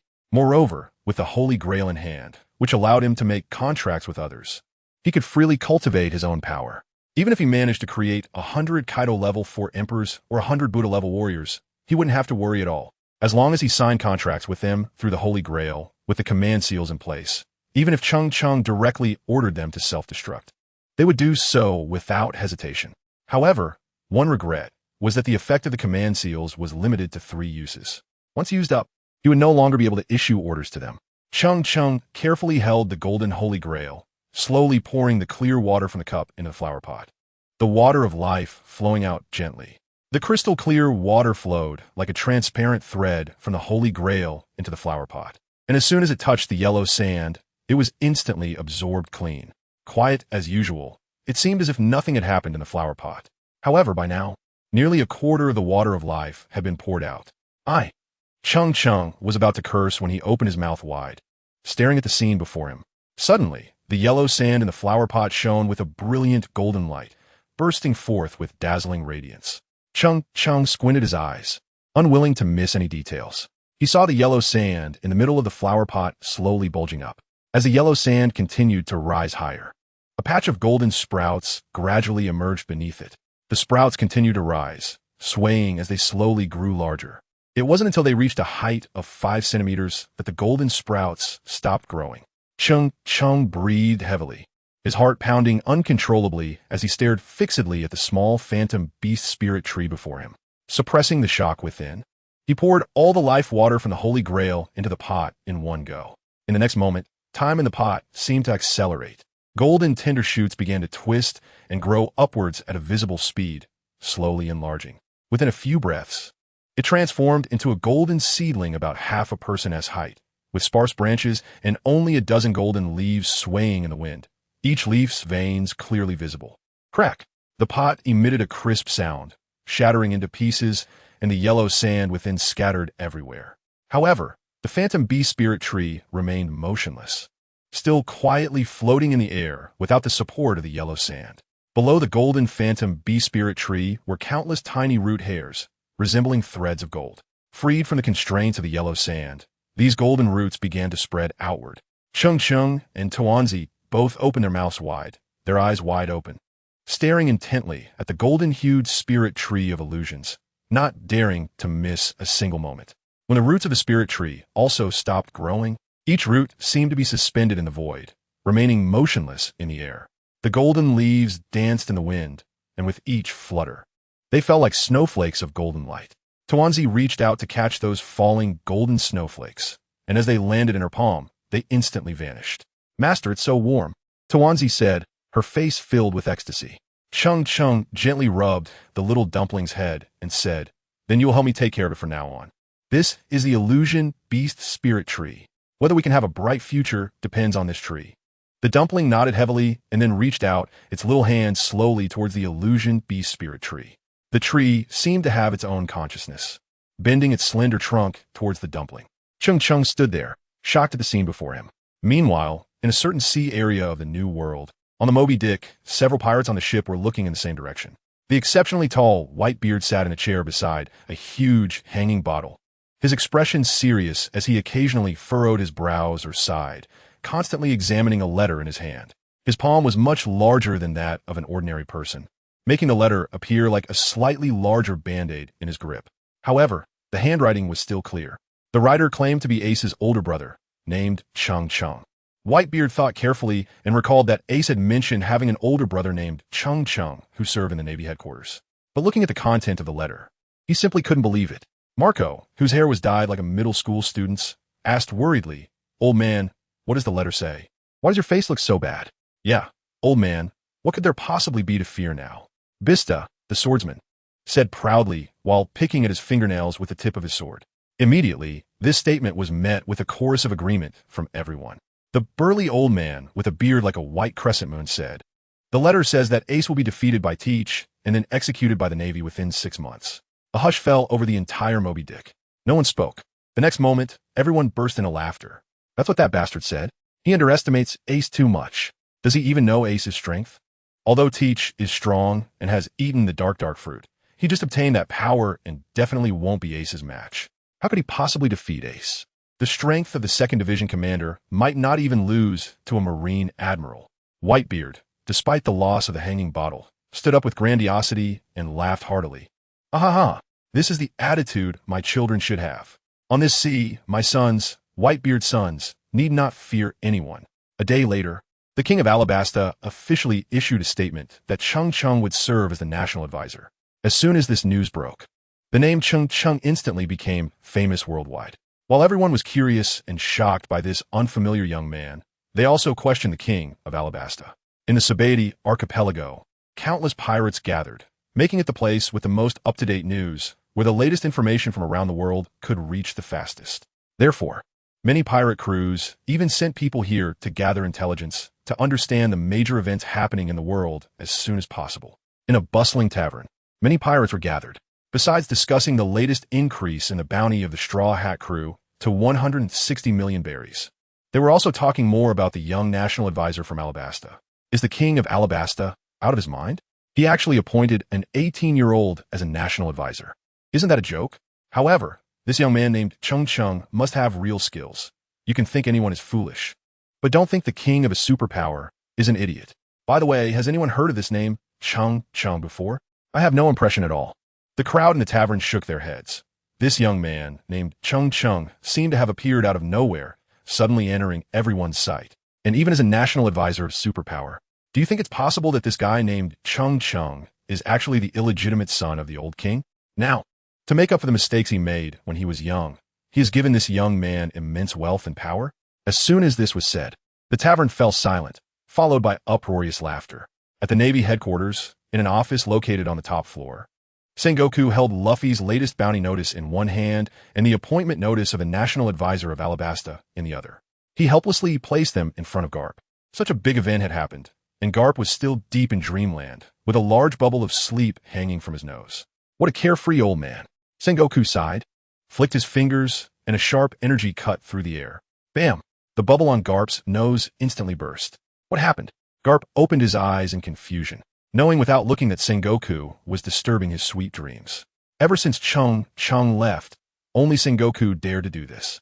With an unfriendly expression, Sengoku said, "You keep slacking off at work. Do you want to forfeit this month's bonus?" "No way. How could I not want it?" Garp instantly turned into a beaming smile, saying, "I wasn't slacking off. I was practicing." Sengoku looked at Garp with a gaze of disbelief and then placed the 2 pieces of paper upside down on the table, saying irritably, "Take a look. As expected of your grandson, truly remarkable one after another." Garp perked up immediately upon seeing the news about his 2 grandsons, rubbing his eyes to read the content, and a happier smile appeared on his wrinkled face as he read. Great, really great. I didn't expect that Cheng Cheng kid actually became the national advisor of Alabasta. Wow, that position seems to be quite a bit higher than mine. Garp happily stood up, walking around the room with the papers in hand, unable to help but murmur, "What a stroke of luck for the family. My grandson is no longer a pirate, but has become an official." Sengoku looked at him with a helpless expression. "By the way, Sengoku, what kind of position is this national advisor? Is it a big deal?" Garp asked seriously. Sengoku impatiently replied, "A national advisor is a position just below the king, with authority over thousands. They have the power to act as regent. In a sense, the king still has to heed their advice." Good. Garp couldn't help but stomp his feet, happily saying. Sengoku looked at Garp seriously. "We all know the ins and outs of this matter. It was Luffy and Cheng Cheng who teamed up to defeat one of the 7 warlords, Crocodile, ultimately saving this country. As for Cheng Cheng, it's great that he chooses to go down the right path instead of becoming a pirate. But Garp, you have 2 other grandsons, Luffy and Ace. Don't forget that they are both big pirates now. If you could just step in and persuade them in time." "Sengoku!" Garp yelled angrily, continuing to fix his gaze on his superior, the fleet admiral, and said, "I'm just their grandfather, not their keeper." Everyone has the right to choose their own way of life. That's each person's different will, and that's everyone's most precious freedom. Sengoku adjusted his glasses side and turned to leave. In East Blue's Windmill Village, in the only tavern in the village, Makino listened to the customers discussing Luffy and Cheng Cheng. So she took 2 more bottles of wine and placed them on a table, quietly standing by and listening attentively. She was very familiar with both Luffy and Cheng Cheng, as they were both children who had come from Windmill Village.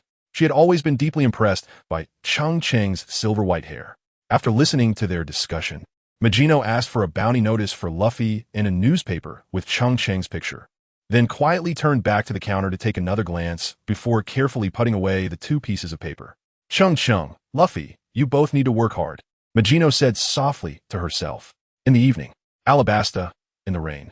On the terrace of the casino, Cheng Cheng and Dango sat cross-legged, carefully observing the illusion beast spirit tree in front of them.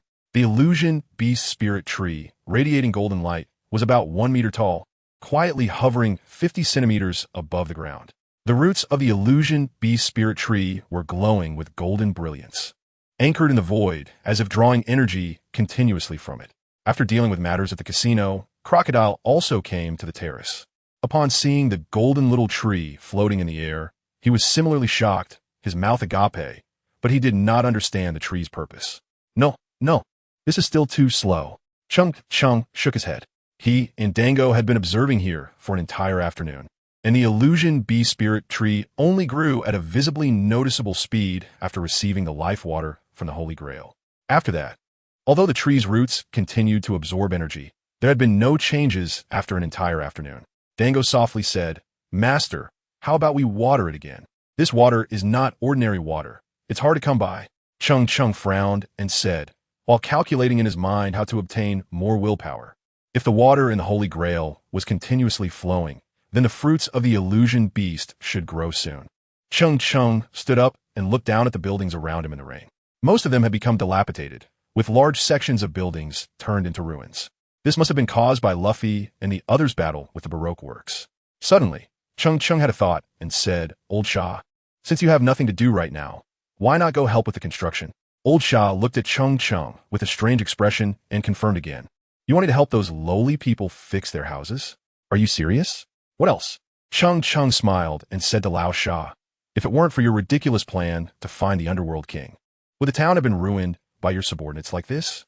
This is also a way for you to atone for your sins. Go ahead, Lao Shah. I believe in you. Cheng Cheng continued, giving Crocodile an encouraging look. At this moment, Crocodile took off his sunglasses and the hood of his yellow robe, his expression very grim. After a moment of silence, he said, All right. After speaking, Crocodile put the hood and sunglasses back on. Once he stepped off this balcony, he couldn't let others see his face.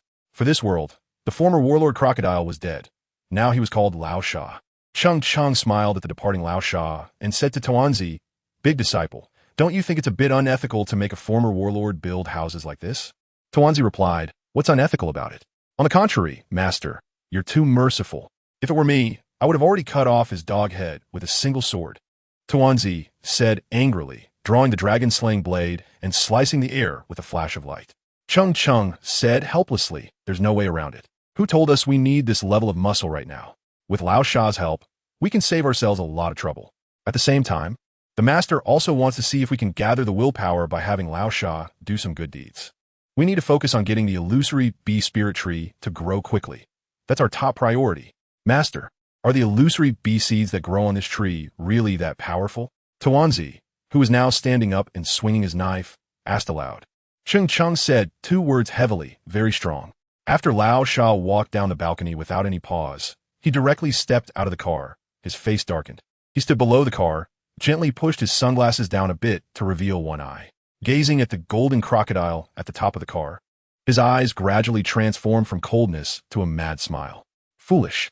I didn't expect you, Cheng Cheng, to be powerful yet foolish enough to believe in oaths. You are still too young after all. I, Lao Shah, cannot afford to provoke you, but can I not hide? Lao Shah casually found a nearby destroyed house and lightly walked over. The prosperity of the Rain District's buildings was no less than that of the royal city of Albana. Apart from the Grand Palace, the other places in the royal city were actually quite similar to the Rain District. Moreover, the population of the Rain District was not that dense. Most were affluent families and business people coming and going.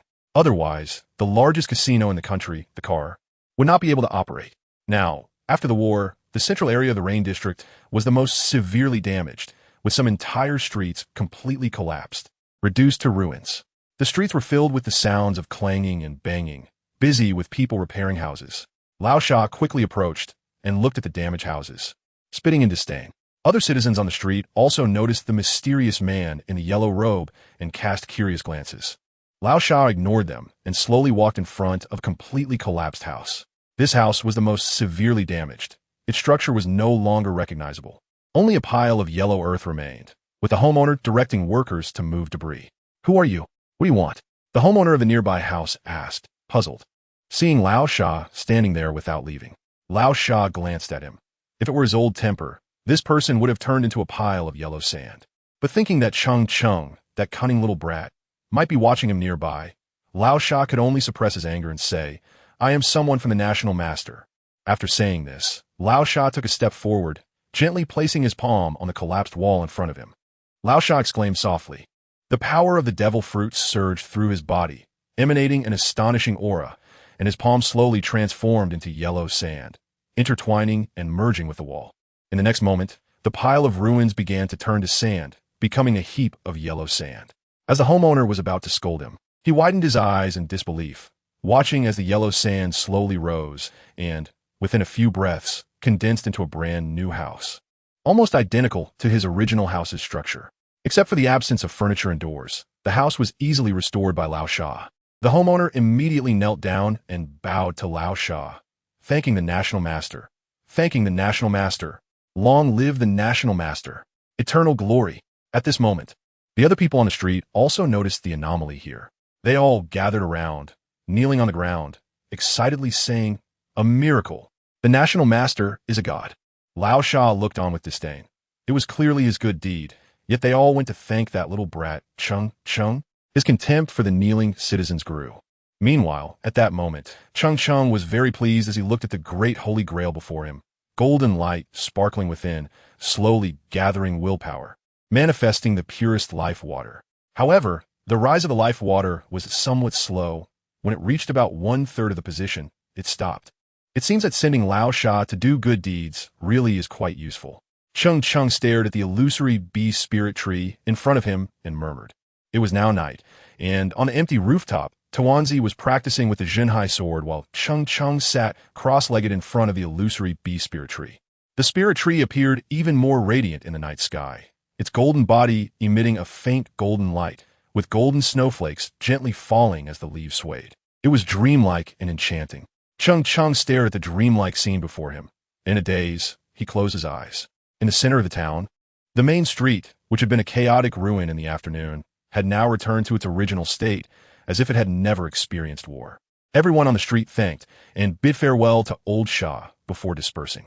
Feeling a bit fatigued, Old Sha slowly walked into the shadow of the street, took off his sunglasses, and smashed them hard on the ground, shattering them instantly. With a twisted smile, Old Sha laughed maniacally, saying, "So what if I've lost an arm? One day, Old Sha will rise again. Just wait for that day." He glanced at the 3 golden lines on the back of his hand, snorted coldly, full of sarcasm. What load of nonsense about oaths. Then he transformed into a cloud of yellow sand and scattered into the distant darkness with the wind. The next morning, on the terrace of the Kian. At this moment, the sun had not yet risen, and a faint purple aura lingered in the distant sky. The enormous banana crocodile on the rooftop of the Kian had also not yet been illuminated by sunlight, resembling a giant beast hidden in the darkness, swallowing the sky and spitting out the sun. Cheng Cheng, sitting cross-legged under the spirit tree of illusory beasts, slowly opened his eyes. There was a hint of chill in the air, and seeing the cotton blanket draped over his back, he felt a sense of warmth. The temperature difference between day and night in the desert is significant, especially in the current summer, where it can reach an astonishing 50 degrees. However, with Cheng Cheng's current physical strength, he could almost withstand the extremes without any protection. Damn it, this elixir of life hasn't increased at all. As soon as Cheng Cheng opened his eyes, he took out the Holy Grail and sighed as he looked at the clear water inside. Last night, when he fell asleep, the water level was nearly 1/3 full, but after a whole night, the water level hadn't risen at all. He clearly remembered that the water level started to rise just when he let Lao Sha go out to repair the house. By midnight yesterday, when the water level stopped rising, it coincided perfectly with the time Lao Sha finished repairing all the houses. Creak. The wooden door to the rooftop was slowly pushed open, revealing the little head of Tuanzi. She then carefully closed the door, picked up her sword, and walked to the edge of the rooftop to practice her swordplay with horizontal and vertical strokes. However, Tuanzi inadvertently glanced at Cheng Cheng's position and noticed that her master was already awake, which prompted her to angrily report to him. Master, that old shot didn't come back last night. Did he run away? Cheng Cheng smiled faintly, stood up and stretched, saying, Don't worry. He has signed a contract with the master. He won't escape. What's the use of a contract? That old shot doesn't look like someone who can abide by a contract, Tuanzi said as he swung the Zhenhai sword vigorously while speaking. Cheng Cheng said with a smile, The contract signed in front of the Holy Grail cannot be disregarded. Tuanzi softly responded with an "oh," and then fell silent, continuing to wield the sea-settling sword that was even taller than her. Cheng Cheng looked at the way the dumpling was training and couldn't help but think of his own experience at the Navy headquarters, which was almost identical to that of the dumpling. He glanced again at the illusory beast spirit tree in front of him, which had hardly changed in size since last night. A bit slow, huh? System, let's proceed to the next task. Yes, sir. The next check-in task has been activated. The check-in location is Yuba. Cheng Cheng quickly recalled the information about Yuba in his mind. He had previously been to Yuba with Princess Vivi and Luffy. That once vibrant oasis city had now turned into a desolate wasteland due to years of drought and war. The last time he went there, he only saw an old man who was still persevering in digging for water. Apart from that, he didn't see anyone else. However, this time the sign-in location was quite close. Kintown. Cheng Cheng shouted at the sky and thought for a moment before asking for the dragon-slaying blade from Tuanzai, leaving the Zhenhai sword for Tuanzai to continue practicing. Tuanzai, I will be out for about 3 days. If all goes well, I'll be back in 2 days. During this time, take good care of the spiritual tree at home and practice well. After Cheng stepped on the Nimbus, he quickly flew towards Yuba after giving a brief instruction to Tuanzi. The operation of the Cayenne had now entered a stable phase, and Lao Sha had disappeared somewhere. However, he was definitely running as far away from him as possible. Aside from Lao Sha, an unstable factor, there was no one else who dared to cause trouble in Cayenne. Therefore, Cheng Cheng was not very worried, especially since Tuanzi was not someone who could be easily bullied anymore. Along the way, Cheng Cheng lost interest in the desert scenery. Lying on the soft Nimbus, watching the white clouds swiftly retreating in the sky, which he found quite interesting. He had never observed the clouds from this angle before.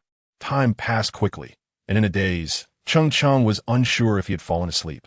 He only felt that the speed of the white clouds retreating in the sky had slowed down. So he lay down to look down, and sure enough, he saw a familiar ruin. Cheng Cheng turned his gaze and was somewhat surprised to find a row of neatly arranged trees on both sides of the St. Dora River, which was filled with ruins and debris. The row of lush green saplings, like jewels embedded in the yellow desert, was exceptionally dazzling, making it difficult for Cheng Cheng to ignore them. He clearly remembered that during his last visit, there was nothing on either side of the riverbank. Who would plant trees here? Cheng Cheng couldn't help but show a look of confusion. The Nimbus, which shared a telepathic connection with him, lowered its flying height and flew towards the grove of trees. As they got closer, Cheng Cheng finally saw that, in addition to the trees, there were 10 young people busy nearby. Some were clearing the debris, while others were cleaning up the garbage in the river. Although everyone was sweating profusely, their faces were filled with joyful smiles. Cheng Cheng leaped down to the ground and slowly walked towards the young people who were busy working. The young people quickly noticed the stranger, but after a glance, they ignored him and continued with their tasks. Hey, what are you all doing? I remember there weren't any people here before, right? Cheng Cheng asked with a smile to a nearby young man. The young man, who looked to be only slightly older than Cheng Cheng, had a muscular build and a simple, honest appearance, clearly someone who was straightforward and trustworthy. The young man chuckled and scratched his head, saying, There weren't many people here before, but now we're all here with Chief Kusha. Chief Kusha said he wants to restore Yuba to the oasis it was 3 years ago. At that moment, a young woman approached. She was tall and had a pretty face, but she looked at Cheng Cheng with a wary expression. Kabas, you're too honest. You just say anything without even asking what he is here for, she said. Kabas, feeling a bit embarrassed, replied, Shoya, we are not rebels anymore. So there's nothing to hide, right? With a loud slap, Shoya hit Kabaz on the back, scolding, You still say? Just shut up. Kabaz showed no intention of retaliating. He tightly covered his mouth with his hands and looked at Xiuya innocently, choosing not to speak. Who are you? What do you want? Xiuya stepped in front of Cheng Cheng, one hand resting on her sword at her waist, looking at him with a hostile expression. Cheng Cheng smiled faintly, indicating that he had no ill intentions, and slowly said, I am the national master of this country. Where is Kusha? Take me to see him. If you are the national master, then I am still the princess. Xiuya said with a look of disdain on her face. Cheng Cheng looked at the fairly handsome woman in front of him and noticed a faint sense of heroism in her brows. He couldn't help but exclaim in surprise. He didn't expect someone who seemed so easy to talk to have such a fiery temperament. Just after their first meeting, she was already reaching for a knife. Seeing the determination in her eyes, Cheng Cheng felt that if he said one more inappropriate thing, this woman would not hesitate to draw her knife and attack him. So, he decided to remain silent. After closing his eyes, his invisible observation haki instantly unfolded, and a blurry image of the area within a kilometer suddenly appeared in his mind. There were nearly 20 faint red dots on the image, but only one of the red dots was slightly brighter. Yet, this subtle difference was enough for Cheng Cheng to confirm the identity of this person. Cheng Cheng looked around to identify his position and turned to leave directly. Xiuya, seeing that this suspicious man was just walking away, unwillingly stared at his back and said, There must be something wrong. Then, with a quick step, she darted forward, drawing her sword instantly and blocking it in front of Cheng Cheng. Tell me, who exactly are you? But the next moment, her eyes widened in shock, as if she had seen a ghost in broad daylight. The young man with white hair and a sword gave a wry smile and shook his head before disappearing from her sight. At this moment, Kabaz jogged over, looking at Xiuya with a complaint, saying, Look at you, you scared him away. Stop being so suspicious all the time. There aren't that many assassins around. Xiuya looked at Kabaz as if he were an idiot, exasperated. Do you not keep track of how many times the leader has been assassinated this month? But that white-haired guy looked like a good person. He smiled as soon as he saw me, and I thought he was quite polite, Kabaz retorted. Xiuya narrowed her elongated eyes, gazing in a certain direction ahead, and said impatiently, You blockhead, you don't understand anything. The more someone looks like that, the more terrifying they are. Hurry and call everyone. That person just now is definitely a master. The leader might be in danger right now. Go. After saying this, Xiuya rushed forward. Not far from the riverbank, there were rows of small trees, the trunks only as thick as an arm, with the smaller saplings just about a person's height, clearly just recently planted. By the river, Kosha was bare-chested, with his body and forehead wrapped in white bandages. Next to him was a very long, slender sword stuck in the ground. He was currently bending over gently to straighten a small sapling, then using his foot to compact the soil around its base. After he propped the sapling upright, a satisfied smile appeared on his face, as if he had accomplished something remarkable. He then slowly picked up other small saplings by the riverbank and continued to plant them. When Cheng Cheng saw this scene, he instantly understood why the woman named Xiuya had drawn her sword upon meeting him. Kosha, it seems like you're not having a good time. Cheng Cheng approached with a smile. Kosha's bent body slightly stiffened, and his smile became even warmer as he turned to Cheng Cheng and said, Thanks to the lingering prestige of the national master, those people dare not come openly. Usually, they're just a few little dogs, nothing to worry about. Even someone as resilient as Cheng Cheng couldn't help but sigh in his heart upon seeing Kosha's current state. To endure and to let go is the mark of a true man. From a leader who controlled 1,000,000 rebel troops, and who almost ascended to the throne of Alabastan, he resolutely disbanded all the rebel forces after learning the truth about the country. Now reduced to just a dozen people, he willingly became an environmentalist planting trees by the river. The so-called ability to take up and let go is nothing but this. You planting trees here seems to undervalue your talent. Why not come with me? Cheng Cheng stated directly, his light golden eyes revealing an unmistakable admiration. Kosha put the sapling back on the ground. With mud on his fingers, he pushed up his glasses with his wrist and replied with a calm smile. What could I do after I leave with you, National Master? The country has returned to normal, and rain has started to fall across the nation. My mission was completed the day I disbanded the 700,000 rebels. He continued, speaking of which, I could accomplish my mission thanks to you, National Master. If you hadn't defeated Crocodile by yourself, who knows how long this country would have been in chaos. Besides, I don't consider myself any kind of talent. It's just that my brothers respect me and give me face. Otherwise, just look at the few remnants of the Baroque working society now, and you can see how they could hurt me like this.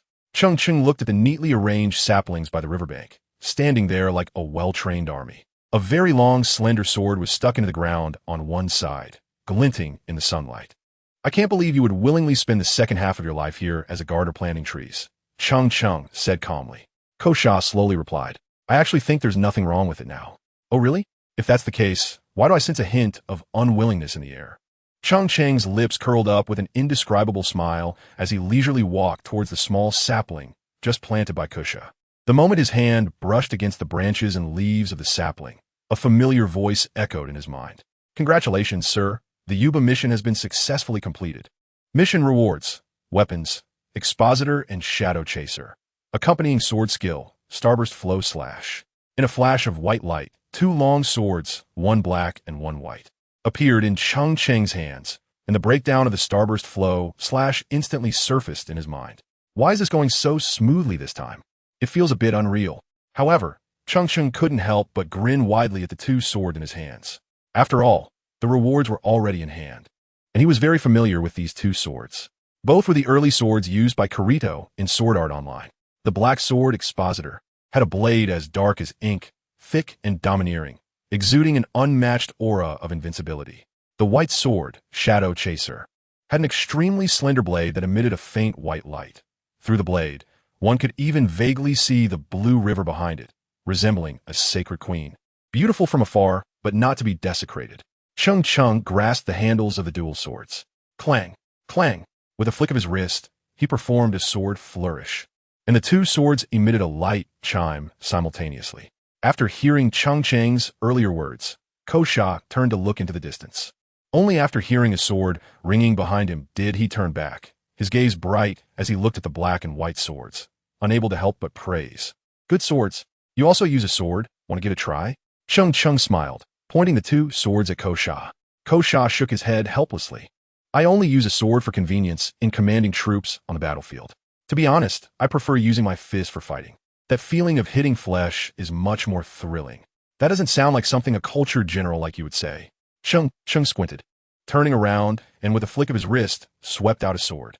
The small sapling beside him was instantly cut into 2 pieces. The sharpness of the sword even making Cheng Cheng feel no resistance at all. Your Excellency, you. Kosha saw the freshly planted sapling cut down and wanted to say something, but he quickly understood Cheng Cheng's intention and bitterly smiled. Your Excellency. A person as extraordinary as you shouldn't demean yourself like this for my sake. Since you know I've asked you like this, why not agree? Cheng Cheng smiled, watching Kosha, waiting for his answer. Kosha replied sincerely, First of all, I'm not as strong as you imagine, Your Excellency. Otherwise, I would have defeated Crocodile alone like you did, without needing to form a rebel army. I know my own abilities very well, and you definitely know them better than I do. He then pointed to the bandages on his body and gave a self-deprecating smile, making it clear that he was currently incapacitated. At that moment, a striking figure rushed over at high speed with a sword in hand. Shioya, don't. Kosha realized the situation was dire and immediately shouted, but Shioya's sword had already swung out. Cheng Cheng leisurely took a step back, the tip of his sword grazing his nose, the silver strands of hair on his forehead blown by the sword's wind. How long are you Baroque Workshop going to keep this up? Kusha is no longer the leader of the rebel army. Why must you drive someone to their death? He is just an ordinary person now. Zuya glared at the white-haired man in front of her, and after saying this, she attempted to charge forward again. Kusha hurriedly ran over and grabbed Zuya's hand. Don't be reckless. This is the National Master, not someone from the Baroque Workshop. Huh? Zuya was taken aback, staring at the slender-eyed, white-haired youth in disbelief. Are you really Cheng Cheng? Are you really the National Master? You really are something. I don't know how many times I've said I wanted to meet the hero in my heart these past few days, and now that I've finally met him, you're actually not holding back at all. Kusha said helplessly. Hurry and apologize to the National Master, and don't be so impulsive in the future. Zuya softly acknowledged and walked back to Cheng Cheng. Looking at him with full apologies, and without hesitation, she bent at a 90-degree angle. National Master, I'm sorry. It's fine. It's fine. With your current strength, you can't hurt me. Cheng Cheng chuckled and said. After saying this, Cheng Cheng suddenly stepped forward, instantly moving in front of Kusha, the sword light flashing as he struck down. The extremely fierce sword energy made Kusha break out in a cold sweat on his back. No! Zuyu's pupils widened in panic. The sword light sliced through the air, leaving a white afterimage. Clang, clang. In an instant, a burst of metallic sounds erupted, sparks flying. Two extremely slender steel needles were cut into 4 pieces, falling to the ground. Cheng Cheng disdainfully said to the front, "I'll give you 3 seconds. Come out." After witnessing this scene, Kusha and Zuya finally understood that the National Master was actually protecting him, and they all began to vigilantly look around. "National Master, this should still be the people from the Baroque workshop," Kusha said, raising his long sword and quietly reminding. Cheng Cheng smiled and said slowly, "As long as it's not an admiral from the Navy today, no one can kill you." Just in the direction Cheng Cheng was staring at, a tall figure rose up from the swirling yellow sand. The tall figure was bald, with a body that was exceptionally muscular, draped in a long robe resembling that of a martial monk. He frowned and said, "Who are you? How could you so easily block my deadly hidden weapon?" He was Bonus, the chief agent of the Baroque works, and he was also a devil fruit user, able to turn any part of his body into a blade, making him impervious to knives and guns, as if his entire body were made of steel. In the past few days, he had already assassinated quite a few of my brothers. Kusha quickly explained to Cheng Cheng. Impervious to knives and guns? Cheng Cheng looked at the 2 scars on Bonus's chest with confusion, deeply questioning. He spoke loudly to Bonus. "Who am I? Didn't Crocodile tell you?" Bonus stared at Cheng Cheng's dazzling white hair, suddenly widening his eyes in disbelief. Then he glanced at the huge broadsword behind Cheng Cheng. Without any hesitation, his feet instantly transformed into blades, and he fled at an incredible speed, leaving a long mark on the sandy ground. "Just in time to practice on you. I hope your steel body can withstand a few more swords," Cheng Cheng said with a smile as he gripped his dual swords tightly, his figure shooting out, and in the blink of an eye, he was in front of Bonus. Bonus steeled himself, using the momentum of his charge, transforming both arms into steel blades, crossing them in front of his chest as he collided towards Cheng Cheng. Annihilation slash. Cheng Cheng squinted his eyes, and the 2 swords instantly erupted with a surge of black and white sword energy, which flickered like a python's tongue, undulating unpredictably on the sword blades. He swung his arms, wielding the expositor and the dark chaser, and charged forward simultaneously. Starburst airflow slash. Clang, clang. As the sword shadows intertwined, sparks flew, and a crack instantly appeared on the steel blades of Bonus's arms, causing him to rapidly retreat a few steps. Cheng Cheng showed no signs of stopping and continued to advance, executing another horizontal slash. This starburst airflow slash consists of a total of 16 consecutive sword techniques, and he had only used one so far. The twin swords continued to swing, with black and white sword energies intertwining. The black and white swords struck Bonus's chest, producing a sound of metal clashing, and Bonus was forced to retreat several meters. Cheng Cheng's black and white twin swords spun and rolled, and 2 strands of sword energy, like a full moon, struck down on Bonus's back, causing him to fall instantly. What pity, he just used 3 swords a moment ago. Cheng Cheng looked at the fallen Bonus, sheathed his black and white swords, shook his head, and sighed. He had no special hobby for corpse desecration. In order to allow Bonus to withstand a few more strikes, Cheng Cheng didn't even use his arm hockey, but he still didn't expect Bonus to be so fragile. Zuya swallowed, her face filled with shock and admiration, her narrow eyes filled with affection. "Kusha, is this our National Master? He looks so good when he kills. What do you think the National Master is like?" Kusha said without reason, not too surprised by the outcome. After all, one of the 7 warlords, Crocodile, had been taken down by Cheng Cheng. What were his subordinates compared to that? However, Kusha still didn't expect Cheng Cheng's swordplay to be so clean and swift. "Tall, rich, handsome, strong. He is a perfect man," Zuya said without hesitation. Kusha smiled bitterly and said, "I won't comment on the rest, but how do you know he's rich?" "Are you silly, Kusha? He's the National Master of Alabasta. How could his salary not be high?" Zuya immediately looked at Kusha with disdain. Kusha felt a pang of bitterness. Was he now left with only good looks? Not far away, Cheng Cheng had already walked over slowly and said to Kusha, "You see, staying here will bring continuous danger. Today you were lucky I happened to be here, but what about tomorrow? The day after?" Kusha silently watched his brothers rushing over from behind, all armed with guns and knives, cautiously observing the surroundings. These were the brothers who had fought alongside him through life and death. They all looked disheveled, their clothes filled with patches. Since he disbanded the rebel army, they had followed him to this wasteland of Yuba, wanting to rebuild an oasis here. Just because they willingly followed him, could he ignore their sacrifices? They might not care, but could he not care either? Did he really still have the ability to protect them? Was he really willing? If he wasn't willing, what could he do? He was just an ordinary person. What could he do? Cheng Cheng smiled slightly, as if he could see the doubts in his heart, and said, "You have no idea how powerful you truly are. You only lack the opportunity compared to those so-called strong ones. Once the opportunity arrives, you will soar to great heights. And now, your opportunity has come. I'm standing right in front of you." Kusha turned his gaze to both sides of the riverbank, looking at the hundreds of saplings they had planted over the past few days. Some were vibrant, with lush green leaves gently swaying in the wind, while others had already begun to wither. Their leaves turned yellow from the scorching sun. There was even a pitiful little sapling that had been severed by the Grandmaster with a single sword strike. The later arrivals, unaware of what had happened here, looked at Xiaoya with confusion, while Xiaoya, completely ignoring their gazes, anxiously looked at Kusha but did not speak. "What are you dragging your feet for? Acting like a big girl?" Cheng Cheng lifted the Ji and Zhe, the white blade shimmering with sword energy, and swung it out. A streak of white sword energy howled toward the rows of trees. Swish! Swish! The white sword energy flashed through the air, and all the trees lined up by the riverbank were cleaved in two. The once uneven and differently sized trees now stood at the same height, their cut ends perfectly aligned. Everyone glared at Cheng Cheng with anger. Even Xiaoya, who knew Cheng Cheng's identity, had a face full of fury and said, "How could you do this? Even if you're the Grandmaster, you cannot destroy this tree. We worked hard to plant them." Cheng Cheng's expression was calm. He did not answer her, but slowly walked to the small sapling that he had first severed. A flash of yellow light appeared in his hand, revealing the Holy Grail. Then, Cheng Cheng's fingers gently dipped into the Grail, drawing out a drop of the water of life. The drop slowly dripped from the tip of his index finger, landing exactly at the roots of the sapling. Upon touching the ground, it instantly disappeared. Ko Sha and Xiaoya, standing closest, exchanged glances, both unsure of what the National Master was doing. But the next moment, they sensed something was amiss.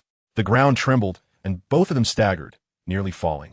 Then, under the astonished gaze of everyone, they saw the ground begin to slowly bulge, cracking open a deep fissure centered around the small sapling, with soil below rolling up toward the surface. The sapling, which had only half of its original size, was rapidly growing at a visible speed.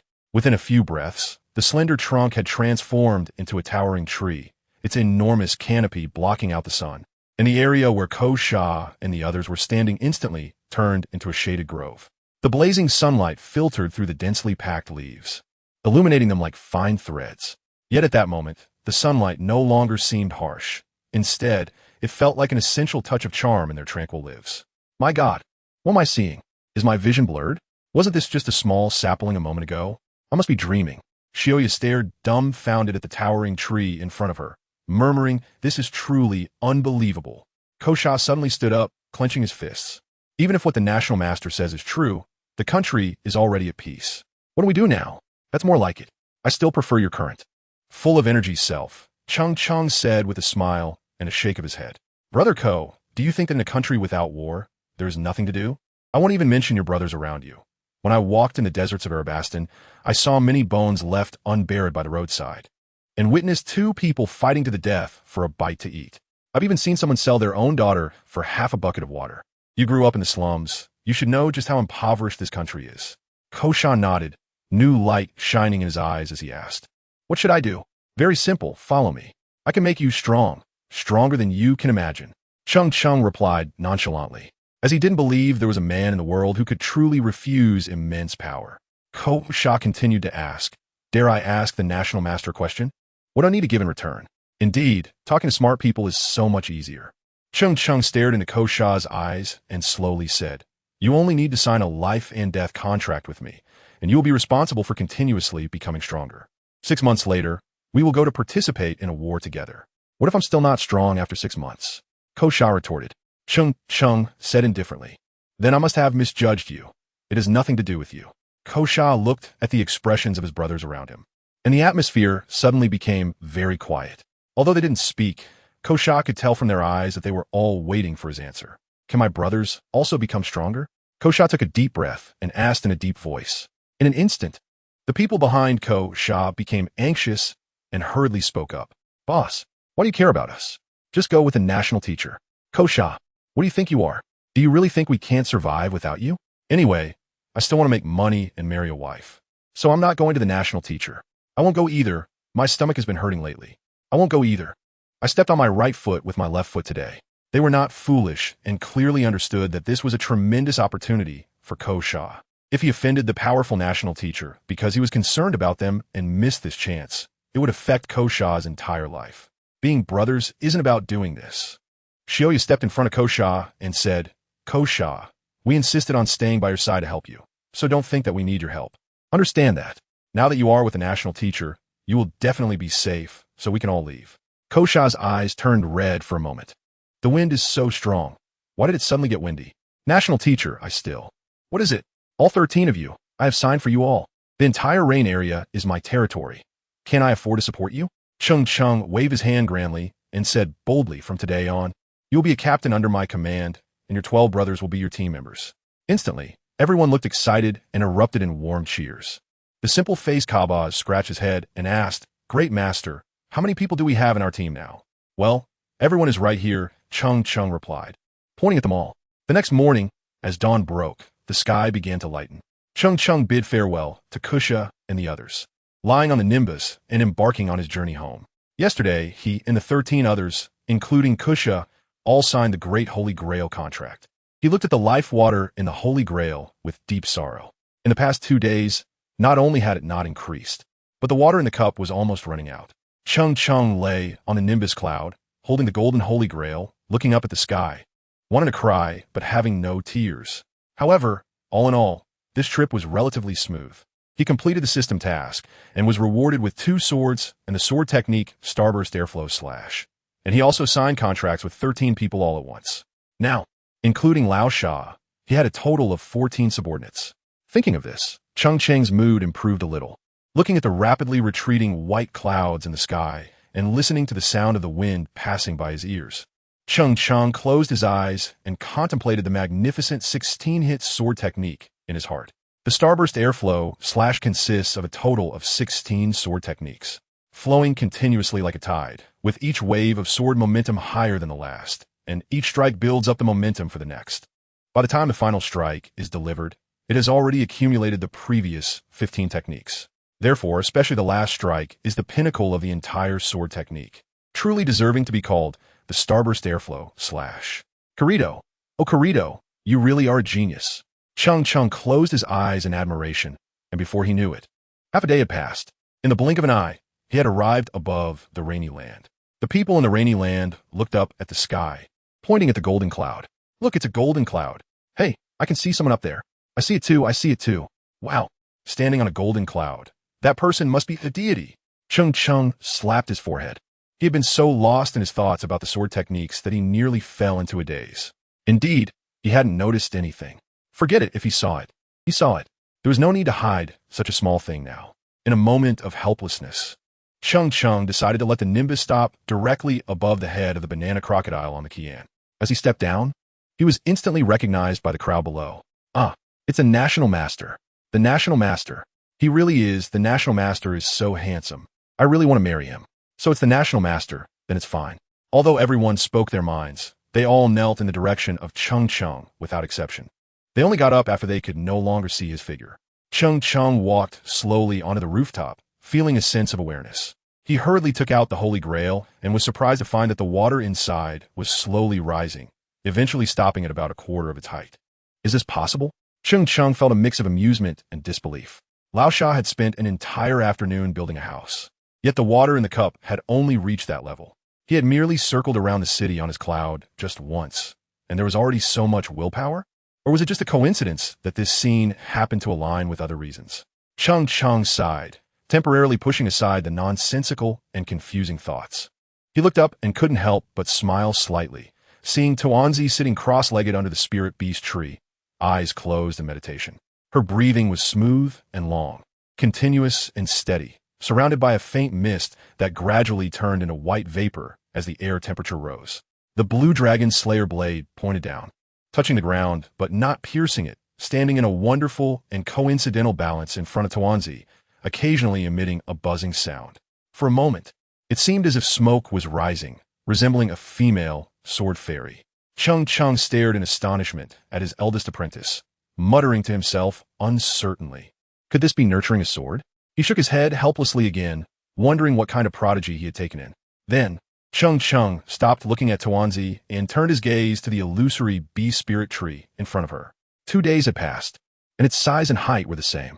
There was no difference from before he left. The golden spirit tree emitted twinkling starlight, its roots penetrating into the void.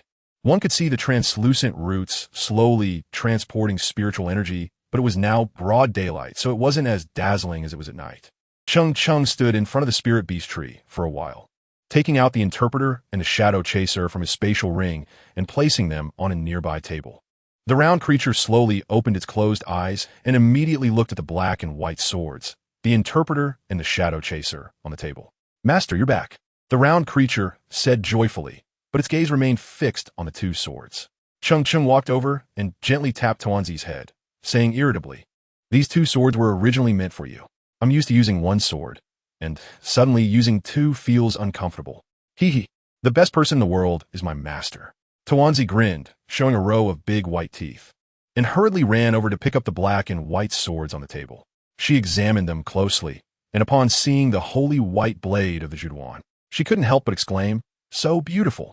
She reached out to gently touch the sturdy blade, being careful not to accidentally break the slender sword edge. After a while, her gaze turned to the entirely black expositor, and she swung it vigorously a couple of times in her hand, the blade cutting through the air with a whooshing sound. "These 2 swords are a set. If you like them, then you'll need to switch to dual sword style. I'll temporarily put away the Dragon Slayer sword for now," Cheng Cheng said with a smile. "But don't worry, I'm just keeping it safe for you." Thanos immediately became anxious, quickly running to the Dragon Slayer sword and hugging the Magic Dragon sword, the expositor and the Jade all together, saying hurriedly, "These are all mine." "Master, your name is Cheng Cheng, and you must be honest. You can't take back what you've given away." Cheng Cheng smiled helplessly. "Well, that's impressive. Now you even know how to reason with me. Where did that crazy girl who either stole or snatched wine go? I miss her. I don't care anyway. These 3 swords are all mine." The dumpling rolled her eyes and said firmly. Cheng Cheng rubbed the dumpling's head and asked in return, "3 swords? Do you want to learn the 3-sword style from your uncle Zoro? Then you'll have to bite 1 sword with your teeth. Do you know that biting it like that is quite tiring? The most important thing is that if you keep biting the sword hilt for a long time, your jaw will get bigger, and when you grow up, you'll have a big round face, which won't be good for getting married. You might not want to think about these things, but your master definitely has to consider them for you." The dumpling rolled its eyes dramatically and ignored the master. Instead, it threw the Dragon Slayer sword into the sky, and then quickly grabbed the expositor and the Dark Chaser, keeping its gaze fixed on the falling Dragon Slayer sword. The Dragon Slayer sword was falling rapidly, and just as it was about to reach the ground, the entire blade suddenly stopped, hovering in midair, motionless. Cheng Cheng widened his eyes and silently swallowed a mouthful of saliva. The dragon-slaying blade hovered in the air, emitting a gentle humming sound. After about 10 seconds, it seemed to lose some kind of power and crash to the ground.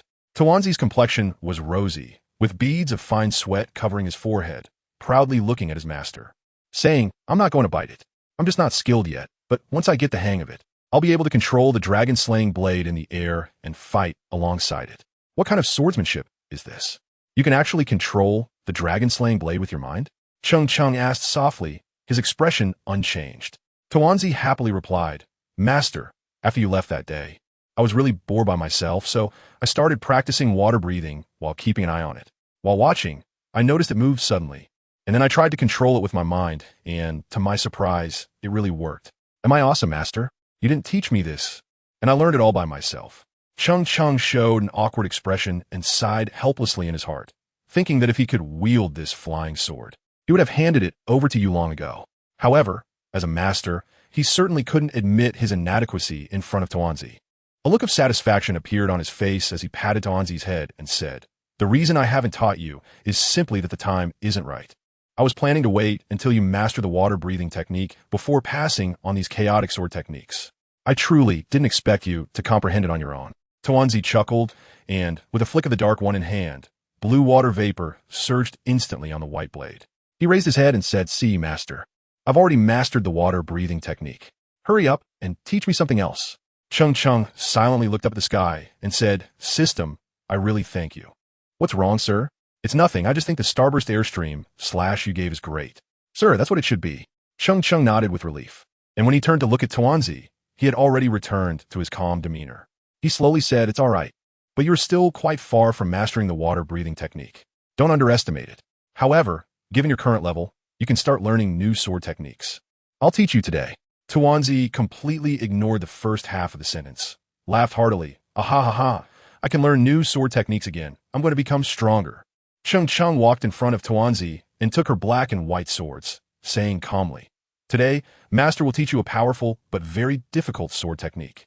The Starburst Airflow Slash." Tuanzi watched closely. After Cheng Cheng finished speaking, he suddenly tightened his grip on the dual swords.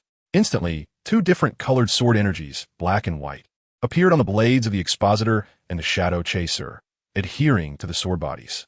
Then, with a light shout, the two sword energies suddenly doubled in length, reaching 1 meter. In the next moment, on the rooftop of the Kian, the black and white sword energies crisscrossed. Horizontal slashes, thrusts, horizontal cuts, parallel cuts, crossed upward slashes, crossed downward slashes, downward thrusts, repeated horizontal cuts after switching hands, and then a sudden thrust during the 15th sword move. When the final 16th sword was unleashed, the sword radiance of the black and white swords had already reached 10 meters. The last sword move, the cross slash. A massive sword energy detached from the blades, forming a black and white intersecting cross, slashing towards the distant sky. After flying over 100 meters, the black and white cross sword energy finally dissipated into the void. Tuanzi's black pearl-like eyes instantly sparkled with starlight, looking at Cheng Cheng with admiration. "Master, you were so cool just now." Cheng Cheng retracted his surging aura, returning to calmness. His silver-white hair floated in the wind as he turned without looking back, walking towards the balcony entrance. "Practice your sword well, my eldest disciple." "Yes, master," Tuanzi quickly replied, then suddenly thought of something and said anxiously, "It's been 3 days and that old Shah hasn't returned yet. He must have run away. Even though he recognizes you as his master and treats you as his boss, he still escaped. Would a guy who doesn't keep his promises?"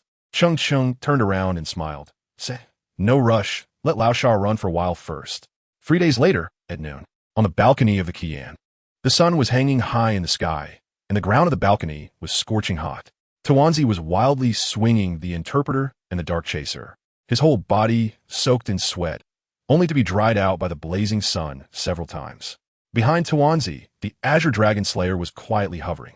Cheng Cheng sat under the sunshade with his legs crossed, listlessly drinking wine while his eyes were fixed on the elixir of life and the Holy Grail before him. Occasionally glancing at the illusion beast spirit tree beside him, he let out a long sigh. "Trees. The trees don't grow. Water. The water doesn't rise. But my capacity for alcohol seems to be increasing day by day. Oh, what a worry. What a worry." Through his observations over the past 6 days, Cheng Cheng realized that if he relied on the illusion beast spirit tree to grow naturally, the grass on AIC's grave would probably be several feet high by now. But the key issue was that the elixir of life in the Holy Grail hadn't shown any signs of movement.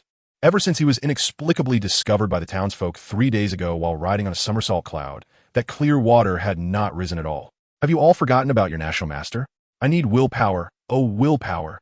After Cheng Cheng sighed, he raised his head and downed the rum in one gulp, slamming the glass down heavily, and said angrily, "Bah, the wine is no good. There's nothing good in this world." Just as he finished speaking, Cheng Cheng suddenly froze, and with a sharp clap to his forehead, he added a complete clarification to his earlier statement. "Except for the Empress, she's all right." Tuanzi seemed to have not heard Cheng Cheng's words at all, as the black and white swords continued to dance incessantly. A slight creaking sound was heard as the wooden door of the balcony was slowly pushed open. The petite deputy manager, Hans, cautiously opened the door and walked over, softly saying, "Master Guesher, someone named Ko Sha is here to see you, accompanied by a dozen fierce-looking people, claiming they want to apply at our Kian. Let's go. Take me down." Cheng Cheng stood up directly, finally finding something to be happy about. Upon arriving at the Kian Hall, the first floor was a spacious and resplendent casino. The level of luxury left Cheng Cheng speechless, with even the cracks in the floor tiles filled with gold threads. Cheng Cheng, as someone who had once been influenced by modern aesthetics, looked down upon the decor style here on his first day. However, thinking about the previous owner, the nouveau riche crocodile, he felt somewhat relieved. What could such a tacky person understand about sophistication? At the southernmost end of the hall was a fairly large reception room, where Kusha and the others were waiting. Cheng Cheng walked ahead, while Hans obediently followed behind him. When they reached the entrance to the reception room, Hans quickly stepped forward and opened the glass door. As Cheng Cheng walked in, he was greeted by a scene that left him both amused and exasperated. Aside from Kusha, who was sitting upright, everyone else was meticulously examining the layout of the reception room.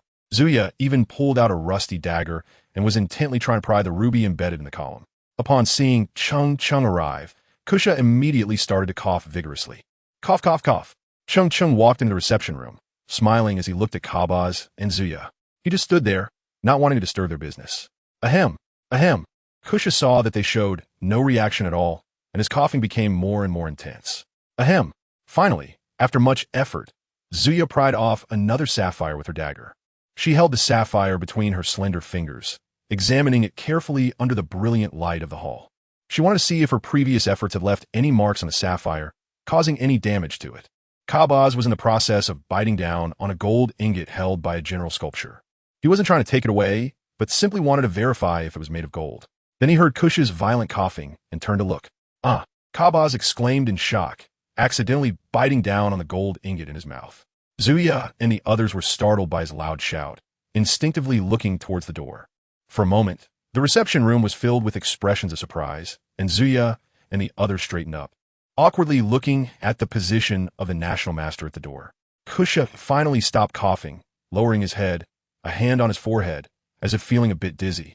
It's fine, it's fine. This will all be your home from now on. Whatever happens is okay. Cheng Cheng sat down with a smile, waved his hands to signal them to sit as well, and said with a beaming smile, Actually, you might not believe it, but I really don't like the current decor style of the Kian.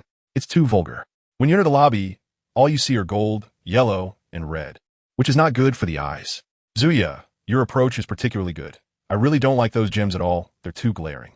Zuya and Kabaz clearly misunderstood Cheng Cheng, lowering their heads in shame and not speaking.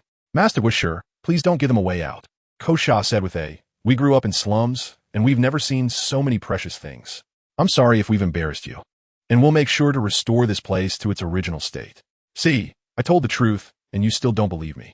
Cheng Cheng shook his head and said with a smile. Then he turned to Hans, who was standing straight by the door, and said, You go find a set of our staff uniforms for each of them.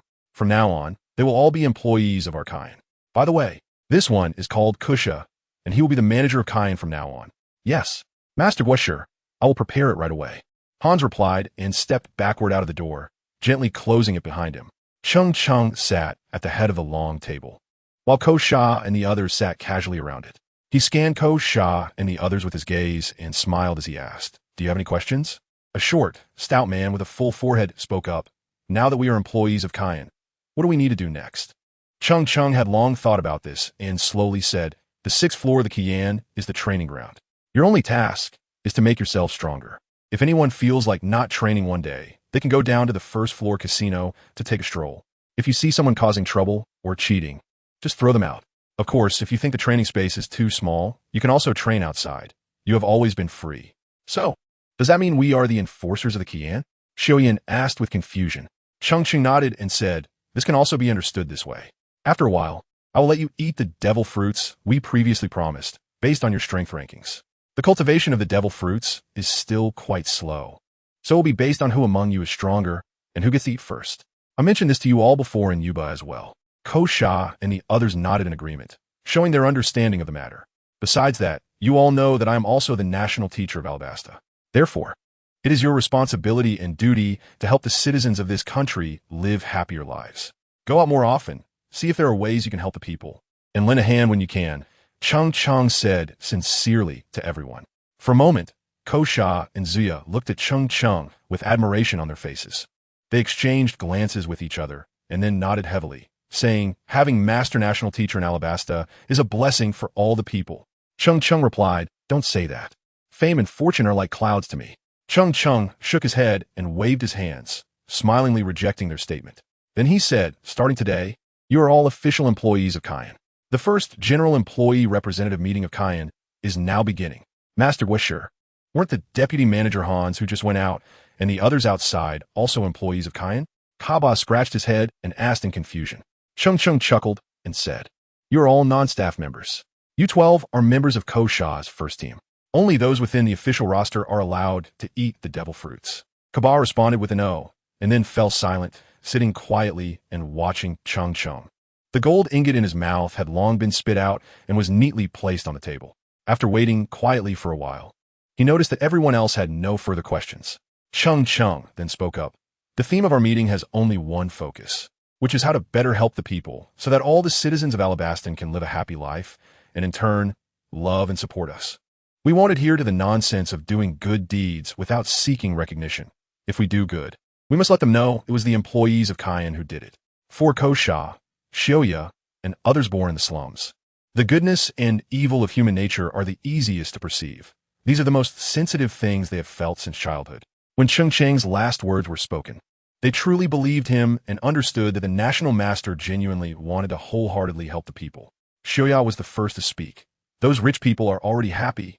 We don't need to worry about them. We can help the poor first, especially those in the slums, delivering food and clothes. That's what they lack the most. We can help them build houses. Many of the places they live in have very poor conditions and get particularly cold at night. We should deliver meat to them every day. We can pick up trash and protect the environment. When I saw that woman crying, I went to comfort her. Donations. Give them money. Promote good and eliminate evil. Their discussion grew more and more excited, but Cheng Cheng's brow furrowed tighter, feeling that these ideas were not very reliable and mostly not long-term solutions. Forget it. I'll just invite Lao Sha back first. He is the truly smart one. Kosha, you all go eat on the 5th floor and change into our staff uniforms. We'll continue the meeting in the afternoon. After Cheng Cheng finished speaking, he left the meeting room and walked straight up to the top balcony. Once on the balcony, he looked at the 3 golden lines on the back of his hand, a smile curling at the corners of his mouth. Lao Sha, oh Lao Sha, 7 days have passed, and I wonder where you have escaped to? Somewhere on the empty island. The white clouds floated, the vegetation was lush, and the air was free of any impurities, resembling a fairyland. Especially the fragrant air filled with the scent of grass and trees was intoxicating. Just as the freshly sprouted grass swayed freely in the wind, suddenly, a large foot stomped heavily down upon it, deeply embedding the footprint in the mud. It struggled desperately, but the footprint was too deep, and the surrounding soil wrapped around its body, rendering its struggle completely ineffective. Lao Sha had been running for his life, his eyes filled with terror. He was in a sorry state. The original mink coat had long been burned to a charred black by lightning and was discarded early on. Now his gray shirt was also torn to shreds by lightning, barely recognizable, with only a few scraps hanging from it. Lao Sha's hair was frizzed from the strikes, and his face was darkened. Which beast is attacking me from shadows? While Lao Sha ran for his life, he quickly thought in his mind, bastard, don't let me find you. Once I do, you're dead. Crocodile shouted angrily at the empty woods ahead as he seemed to run aimlessly. However, he had secretly locked onto the person's aura and was closing in step by step. Though he appeared to be in a dire situation, he hadn't actually sustained much harm. He believed that once he encountered the one releasing the lightning, he could eliminate him and then take over the entire empty island to make a comeback. For some reason, at that moment, he suddenly thought of Cheng Cheng, the man who had effortlessly severed his arm with a single sword strike. Compared to that terrifying sword, the damage from this bit of thunder was truly nothing. Just thinking of that white-haired youth sent a chill through him. Boom! A thick blue lightning bolt crashed down from the sky, striking him squarely on the head. Crocodile immediately convulsed, sparks flying from his body as black smoke slowly rose from his head. Bastard, I will kill you! Crocodile roared, accelerating once again. It wasn't far now. He could clearly sense that the person hiding in the shadows was nearby. After a few breaths, Crocodile's figure appeared several thousand meters away. After circling around a giant tree, Crocodile suddenly squinted at the front and sneered, "Finally found you." In front of him sat a tall, bare-chested man wearing a white headscarf with particularly long earlobes. The man lazily yawned while sitting in a chair, one hand casually digging in his ear, seemingly oblivious to Crocodile's presence. When Crocodile saw his contemptuous gaze, he felt it was a provocation against himself, and his anger surged. With his remaining hand instantly turning to sand, he gathered a large amount of yellow sand, forcefully stepping down to cause the ground within a 10-meter radius to collapse, turning into a puddle of yellow sand. He suddenly swung his hand forward with great force. Desert Treasure Blade. The blade of yellow sand cut through the air, tearing the ground as it slashed toward the long-eared man. I see. Crocodile's words were abruptly cut off as he suddenly felt an irresistible force. It was as if, at that moment, his body no longer belonged to him. The surrounding space shattered like a mirror, revealing a black vortex. In the blink of an eye, Crocodile was sucked into the black vortex. At this moment, the huge yellow sand blade had flown in front of the long-eared man. But with Crocodile's disappearance, the enormous blade lost its power and disintegrated with a crash, turning into a pile of yellow sand that fell to the ground. The long-eared man, who had been lazily sitting in the chair, finally changed his expression slightly and murmured, "Interesting." Above the Cayenne terrace, above the head of the banana crocodile, a faint black crack appeared in the air, which quickly expanded like a spider web, and finally, the space shattered like a mirror, revealing a black whirlpool. Ah! A piercing scream echoed from the black vortex, resonating throughout the entire terrace. Cheng Cheng widened his eyes curiously and looked towards the position of the black vortex. Even the dumpling stopped swinging its sword wildly and stared at the black vortex that exuded a sense of world destruction. The screams grew louder. In the next moment, Crocodile was violently thrown out from the black vortex, crashing heavily onto the head of the banana crocodile, producing a dull sound. Crocodile rubbed his aching head and stood up, angrily cursing, "Big-eared thief, wait for me." Then he looked around the environment, and the more he looked, the tighter his brows furrowed. "Where's this? Why do I have this familiar feeling? Old San, hello. Long time no see. Where have you been traveling?" Cheng Cheng greeted Crocodile happily. After hearing the familiar voice, Crocodile mechanically turned his head and, upon seeing Cheng Cheng's familiar smile, rubbed his eyes in disbelief and slapped himself. "Wake up, this is an illusion." Cheng Cheng smiled as he slowly held the Junhai sword in his hand. "Old Sha, are you okay?" "Damn it." Old Sha looked at Cheng Cheng in disbelief, finally confirming it wasn't an illusion, and loudly praised him. Then he slumped down as if his soul had left his body. Silently lighting up the last cigar, he took a deep puff and exhaled a cloud of white smoke. "You might as well kill me. I don't want to live anymore." "Is this how you start to give up? Where did the ambitious and domineering Old Sha I know go?" Cheng Cheng sighed helplessly and placed the Junhai sword back on the table. "I don't want to play anymore. Do whatever you want. You're such a freak. You're not even human. If you're this strong, why don't you go become the Pirate King?" Old Sha took another deep puff of his cigar, feeling a bit irritated, and tossed the cigar off the rooftop, continuing, "You chopped off my entire arm with one sword. I'm useless now. Come on, just cut my neck with one sword." Cheng Cheng smiled and said earnestly, "Old Sha, if I told you that I could restore your arm and give you strength equal to that of an admiral, would you believe me?" Old Sha suddenly stood up, his eyes shining with brilliance, and without hesitation replied, "I believe. If you can make me instantly travel from Sky Island to here, what else could I possibly doubt? Even if you said the celestial dragons in Marineford would bow down and call you their ancestor, I would believe it today. What a bold spirit." Cheng Cheng gave a thumbs up in praise. Then he looked down at the two remaining golden lines on the back of his hand and loudly said, "By my command, restore Old Sand's arm." At the same time, the golden lines on Old Sand's hand also shimmered with golden light. The golden lines flying out from Cheng Cheng's arm and those on Old Sand's hand simultaneously flew out and collided in midair, erupting in a burst of holy light. Then, that holy light surged towards Crocodile's severed arm. In an instant, under Crocodile's shocked gaze, he watched as his severed arm grew back inch by inch. First, white bones emerged, followed by muscles, blood, veins, skin, and hair intertwining together. After a few breaths, Old Sand's originally severed arm had regrown, and it was even whiter and more tender than before. Crocodile tentatively moved a finger, his expression in shock. Thud! After a dull sound, Crocodile, once one of the 7 warlords of the sea, knelt without hesitation towards Cheng Cheng, emitting a low voice. "From now on, I will obey unconditionally." Cheng Cheng looked at the Old Sha kneeling in front of him and said indifferently, "Old Sha, I know you are a person with great ambitions, but please believe me, the extent of my ambitions is something you can never imagine. As long as you follow me honestly, you will realize how small your previous ambitions were. Additionally, regarding the contract you signed with me, I have a total of 3 opportunities to issue you mandatory commands, and I have already used 2 of them. When I need to use the last command, it will be the moment of your explosive demise." At this point, Old Sha stood up and looked Cheng Cheng in the eye, saying, "You're the most incredible person I have ever seen. The feeling you give me is even more terrifying than Whitebeard. Following someone like you, I, Old Sha, have nothing to be ashamed of. I want to make it clear that I am willing to follow you not because I fear death, but because I want to see what heights a person like you can ultimately reach. I also want to know, with your immense power, do the Navy headquarters and the world government know about you? If they are aware of your existence, I wonder how you would deal with it?" Old Sha asked in a deep voice, staring into Cheng Cheng's eyes. Cheng Cheng said with a smile. I am an honest citizen. Why would the naval government target me? Of course, if they really trouble me, even if it's a celestial dragon, I wouldn't mind taking one down. Lao Sha immediately gasped, his eyes showing a look of horror. Let's go. Since you have expressed your sincerity, let's go down and have a meeting together. Cheng Cheng spoke up and then said to Tawanzi, you should stop practicing for a while. The first all-staff meeting for the Kian is very important. Let's try not to miss it.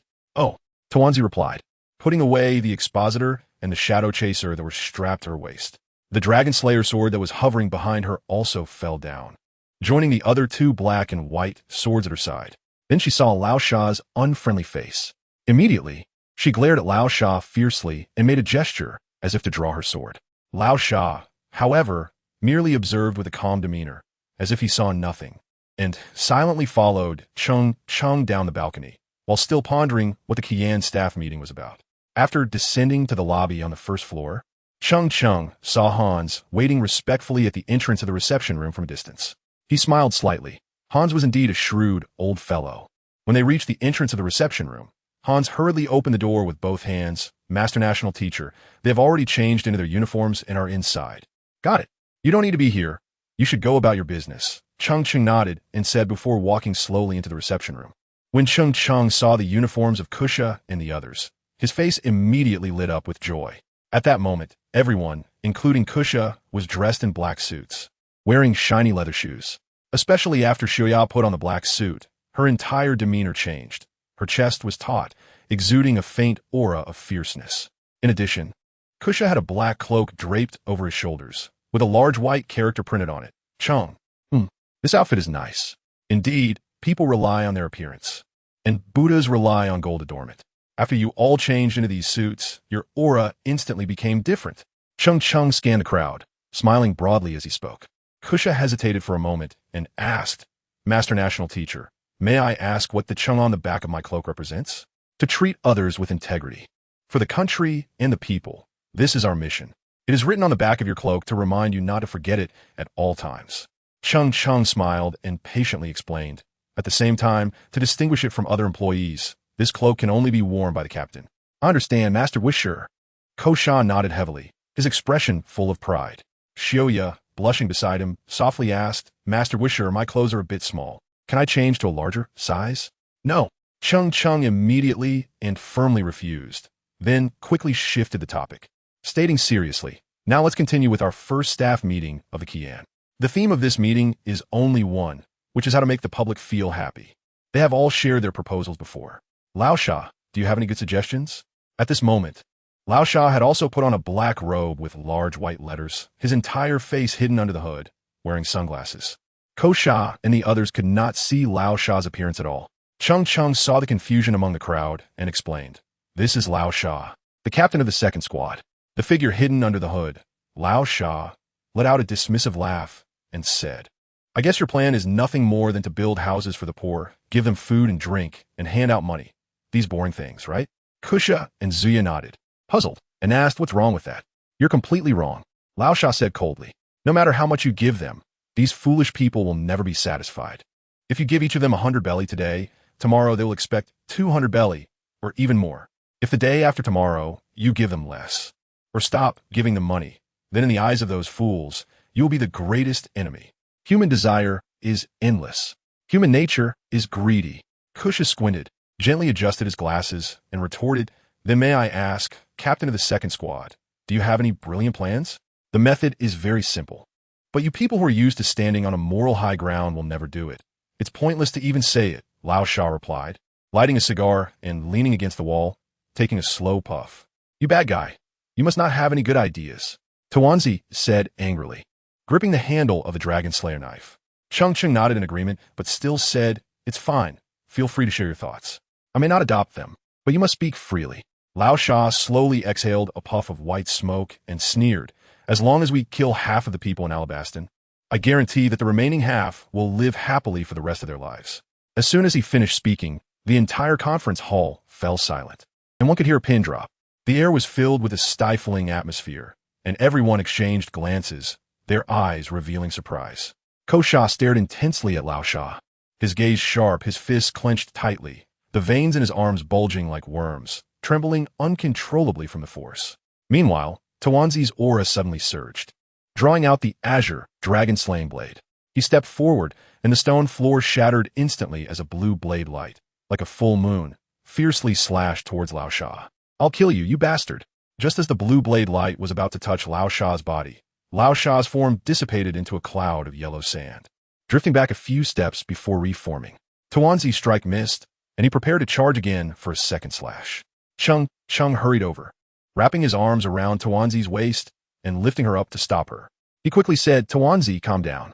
Ko Sha and the others saw that the black-clad man called Lao Sha had turned into sand, just like Crocodile's ability, and they all suddenly stood up, watching Lao Sha warily.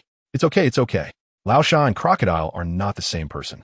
He has the Doka Doku fruit, which looks similar to Crocodile's Suna Suna fruit, but they are actually different, Cheng Cheng explained with a smile. Ko Sha and the others then let out a sigh of relief and sat back down, although their gazes towards Lao Sha were still somewhat strange. "See, I knew it. Even if I told you the plan, you stubborn people wouldn't adopt it," Lao Sha said calmly while smoking, also turning to look at Tawanzi. Under his sunglasses, no one could see his expression. Tawanzi glared at him fiercely and shouted, "What are you staring at? If you dare to harm a single one of my master's people, I'll kill you." Cheng Cheng secretly cursed in his heart, thinking that his willpower could only increase quickly with more people around. "Good fellow, you came up and directly stabbed at my lifeline." He then said earnestly, "Although your plan might make the remaining people feel happy, it is too extreme. Old Sha, you have had no friends or family before, so I don't blame you for saying such things. But have you ever thought about whether the people you kill include couples who have loved each other for over a decade? Do they include childhood friends?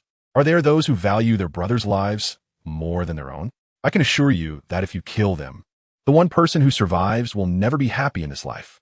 After hearing Cheng Cheng's words, Ko Sha's expression calmed down a bit, and he gritted his teeth and said, "If happiness is built on the death of others, then it's better not to have it." Cheng Cheng looked at the tense atmosphere in the conference hall and said in a calm tone, "Today is the first meeting, and I want to state our company's iron rule. Employees can spar and fight, but they cannot kill. Anyone who violates this rule will not be treated kindly." Everyone nodded in agreement, clearly having no objections to this point. Afterwards, Cheng Cheng lowered his head and fell into deep thought. The conference hall fell silent once again, and faintly, one could hear the cheers of the crowd outside at the gambling tables. Cheng Cheng placed the bowl on the table, lightly tapping his index finger on the surface, creating a series of crisp sounds. Suddenly, he said, "How about this? Besides Lao Sha's plan, I have taken into account the suggestions from the rest of you. Let's hold a 1-month limited time tree planting activity to conduct an experiment and see how it goes." Everyone looked at Cheng Cheng with puzzled expressions. Cheng Cheng stood up from his chair and excitedly said, "Here's the plan. We mobilize the public to plant trees and let them pick up saplings for free. Then they can plant these saplings in Yuba, and as long as they succeed in planting, they can come here to receive a reward of 10,000 Bailey. All the people of Alabaston can participate as long as they are willing." "This activity sounds great, but where will the money come from?" Kusha asked with a serious expression. "I'm sure that such a profitable event will attract an unimaginable number of participants."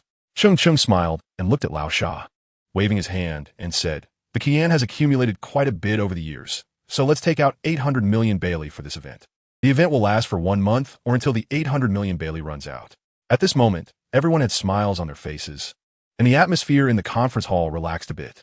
Lao Sha, leaning against the wall, still showed no expression, silently smoking a cigar.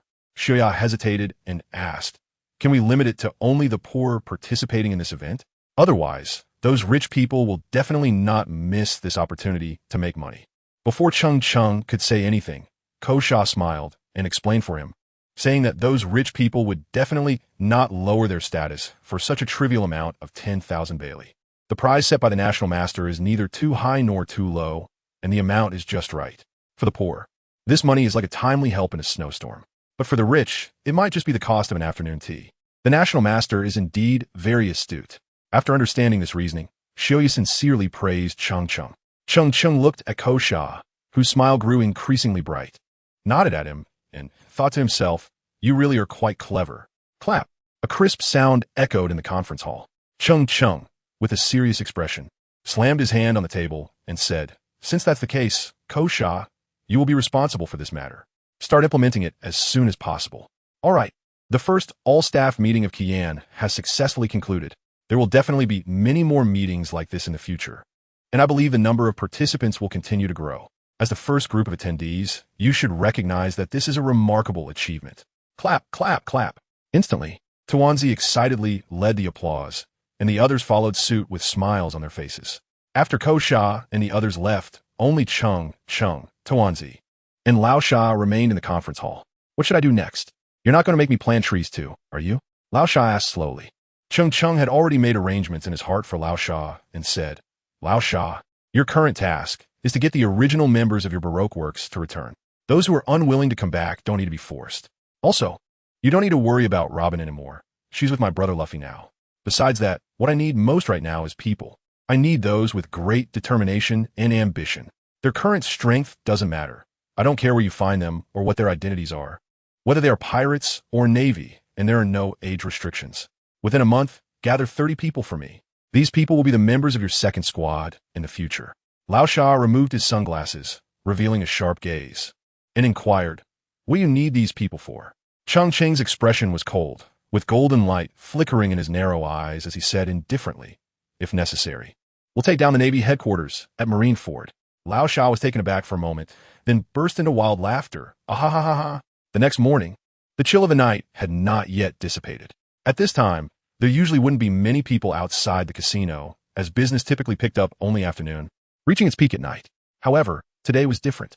More and more ordinary citizens gathered at the entrance of the casino, pointing and discussing the notice posted on the wall. Beside the notice was a pile of saplings stacked like a small mountain. Passers-by stopped to take a look. The tree planting reward limited time event lasts only 1 month. First come, first served. A total of 800 million berries to be divided among participants. How much you can take depends on yourself. Dressed in a black suit, Zuya introduced loudly in front of the crowd. Brothers and sisters, the organizer of this event is none other than the National Master, absolutely guaranteed to be real. Kabaz shouted enthusiastically.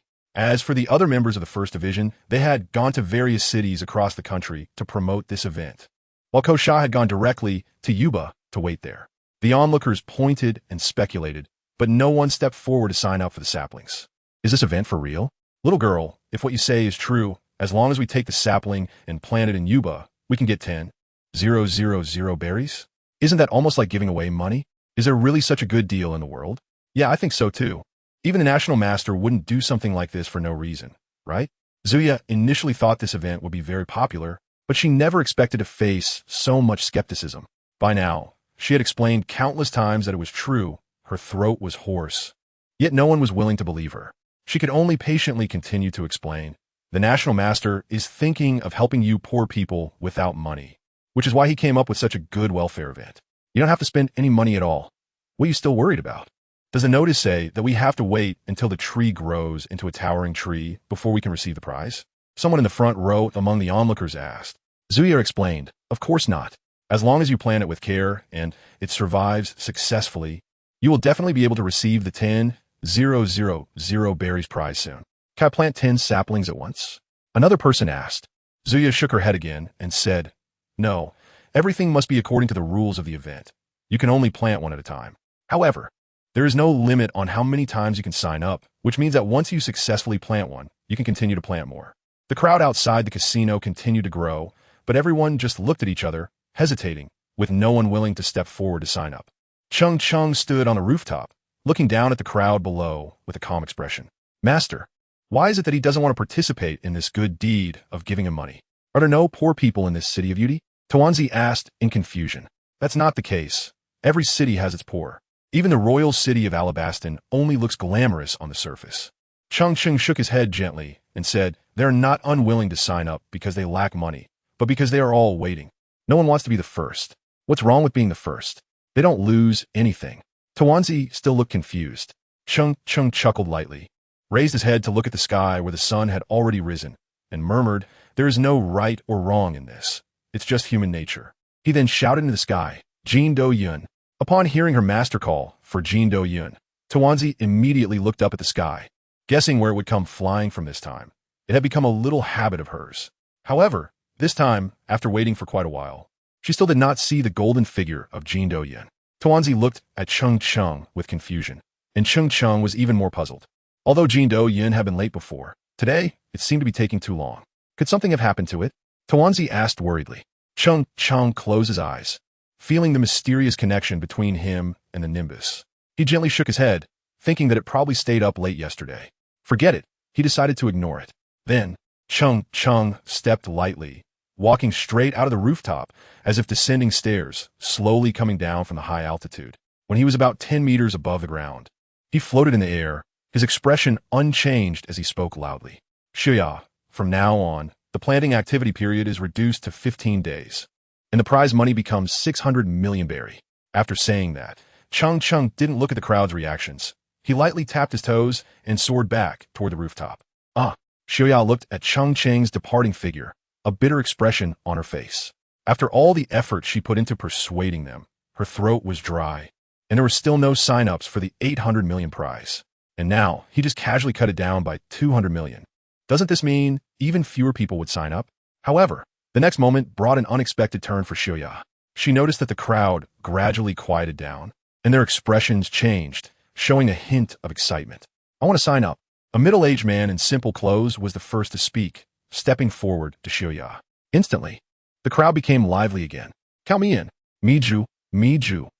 Everyone squeezed forward, fearing that the spots would be snatched away. The table in front of Shuya was pushed around by the crowd, and she stared in shock at this sudden change, completely unable to understand why this was happening. With a face full of anger, she drew her long sword from her waist and swung it fiercely forward. The sword whistled through the air, instantly cutting the table in half. Everyone line up. Shuya shouted furiously, glaring at the crowd. The crowd quieted down once again. The people in front swallowed hard and stepped back. Soon, the chaotic crowd spontaneously formed two lines stretching hundreds of meters.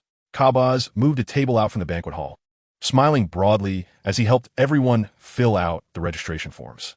When Cheng Cheng returned to the rooftop, he suddenly sensed something in his heart.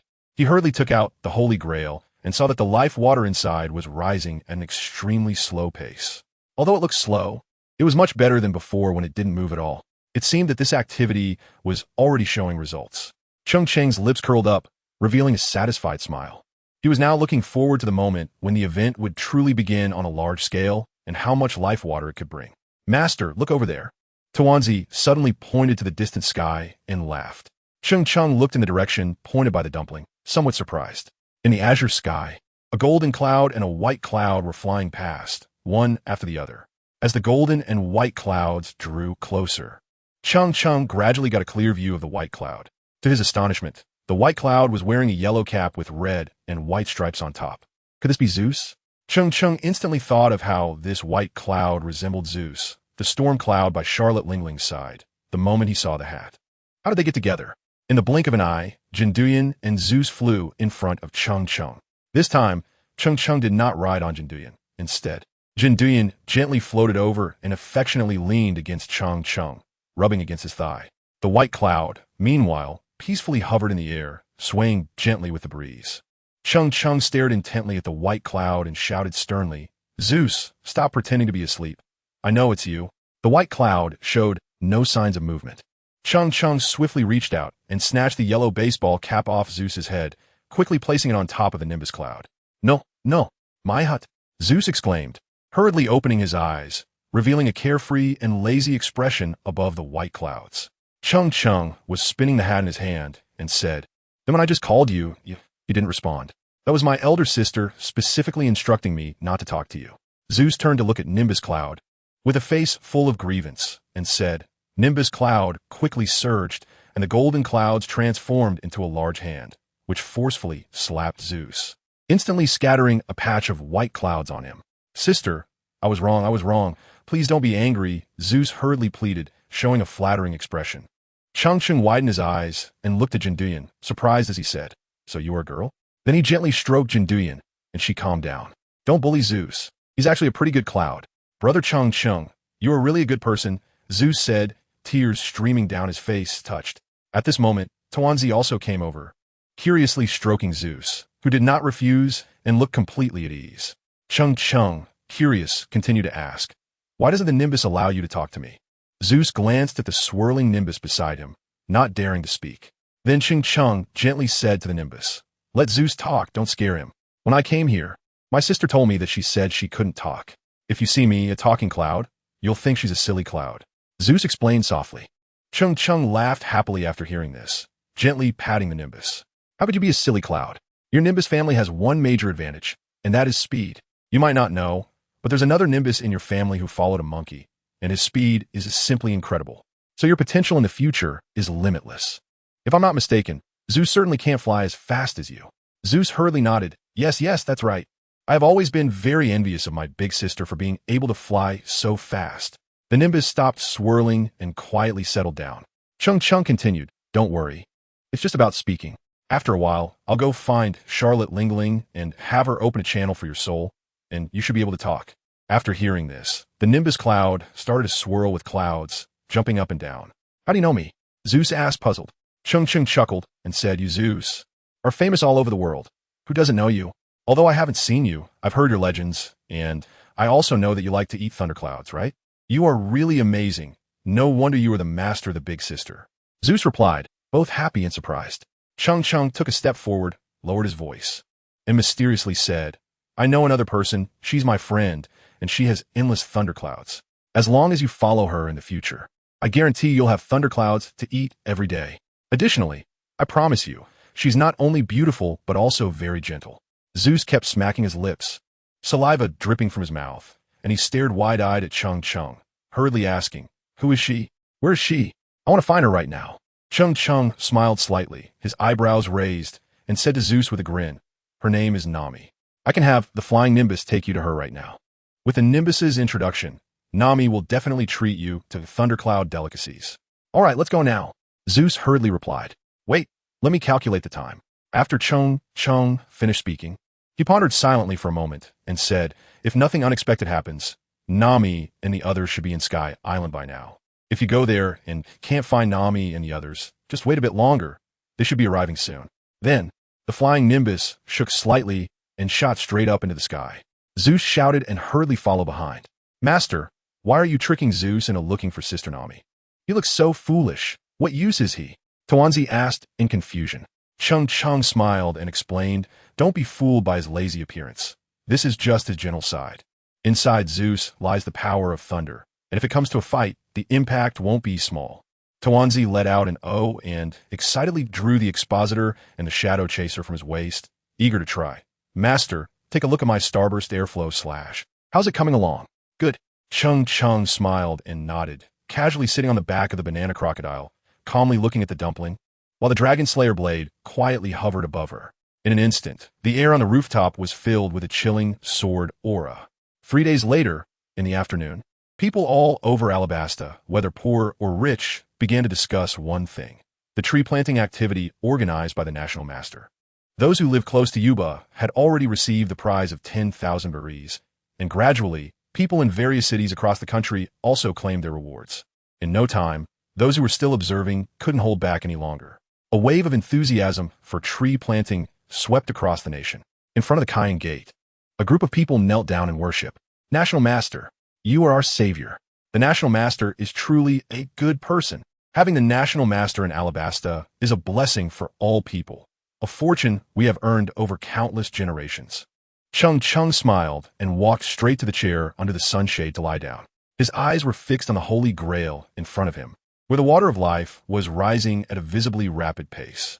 Cheng Cheng completely relaxed his back, leaning fully against the chair, gently swirling the wine in his hand. Inside, it really takes spending money. Cheng Cheng stood up without any hesitation, picked up the Holy Grail, and poured it over the illusion Beast Spirit tree. The life water, illuminated by the golden light emitted by the illusion Beast Spirit tree, transformed into a pale golden mass of water, floating and wriggling around the roots of the tree. Within a few breaths, the entire cup of life water was completely absorbed by the illusion Beast Spirit tree. The once quiet and suspended illusion Beast Spirit tree began to emit a dazzling golden pillar of light that shot up into the clouds. At that moment, the people in the rain-soaked area looked up at the golden light above the banquet, captivated by its divine brilliance. A child who had been crying in the rain suddenly stopped, blinking wide-eyed in curiosity at the golden pillar. A middle-aged couple who had been arguing fell silent upon seeing the golden light, ceasing their quarrel. The crowd kneeling before the banquet, upon witnessing the light pillar, appeared even more devout, with many prostrating themselves completely, lowering their bodies to the utmost. Cheng Cheng walked around the illusory bee spirit tree, watching it sway and grow, a look of satisfaction on his face. The small sapling, originally only half a meter tall, had now grown to over a meter after absorbing a cup of life water, and the golden leaves on it had become much denser. The trunk, which was previously as thin as a bamboo pole, had thickened several times, and the golden roots beneath the tree had become even more densely packed. Flecks of golden light, like snowflakes, continuously fell as the illusory beast spirit tree swayed. Cheng Cheng leaned in for a closer look and suddenly noticed a slightly swollen golden flower bud at the tip of the tree. Could it be about to bloom? His face instantly lit up with joy. He didn't dare to touch the little flower bud with his hands. Instead, he brought his face very close to observe it carefully. Heaven rewards those who are diligent. For this little thing, do you know how much effort I have put in? Finally, I can see a glimmer of hope now. And it's not in vain for all the effort I have invested in you before. Cheng Cheng recalled the previous introduction of the illusory bee spirit tree by the system. After it blooms, it will condense the demon fruit of the illusory bee species. Looking at the empty holy grail, although he could sense that the water inside was still continuously gathering without stopping, the speed was noticeably slower than before. He lowered his head to look at the holy grail, squinting his eyes, and fell into deep thought. Suddenly, Cheng Cheng lightly tapped his toes and leaped into the high sky. Stepping with a moonwalk, he slowly walked out from the rooftop and appeared before the crowd below. Upon seeing the Grand Master in black robes and white hair, the people below all respectfully raised their heads to look at him. The crowd fell silent, seemingly waiting for Cheng Cheng to speak. The Grand Master proclaimed, "In recognition of your sincere devotion, the event duration and prize will remain unchanged, restoring the original 800 million belly, and the event will last for 1 month." Cheng Cheng's expression was serene as he calmly spoke, his voice not very loud, yet it resonated in everyone's ears. As soon as he finished speaking, the crowd erupted in an astonishing cheer. Those who had not knelt before Cheng Cheng also almost bowed down, chanting in unison, "Long live Master Xie, the National Master." With the National Master in Alabasta, it is a blessing for Alabasta and for the countless impoverished people. From now on, before every meal, I will thank the National Master. Otherwise, this meal will not taste good. The National Master is my idol. After Cheng Cheng finished speaking, he no longer paid attention to what the others had said and stepped into the void, slowly returning to the rooftop. At the entrance of the Qian, Zuya and Kabaz exchanged glances. Kabaz looked at Cheng Cheng's disappearing figure, filled with admiration, and said, "The National Master is truly a good person." Zuya, however, had a strange expression and murmured, "Don't you realize that despite coming and going, the reward hasn't changed, yet the people are even more grateful to him?" Kabaz lowered his head, frowned, and counted on his fingers, quietly calculating. After a while, he suddenly exclaimed, "You're right." Back on the balcony, Cheng Cheng looked at the life water in the Holy Grail, slowly rising, and smiled, extending his index finger towards the Holy Grail as if he were a shaman, chanting, "Hurry up, faster." After playing for a while and feeling bored, Cheng Cheng lay down under the sunshade, feeling relaxed all over, sipping wine while staring at the golden illusory bee spirit tree. He had a strange feeling that, as long as he focused on the illusory bee spirit tree, there would be an indescribable sense of peace and relaxation deep within him. Suddenly, a flash of inspiration struck, and Cheng Cheng called out to the still, frantically swinging sword. "Big disciple, stop for a moment." The disciple, like a whirlwind, immediately stopped, putting away the expositor and the shadow chaser, and the dragon slayer, which had been darting through the air, also came to a halt and landed in the disciple's hand. Wiping the sweat from his forehead, the disciple excitedly said, "Master, are you going to teach me a new sword technique again?" Cheng Cheng rolled his eyes and said irritably, "Don't be greedy and try to chew more than you can handle. Your biggest problem right now is that you're too obsessed with swordsmanship and neglecting the way of the sword." "Oh, Master, then what exactly is the way of the sword?" Tawanzi asked with wide eyes. The way of the sword and swordsmanship must understand each other. Swordsmanship is merely the external form of the way of the sword, while the way of the sword is the most essential thing. Cheng Cheng wanted to continue discussing, but seeing that the dumpling was just an 8-year-old child, he changed his words and said, "How about this? You should think more about how to draw your sword faster and more fiercely when you chop the celestial dragons." "Master, can we just rely on our brains to think?" the dumpling asked. Cheng Cheng smiled and said, "Yes, from now on. You should take 2 hours every day to sit under the illusion bee spirit tree and think carefully, then start practicing your swordsmanship. Master, but I still feel that just swinging the sword like this will make me even stronger, TenYears said as he drew out his black and white swords, quickly waving them in the air. The black and white sword lights flickered, forming a circular trajectory made up of black and white sword lights. Cheng Cheng ruffled her hair and smiled as he said, "To practice without thinking is futile. To think without practicing is dangerous." "Got it, master." TenYears felt Cheng Cheng's warm palm and nodded, unsure if she understood, but obediently responded. The Dragon Slayer blade, the expositor, and the Shadow Chaser were placed in front of her knees. Before long, a vortex began to swirl around TenYears, causing the branches and leaves of the Illusion Beast spirit tree to sway and ripple. Cheng Cheng looked at the dumpling who quickly entered a state of cultivation under the tree and sighed in his heart. Perhaps only by saying this could you stop and take a break for a while. In the evening, the moon was bright and the stars sparse, and the temperature dropped significantly. Cheng Cheng looked at the water in the Holy Grail, the water of life, which was already full again. He then called TenYears up from under the tree. TenYears, not sure if he had fallen asleep or what, groggily asked, "Master, you said the Phantom Beast species and the demon fruit on the tree are all very powerful, right?" "Not necessarily," Cheng Cheng replied. "The common forms among the Phantom Beast species are quite ordinary. However, I believe your luck won't be that bad." Cheng Cheng smiled as he finished his answer, then tilted the Holy Grail slightly, and the water of life flowed out instantly, dripping onto the illusory beast spirit tree. In an instant, a brilliant golden light surged once again. The night sky was suddenly illuminated by a powerful golden light, and the area above the terrace was also bathed in a golden hue. Cheng Cheng stared intently at the Illusion Beast spirit tree. This time, the tree did not grow any taller. Instead, the golden flower bud at the top began to slowly bloom. The golden petals fully opened in the blink of an eye, each petal adorned with strange red patterns. Subsequently, those red patterns gradually coalesced together, slowly forming a devil fruit with intertwining gold and red designs. It seemed as if a flame was burning inside the fruit. Cheng Cheng reached out towards the red and gold swirled demon fruit of the Phantom Beast, noticing that the temperature around was rapidly rising. Suddenly, a fierce wind kicked up, causing TenYears' hair to become disheveled. Above the clouds in the sky over the Qian, blue lightning flickered faintly, accompanied by a series of rumbling sounds. Cheng Cheng looked up with a frown at the thunder in the clouds, a vague sense of foreboding stirring in his heart. This damn weather, the heartless heavens, why does it suddenly have to thunder? TenYears was completely disheveled in the wind and cursed at the sky. However, at this moment, the wind was howling and the sunshade on the rooftop was flipped inside out, while the round wooden table was slowly sliding forward due to the wind. The branches and leaves of the spirit tree were twisting rapidly in the gale, yet not a single leaf fell. The gold and red demon fruits remained unmoved in the storm. Above the clouds, the thunder was growing thicker, seemingly forming a thunder pool, as if it had been brewing, just waiting for that final thunder strike to descend. That sense of unease grew stronger in Cheng Cheng's heart, and suddenly he felt a heavy weight. This is bad. It can't be a heavenly tribulation, can it? TenYears, you need to get away from here.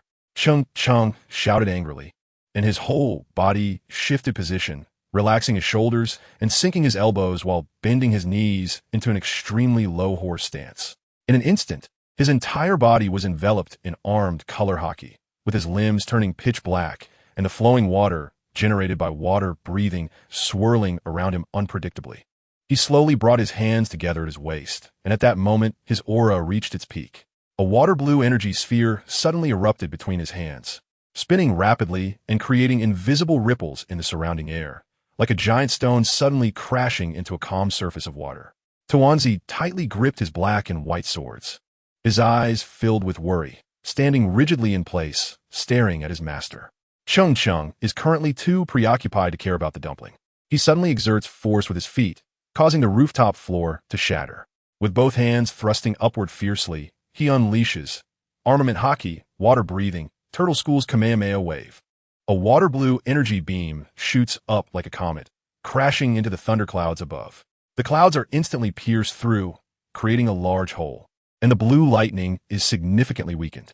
Cheng Cheng looked at the Turtle School's Kamehameha and felt a bit relieved when he saw its effect, letting out a sigh of relief. However, soon the clouds in the sky closed in again, and the thunder resumed, rumbling with a force even more ferocious than before. Cheng Cheng's heart tightened. Not good. It seemed that something big was about to happen. Thunder above the clouds erupted with a deafening roar. and a thick bolt of lightning struck down from the sky, as if it wanted to destroy everything and burn the heavens and the earth. Nimbus Cloud, Cheng Cheng shouted loudly. This time, he did not scold Thanos to leave, but instead his figure flashed and he appeared behind her, grabbing her collar and forcefully throwing her high into the air. Master, I'm not leaving. I want to stay with you. Thanos shouted, but in the air, her body was already out of control, flying away rapidly like a bouncing ball, seeing a golden light rushing towards him from a distance. Cheng Cheng no longer looked at Thanos. He stuffed a handful of immortal beans into his mouth and tightened his grip on the Jinhai sword. As the sword trembled, it changed from gray to black, with fierce sword energy swirling and fluctuating above the blade. Cheng Cheng exerted force from the soles of his feet, and the ground suddenly collapsed a few inches. The entire person lifted the Jinhai sword from the ground. The sword energy suddenly surged in the wind, expanding by 40 meters. Break for me! Cheng Cheng let out a furious roar, swinging his massive sword energy toward the thick blue thunder. Boom! Boom! A tremendous explosion echoed through the heavens and the earth. The thunder clashed with the Jinhai sword in midair, erupting in a burst of dazzling sparks, illuminating the entire night sky of the rain-soaked ground for a moment. Then, as the light faded, the thunder above also quietly vanished. Cheng Cheng crashed down from midair onto the ground, shattering the floor beneath him and kicking up countless fragments of stone. He was charred all over, his clothes completely torn and emitting a faint burnt smell, revealing skin scorched by lightning, with wisps of white smoke rising from his body. The world fell silent once again. At that moment, Jin Do-yun finally brought Thanos over. Thanos jumped off Jin Do-yun at the fastest speed, tears streaming down her face as she crawled to Cheng Cheng's side. Master, Master, are you okay? Just as Thanos was about to reach out to touch Cheng Cheng's face, she recoiled as if electrocuted. She stared in shock, noticing tiny strands of lightning flickering around Cheng Cheng's body, dancing erratically. She gripped Cheng Cheng's shoulders tightly and shook him vigorously. The faint lightning seemed to find an outlet, surging wildly towards Thanos' arms. Mm. Thanos gritted her teeth, drenched in sweat, trying not to make a sound. In the next moment, her hair stood on end from the electricity, emitting faint white smoke, and her palms were left bloodied from shocks. Master, wake up! Lao Sha! Damn it, come quickly, Master has been struck by lightning. Thanos shouted loudly. But in her panic, she had completely forgotten that Lao Sha had left the rain-soaked land 2 days ago to recruit soldiers nationwide. A hurried sound of footsteps approached. The rooftop door was kicked open, and Xiaoya and Kabaz rushed up. When they saw Cheng Cheng lying motionless on the ground, they were taken aback and quickly asked, Thanos, what happened? Woo-woo, Master has been struck by lightning. Thanos cried, convulsing on top of Cheng Cheng, ignoring them as she sobbed. Master is gone, woo-woo. Kabaz, go get a doctor. Hurry, Xiaoya said, as quickly as possible. Kabaz turned around without hesitation and scrambled down. At that moment, Cheng Cheng, lying on the ground, slowly opened his eyes. His face was mostly blackened except for his eyes, and he said irritably, Thanos, if you don't get up, Master will really be gone. Upon hearing Cheng Cheng could still speak normally, Xiaoya let out a long sigh of relief and collapsed on the ground. Meanwhile, in a certain sea area of the New World, a pirate ship sailed on the calm sea. Red-haired Shanks sat on the deck, carefully examining Luffy's bounty poster, grinning widely. His smile was warm, and even with 3 scars across his left eye, it was hard for anyone to see him as a bad person. Suddenly, he clenched the bounty poster tightly, stood up, and stared intently in a certain direction. Red-haired pointed and asked in a deep voice, Jesus Burgess, what direction is that? A middle-aged man holding a sniper rifle hesitated for a moment before replying, it should be towards Alabasta. That's still part of the first half of the Grand Line. What is happening? A nearby chubby man, munching on a chicken leg, asked with a grin. Red-haired spoke slowly. I just felt a mysterious power. At the Navy headquarters in Marineford, on the highest rooftop, Sengoku, who was leisurely drinking tea, suddenly spilled it as his hand trembled.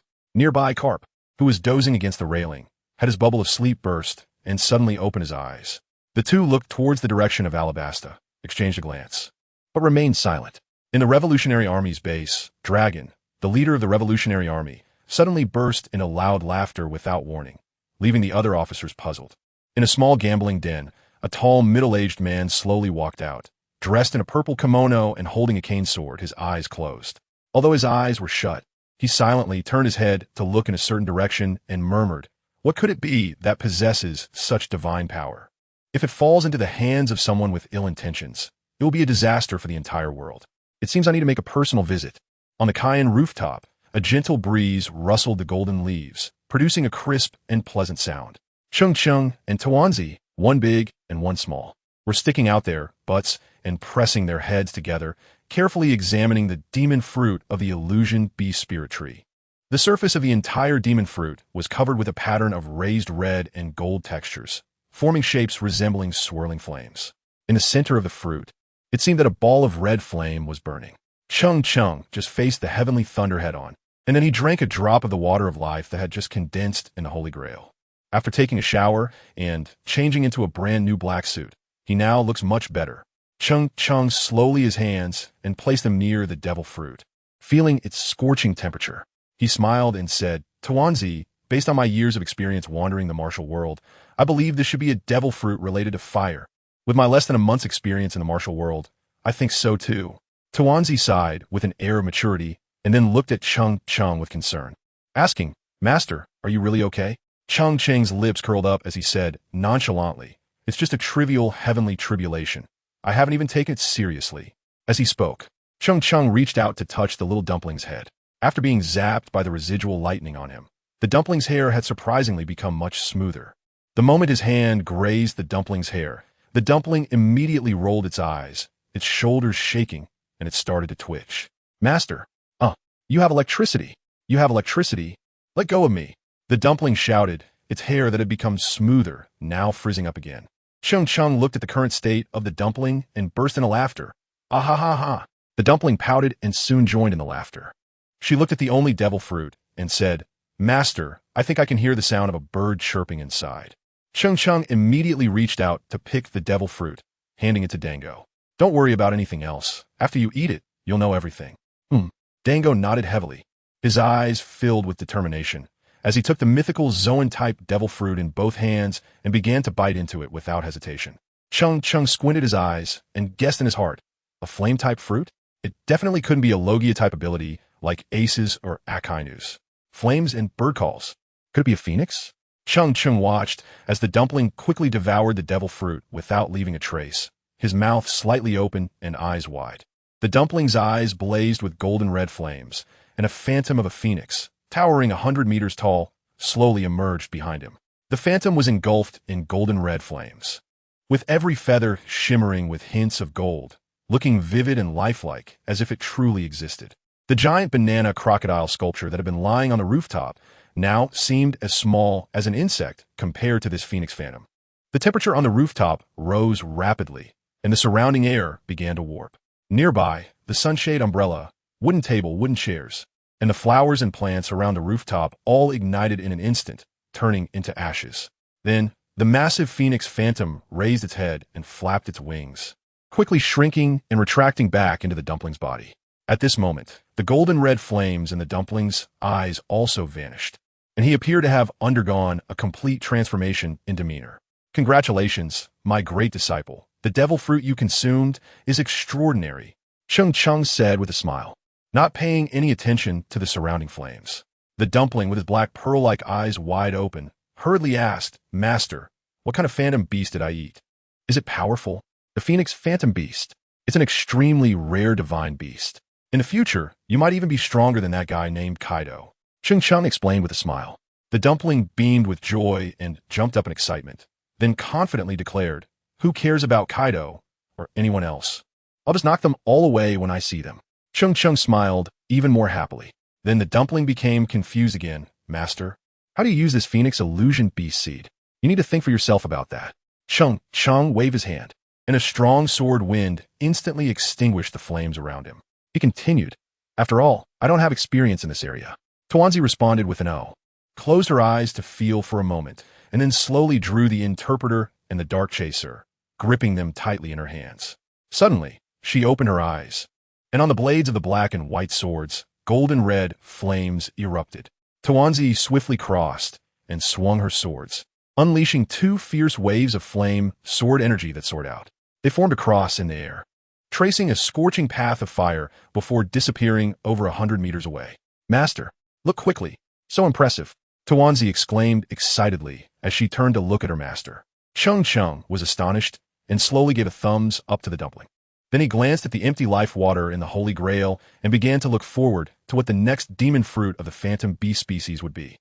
In the western part of Alabasta, in Yuba, early in the morning, the temperature was still low, and the leaves of the rows of young saplings by the river were covered in dew. Kusha had been so excited these days that he couldn't sleep, getting up every day at 5 or 6 in the morning, walking lightly through the sapling grove to inspect. He looked at the at least over 1,000 saplings that had survived, his face filled with joy, humming an unknown folk song and snapping his fingers. He checked each sapling, and after confirming its survival, he would take out a list and mark it with a tick. Yuba had once been the trade center of Western Alabasta, an oasis city, and during his childhood, Kusha had witnessed how Yuba developed step by step. However, after going through 3 years of drought and war, the city had become a wasteland. Once the kingdom was stabilized, Kusha disbanded the rebel army. He only wanted to spend all his time rebuilding Yuba into a new oasis, a pure desert oasis with only trees and no merchants. But later, he met Cheng Cheng. Cheng Cheng cut down all the trees he had painstakingly planted with a single sword strike, while also giving him a towering tree and a life full of infinite possibilities. Kosha stepped on the soft ground, walked up to a sapling, adjusted it slightly, and then gently pressed the soil around its roots with his foot to make it firmer. He then looked up at the towering tree behind him and sighed, speaking to himself, "If it weren't for the Grandmaster, I probably wouldn't have seen this scene before I died. If Yuba really becomes an oasis again in the future, then this towering tree will be the heart of the oasis." After returning to the camp, more and more people came to report to him with saplings in hand. Accompanying Kosha were over 30 guards from the Royal Guard, sent by Princess Weiwei to help. The guards pointed out the locations where the saplings were to be planted after the people reported in. Everything was running smoothly and orderly. Kosha, with a beaming smile, swung his legs casually, snapped his fingers with his left hand, and wrote down names with his right hand. At that moment, a guard rushed over with a terrified expression, his face bruised and blood dripping from the corner of his mouth, shouting loudly, "Mr. Kosha, it's bad. A group of Navy has come from somewhere and is cutting down our big tree." Crack! The pen in Kosha's hand broke instantly as he slammed the table and stood up, his expression cold as he said, "Leave one person here to continue filling out the forms. Everyone else come with me. Mr. Kosha, that group of Navy is not friendly. You must be careful." After saying this, the bruised guard collapsed on the ground, blood flowing from his waist and soaking into the soil. Kosha did not have time to help him now and shouted to the people lining up with the saplings, "Quickly go find a doctor to help him stop the bleeding." He then quickly moved forward. The other 30 or so guards followed Kosha without hesitation, rushing toward the only towering tree. Although Kosha was once the leader of the rebel army and an enemy of their royal guard, it did not affect their admiration for him. They knew that the so-called rebels were merely ordinary citizens trying to survive. They had never heard of the rebels harming civilians or taking lives indiscriminately. On the contrary, the people of Alabaston supported the rebels. Otherwise, so many people wouldn't have joined, ultimately developing into an army of 600,000. This group, led by Kosha, rushed swiftly toward the giant tree. As they ran past, the ground kicked up a thick cloud of dust. Kosha ran forward recklessly and soon spotted a Navy warship docked by the riverbank. For some unknown reason, the main mast of the warship had broken in the middle, tilting the mast along with the main sail. Kosha's unease grew stronger, and he accelerated toward the front. Not long after, they arrived near the giant tree. From a distance, Kosha saw 3 to 5 Navy personnel pointing and gesturing under the tree, while another was swinging an axe to chop it down. "Stop! Everyone stop!" At this moment, the roots of the giant tree had already been deeply gouged, but because the trunk was too thick, the entire tree had not tilted or fallen. Seeing this scene, Kosha's clenched fists hardened, and a cold light flashed in his eyes as his heart bled.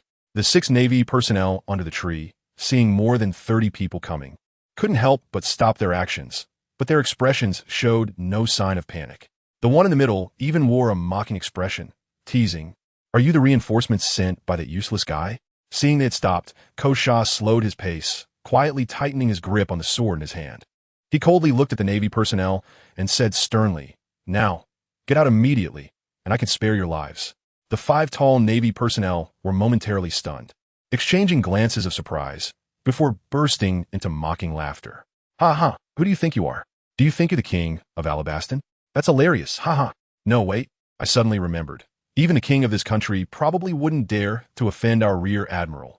To be honest, we're here on orders from Rear Admiral Ghost Spider to requisition this tree. Anyone who dares to stop us is opposing our Rear Admiral and the entire Navy. The Navy personnel with stubble on his face looked at Kosha and the others with disdain. The Navy personnel holding the axe smiled slightly and swung the axe down again with force. Kill them. Kosha gritted his teeth and said word for word. With a sudden burst of energy, the ground kicked up a cloud of yellow sand. Kosha dashed forward, drawing his long sword, leaving a long trail of dust on the sandy ground. The guards behind him shouted and rushed forward without hesitation. Bang! Bang! The Navy personnel under the tree, seeing them charging forward, expressionless, directly opened fire. Kosha, at the front, dodged left and right, easily avoiding the bullets. But 3 guards behind him were hit and fell to the ground. Kosha's anger intensified, and he suddenly flashed forward, directly appearing in front of the 4 Navy personnel. His long sword sliced down with a whoosh. The 4 Navy personnel who had fired their guns only saw a flash of sword light in front of them, and their rifles were neatly cut in half, unable to fire a second shot. Then Kosha sidestepped, changing his position and coming in front of the Navy personnel, holding the axe, fiercely stabbing out with his long sword, causing bright red blood to bloom on that person's arm. Ah! The person cried out in pain, and the axe fell to the ground. The burly Navy personnel laughed instead of getting angry, clearly not realizing the gravity of the situation, and said, I can't believe someone dares to attack us. After saying this, he turned to leave with his Navy personnel, not forgetting to add, if you're a man, don't run. You ignorant people should just enjoy your last moments of life. Ha ha ha.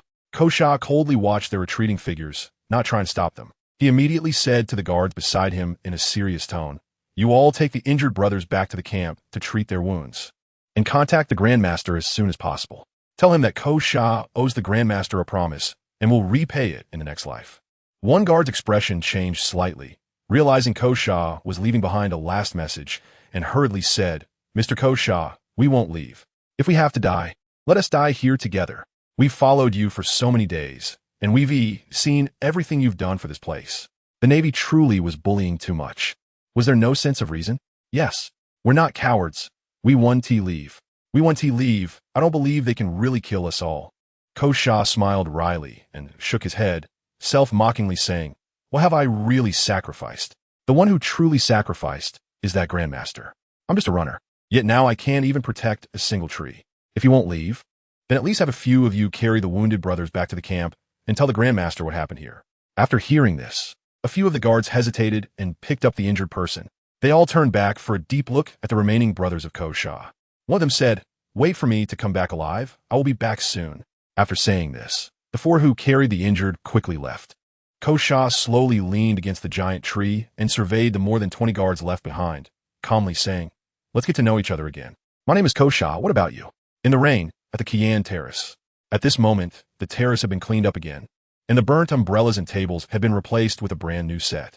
To facilitate communication, Cheng Cheng had also placed a telephone bug on the table. He looked pleased, swirling the wine glass in his hand, smiling as he watched the group in front of him. The group was no longer swinging their swords wildly like before. Instead, holding the black and white twin swords, they would occasionally slash through the air in front of them, creating a cross-shaped fiery sword aura. She even gave this move a very imposing name, Cross-Flame Dragon Slaying Slash.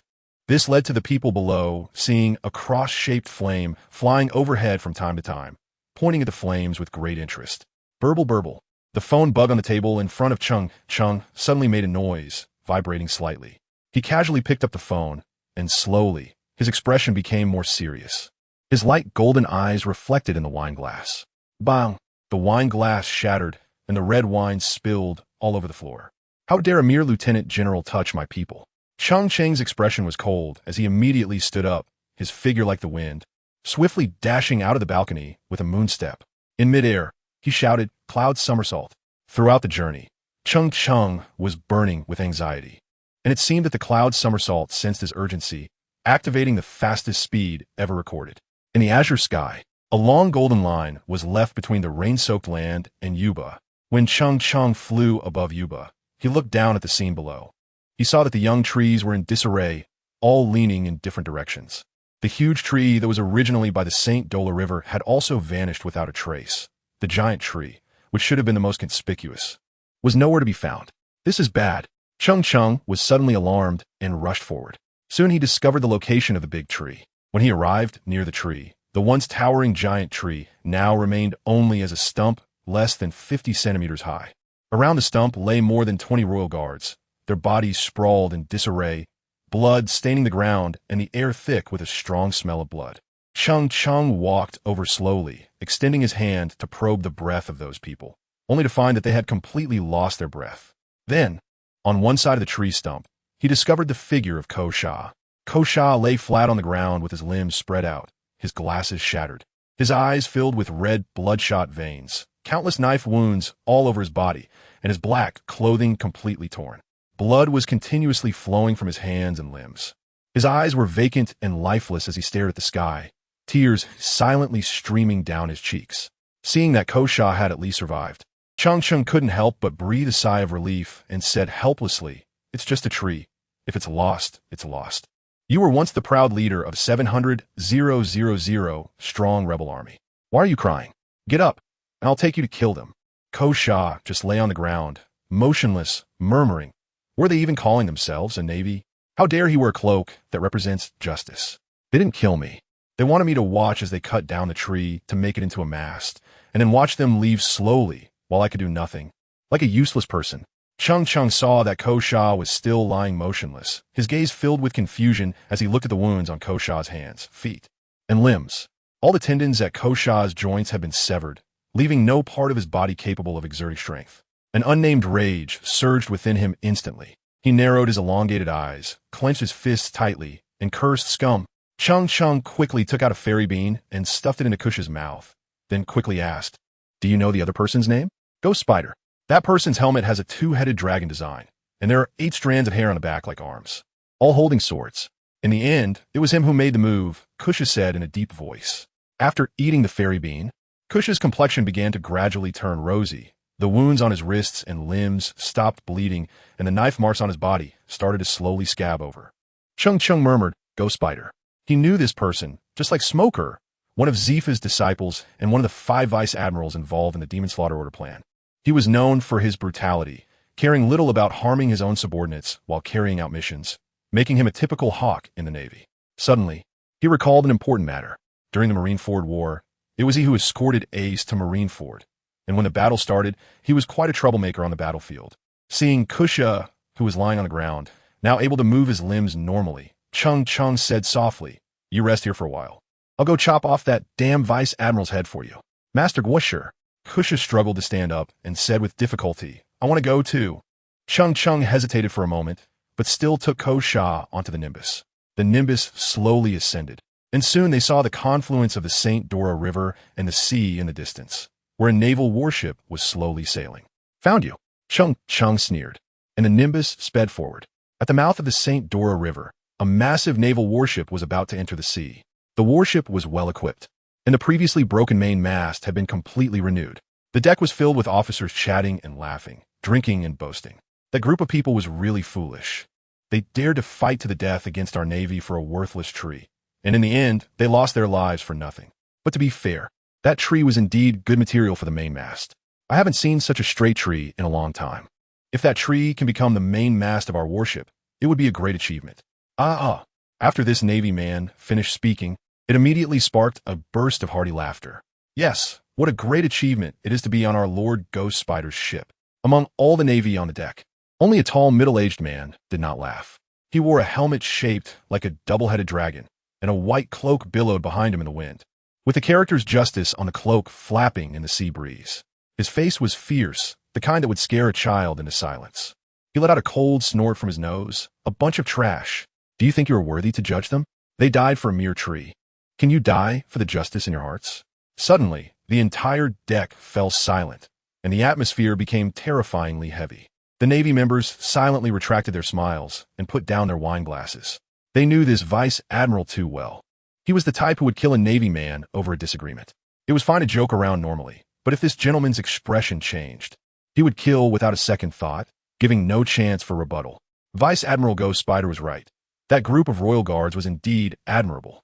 However, they still died at the hands of the wise and mighty gentleman, especially that guy whom you broke all the tendons of. That big man actually lay on the ground crying.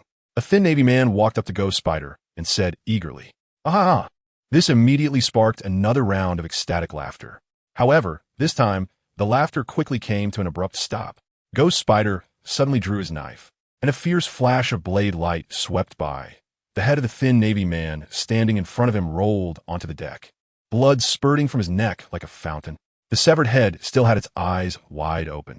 Noisy, Vice Admiral Ghost Spider coldly snorted, lifting his foot to kick the head into the sea, where it bounced 3 times on the water surface, causing 3 splashes before sinking beneath the waves. No Navy officer dared to speak. Not even their breathing became careful and slow, fearing that the sound of their breaths would disturb this Vice Admiral. Suddenly, Ghost Spider looked up at a mass of golden clouds in the sky. His brows furrowed, and he instinctively tightened his grip on his dual blades, his pupils dilating. A massive sword aura, several dozen meters long, rapidly descended from the golden clouds. The piercing sound of slicing air rang out, as if the very air were being shredded. Boom! A loud explosion followed. To his surprise, the massive sword aura did not directly strike his ship. Instead, it struck the confluence of the St. Dora River and the sea. Water splashed everywhere, and a deep chasm suddenly appeared in the riverbed, the water being severed by the descending sword, ceasing its flow. The warship beneath him slowly came to a stop, unable to continue sailing forward, resting against the deep chasm. Could it be that Eagle Eye made a move? No. Eagle Eye is a warlord now. He has no reason to attack me. Then who could it be? Ghost Spider's momentum surged instantly. The life return activated, and his hair transformed into 8 arms, each gripping a sword, ready for battle. He then saw a second, even larger and thicker blue sword aura descending from the sky, closely followed by a figure in black who stepped through the air. At this moment, the Navy on the deck raised their rifles and adjusted the cannons to aim at the figure in the sky without needing Ghost Spider's orders. Fire! Bang!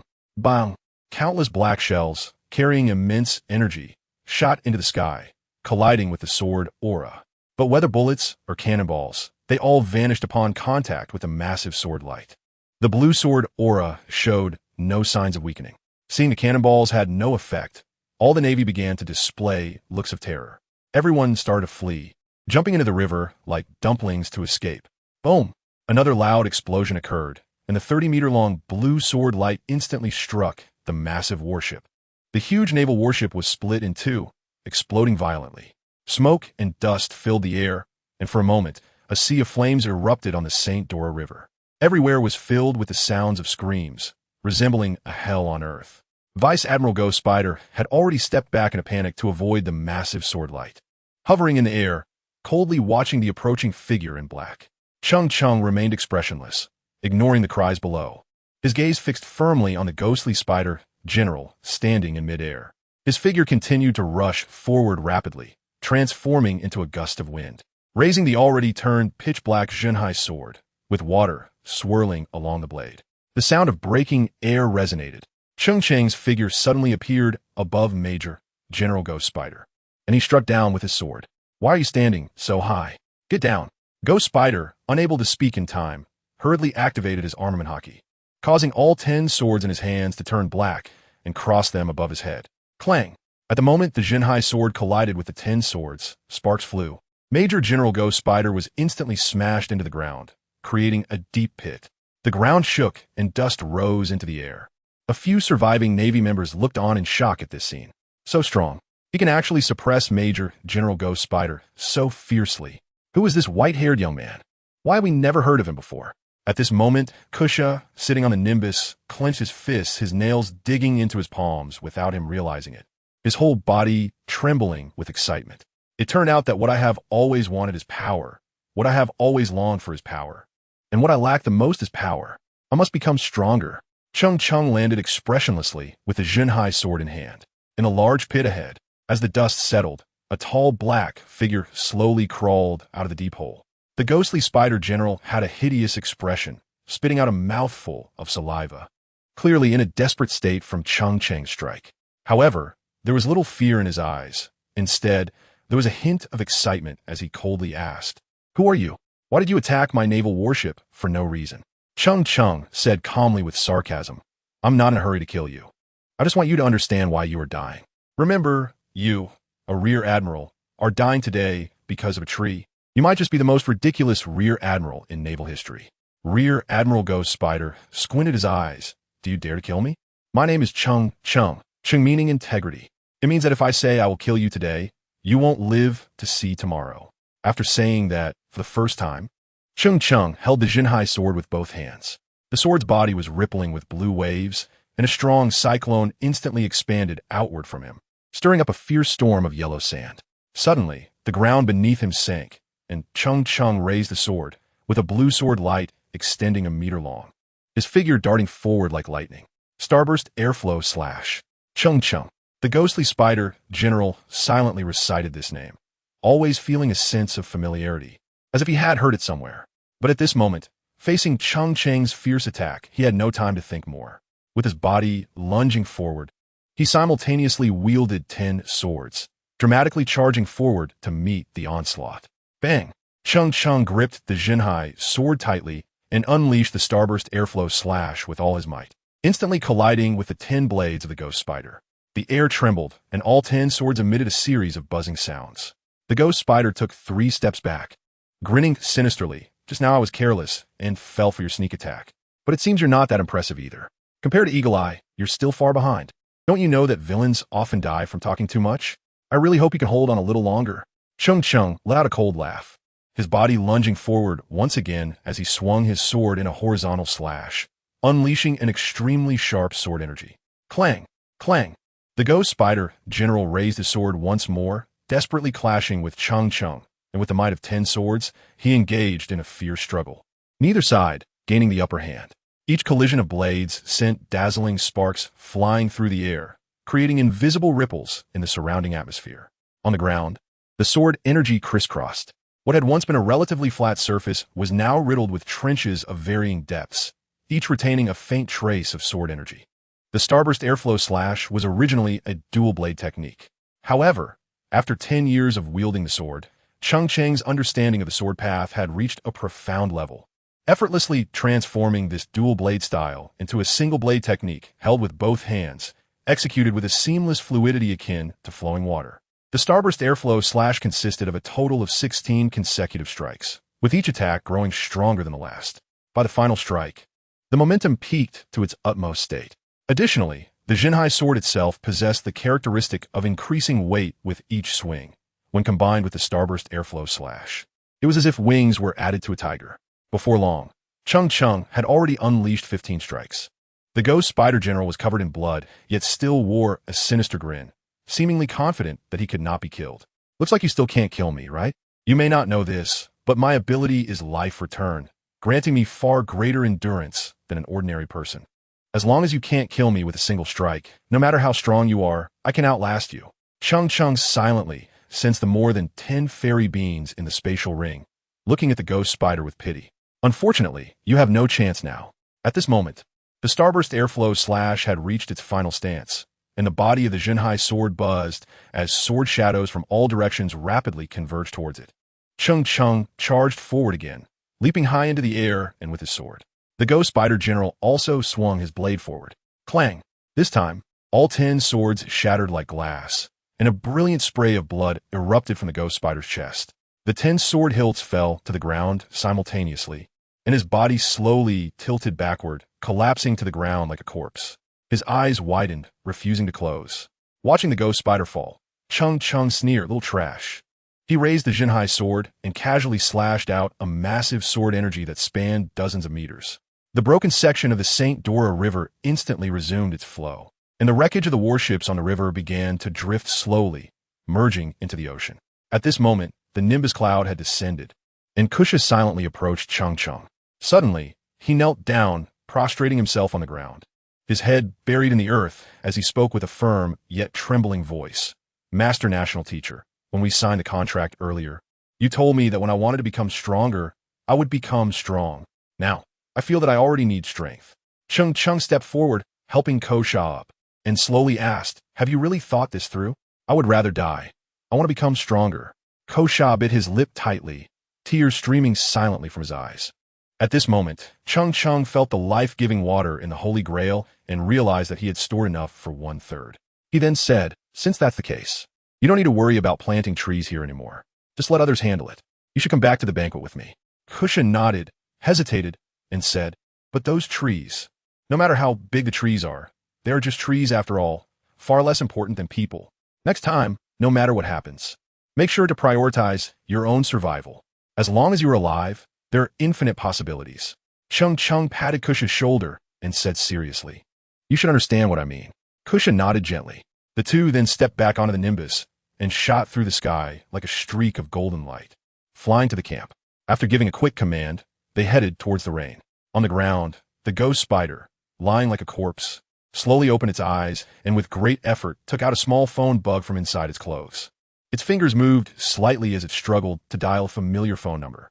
"Moshi Moshi, Moshi Moshi, this is the Navy headquarters. Who are you? Please speak." A rough voice quickly came from the phone bug. The ghost spider opened its mouth with difficulty, and just as it began to speak, a large mouthful of blood spurted from its mouth as it weakly said, "I am Vice Admiral Ghost Spider. I am seriously injured. My battleship was ambushed by the National Master of Alabasta, Cheng Cheng, and none of the Navy on the ship survived. This person is very powerful and is a significant enemy of our Navy.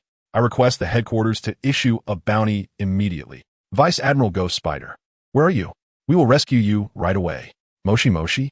Vice Admiral Ghost Spider? Moshi Moshi?"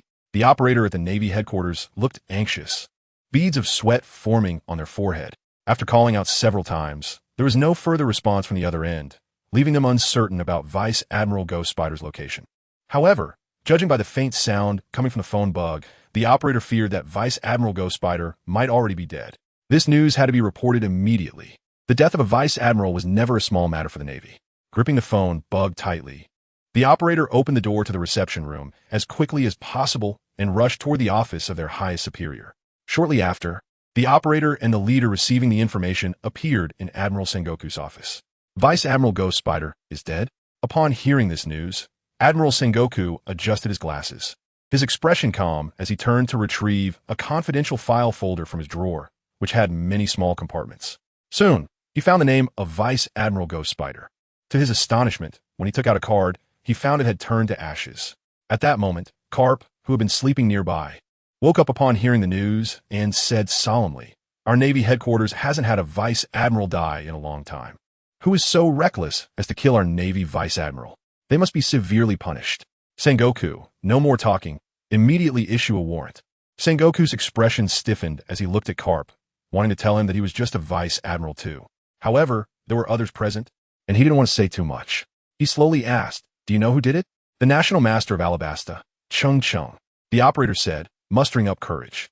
Admiral Sengoku looked at Carp with a strange expression and softly repeated, "Cheng Cheng? The National Master of Alabasta? What are you looking at me for?" "Issue the warrant immediately. There's no time to hesitate," Carp said seriously, but after saying that, he quietly repeated Cheng Cheng's name. With a loud crash, the solid wood desk was smashed in half with a single slap, wood shavings flying everywhere. "Cheng Cheng? It can't be my grandson, can it?" Carp quickly muttered to himself. "No, it shouldn't be. Although my grandson has the potential of an admiral, he is still young. A while ago, they killed Crocodile in Alabasta, but that was done in cooperation with Luffy and the others, and only after finding Crocodile's weakness. Cheng Cheng's real strength is definitely not that strong. To say he killed a Vice Admiral is slander. This is absolutely slander." Admiral Sengoku sighed and asked, "Do you know what that person looks like?" "I don't know." Vice Admiral Ghost Spider didn't have time to say before. The operator replied honestly. Admiral Sengoku nodded and said, "All right, you can go now. I understand this matter." "Yes, Admiral." After the two said this, they saluted simultaneously and turned to leave the Admiral's office. Inside the office, only Carp and Admiral Sengoku remained, staring at each other in silence for a long time. Sengoku looked at the shattered desk with deep regret, then turned to Carp, who seemed a bit downcast, and advised, "Carp, you don't really think that the Cheng Cheng who killed Ghost Spider is the same as your grandson, do you? That would be too dismissive of our Navy's Vice Admirals. Just think about it. How old is Cheng Cheng? Is he even 19? Therefore, I think this is a misunderstanding. It might be some scheme by that great pirate targeting Alabasta. Don't forget that thing has always been in Alabasta. Although that kid Cheng Cheng has talent, is hardworking, and looks like I did when I was young, don't say he has the potential of an admiral. If he stays in the Navy long enough, He might be able to sit in this position. After Sengoku's comforting words, Carp's expression finally eased a bit as he said, "You're right, I was too agitated. But I can't afford to pay for this desk. But Sengoku, who do you think should investigate this matter?"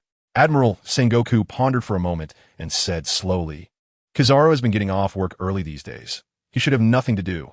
Let him handle it. Besides, Kizaru is quite measured.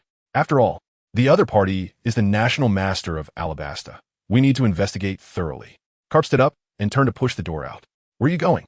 Admiral Sengoku asked from behind.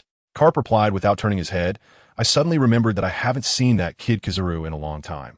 We two should catch up." When Cheng Cheng and Kusha returned to the rooftop of the banquet, it was already noon. Cheng Cheng was surprised to find that Princess Vivi had arrived, and that Tawanzi was also wearing a brand new pink skirt. Without having to ask, he knew this was specially tailored for Tawanzi by Princess Vivi. After landing on the cloud with Kusha, Cheng Cheng smiled and asked, "What brings you here, Your Highness?" As soon as Princess Vivi saw Cheng Cheng return, she immediately ran to his side, wrapping her arms around his arm, her soft body pressing against him. "Big brother Cheng, if you keep being so polite, I won't come to see you anymore," Princess Vivi said with a blush on her charming face, feeling both shy and annoyed. Cheng Cheng felt the unusual softness and warmth from his arm. His body stiffened slightly, and then he calmed down, smilingly joking, "If I were not polite, that would be quite beastly." "I'm not afraid," Princess Wei Wei said stubbornly, then turned and went downstairs. "You and Kusha must be very thirsty after all that running. I'll go make you some tea first." The dumpling, who was swinging the flame sword recklessly, turned and happened to see this intimate scene between Cheng Cheng and Princess Wei Wei, and couldn't help but frown, letting out a cold snort. With a flick of his wrist, he unleashed a huge flame even hotter than before, slicing through the sword energy. Kusha had calmed down a lot during the journey. At least on the surface, there was no sign of any unusualness, though there was still some deeply hidden loneliness in his expression. Sitting up straight in his chair, he asked again, "Master National Teacher, can I really become stronger?" Cheng Cheng pondered for a moment and smiled as he said, "Whether you can become stronger is absolutely not a problem in terms of your willpower. As for luck, it depends on what kind of phantom beast devil fruit you manage to eat." He then pointed at the fiery dumpling beside him and continued, "If you're lucky enough to eat a devil fruit of a similar level to that dumpling, combined with your temperament, it would be very difficult not to become stronger." Kosha nodded silently without speaking, turning to gaze at the phantom beast spirit tree suspended in the center of the rooftop. As he stared at the golden-hued spirit tree, his mood gradually stabilized with his breathing. He clenched his fists, his eyes shining with determination, speaking to Cheng Cheng as if he were also persuading himself. "When I was still an ordinary person, I could lead 700,000 rebel troops. If I become a devil fruit user of the phantom beast type, there's no reason I would become weaker." Cheng Cheng smiled and said, "This is the spirited leader Ko Sha that I know." Light footsteps sounded. Princess Wei Wei had already come over with a tea set, smiling and inviting. "Little dumpling, come over and have some tea. Take a break." "I'm not thirsty." Dumpling snorted coldly, and instead swung the sword even harder. Cheng Cheng smiled and said, "Don't mind her. She'll come over on her own when she's thirsty with that stubborn temper of hers." Princess Wei Wei took a deep look at the dumpling, her eyes filled with concern. She couldn't understand why, despite having such a powerful master, he still had to work so hard on his cultivation.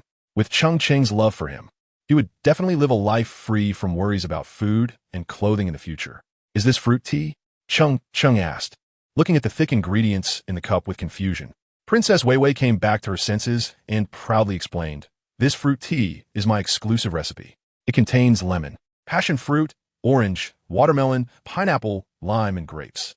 I personally picked all of these and then mixed them with a certain proportion of honey, sealed them up, and let them marinate overnight before it's ready to drink."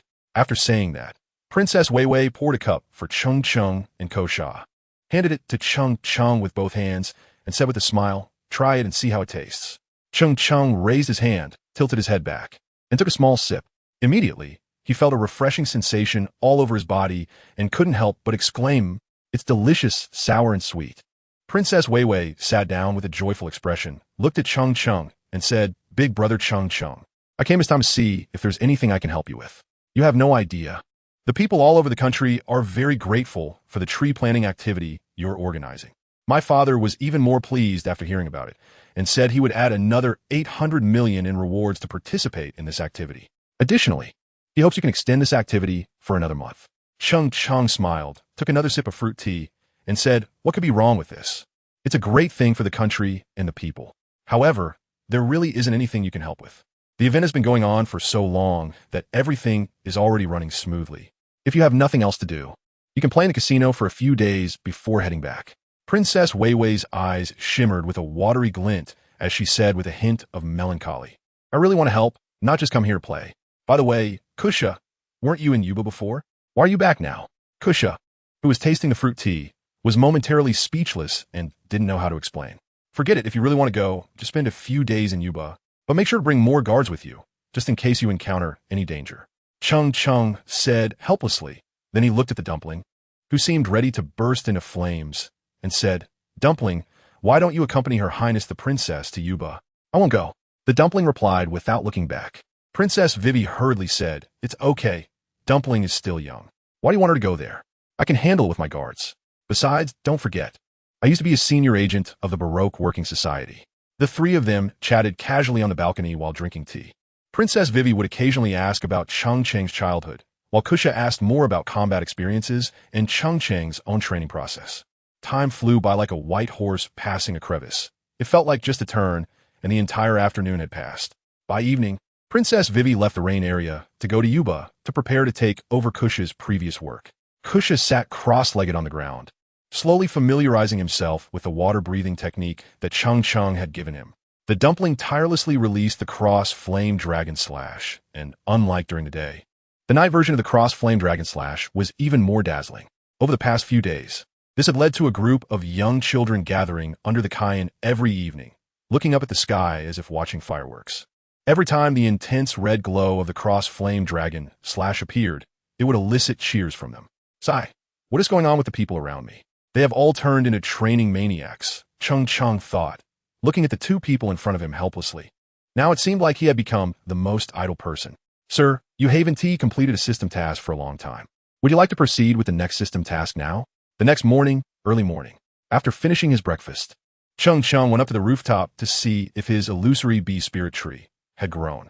Unfortunately, it seemed that as long as he didn't water it with life water, the tree wouldn't grow at all.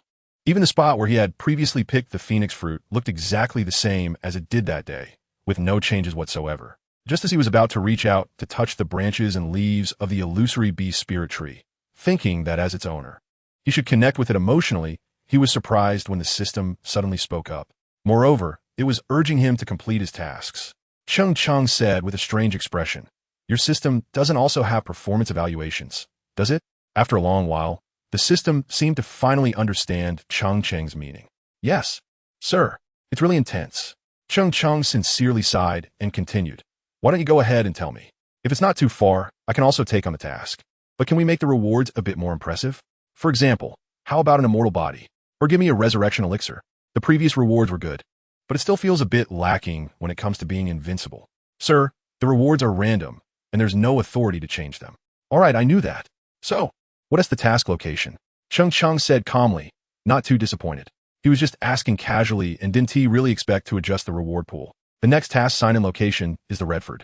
After the system finished speaking, Cheng Cheng narrowed his long eyes and softly muttered, "Redford? Isn't that the ship of the red-haired pirate? This task seems interesting. I happen to be planning to meet red-haired soon." Then, Cheng Cheng placed the holy grail from his spatial ring on the table, looking at the life water in the cup, which was almost full again. A smile crept up on his lips. It seems that this tree-planting activity has been quite effective. Cheng Cheng silently thought, "Let it keep rising, the more the better." At this moment, Tawanzi walked onto the rooftop, with 3 knives strapped to her waist, stopping at the position of the banana crocodile's mouth, and began to unleash her cross-flame dragon, slaying strike again. Cheng Cheng looked at Yinran, who had become a cultivation fanatic, and smiled as he waved his hand. "Tawanzi, let's practice later. I have something to ask you." Tawanzi walked over in silence and asked with confusion, "What is it, master?" "I still need to continue my training. My time is very precious. Do you not like Princess Weiwei?" Cheng Cheng gently rubbed Tawanzi's head and asked softly. Tawanzi's hair had now become shiny and smooth, and he could no longer find the feeling of rubbing a grass nest like before. Moreover, after eating the phoenix fruit over the past few days, Tawanzi's skin had noticeably become fairer, and his face had developed some baby fat. In his black, pearl-like eyes, there was a faint red glow, and his cheeks were rosy all day long. He was completely different from the pale and skinny girl he had first seen, who looked like a little thin monkey. Cheng Cheng was sure that if Sabo saw TenYears now, he definitely wouldn't recognize her at first glance. TenYears' skin was now fair and tender, glowing with a rosy hue. If she continued to grow up like this, she might just become a stunning beauty, captivating and enchanting. Of course, her fiery temper was probably something she wouldn't be able to change. TenYears dared not look Cheng Cheng in the eye, merely nodding in silence. Can you tell me why? Cheng Cheng asked with a smile. TenYears just lowered her head, pursing her lips and saying nothing. All right, if you don't want to talk, that's fine. But I still want to say this. Princess Weiwei is a good person, so don't hold such a strong hostility towards her. She has her own struggles too. Cheng Cheng stretched lazily, feeling the drowsiness dissipate instantly, and his spirits lifted significantly. He continued, your flaming cross slash, while impressive, seems to have your efforts directed in the wrong way. TenYears. Huh? TenYears finally lifted her head, her eyes resembling black pearls, fixed on Cheng Cheng. Cheng Cheng pondered for a moment, gestured for the dumpling to sit down, and then walked over to sit by the chair himself. In my impression, strong users of the mythical Zoan demon fruit seem to become stronger through transformation. Right now, you're only using the flames of the phoenix and haven't developed the transformation ability of the phoenix fruit at all. What you're using now is more like your Uncle Ace's Logia fruit. For your mythical Zoan fruit, this is somewhat losing sight of the essence. The dumpling widened her eyes and asked, Master, can I transform into a phoenix? Theoretically, yes. After all, your Uncle Luffy can also transform. The current fleet admiral of the Navy, Sengoku, and another guy named Kaido both greatly increased their strength after transforming. Cheng Cheng continued seriously. So, you can also think about it and try to transform. This will be much faster than you recklessly practicing that flame-extinguishing dragon slash all day. The group's eyes shone brightly as they looked at Cheng Cheng, filled with excitement. Don't worry, Master. I will definitely succeed. Of course, with your talent. This shouldn't be difficult. After all, even someone as brainless as your Uncle Luffy managed to transform successfully, Cheng Cheng said with a faint smile. He was extremely confident about the group's talent. If nothing else, the group sat cross-legged on top of the banana crocodile's head, with the three swords hanging at the waist laid horizontally in front of them. Closing their eyes to feel the power of the Phoenix Illusion Beast Devil fruit hidden within. In no time, their whole body was once again enveloped in golden red, scorching flames. The temperature on the rooftop suddenly rose significantly. Cheng Cheng smiled faintly, lying on the chair and gently waving a banana leaf fan, stirring up waves of warm air. Time quickly passed to the afternoon, and Cheng Cheng sat leisurely in the chair, daydreaming for the entire day. He watched the water of life in the Holy Grail slowly rise, and now it was already filled to the brim. Cheng Cheng took a deep breath and slowly stood up. TenYears, Kusha, come over here. The second demon fruit of the illusory bee seed will be ready soon. Kusha, who had been burying his entire head in the water bucket, suddenly lifted his head, splashing water everywhere.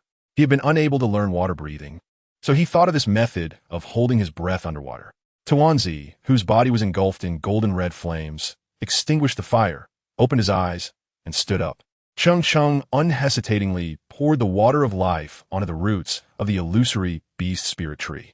In an instant, golden light surged, and a golden beam shot up into the sky. The branches of the entire illusory bee spirit tree began to grow slowly. At the same time, a golden flower with purple patterns quietly bloomed. As the golden beam dissipated, the originally 1 meter tall illusory bee spirit tree only grew about 10 centimeters before stopping its growth. The golden flower with purple patterns quickly bloomed and then rapidly withered, like a fleeting moment. After all the petals had fallen, the golden energy from the illusory bee spirit tree began to slowly gather at the position of the fallen flower. And a demon fruit of the illusory beast with intertwining purple and gold patterns quietly came into being. Cheng Cheng smiled as he looked at the second demon fruit of the phantom beast species, feeling very curious about what phantom beast form it contained. However, no matter what type it was, as long as Kusha didn't get the commoner form, it would be fine.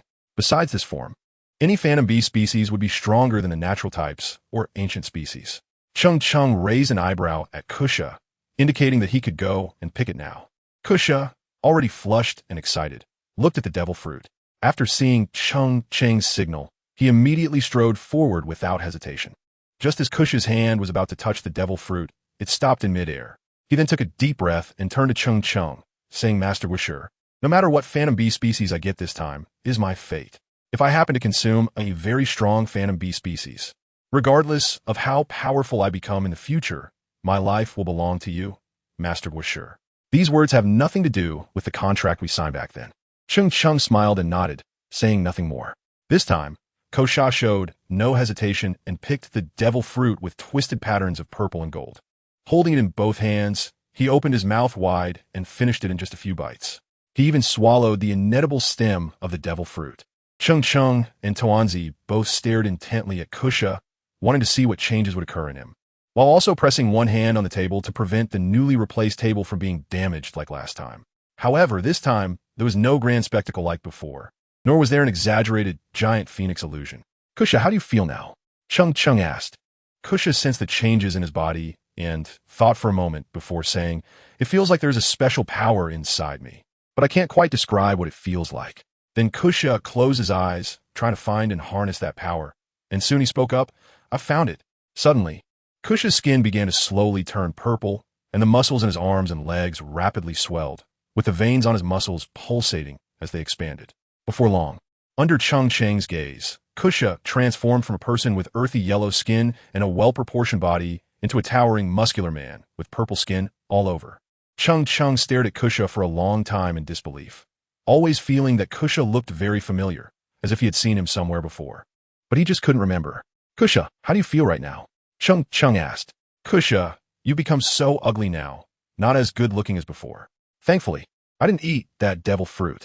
TenYears looked at Kusha with disgust, and his body couldn't help but twitch a bit, seemingly looking down on Kusha's current appearance. Kusha clenched his fists, and the muscles in his arms instantly bulged a bit.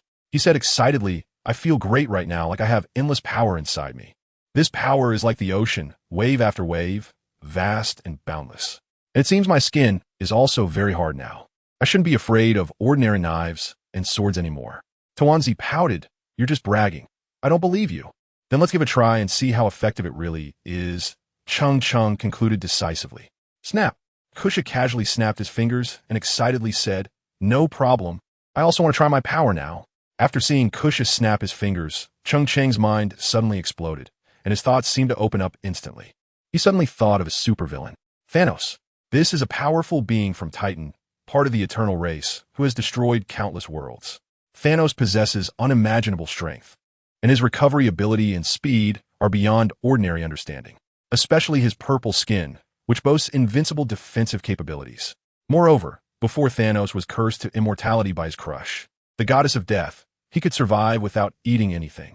Cheng Cheng stared blankly at Thanos. No, at Kusha, he was extremely surprised, not knowing to what extent you could unleash the power of the demon fruit in this Thanos phantom beast. Then Cheng Cheng patted Kusha on the shoulder and said seriously, "Let's go find an open space to experiment. Just don't break my Kian again. It can't be that exaggerated, right?" Kusha said doubtfully. At the back, the dumpling was looking up at the clouds in the sky, as if he knew nothing and had heard nothing. As they exited the Kian, Shuyang and Kabas were still busy registering the people who came to collect saplings, with a long queue stretching out of sight on the road. Fortunately, after so long, most of the processes had been standardized, so they didn't have to expend too much thought. Kusha looked at the two who were still diligently working, snapped his fingers above their heads, and said, "Shuyang, Kabas, you guys hand over your work to others first. We're going out for a bit." Shuyang and Kabas looked up, confused. "Who are you?" "I am Kusha. Just because I changed my skin color, you can't recognize me? We grew up together," Kusha said irritably. After hearing this familiar tone, Shuyang and Kabas finally recognized that this was Kusha. They both reached out and kept feeling Kusha's muscles, continuously exclaiming in wonder and amazement. Cheng Cheng looked at Kusha's habitual action, furrowing his brows slightly. He stepped forward, placing his hands on Kusha's shoulders, and seriously cautioned him. "Kusha, you mustn't snap your fingers. If you can avoid it, then avoid it, understand?" Kusha scratched his head. It was the first time he had heard the Grand Master speak to him in such a serious tone. He initially thought it was about something important, but it turned out to be such a trivial matter. "Grand Master, is there some taboo about snapping fingers?" Kusha asked in confusion. Cheng Cheng said in a deep voice, "No, I simply don't want you to snap your fingers. Remember, this is my only request of you." Kusha lowered his head, looking puzzled at his already purple palm. Instinctively, he brought his thumb and middle finger together and rubbed them gently, but he couldn't figure it out. 10 minutes later, Cheng Cheng and his group of 5 exited the rain and arrived in the desert. Cheng Cheng looked at the vast desert, feeling a surge of emotions. One cannot truly appreciate the grandeur of the scene where the lone smoke rises straight into the sky without personally coming to the desert. When they reached about a kilometer away from the city gate of beauty, Cheng Cheng said, "This is good enough. The space here is large, and we can make as much noise as we want." Kabaz held a 9-ring broadsword in his hand, the back of the blade thick and heavy, with 9 iron rings on the edge, making a clanging sound as he walked. Especially since this sword was quite heavy, Kabaz would often sharpen his treasured broadsword. "Boss, do you really want me to chop you?" Kabaz hesitated, raising the 9-ring broadsword, the blade shimmering with dazzling light under the sunlight. "Aren't we brothers? If we are brothers, then come chop me." Kosha instantly transformed into a Thanos-like figure, standing tall and confidently saying, "Come, chop me on the head." In the boundless desert, strong winds occasionally whipped up the yellow sand from the ground, swirling in the sky like the thinnest yellow silk in the world. Kabaz raised a 9-ring broadsword high above his head, swallowed hard. He was honest, but not foolish. How could he really follow Kosha's words and strike his head directly? He took a deep breath, suddenly exerting force from his waist and abdomen. The 9-ring broadsword clanged as it sliced through the air, flashing with light as it struck fiercely towards Kosha's shoulder. Kosha looked at the descending broadsword without changing his expression. His body was now filled with strength, feeling like he could punch out a sea king. Clang! The blade of the 9-ring broadsword collided with the purple skin on Kosha's shoulder, producing a sound like metal striking stone. Kabaz immediately felt a huge counterforce from the broadsword. His hand went numb, and the 9-ring broadsword was actually knocked to the ground. He stared wide-eyed in disbelief. He prided himself on his strength, and when had he ever experienced a situation where his sword was knocked away while chopping at someone? "Kabaz, this time he can go all out. Don't worry, Kosha won't get hurt. Even if he does, I can heal him immediately," Cheng Cheng said with a smile. Kabaz picked up the 9-ring broadsword again, nodded at Cheng Cheng, then tightened his grip on the hilt and said seriously, "Boss, this time I won't hold back." Kosha remained calm, as if the person who had just been chopped was not him at all. Originally confident, after this test, Kosha felt even more self-assured and boldly declared, "Come on, hit harder. Don't treat me like your boss. Right now, I'm Crocodile." As soon as Kabaz heard Crocodile, his eyes turned red with anger. He shouted, raising the 9-ring broadsword over his head again, and without any hesitation, he swung it down towards Kosha's forehead, this time with no reservations. Clang! A sound of metal striking metal rang out. The blade of the 9-ring broadsword shattered like glass, breaking into dozens of iron pieces that scattered on the ground. Kabaz still held onto the remaining hilt, standing there in a daze like a statue, mumbling, "My sword, my sword." On the side, Tawanzi and Zuya both stared at Kosha as if they were looking at a monster. "Boss, that's too strong. His skin is really thick." Even the usually proud Tawanzi had to exclaim. Cheng Cheng watched with shock in his heart. However, he knew that Thanos' fruit ability was far from just this. After all, Kusha was only on his first day of eating the devil fruit, and many abilities had not yet been fully developed. "Big disciple, why don't you give it a try? Use your cross-flame dragon slash," Cheng Cheng said with a smile. Looking at Dango, Dango nodded excitedly. Such an opportunity was rare. She coldly said to Kusha, "My master asked me to make a move. If I accidentally burn you to death, don't blame me." Of course, you can't blame my master either. You can only blame yourself for being too weak. Kusha smiled wryly and nodded, saying, "Don't worry, Dango, I won't blame anyone." Dango stopped talking and quickly stepped back about 10 meters, creating distance between herself and Kusha. The expositor and the shadow seeker were instantly drawn out, tightly gripped in her hands, and she secretly activated the Phoenix Fruit's ability, instantly wrapping the black and white double swords in golden red flames. In an instant, the air around the sword was distorted by the scorching high temperature. Dango took a heavy step forward, crossing her arms and simultaneously slashing forward. Cross Flame Dragon Slash. 2 golden red flame sword lights instantly crossed and flew out, forming a cross in the air, howling as they slashed towards Kusha. During the flight, the cross flames elongated in the wind, leaving a charred mark on the yellow sandy ground. Boom! The blazing flames struck Kusha in an instant, engulfing him in a sea of golden red fire, flames soaring high. The ground was smashed into a large pit, with rolling yellow sand filling the air. In the vast, desolate desert, it was as if another sun had fallen to the ground. Shioya and Kaba both looked worriedly at the center of the sea of fire. Shioya's slender fingers were tightly intertwined, and she nervously asked, "Kusha won't be in any trouble, will he?" "Master was sure." Cheng Cheng smiled faintly and said, You can rest assured. After a while, the sea of fire receded, the yellow sand dispersed, and the world returned to calm.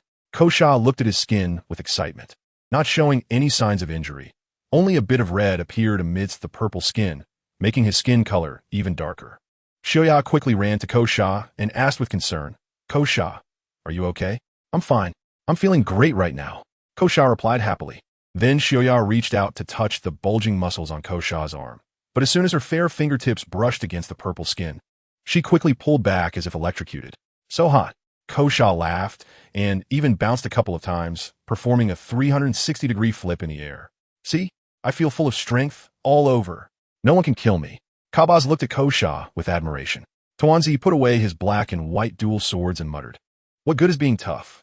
To win a fight, you need to know how to attack. Master taught me that offense is the best defense." "Right, Master?"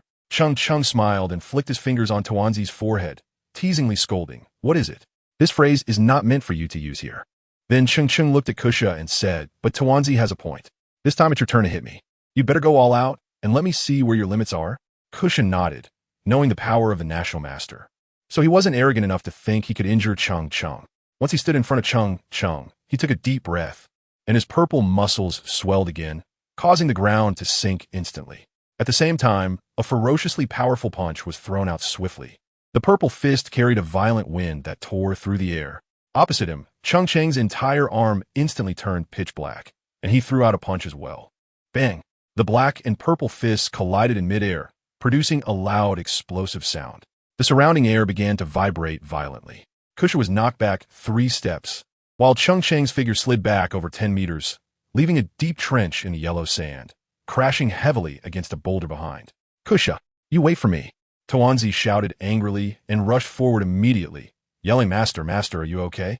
Cheng Cheng lay in the yellow sand, not in a hurry to get up. It seemed like he had flown quite far.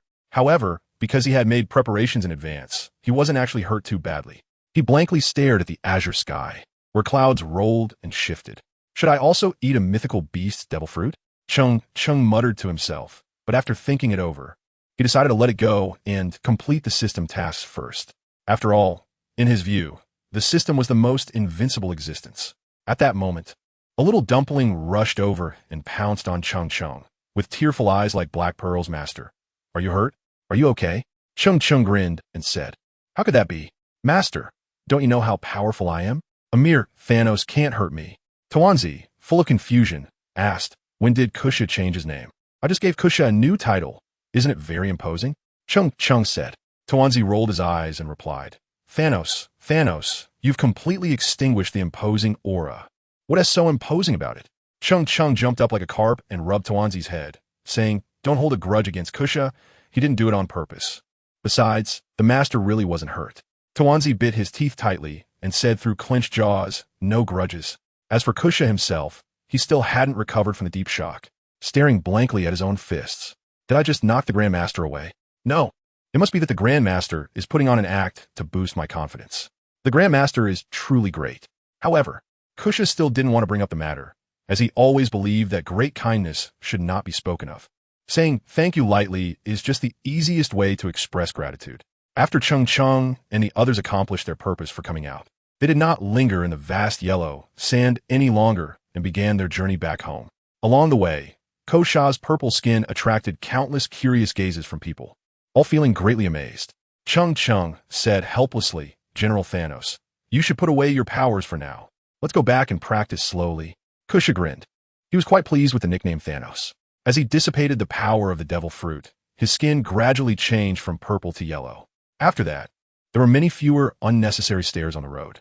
Cheng Cheng furrowed his brows in thought, looking at Tuanzi and then at Kusha. Both of them had consumed the demon fruits of the illusory beast species, yet Tuanzi's talent was clearly stronger. Why couldn't she transform until now? Kusha had an average talent, yet on the very first day after eating the Thanos fruit, he was able to complete some simple transformations. Could it be that each illusory beast fruit has its own characteristics? Or is it just a matter of coincidence? Cheng Cheng then shook his head, deciding not to dwell on these thoughts. Even if Tuanzi's Phoenix illusory beast fruit couldn't transform, with her talent and swordsmanship, no one would be able to bully her in the future. Xia, who was following behind, quickly caught up, smiling as she said, Master Wisher, look, there are more than 10 of us, including Cabas, who have signed contracts with you. Will we get to eat a demon fruit too? Cheng Cheng smiled slightly and said, you should think more about how to do good in Alabasta, so that the people will be grateful to us. The devil fruits will definitely be available for each of you. Shuya's face turned red as she thought for a long time before saying, the national teacher is truly a great person, but I still prefer the way you tried to cut me with your sword when we first met. Cheng Cheng looked up at the sky and sighed. Shuya lowered her head even more, burying it in her hands. Kabaz and Kusha couldn't help but laugh heartily. Back at the banquet, Cheng Cheng and Kusha held a small meeting. The main purpose of the meeting was still focused on how to improve the happiness of the Alabasta people, and then to inform them that he would be going out soon, possibly for a month, but he might return a week at the earliest. He advised Kusha not to leave the banquet before Cheng Cheng returned, to protect the illusory beast spirit tree. Kusha naturally had no objections and solemnly agreed. This small meeting was not held in the conference hall. It was just a casual chat among them on the balcony, an informal meeting. Cheng Cheng raised his head and took a sip of wine. A flash of golden light appeared in his hand as he placed the glowing Holy Grail on the table. My eldest disciple, during my absence these few days, I leave the Holy Grail to you.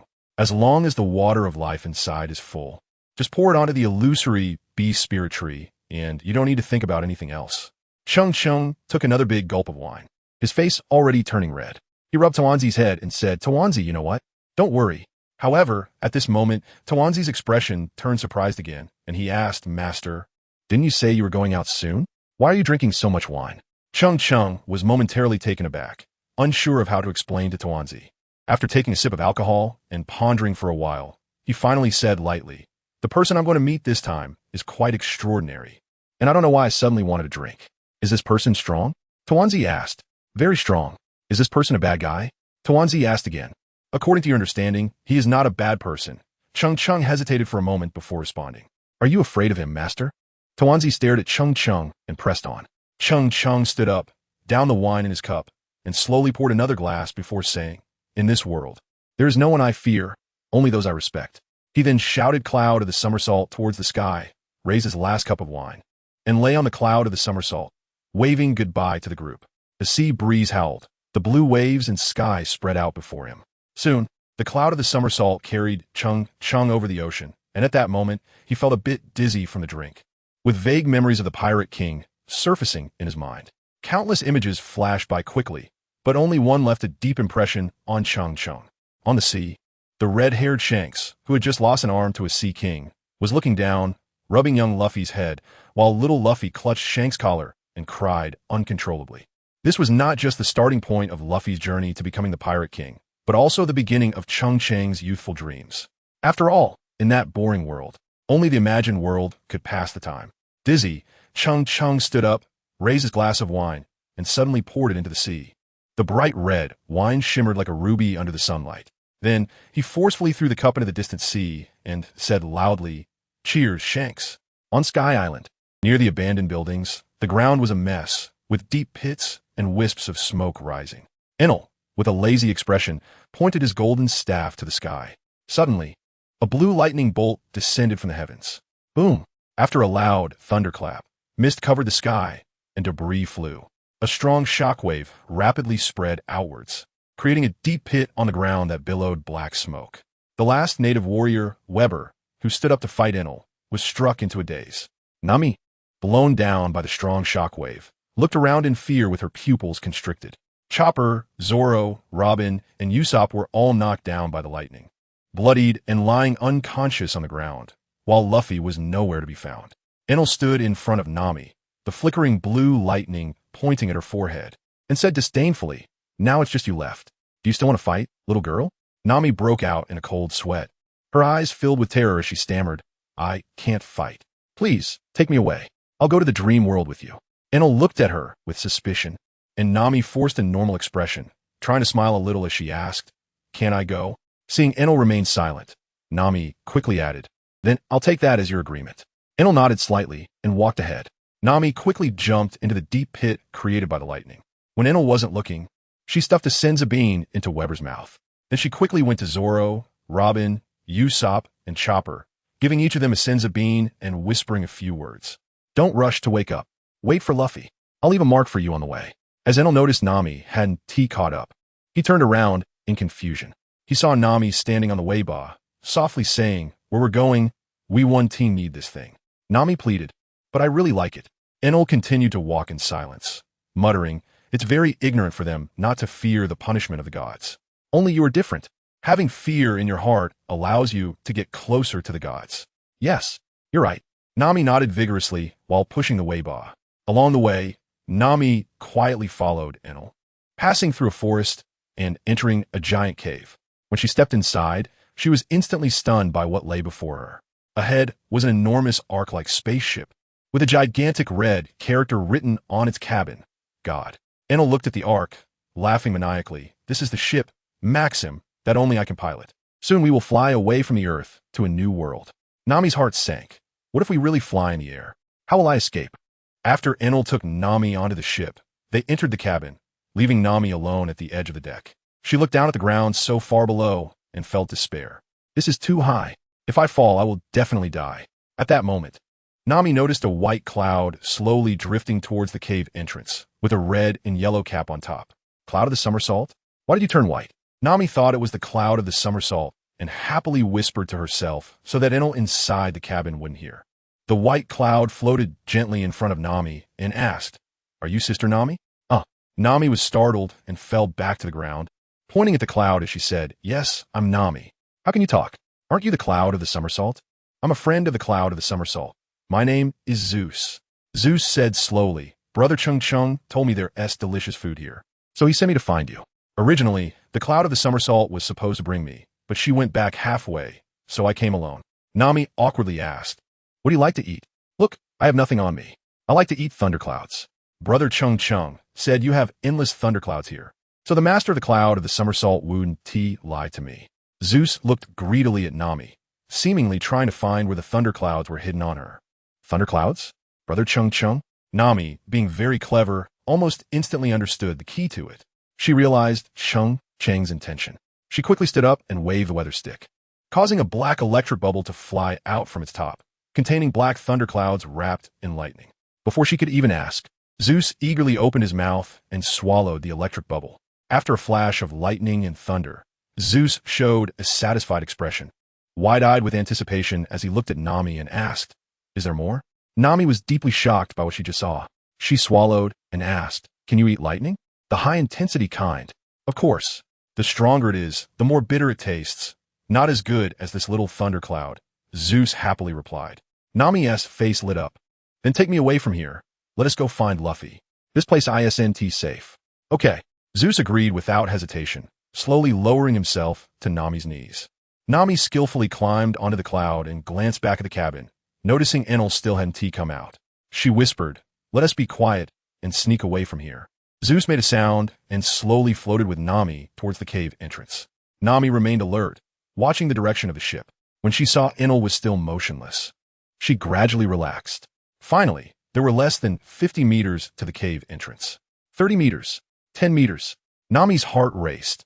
As soon as they exited the cave, she would immediately tell Zeus to accelerate, and she could escape to find Luffy and the others. Just 5 meters left. Suddenly, a loud shout broke the silence in the cave. "Enel, get out here. Watch me as I knock you out." Luffy rushed into the cave, shouting at the top of his lungs. Nami immediately slapped her forehead and quickly said to Luffy, "Hurry, Luffy. I've managed to escape. We need to leave here quickly." Luffy stubbornly replied, "No way. Enel injured you all like that. I have to beat him. Enel, come out and face your death." After hearing the voice, Enel slowly walked out from the ship's cabin, looking down at Luffy and Nami. Seeing that Nami had run to the cave entrance, Enel frowned slightly, ignoring her and arrogantly gazing at Luffy, who wore a straw hat. "Who are you?" "Mugiwara. Handgun." Luffy didn't answer his question, shouting his slogan as he rapidly swung both arms. His arms instantly stretched out a lot, grabbing onto the railing of the ship, and then his entire body was propelled forward. At the same time, Enel calmly pointed at Luffy and softly said, 3,000 volts. Thunderbird. Boom. A thunderbird formed from blue lightning crashed into Luffy, erupting in a cloud of black smoke. So painful. Luffy screamed as he fell from midair, crashing heavily to the ground. "Luffy!" Nami exclaimed, looking at Luffy with worry. At the same time, she felt confused, Isn't Luffy a rubber man who ate the gum-gum fruit? Rubber shouldn't conduct electricity. Lightning should be ineffective against him. Why is this happening? But at that moment, the situation was critical. An Enel on the ship had started to charge up again, his body flashing with impressive lightning. Nami turned to Zeus, smiling brightly. Zeus, did you see that lightning just now? Do you like to eat it? Not really. That lightning must taste bad compared to the bubble thundercloud you give me. Zeus hesitated and replied. Nami coaxed, then how about this? You go protect Luffy, and as long as he doesn't get struck by lightning today, I'll let you eat as much thundercloud as you want afterwards. How about it? After thinking for a while, Zeus said, okay, but you better not go back on your word. I won't. Go ask around. My name Nami is known for keeping promises. Nami said confidently. Zeus also understood the seriousness of the situation. If he didn't go now, that guy lying on the ground with extendable arms would probably be struck by lightning. He quickly rushed towards Luffy. 60 million volts, Thunder Beast. Enel shouted from the ship, blue lightning flickering with immense power, coalescing in the air into a thunderous beast resembling a ferocious tiger, charging down with its mouth wide open. In the blink of an eye, the Thunder Beast pounced in front of Luffy. Just then, Zeus shielded Luffy, and the Thunder Beast crashed into Zeus. Boom! The thunder roared. The clouds on Zeus's body instantly turned black, completely absorbing the Thunder Beast wrapped in lightning. Luffy, lying on the ground, was unharmed. White Cloud, thank you, you're so cool. Luffy grinned. The clouds on Zeus expanded a bit, filled with pride. This is just 60 million volts. I'm not afraid of any lightning.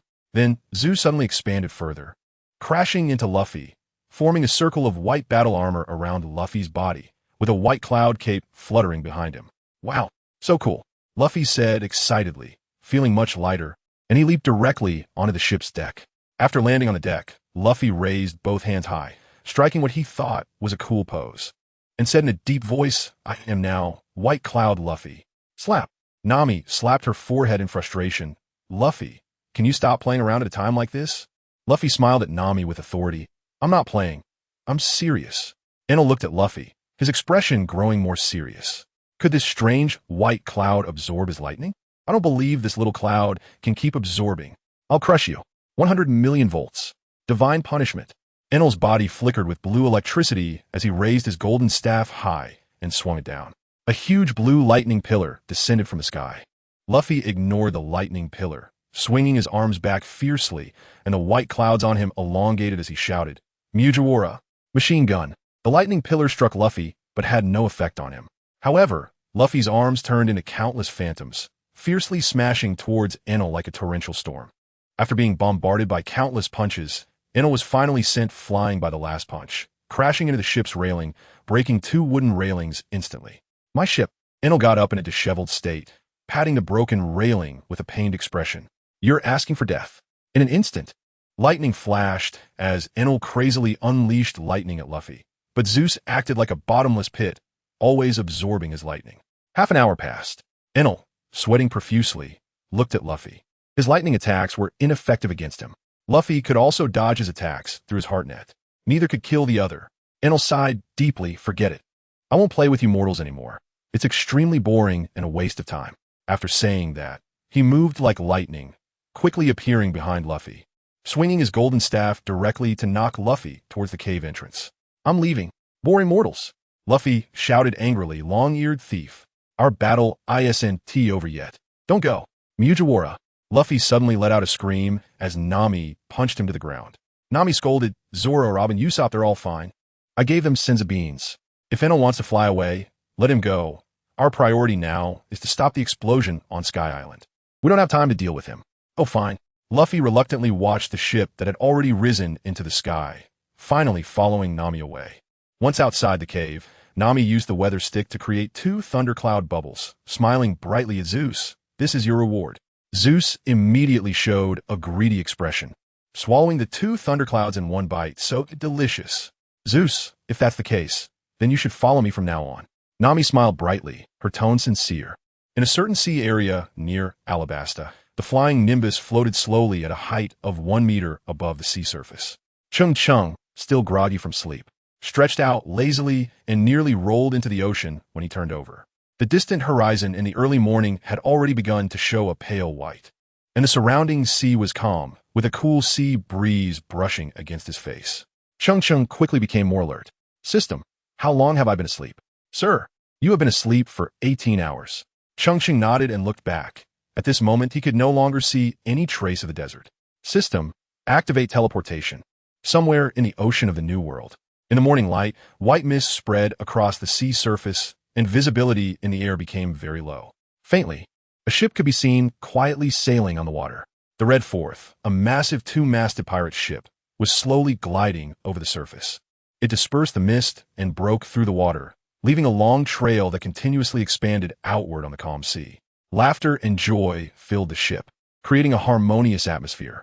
Some people were drinking early in the morning, some were dancing, and others were having breakfast.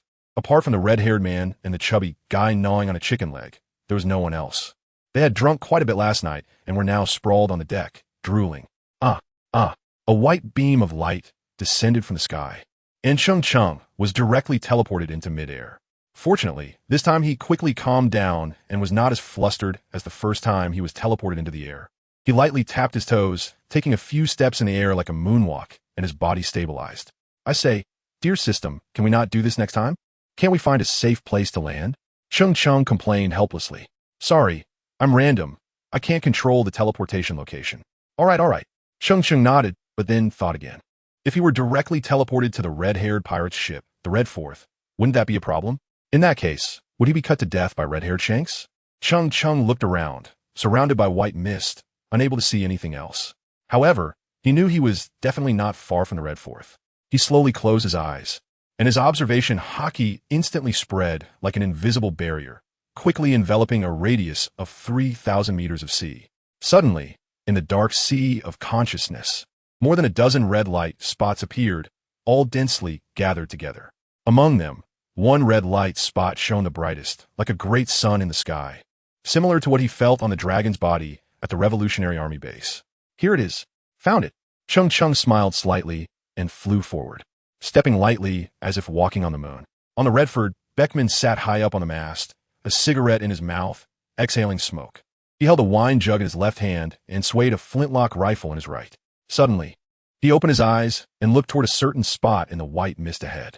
Then he glanced at the red-haired man who was still quietly eating bread. Seeing that he remained still, Beckman took a swig of wine and closed his eyes again. The others on the ship were filled with laughter and song, dancing joyfully, completely oblivious to the sudden unfamiliar presence. Cheng Cheng soared through the air with a graceful leap. Each time his toes touched the ground, leaving behind faint ripples in the space around him. Soon, he saw a massive pirate ship through the white mist. On the white mainsail, there was an emblem of a white skull with two crossed daggers, and a red diagonal line pierced through the skull's left eye. At the very front of the pirate ship, the red figurehead, carved into the shape of a beast's head, revealed fierce fangs, adding significant intimidation to the ship. Cheng Cheng recognized it immediately. This was the red-haired pirate's ship, the Red Fourth. Looking at the Red Fourth, 100 meters away, he wondered if he could change the fate of this world, depending on whether he could succeed today. He took a deep breath to steady his racing heart. After all, what he was about to do could lead to his death if he wasn't careful, and escaping would likely be difficult, considering this was one of the 4 Emperor's crews. He continued to step forward, and when he was 20 meters away from the Red Fourth, an invisible pressure suddenly enveloped him. Danger. This was a strong sense of danger, enough to threaten his life. Sitting high on the mast, Beckman took a puff of his cigarette, twirling his flintlock rifle in his hand. He looked at the white-haired young man not far away and said, "My friend, do you need something? If you take another step forward, I won't hold back." The others on the Red Fourth were drinking and dancing as usual. The chubby man gnawing on a chicken leg was chatting and laughing with those around him, causing bursts of laughter. Except for Beckman, everyone else seemed to ignore Cheng Cheng completely, treating him as if he were invisible. Red-haired was lost in thought over a glass of red wine, not even looking in Cheng Cheng's direction, as if the glass of wine before him was the entire world. Cheng Cheng stopped in midair, indeed, not moving forward. He was not here to fight this time. He did not rush to answer Beckman, but instead glanced at everyone on the ship, quickly spotting a middle-aged man with blood-red hair at a table in the middle of the deck. Cheng Cheng almost immediately confirmed that he was the red-haired Shanks. He was the person he was looking for this time. At this moment, the red-haired Shanks, who was lost in thought, seemed to sense Cheng Cheng's gaze and turned to look at him. Cheng Cheng took a deep breath and said loudly, "My name is Cheng Cheng, and I am here to restore red-haired Shank's arm today." As soon as the calm words fell, It was like thunder striking from a clear sky. The lively atmosphere on the Red Fourth was instantly silenced. The silence was terrifying, with not a sound to be heard. White mist rose and spread over the sea, and the world was quiet. The only sounds were the Red Fourth slicing through the water and the occasional distant cry of seagulls. Everyone on the Red Fourth seemed to be petrified by the Empress, frozen in place. Those who had been sleeping on the deck all suddenly opened their eyes in unison, their pupils dilating as they struggled to recall every word they had just heard. A fat man who had been tearing at a large piece of meat suddenly lost strength in his fingers, causing the bone to drop onto the deck with a dull thud. The fat man's eyes, hidden behind small sunglasses, slowly turned towards the speaker. The sniper rifle that Jesus had never let go of was now trembling in his hands due to the shaking of his arm. This was an absolutely fatal mistake for an excellent sniper, let alone for Jesus, who was at the peak of sniper ability. This was something that should never happen to him. The red-haired man, who had been staring at his wine glass, finally lifted his gaze to look at the white-haired boy floating in the air. On the mast, Beckman took a deep drag of his cigarette, then threw it away. Narrowing his sharp eyes, he suddenly raised his flintlock rifle at the white-haired boy who had spoken arrogantly and said coldly, "Young man, you must take responsibility for what you say. Do you understand?" As Beckman's words left his mouth, the crowd on the Red Fourth calmed down, as if a bucket of cold water had been thrown over them, and everyone instantly became alert. Indeed, their captain's arm had been severed for so many years. How could it possibly grow back? For a moment, I actually believe his words, and I truly feel like I am regressing. This is simply a fantasy that even a god could not achieve. In an instant, the people on the Red Fourth began to discuss among themselves, their gazes towards Cheng Cheng tinged with hostility. The loss of Redhaired's arm had always been a regret in their hearts. If it weren't for Redhaired's severed arm, their captain's combat power would at least be twice as strong as it is now. Now, bringing up this matter in front of everyone was undoubtedly a provocation to the entire red-haired pirates. And to claim he could restore Redhaired's arm was a ridiculous insult to them regarding the loss of his arm. The previously quiet atmosphere on the ship turned into heavy pressure, surging towards Cheng Cheng. That invisible pressure crashed against Cheng Cheng like waves, one after another. Observing the reactions of the people on the ship, Cheng Cheng had long anticipated this. If he were the one who had lost an arm for years, and someone suddenly told him they could restore it, he would have drawn his sword without hesitation and struck them down. However, everyone on the Red Fourth remained calm, and not a single person acted immediately, which was enough to show the composure of the red-haired pirates. Cheng Cheng spoke in a deep voice under immense pressure. What I, Cheng Cheng, say naturally comes with responsibility, but it depends on whether you believe it or not. Are you a doctor? Beckman asked, the cold muzzle of the flintlock rifle still aimed at Cheng Cheng's head. Cheng Cheng shook his head, then pointed to the town sea sword behind him, saying, I am a swordsman. Beckman, sitting high up in the mast, lit a cigarette with one hand, took a deep puff, and said, if I shoot and you don't die, you will qualify to board the ship. If you're afraid, you should leave quickly now. I can overlook what you just said. Cheng Cheng slowly drew out the Jinhai sword that was strapped to his back and said in a deep voice, come on. As soon as the words left his mouth, he immediately felt a fierce aura locking onto him, and he had a sense that no matter how he dodged, he couldn't escape this shot. Cheng Cheng sighed, truly worthy of Huangfu. Even without making a move, the pressure felt like Mount Tai pressing down. His gaze remained fixed on Cheng Cheng's red hair, and at this moment, he stood up and whispered, Beckman, this kid isn't weak. Got it, boss. Beckman, sitting high up on the mast, replied with a smile. Soon after, Cheng Cheng felt the pressure on him increase severalfold. He curled his lips and looked at Beckman, saying, Huangfu, don't be careless, or you'll suffer. Beckman chuckled as he brushed aside his long hair that had fallen over his forehead, then suddenly flicked the switch on his rifle with his index finger. Boom! The surrounding air rushed towards the flintlock rifle, and the muzzle exploded in an instant, flashing a crimson tongue of flame as white smoke billowed up with the fire. Despite the massive recoil, Beckman's arm remained perfectly still. A pure black bullet, enveloped in an armed aura, shot toward Cheng Cheng like lightning, breaking through the air and creating a series of sonic booms, as if the space itself was being torn apart. The deadly black bullet was upon him in an instant. At the moment Beckman fired, everyone on the deck stopped paying attention to the white-haired young man who had spoken so arrogantly, and they all sighed. He's dead. That kid is definitely dead. Beckman really shows no mercy. A young man like that has already learned the moonwalk. He is clearly quite a genius. But he really shouldn't have brought up the boss's severed arm in front of us. What way to court death? He originally had a slim chance of survival. But who could blame him for being young and brash, to mouth off at the first mate right before death? He really has a death wish. Yes. It's been a long time since anyone dared to say that in front of the first mate. Haha, young people, what is youth without a bit of arrogance? Don't worry, our boss won't let him die. Cheng Cheng's eyes were fixed on the black bullet flying directly at him, calm and unperturbed. Just before Beckman fired, his right hand reached for the Jinhai sword behind him. His fingers tightened around the hilt of the Jinhai sword, and in an instant, a powerful aura emanated from Cheng Cheng, enveloping his entire right arm in a pitch-black armed color. The dark armed color quickly spread from his arm to the blade of the Jinhai sword, turning it from gray to black. Boom! In an instant, the black bullet, trailing a long whirlwind, collided with the blade of the Jinhai sword, sending sparks flying. Cheng Cheng, who had the Jinhai sword held horizontally in front of him, felt an immense impact, causing him to be pushed back several dozen steps in the air. Then, using the momentum from his backward movement, he spun the Jinhai sword, unleashing a massive crescent-shaped sword chi that whistled through the air towards Beckman. What comes around goes around. The speed of that enormous sword chi was almost on par with the bullet, reaching Beckman in the blink of an eye.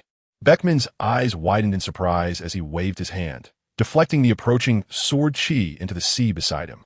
In an instant, there was a loud boom, and water splashed everywhere, with the sea being blasted up several dozen meters. So strong, Cheng Cheng couldn't help but marvel inwardly. As expected of a vice admiral level powerhouse, he effortlessly deflected his sword chi.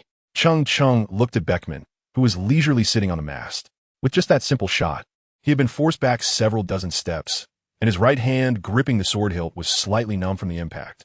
He couldn't help but switch to holding the sword with his left hand, while his right hand reached behind him and gently swung.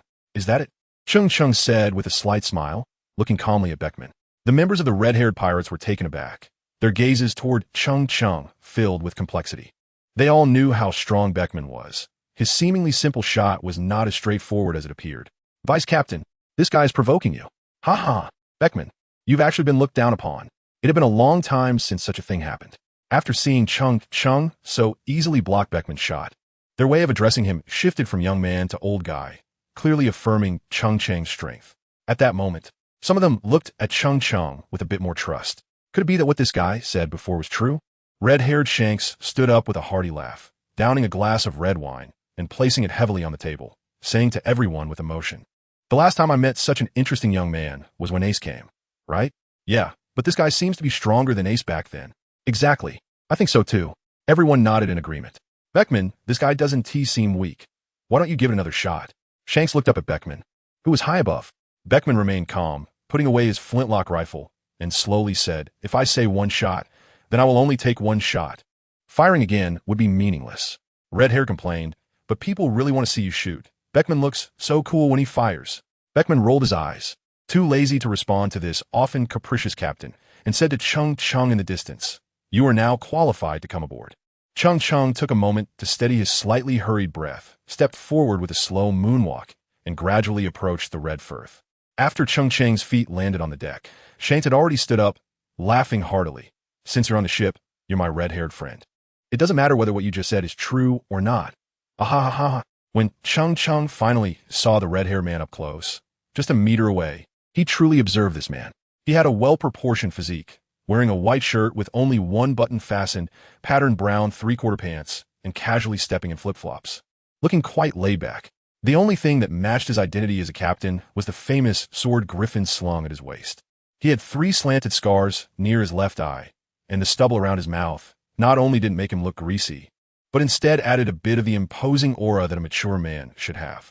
Cheng Cheng also remembered that a long time ago he wore a straw hat, but later he gave that straw hat to his brother Luffy. "Shanks the red-haired, I finally meet you," Cheng Cheng said with a smile, then took the red wine that Shanks handed over and drank it all in one go. Shanks the red-haired asked in confusion, "Are you looking for me?" Cheng Cheng shook his head and did not answer the red-haired man's question. As a grown man, he absolutely could not say something like, "I've always wanted to meet you," or "You have been my idol since I was little." "Shanks, I came to find you today to help you regain your lost arm," Cheng Cheng said in a deep voice, shaking the empty wine glass in his hand.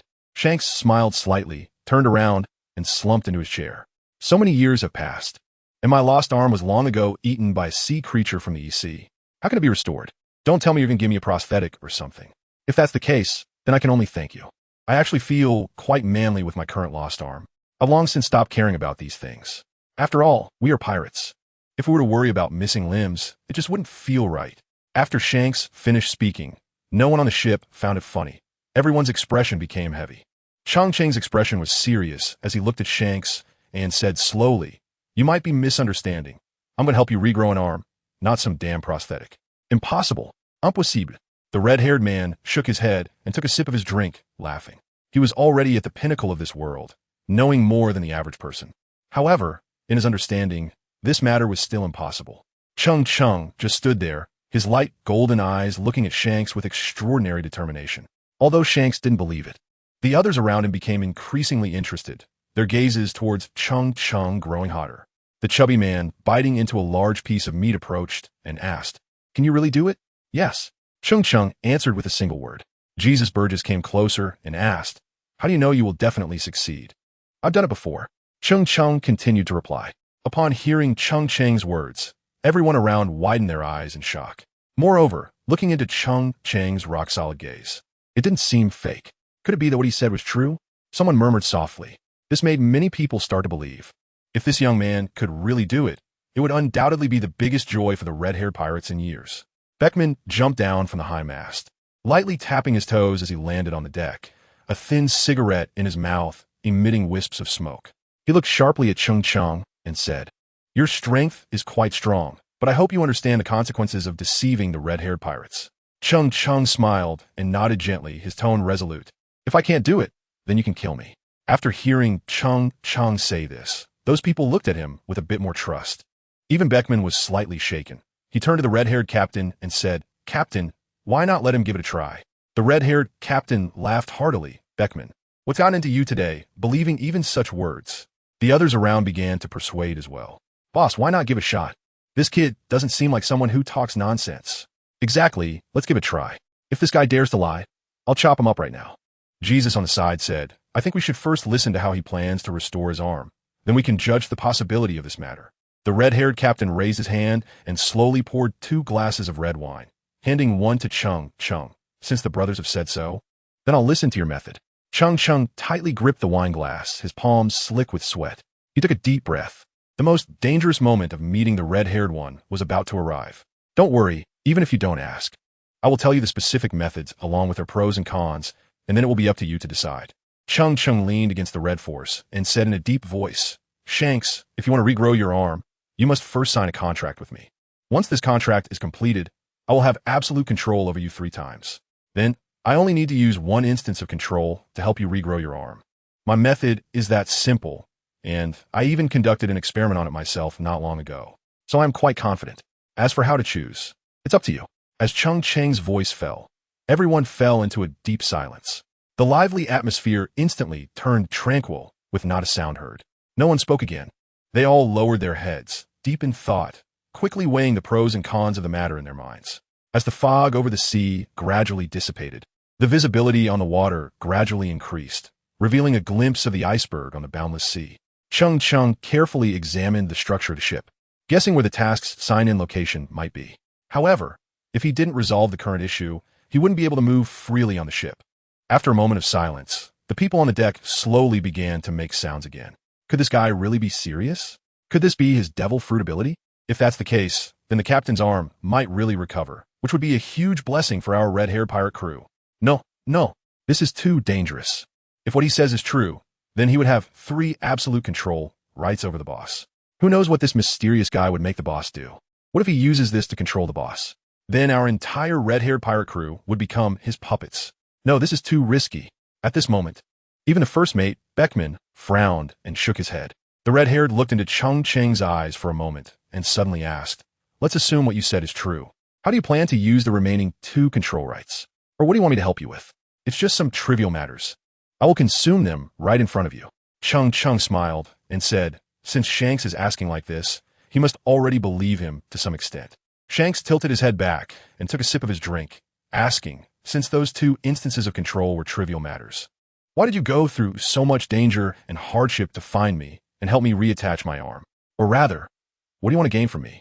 The Red Force fell into a dead silence, countless scorching gazes directed at Cheng Cheng. all waiting for the answer from this young man with white hair. Cheng Cheng faced the gazes of these people with a calm smile. "If I really have to say something, I do have a favor to ask of you." "I'm all ears," said the red-haired one lazily.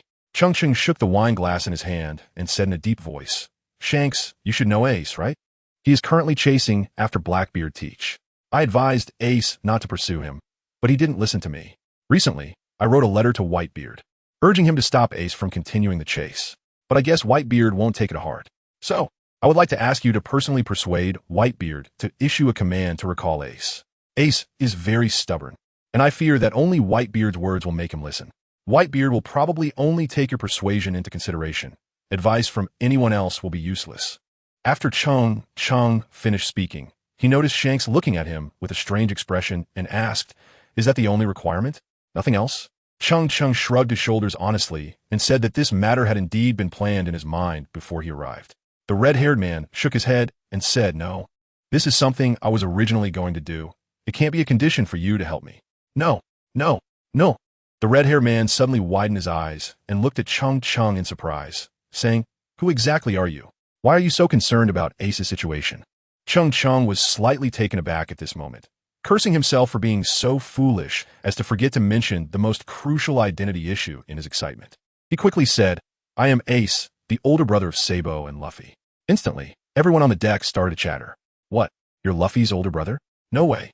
How could the older brother of that silly kid be so serious? And so strong, too?" One person said, "I do have a little impression from a few years ago when we were in Windmill Village. There was a white-haired kid who used to drink with us all the time. Could that kid be him?" After this person spoke, the elders who had gone to Windmill Village also began to echo. "Yeah, now that you mention it, I do have some impression. It was that kid whose name I've long forgotten." For a moment, everyone was staring at Cheng Cheng, examining him seriously. Sitting in a chair, Shanks stretched his neck to look at Cheng Cheng, and suddenly he slapped his thigh, stood up, and exclaimed in surprise, "You are Cheng Cheng, Luffy's older brother?" Cheng Cheng helplessly said, "Many years ago when we met, I was still young, so it's normal that you couldn't recognize me."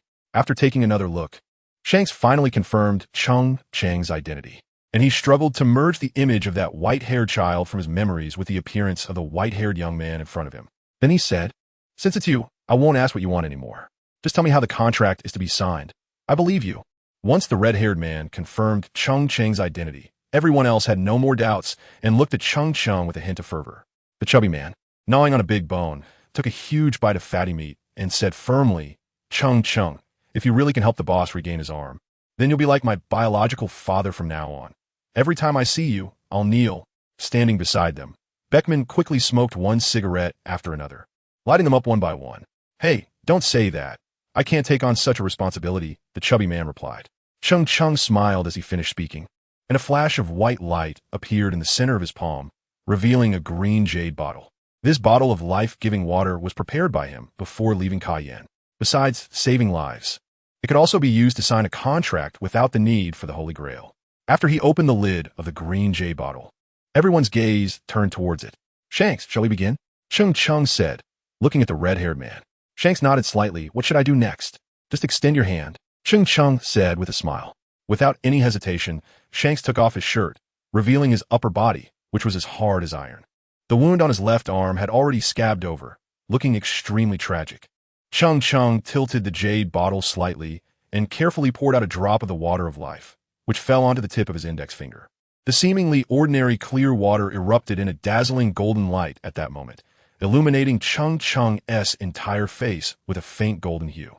Everyone on the deck held their breath, not daring to make a sound. Under the gaze of countless silent eyes, Cheng Cheng's fingertip slowly began to move, drawing a golden trajectory in the air. "In my name, I crown you with this oath, as the stars do not fall, and the heavens and earth endure. If I die, you die. If you die, I live." Shanks nodded again, agreed. As the red-haired man's voice fell, Cheng Cheng's finger, which had been moving slowly in the air, suddenly sped up, quickly pulling the golden trajectory in the air. Whoosh, whoosh. Cheng Cheng quickly brushed the back of Hong Fa's right hand 3 times at an angle, and 3 golden stripes appeared, echoing the 3 knife scars on Hong Fa's eyes. Cheng Cheng closed his eyes and, after sensing a certain mysterious connection with Shanks, finally breathed a sigh of relief. He had succeeded. Shanks squinted at the 3 new golden lines on the back of his hand and said softly, So this is the control from those 3 times, huh? Cheng Cheng nodded, not denying it. To be honest, he was quite handsome. The red-haired man burst into laughter instantly, but I still didn't believe it. Can these 3 little gadgets really help me regain my arm? Can they absolutely make you control me? Cheng Cheng's mouth curled into a remarkable arc. And soon you will know, Shanks. By my command, restore Shank's arm. Cheng Cheng raised his palm and shouted loudly. In an instant, a golden pattern flew out from the backs of Cheng Cheng and red-haired Shank's hands. And the 2 lines of golden light surged into the position of Shank's severed arm at the same time. At the severed arm, the golden light surged brilliantly. Beckman and Jesus Burgess held their breath, staring intently at that arm. The fat man Lou took off his small sunglasses, still biting into a large piece of meat, unwilling to let go, as if he had been petrified. Then everyone's eyes widened more and more, and a warm current flowed through everyone's hearts. Red-haired Shank's severed arm was regrowing. Although the speed was slow, it was indeed flesh growing from bone. At that moment, it felt as if time had stood still. No one knew how long had passed. When Shanks looked at his newly formed left arm with disbelief, he swallowed hard. Then he tried to slowly raise his left arm, looking at his fair palm. Fingers clenched into a fist, and the muscles on his left arm swelled slightly. After he released his palm, his legs bent slightly, and his arm quickly clenched into a fist and pulled back, as countless fierce winds rapidly gathered towards his fist. Suddenly, Shank's entire left arm turned pitch black, and the swirling winds around his fist increased. With a punch thrown, the air in front seemed to be instantly compressed, creating invisible ripples that pounded through the air. The punch wind tearing the air with a series of roars. Then, an invisible air shock wave surged towards the surface of the sea. On the calm sea, it was as if a bomb had been thrown in. Boom! After a loud bang, the seawater was splashed hundreds of meters high. The members of the red-haired pirates on the deck, including Shanks, all deeply bowed to Cheng Cheng and remained in that position for a long time, unwilling to rise. Cheng Cheng looked at the power of Shank's casual punch, feeling utterly shocked. Wow, a casual punch is like a Kamehameha? What would happen if he used all his strength? It seems I have underestimated the combat power of the 4 Emperors level strong. Looking at the others on the deck, Cheng Cheng's expression was calm. He slightly turned his body and laughed freely, saying, "You don't have to be like this. I've already said in advance that I am the older brother of Luffy and Ace. Whether it's Shank's kindness to Luffy or Ace's kindness, it's worth me doing this. Really, you don't need to thank me." The atmosphere on the ship remained silent. Even after hearing Cheng Cheng say that, no one was willing to straighten up. After a long time, Shanks was the first to straighten up, and the others followed suit. At that moment, their gazes towards Cheng Cheng were filled with fervor and trust. "Cheng Cheng, you will be the greatest benefactor of my red-haired pirates from now on. If you need any help, just let us know." After standing up, Shanks instantly transformed, smiling broadly as he patted Cheng Cheng's shoulder firmly. Cheng Cheng was about to say that he could handle many things on his own and didn't need their help. However, suddenly he had a flash of inspiration and said seriously, "Shanks, I really do have something I want to ask for your help with. Go ahead. As long as it's something I can do, I won't hesitate to help." Cheng Cheng smiled and said, "You don't have to be so absolute. I don't ask for anything else, as long as you don't hit me after saying it." "Brother Cheng Cheng," red-haired shouted, extending his voice and patting Cheng Cheng's shoulder vigorously, saying warmly, "Let's not say such hurtful things between brothers. You helped me recover my arm, and that's a huge favor. Even if what you said is something I can't do, it's impossible for me to lay a hand on you." The people on the deck also laughed and chimed in. "Of course, Brother Cheng Cheng, if you ask around in this vast sea, well, has our red-haired pirate crew ever done anything ungrateful? We value friendship above all, and right now, you're the greatest benefactor to all of us. Don't worry about it. Old man, don't worry, even if the captain wants to lay a hand on you. I'll go against my original vow to stop him at all costs," said the chubby Lou, who was holding a bone of meat, with a sincere expression. The crowd burst into laughter again, congratulating Lou. "You've really found yourself a good young dad." Lou looked up, his face full of pride and satisfaction. "Uncle Fatty, stop joking. I'm not Whitebeard. Calling me old man makes me feel old. People who don't know might think I'm some old geezer over 100 years old." Cheng Cheng rolled his eyes and said helplessly. The crowd laughed again. The atmosphere was harmonious. Then Cheng Cheng looked at red-haired and said, "Since you all guaranteed it, then I'll say it." Shanks nodded and said loudly, "Say it. Speak boldly. How about introducing your daughter to me?" Cheng Cheng tentatively said in a low voice. As soon as the words fell, Shank's smiling face instantly turned serious, his gaze coldly scrutinizing Cheng Cheng inch by inch, scanning him from head to toe with indifference. His right hand slowly reached for the famous sword Griffin slung at his waist, and with a slight flick of his thumb, the sword was drawn out just a finger's length, revealing a cold gleam. The crowd now also held their breath, their gazes towards Cheng Cheng filled with both pity and admiration. The chubby one who called Cheng Cheng old man was now even more confused, looking up at the sky while using the large bone to shield his eyes. Cheng Cheng suddenly felt an overwhelming pressure that was suffocating, as if his entire body had plunged into icy seawater, causing him to instinctively take a step back. Shanks gritted his teeth and said each word with emphasis. Change. Change. Change. Change. I want to change right now. Cheng Cheng quickly added with a smile. How about we have a drink? It was then that Shanks regained his cheerful demeanor, released Griffin with his right hand, and laughed heartily while putting his arm around Cheng Cheng's shoulder. Today, we brothers will not return until we're drunk. The words brothers were pronounced particularly loudly. Cheng Cheng secretly cursed the old fox, thinking, don't think I don't know why you said the word brother so loudly. Red-haired uncle, I'm still young. Won't this confuse the hierarchy? Cheng Cheng kindly reminded him. Shanks drew his griffin and chopped the table in front of him in half with a sword, stating seriously, who dares to chatter in front of me? Just like this table. Before long, everyone on the ship quickly set up a long table. Some went below deck to fetch wine, others moved stools, and the chubby Lou turned around and went into the kitchen to start cooking his specialty. Everyone became busy. Cheng Cheng watched them coordinate so skillfully and knew that this group must have done a lot of drinking together in the past. While they were busy, Cheng Cheng had nothing to do. He started to wander around the deck, looking for the sign-in location. But even if the sign-in place was on the bed of a red-haired person, he probably wouldn't stop himself, right? He strolled leisurely on the deck. The ship was large, and the feeling underfoot was very stable, almost like walking on solid ground. The sea breeze whistled past his ears, and looking at the endless ocean, Cheng Cheng stepped lightly and stood like the wind on the main mast, gazing into the distance. After a while, Cheng Cheng frowned slightly. This was the highest point on the ship, yet the mission still hadn't been triggered. Cheng Cheng pretended to look around for a while, then was about to prepare to come down when he looked towards the ship's wheel ahead. A thought crossed his mind. That was the place that controlled the ship's course. So there should be a good chance, right? He leaped forward, his whole body like a light swallow, lightly pushing off the deck and easily moving toward the ship's wheel. Among the crowd, aside from Beckman who looked at Cheng Cheng with a puzzled expression, everyone else was busy preparing for the banquet. As for Shanks, he sat slumped in a chair with a silly grin, affectionately stroking his left hand with his right, mumbling to himself in a way that was hard to hear, as if he had met an old friend he hadn't seen in years. When Cheng Cheng reached near the ship's wheel, he slowly extended his hand to touch the wheel-like structure. Congratulations, sir. Sign-in successful. Reward, Scion bloodline. Next. The faint golden color in Cheng Cheng's eyes suddenly glimmered as his entire pupils turned golden. Two beams of golden light shot out from his eyes, and he instantly felt an incredibly pure power infusing into every part of his body.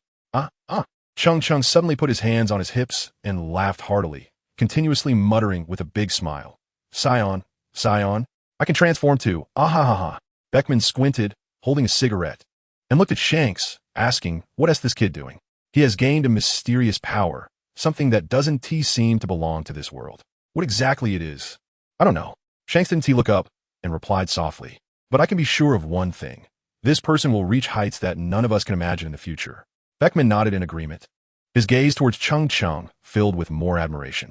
In less than 20 minutes, the table was piled high with large fish and meat, stacked like a small mountain. Due to the large number of people, only the officers of the red-haired pirates gathered around the long table. Others sat at small tables with 7 or 8 people, and some sat directly on the deck in groups of 3 or 5, with various fine wines and delicacies in front of them. No one spoke to each other. Everyone was very aware and had already started eating and drinking. The atmosphere on the ship instantly became lively and boisterous. Today we're going to drink to our heart's content. Come on. Yeah, how many years has it been? Today is definitely a day for us red-haired pirates to commemorate. Cheers. At their table, Shanks sat at the main seat, with Cheng Cheng and first mate Beckman beside him. The other officers sat rather casually. Jesus Burgess, Dice Bonis, Bendick Snack, Lime Jones, and the Roaring Gab, Benky Benji, and his monkey, almost all the officers were at this table. Shanks smiled at Cheng Cheng and said, Little brother Cheng Cheng, it seems you've gained something again. Cheng Cheng, who was biting into a chicken leg, suddenly stopped and looked at Shanks in surprise. Thinking to himself, He doesn't even introduce his daughter to me, but he wants to pry into my thoughts? Dream on. The surprise in his eyes quickly flashed away. It was nothing, just insignificant trinkets. No matter what it is, in front of Uncle Red-Haired's unmatched, domineering presence, it's all garbage. Ah! Shanks laughed heartily, then pointed at the brown wine jar in front of him and said, "This jar of wine has been my treasure for 10 years, and I haven't been willing to drink it, but today, to treat you, I'll make an exception." Cheng Cheng helplessly pouted and said, "Red-haired uncle, I don't believe there's any wine that can be stored on your ship for 10 years. Jesus Boo ruthlessly exposed red-haired. Captain, if I remember correctly, the last time Ace came to see you, he said the same thing, right? Don't listen to the captain's nonsense. This wine has been stored for almost a year, but it is indeed the best wine we have here." Beckman slowly said while holding a cigarette. Everyone burst into laughter. Shanks remained unfazed and jokingly said, "We're all friends here. Do you still want to hang out on my ship in the future? Can't you leave me some face? My old man is not a stranger. What's all this talk about face?"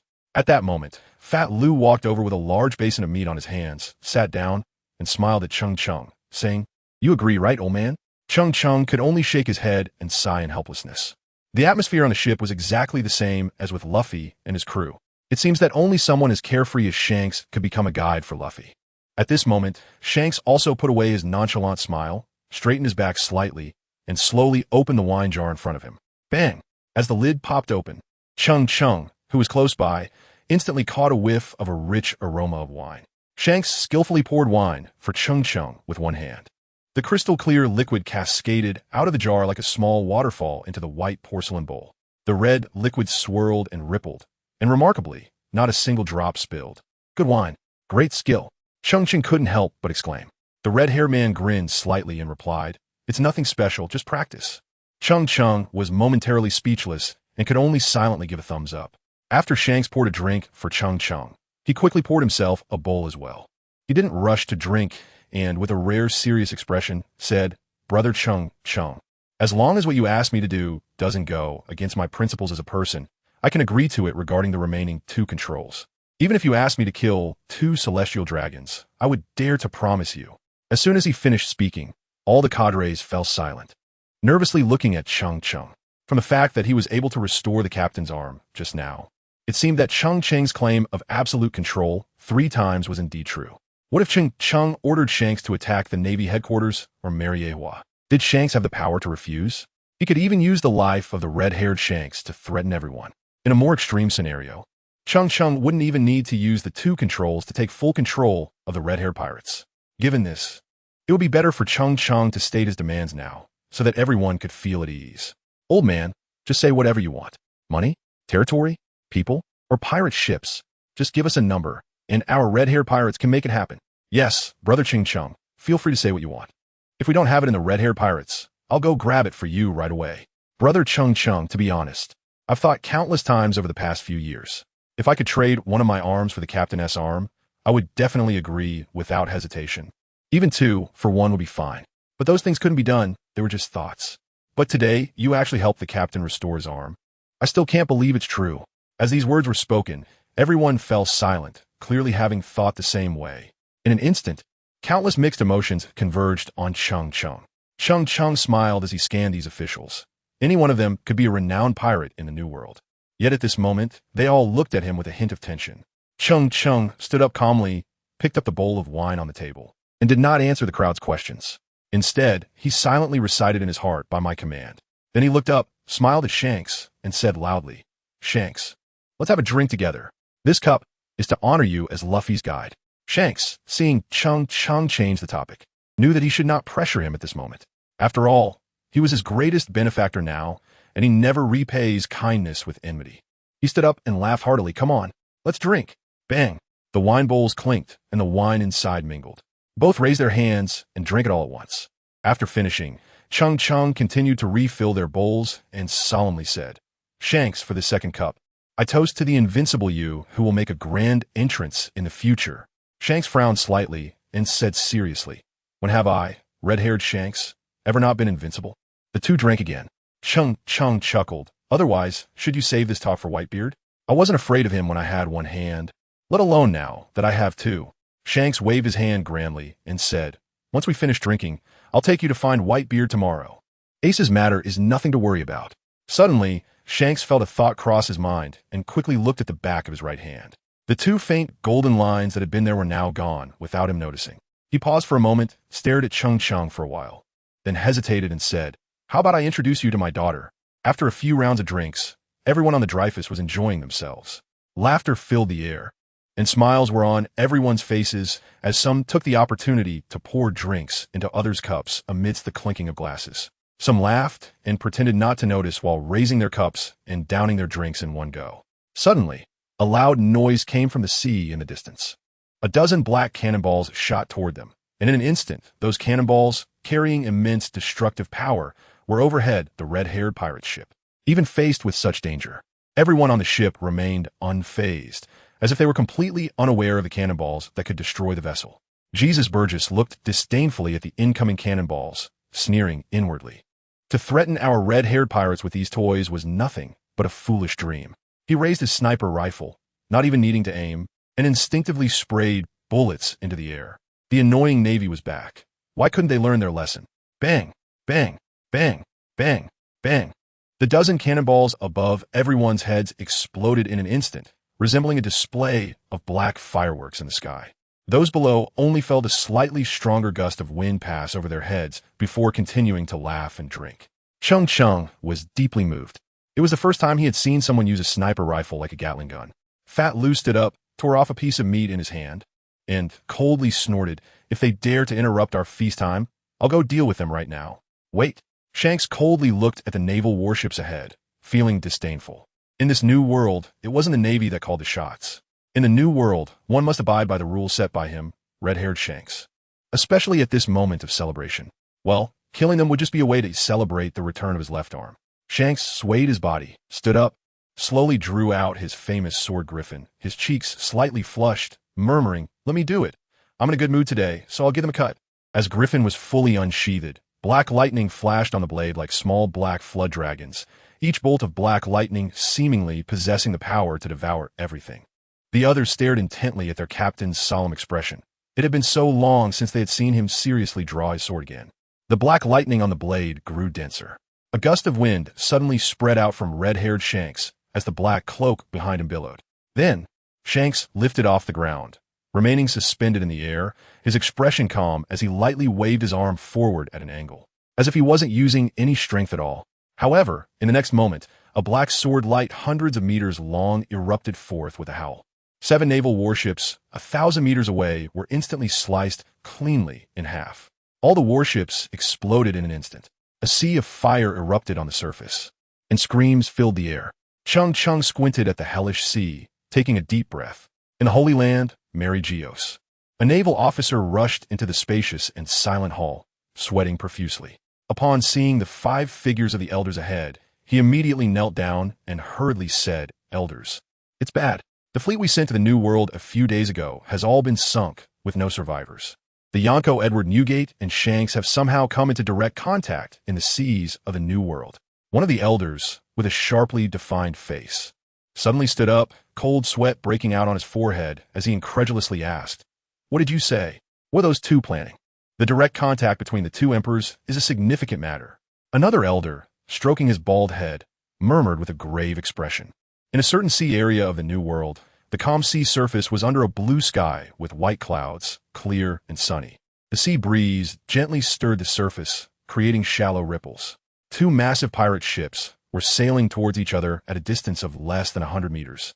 So to make contact, these 2 pirate ships were the Moby Dick of Whitebeard and the red-haired ship, the Red Force.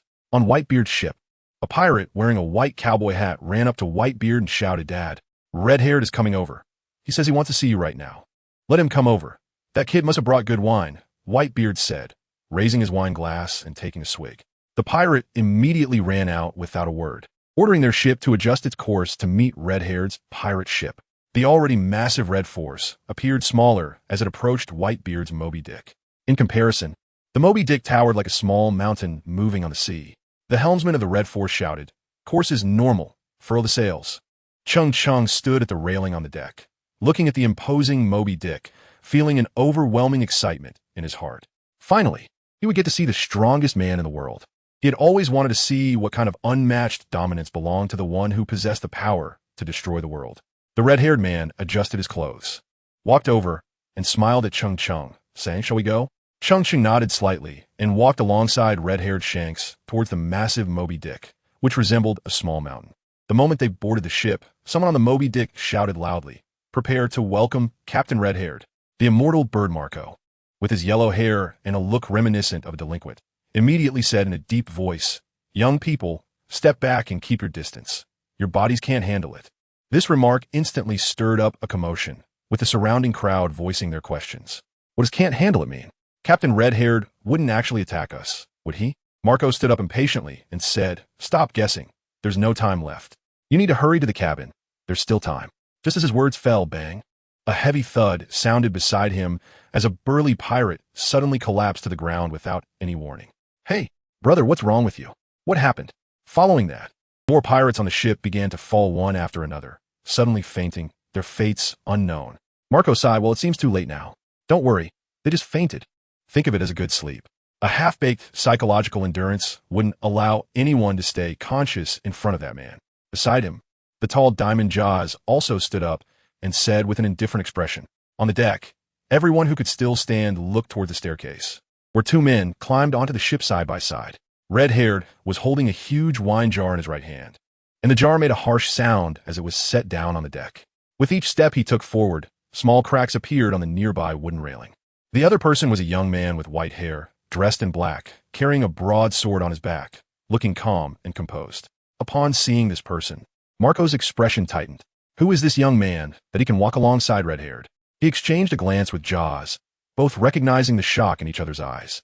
Even Marco, who possessed the mythical Zoan-type phoenix fruit, felt he didn't qualify to stand alongside Shanks. Who is this white-haired youth? Does he have that qualification?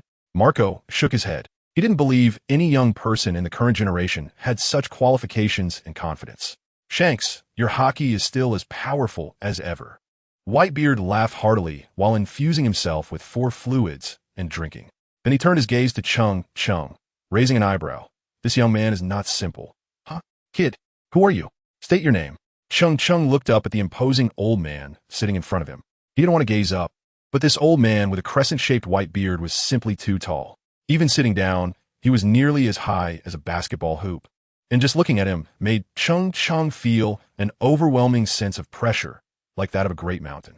Before seeing the old man with the white beard, Cheng Cheng had already tried to raise the pressure this man brought as much as possible. But when truly facing this universally recognized strongest man in the world, his heart couldn't help but start racing. The aura of Whitebeard and Shanks gave Cheng Cheng 2 completely different feelings. Shanks embodied the path of a king, usually exuding a gentle demeanor and only revealing his dominance at crucial moments. In contrast, Whitebeard was entirely domineering. Even when sitting quietly, his overwhelming presence could exert immense pressure on others. However, this man, hailed as a living legend, now showed signs of fatigue on his face, with 4 drips and oxygen tubes attached all over his body. Cheng Cheng couldn't help but sigh. Time spares no one, and even heroes are not immune to the twilight of their years. Cheng Cheng took a deep breath and silently activated the water-breathing technique, which calmed his chaotic mind a little. He smiled lightly and said, "I am Cheng Cheng, Ace's older brother. I wrote you a letter some time ago. I wonder if you received it." Whitebeard then suddenly realized and said cheerfully, "So it's you. Since you are Ace's older brother, you can call me old man. You and Ace are both excellent young men. Otherwise, ordinary people couldn't possibly withstand that brat red-haired's dominance." Cheng Cheng rolled his eyes immediately, saying, "I don't have the habit of casually calling someone old man. You can keep that precious son title for someone else." Whitebeard, seeing him refuse, wasn't angry at all and burst into laughter. Marco, standing next to Shanks, said, "Shanks, look at the good thing you've done. Our brothers are all passed out. Sorry about that. It's my first time on your ship, and I gave you a bit of a wake-up call." Shanks had a big smile on his face, and although he was apologizing, there was no hint of sincerity in it. "Marco, do you want to come with me? It's so boring staying with the old man." Marco snorted coldly and stopped looking at Shanks. "You all step back. Shanks doesn't look like he wants to fight me today," Whitebeard said in a deep voice. The others retreated like a tide, and soon the deck was left with just Whitebeard, Shanks, and Cheng Cheng. Shanks opened a large jar of wine, and the rich aroma filled the air. With a flick of his wrist, the jar floated gently towards Whitebeard. Whitebeard casually reached out, and he caught the large jar steadily. In his hands, it looked like an ordinary-sized wine glass. He tilted his head back and took a big gulp, and because he drank too quickly, the wine dribbled down his chin onto his clothes. "Good wine," he exclaimed. "This is a wine I've treasured for 20 years, usually shared with no one." "I only brought it out because I saw you," Shanks said with a smile. Cheng Cheng couldn't help but roll his eyes. Why did that sound so familiar? Whitebeard laughed heartily, took another swig, and sighed. "You know, when you get older, you tend to reminisce. Back in the day, those old guys like Roger Garp and Sengoku are all getting old, and there are fewer familiar faces on the sea." He then added, "I didn't expect that little brat from back then would turn into a sea emperor. But I'm curious, how did a strong person like you lose an arm in the Little East Blue?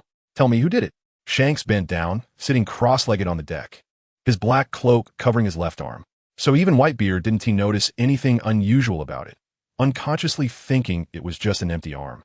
Shanks looked at the hidden arm under the black cloak and said with a smile, "I bet it on the new era, and it seems I have signs of winning the bet." Shanks glanced at Cheng Cheng and continued. Whitebeard looked deeply at Shanks and said solemnly, "As long as you don't regret it yourself, that's all that matters. By the way, I remember there was a red-nosed guy with you at that time. Did he die?" Shanks also fell into memories, recalling that guy, and couldn't help but smile. "Buggy? He didn't die. I heard he also became a pirate, but after we parted ways in Logtown. I haven't seen him again."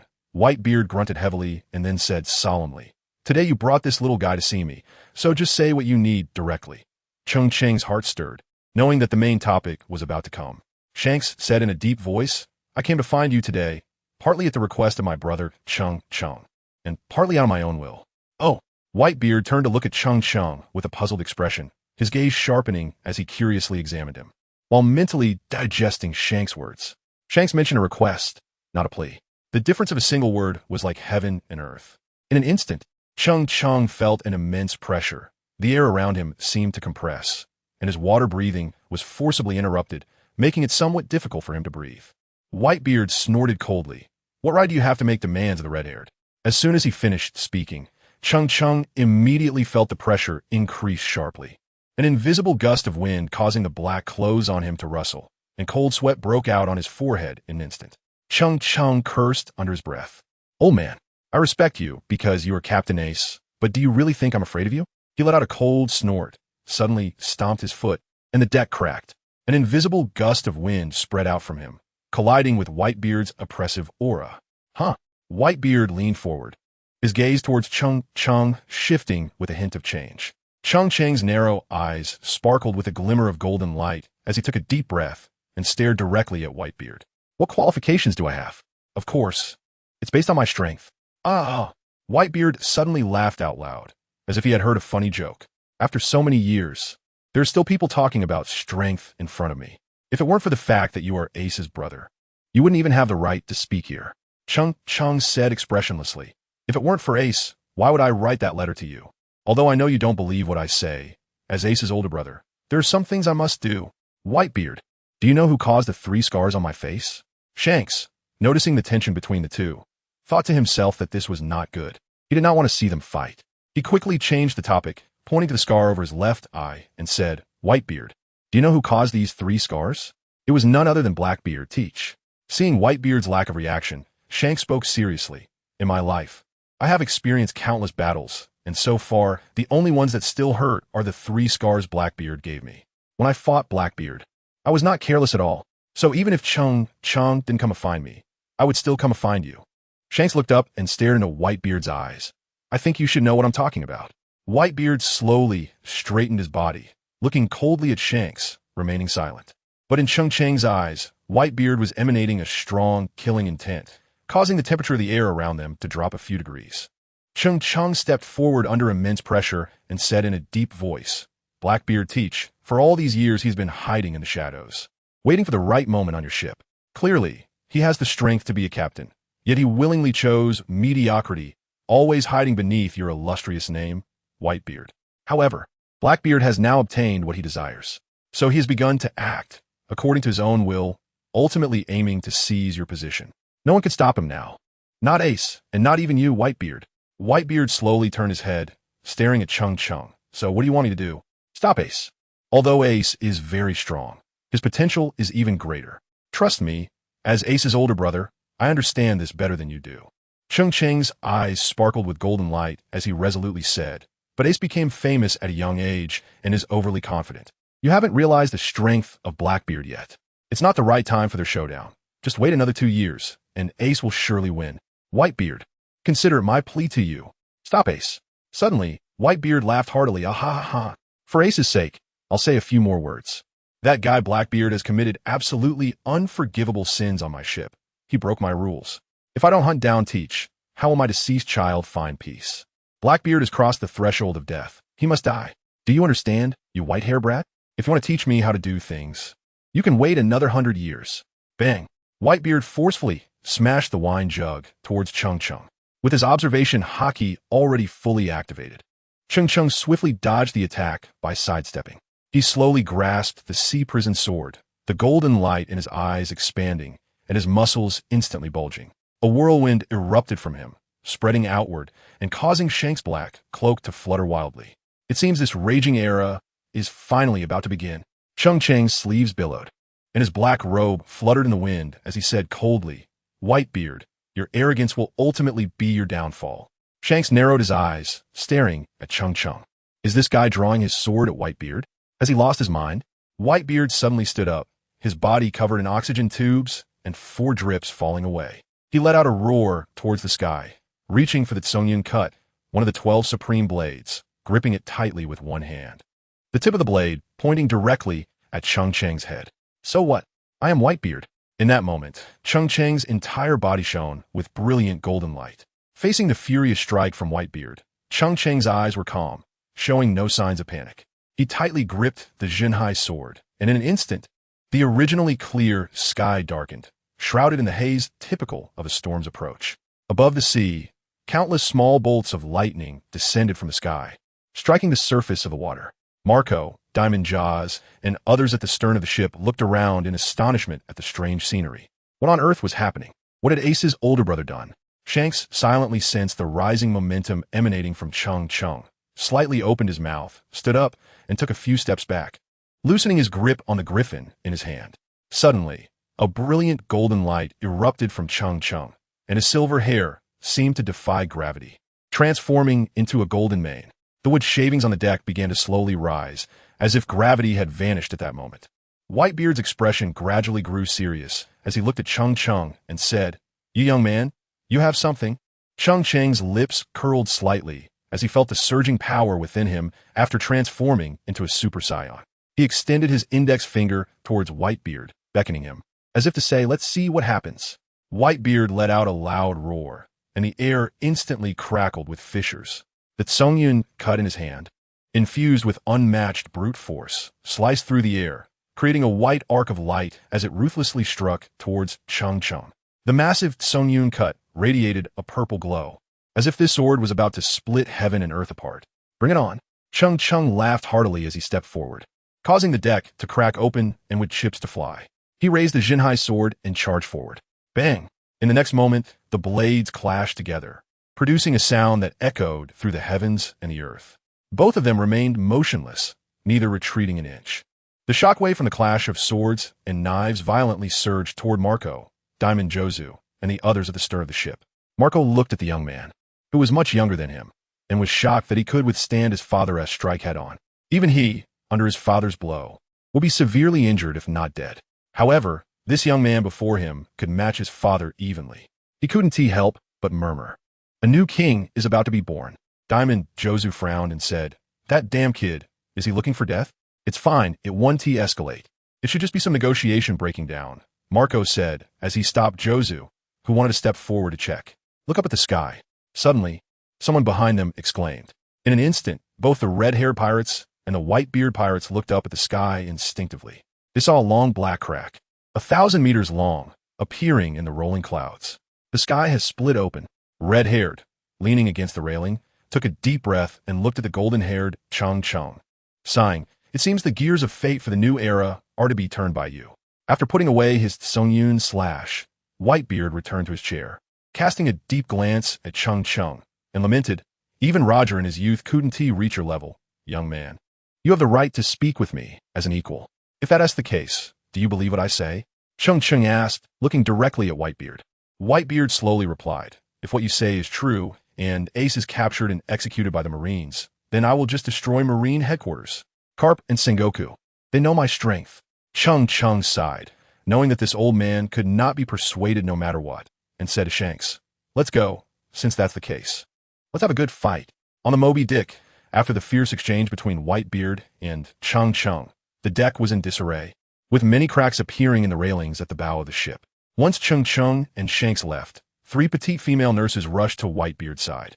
The nurses, holding various medical instruments, skillfully climbed onto Whitebeard and reinserted the foreign oxygen tubes into his body. Whitebeard looked tired, slumped in his chair, already accustomed to the nurses' actions. At this time, Marco, Diamond Jozu, and Vista also approached. Old man, how's your health? Marco hesitated to ask. In front of his sons, Whitebeard's imposing presence had diminished significantly.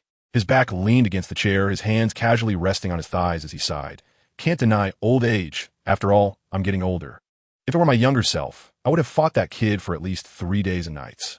Old man, you can't be so impulsive in the future. You know better than us what condition your body is in, Vista said helplessly. Seeing the concern of these kids, Whitebeard laughed heartily and said, don't worry. No matter how bad my health gets, I can still live another 10 or 8 years without any problem. But that white-haired kid seems to have a point. Whitebeard pondered for a moment, then closed his eyes to think before speaking in a deep voice. Marco, go help Ace. If he really gets hurt, bring him back. Yes. Old man, I'll go find Ace right now. Marco replied with excitement. Meanwhile, on the distant sea, the Dreyfus was sailing smoothly through the waves, gradually moving further away from the Moby Dick. Shanks and the other officers stood on the deck, preparing to bid farewell to Cheng Cheng. Cheng Cheng, why don't you stay? I'll give you the position of vice captain on my ship. How about that? Shanks said, tilting his head back to take a sip of wine, smiling at Cheng Cheng. Cheng Cheng also picked up his glass, took a sip, and didn't speak immediately. His gaze turned towards Beckman. Beckman immediately stood up straight and said seriously, I will resign right now. I have been feeling a bit uncomfortable lately, and I have long wanted to quit this position as captain. Old man, if you stay with our red-haired pirates, I guarantee you will have big fish and meat every day, with something different cooked for you every single day of the year. The fat man Lu chewed on the bone and echoed. Cheng Cheng shook his head helplessly and said, forget it. Rather than joining your red-haired pirates, I might as well establish a force even stronger than yours. That would be more interesting. Shanks, who had casually asked the question, never truly expected Cheng Cheng to agree. After all, someone like Cheng Cheng would undoubtedly become a king in his own right in the future. How could he willingly stay on Shanks' ship? In that case, I won't keep you, Shanks calmly said to those around him. Prepare a small boat for my brother, and load up the good wine and meat from the warehouse so he can eat on his way back. Cheng Cheng quickly said, thank you, Shanks. There's no need for the small boat, but you can bring me a barrel of wine. No boat. Are you planning to walk across the sea on moon steps? The red-haired man asked in confusion. Cheng Cheng gave a mysterious smile, took a sip of wine, and shouted to the sky, Kintown. Then the members of the red-haired pirates saw a golden line streaking across the distant horizon. Shanks looked at the golden cloud, flying towards them with confusion, and asked, a conscious cloud? Could it be Charlotte Lean-Lean's Zeus? No, I remember Zeus is supposed to be a white cloud, right? Cheng Cheng explained with a smile. She is the boss of Zeus, much stronger than Zeus. Shanks carefully examined this young man, who continuously surprised him, his mouth agape in astonishment.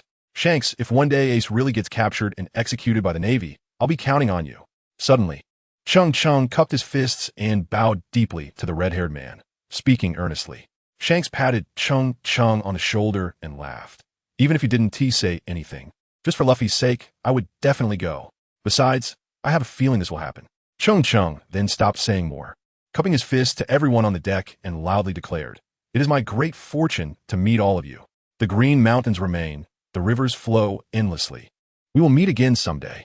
After saying this, Cheng Cheng lightly tapped his toes, his figure rising from the ground, leaping into the Kintown, and departing with the wind.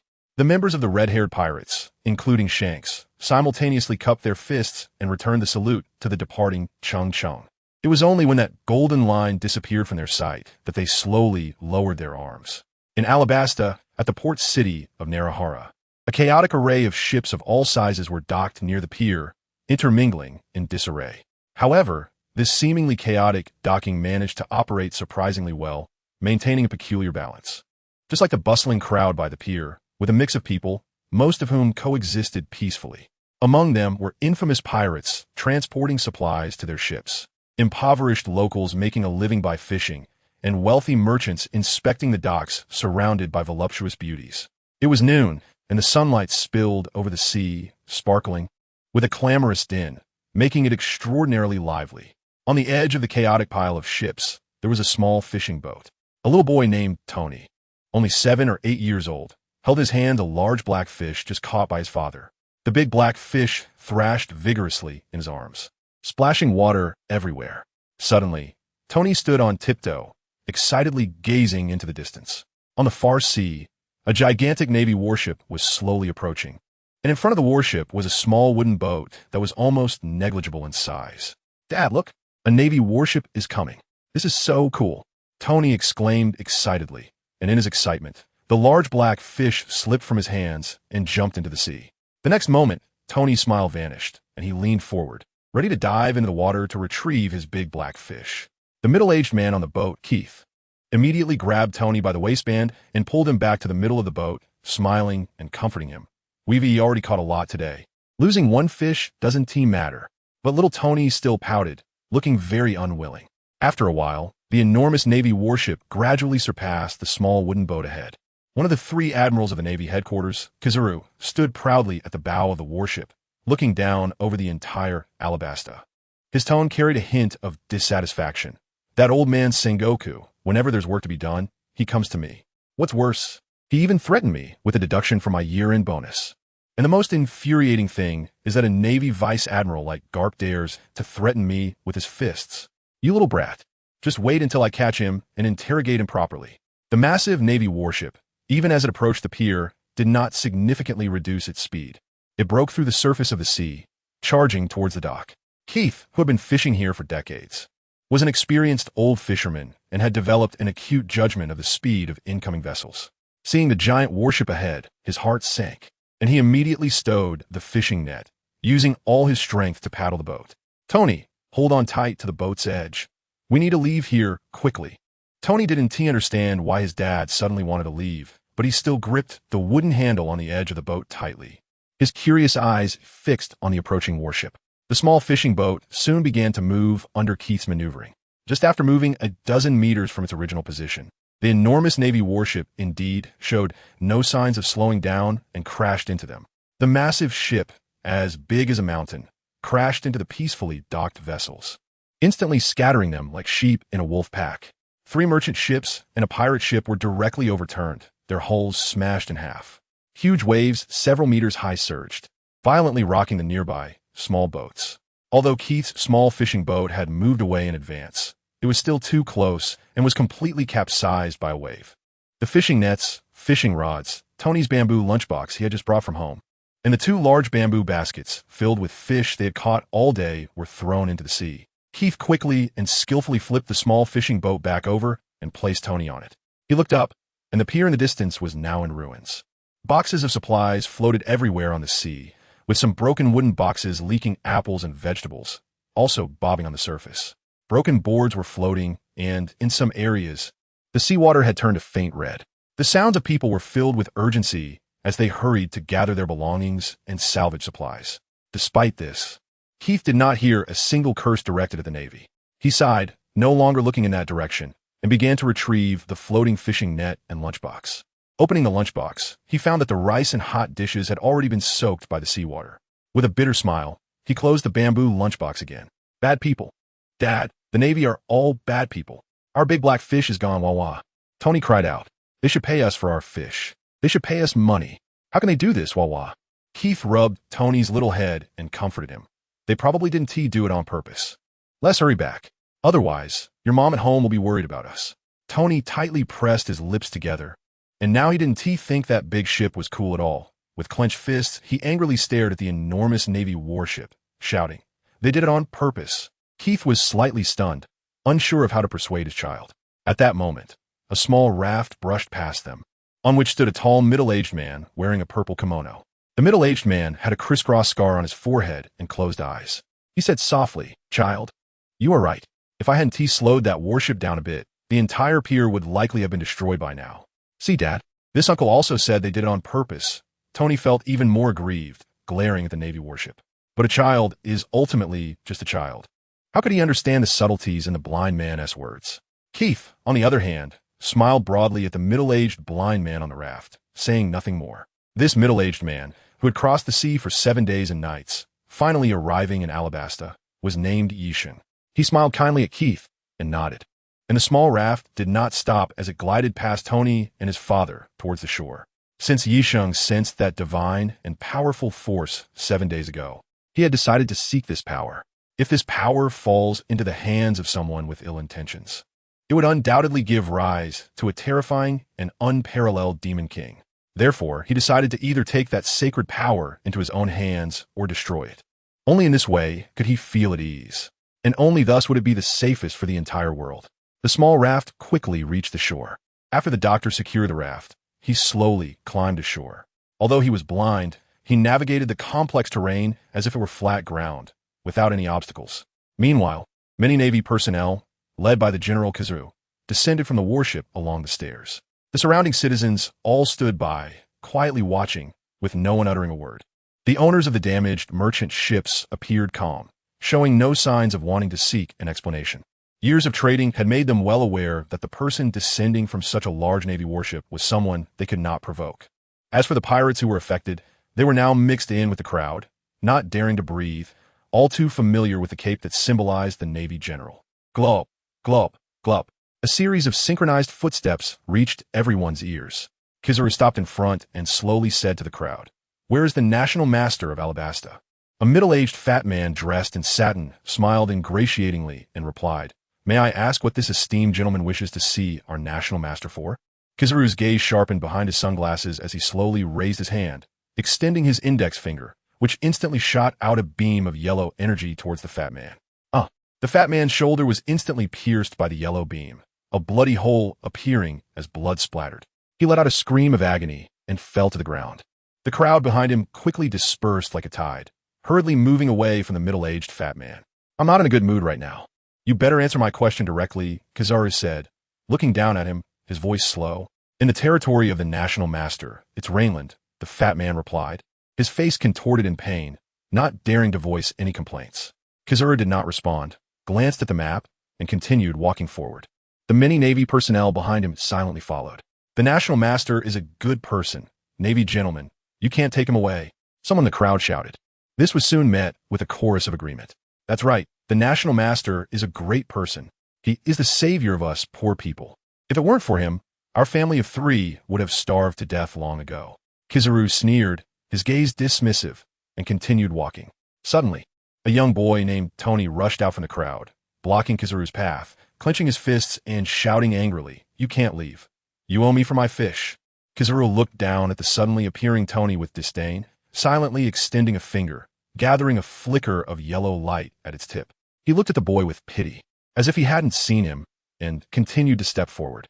The others around were nervously watching Tony, silently stepping back, fearing they might be caught in the crossfire. Seeing that the Navy ignored him, Tony was about to speak when, in the next moment, he felt an immense pressure, his face turning pale, beads of sweat forming on his forehead, unable to utter a single word. He only saw a yellow beam flash past him, growing larger in his vision. Every hair on his body stood on end. "Tony, run!" In the crowd, Keith, having realized the son was lost, rushed in, shouting loudly. But Tony's legs felt stiff. He wanted to run, but they would not obey his command. Some women around had already closed their eyes, unable to bear to watch this cruel scene. A child so small was about to die. As the yellow beam was about to touch Tony's forehead in a split second, everyone saw the boy suddenly fly into the air, soaring high, narrowly avoiding the fatal yellow beam. The beam lost its target and shot straight towards the ground. Boom! The stone-paved ground was instantly blasted out to form a hole the width of a wrist. The stones at the opening seemingly burned, emitting red sparks. A wisp of blue smoke slowly drifted from the hole. Everyone looked up to see Tony flying high into the sky, his figure now completely invisible. Just as Keith was about to rush over to demand an explanation from Kizaru, he froze in his tracks, noticing the blind man in purple kimono pulling him back, and silently walked out of the crowd. Kizaru squinted, casting a deep glance at the middle-aged blind man who had caused the disturbance, said nothing more, and directly led the many Navy personnel away. On the other side, after hearing the words of the middle-aged blind man, Keith quickly left the crowd, running to his small fishing boat at the dock. Seeing Tony was now less than 10 meters above the small fishing boat, slowly descending, Keith let out a long sigh, his furrowed brows relaxing. Before long, Tony, who appeared dazed, floated down and was caught and pressed to the ground by Keith. Without saying a word, Keith took off his shoes and gave Tony a hard smack on the backside. Slap, slap, slap. Tony, who had never been hit by his father before, cried out, "Dad, stop. It hurts, it hurts." Keith did not lessen his strength, scolding, "I told you not to run around. I told you not to run around." Suddenly, Keith remembered something, stopped his actions, and pulled Tony along to find the middle-aged blind man. But now the crowd had dispersed, and the middle-aged blind man's figure was nowhere to be found. At this moment, a man walked slowly down the street. Feeling the direction of that mysterious energy, he politely stopped a passerby, pointed in that direction, and asked, "Excuse me, which city is that direction?" The passerby thought for a moment and replied, "That direction should be Rainland. It is currently the territory of the National Master. Many people want to relocate there. If you also want to go there, you should hurry. I've heard there are now restrictions on relocation. However, for someone like you who is disabled, it should not be a problem. Our National Master is very kind. He is a wonderful person and will definitely not refuse someone like you." The man nodded, thanked the passerby again, and slowly walked away. National Master? Who exactly is this person? The man pondered, realizing this was the second time he had heard the public mention this person, and all without exception were highly praising remarks. He shook his head, deciding not to worry about the National Master for now. His purpose for coming was simply to take away that sacred power. As for the National Master, he should be a good person. But if he is such a good person, why would he attract the attention of Kizaru, one of the 3 admirals of the Navy? He then recalled the scene at the dock, chuckling to himself. The 3 admirals are not good people either. A lifetime's shadow gradually fades away, leaving a faint footprint on the soft desert sand. Alone, I walked towards the direction of the rain. A day later, in the rain area, in front of the Kian Gate, people are still lined up to receive saplings, forming a long queue. Each person's face is filled with laughter as they discuss how many trees they have planted, how much prize money they have received, and how they plan to spend it, among other such questions.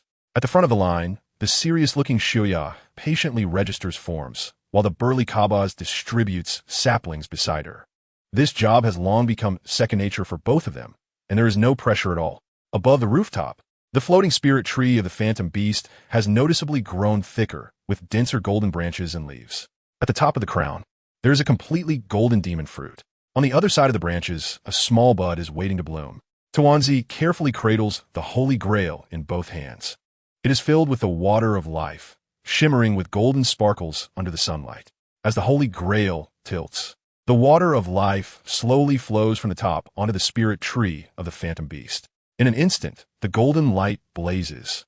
The small bud on the spirit tree blossoms instantaneously, flowers blooming and falling. After the golden petals wither, a demon fruit with alternating black and white stripes slowly emerges.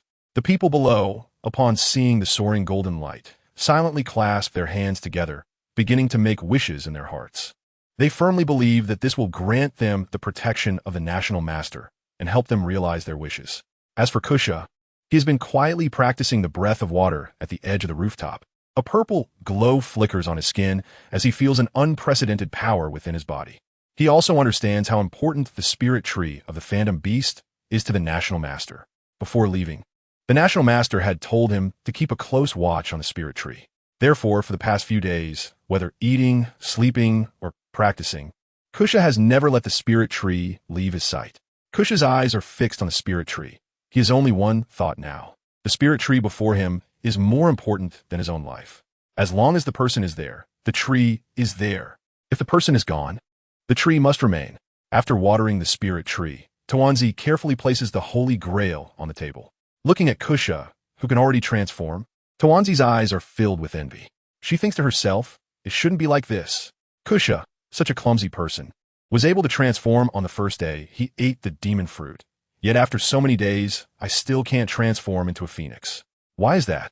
Moreover, after Kusha transforms, his strength has indeed increased significantly. I used to be confident in defeating Kusha, but now it seems unlikely. Tawanzi walks slowly in front of Kusha with a calm expression, coughs lightly, and asks, Kusha, how did you transform? Can you tell me in detail? It's quite simple. You should be able to feel the power of the demon fruit as well. You just need to release that power, Kusha replies with a slight smile, patiently explaining to Tawanzi.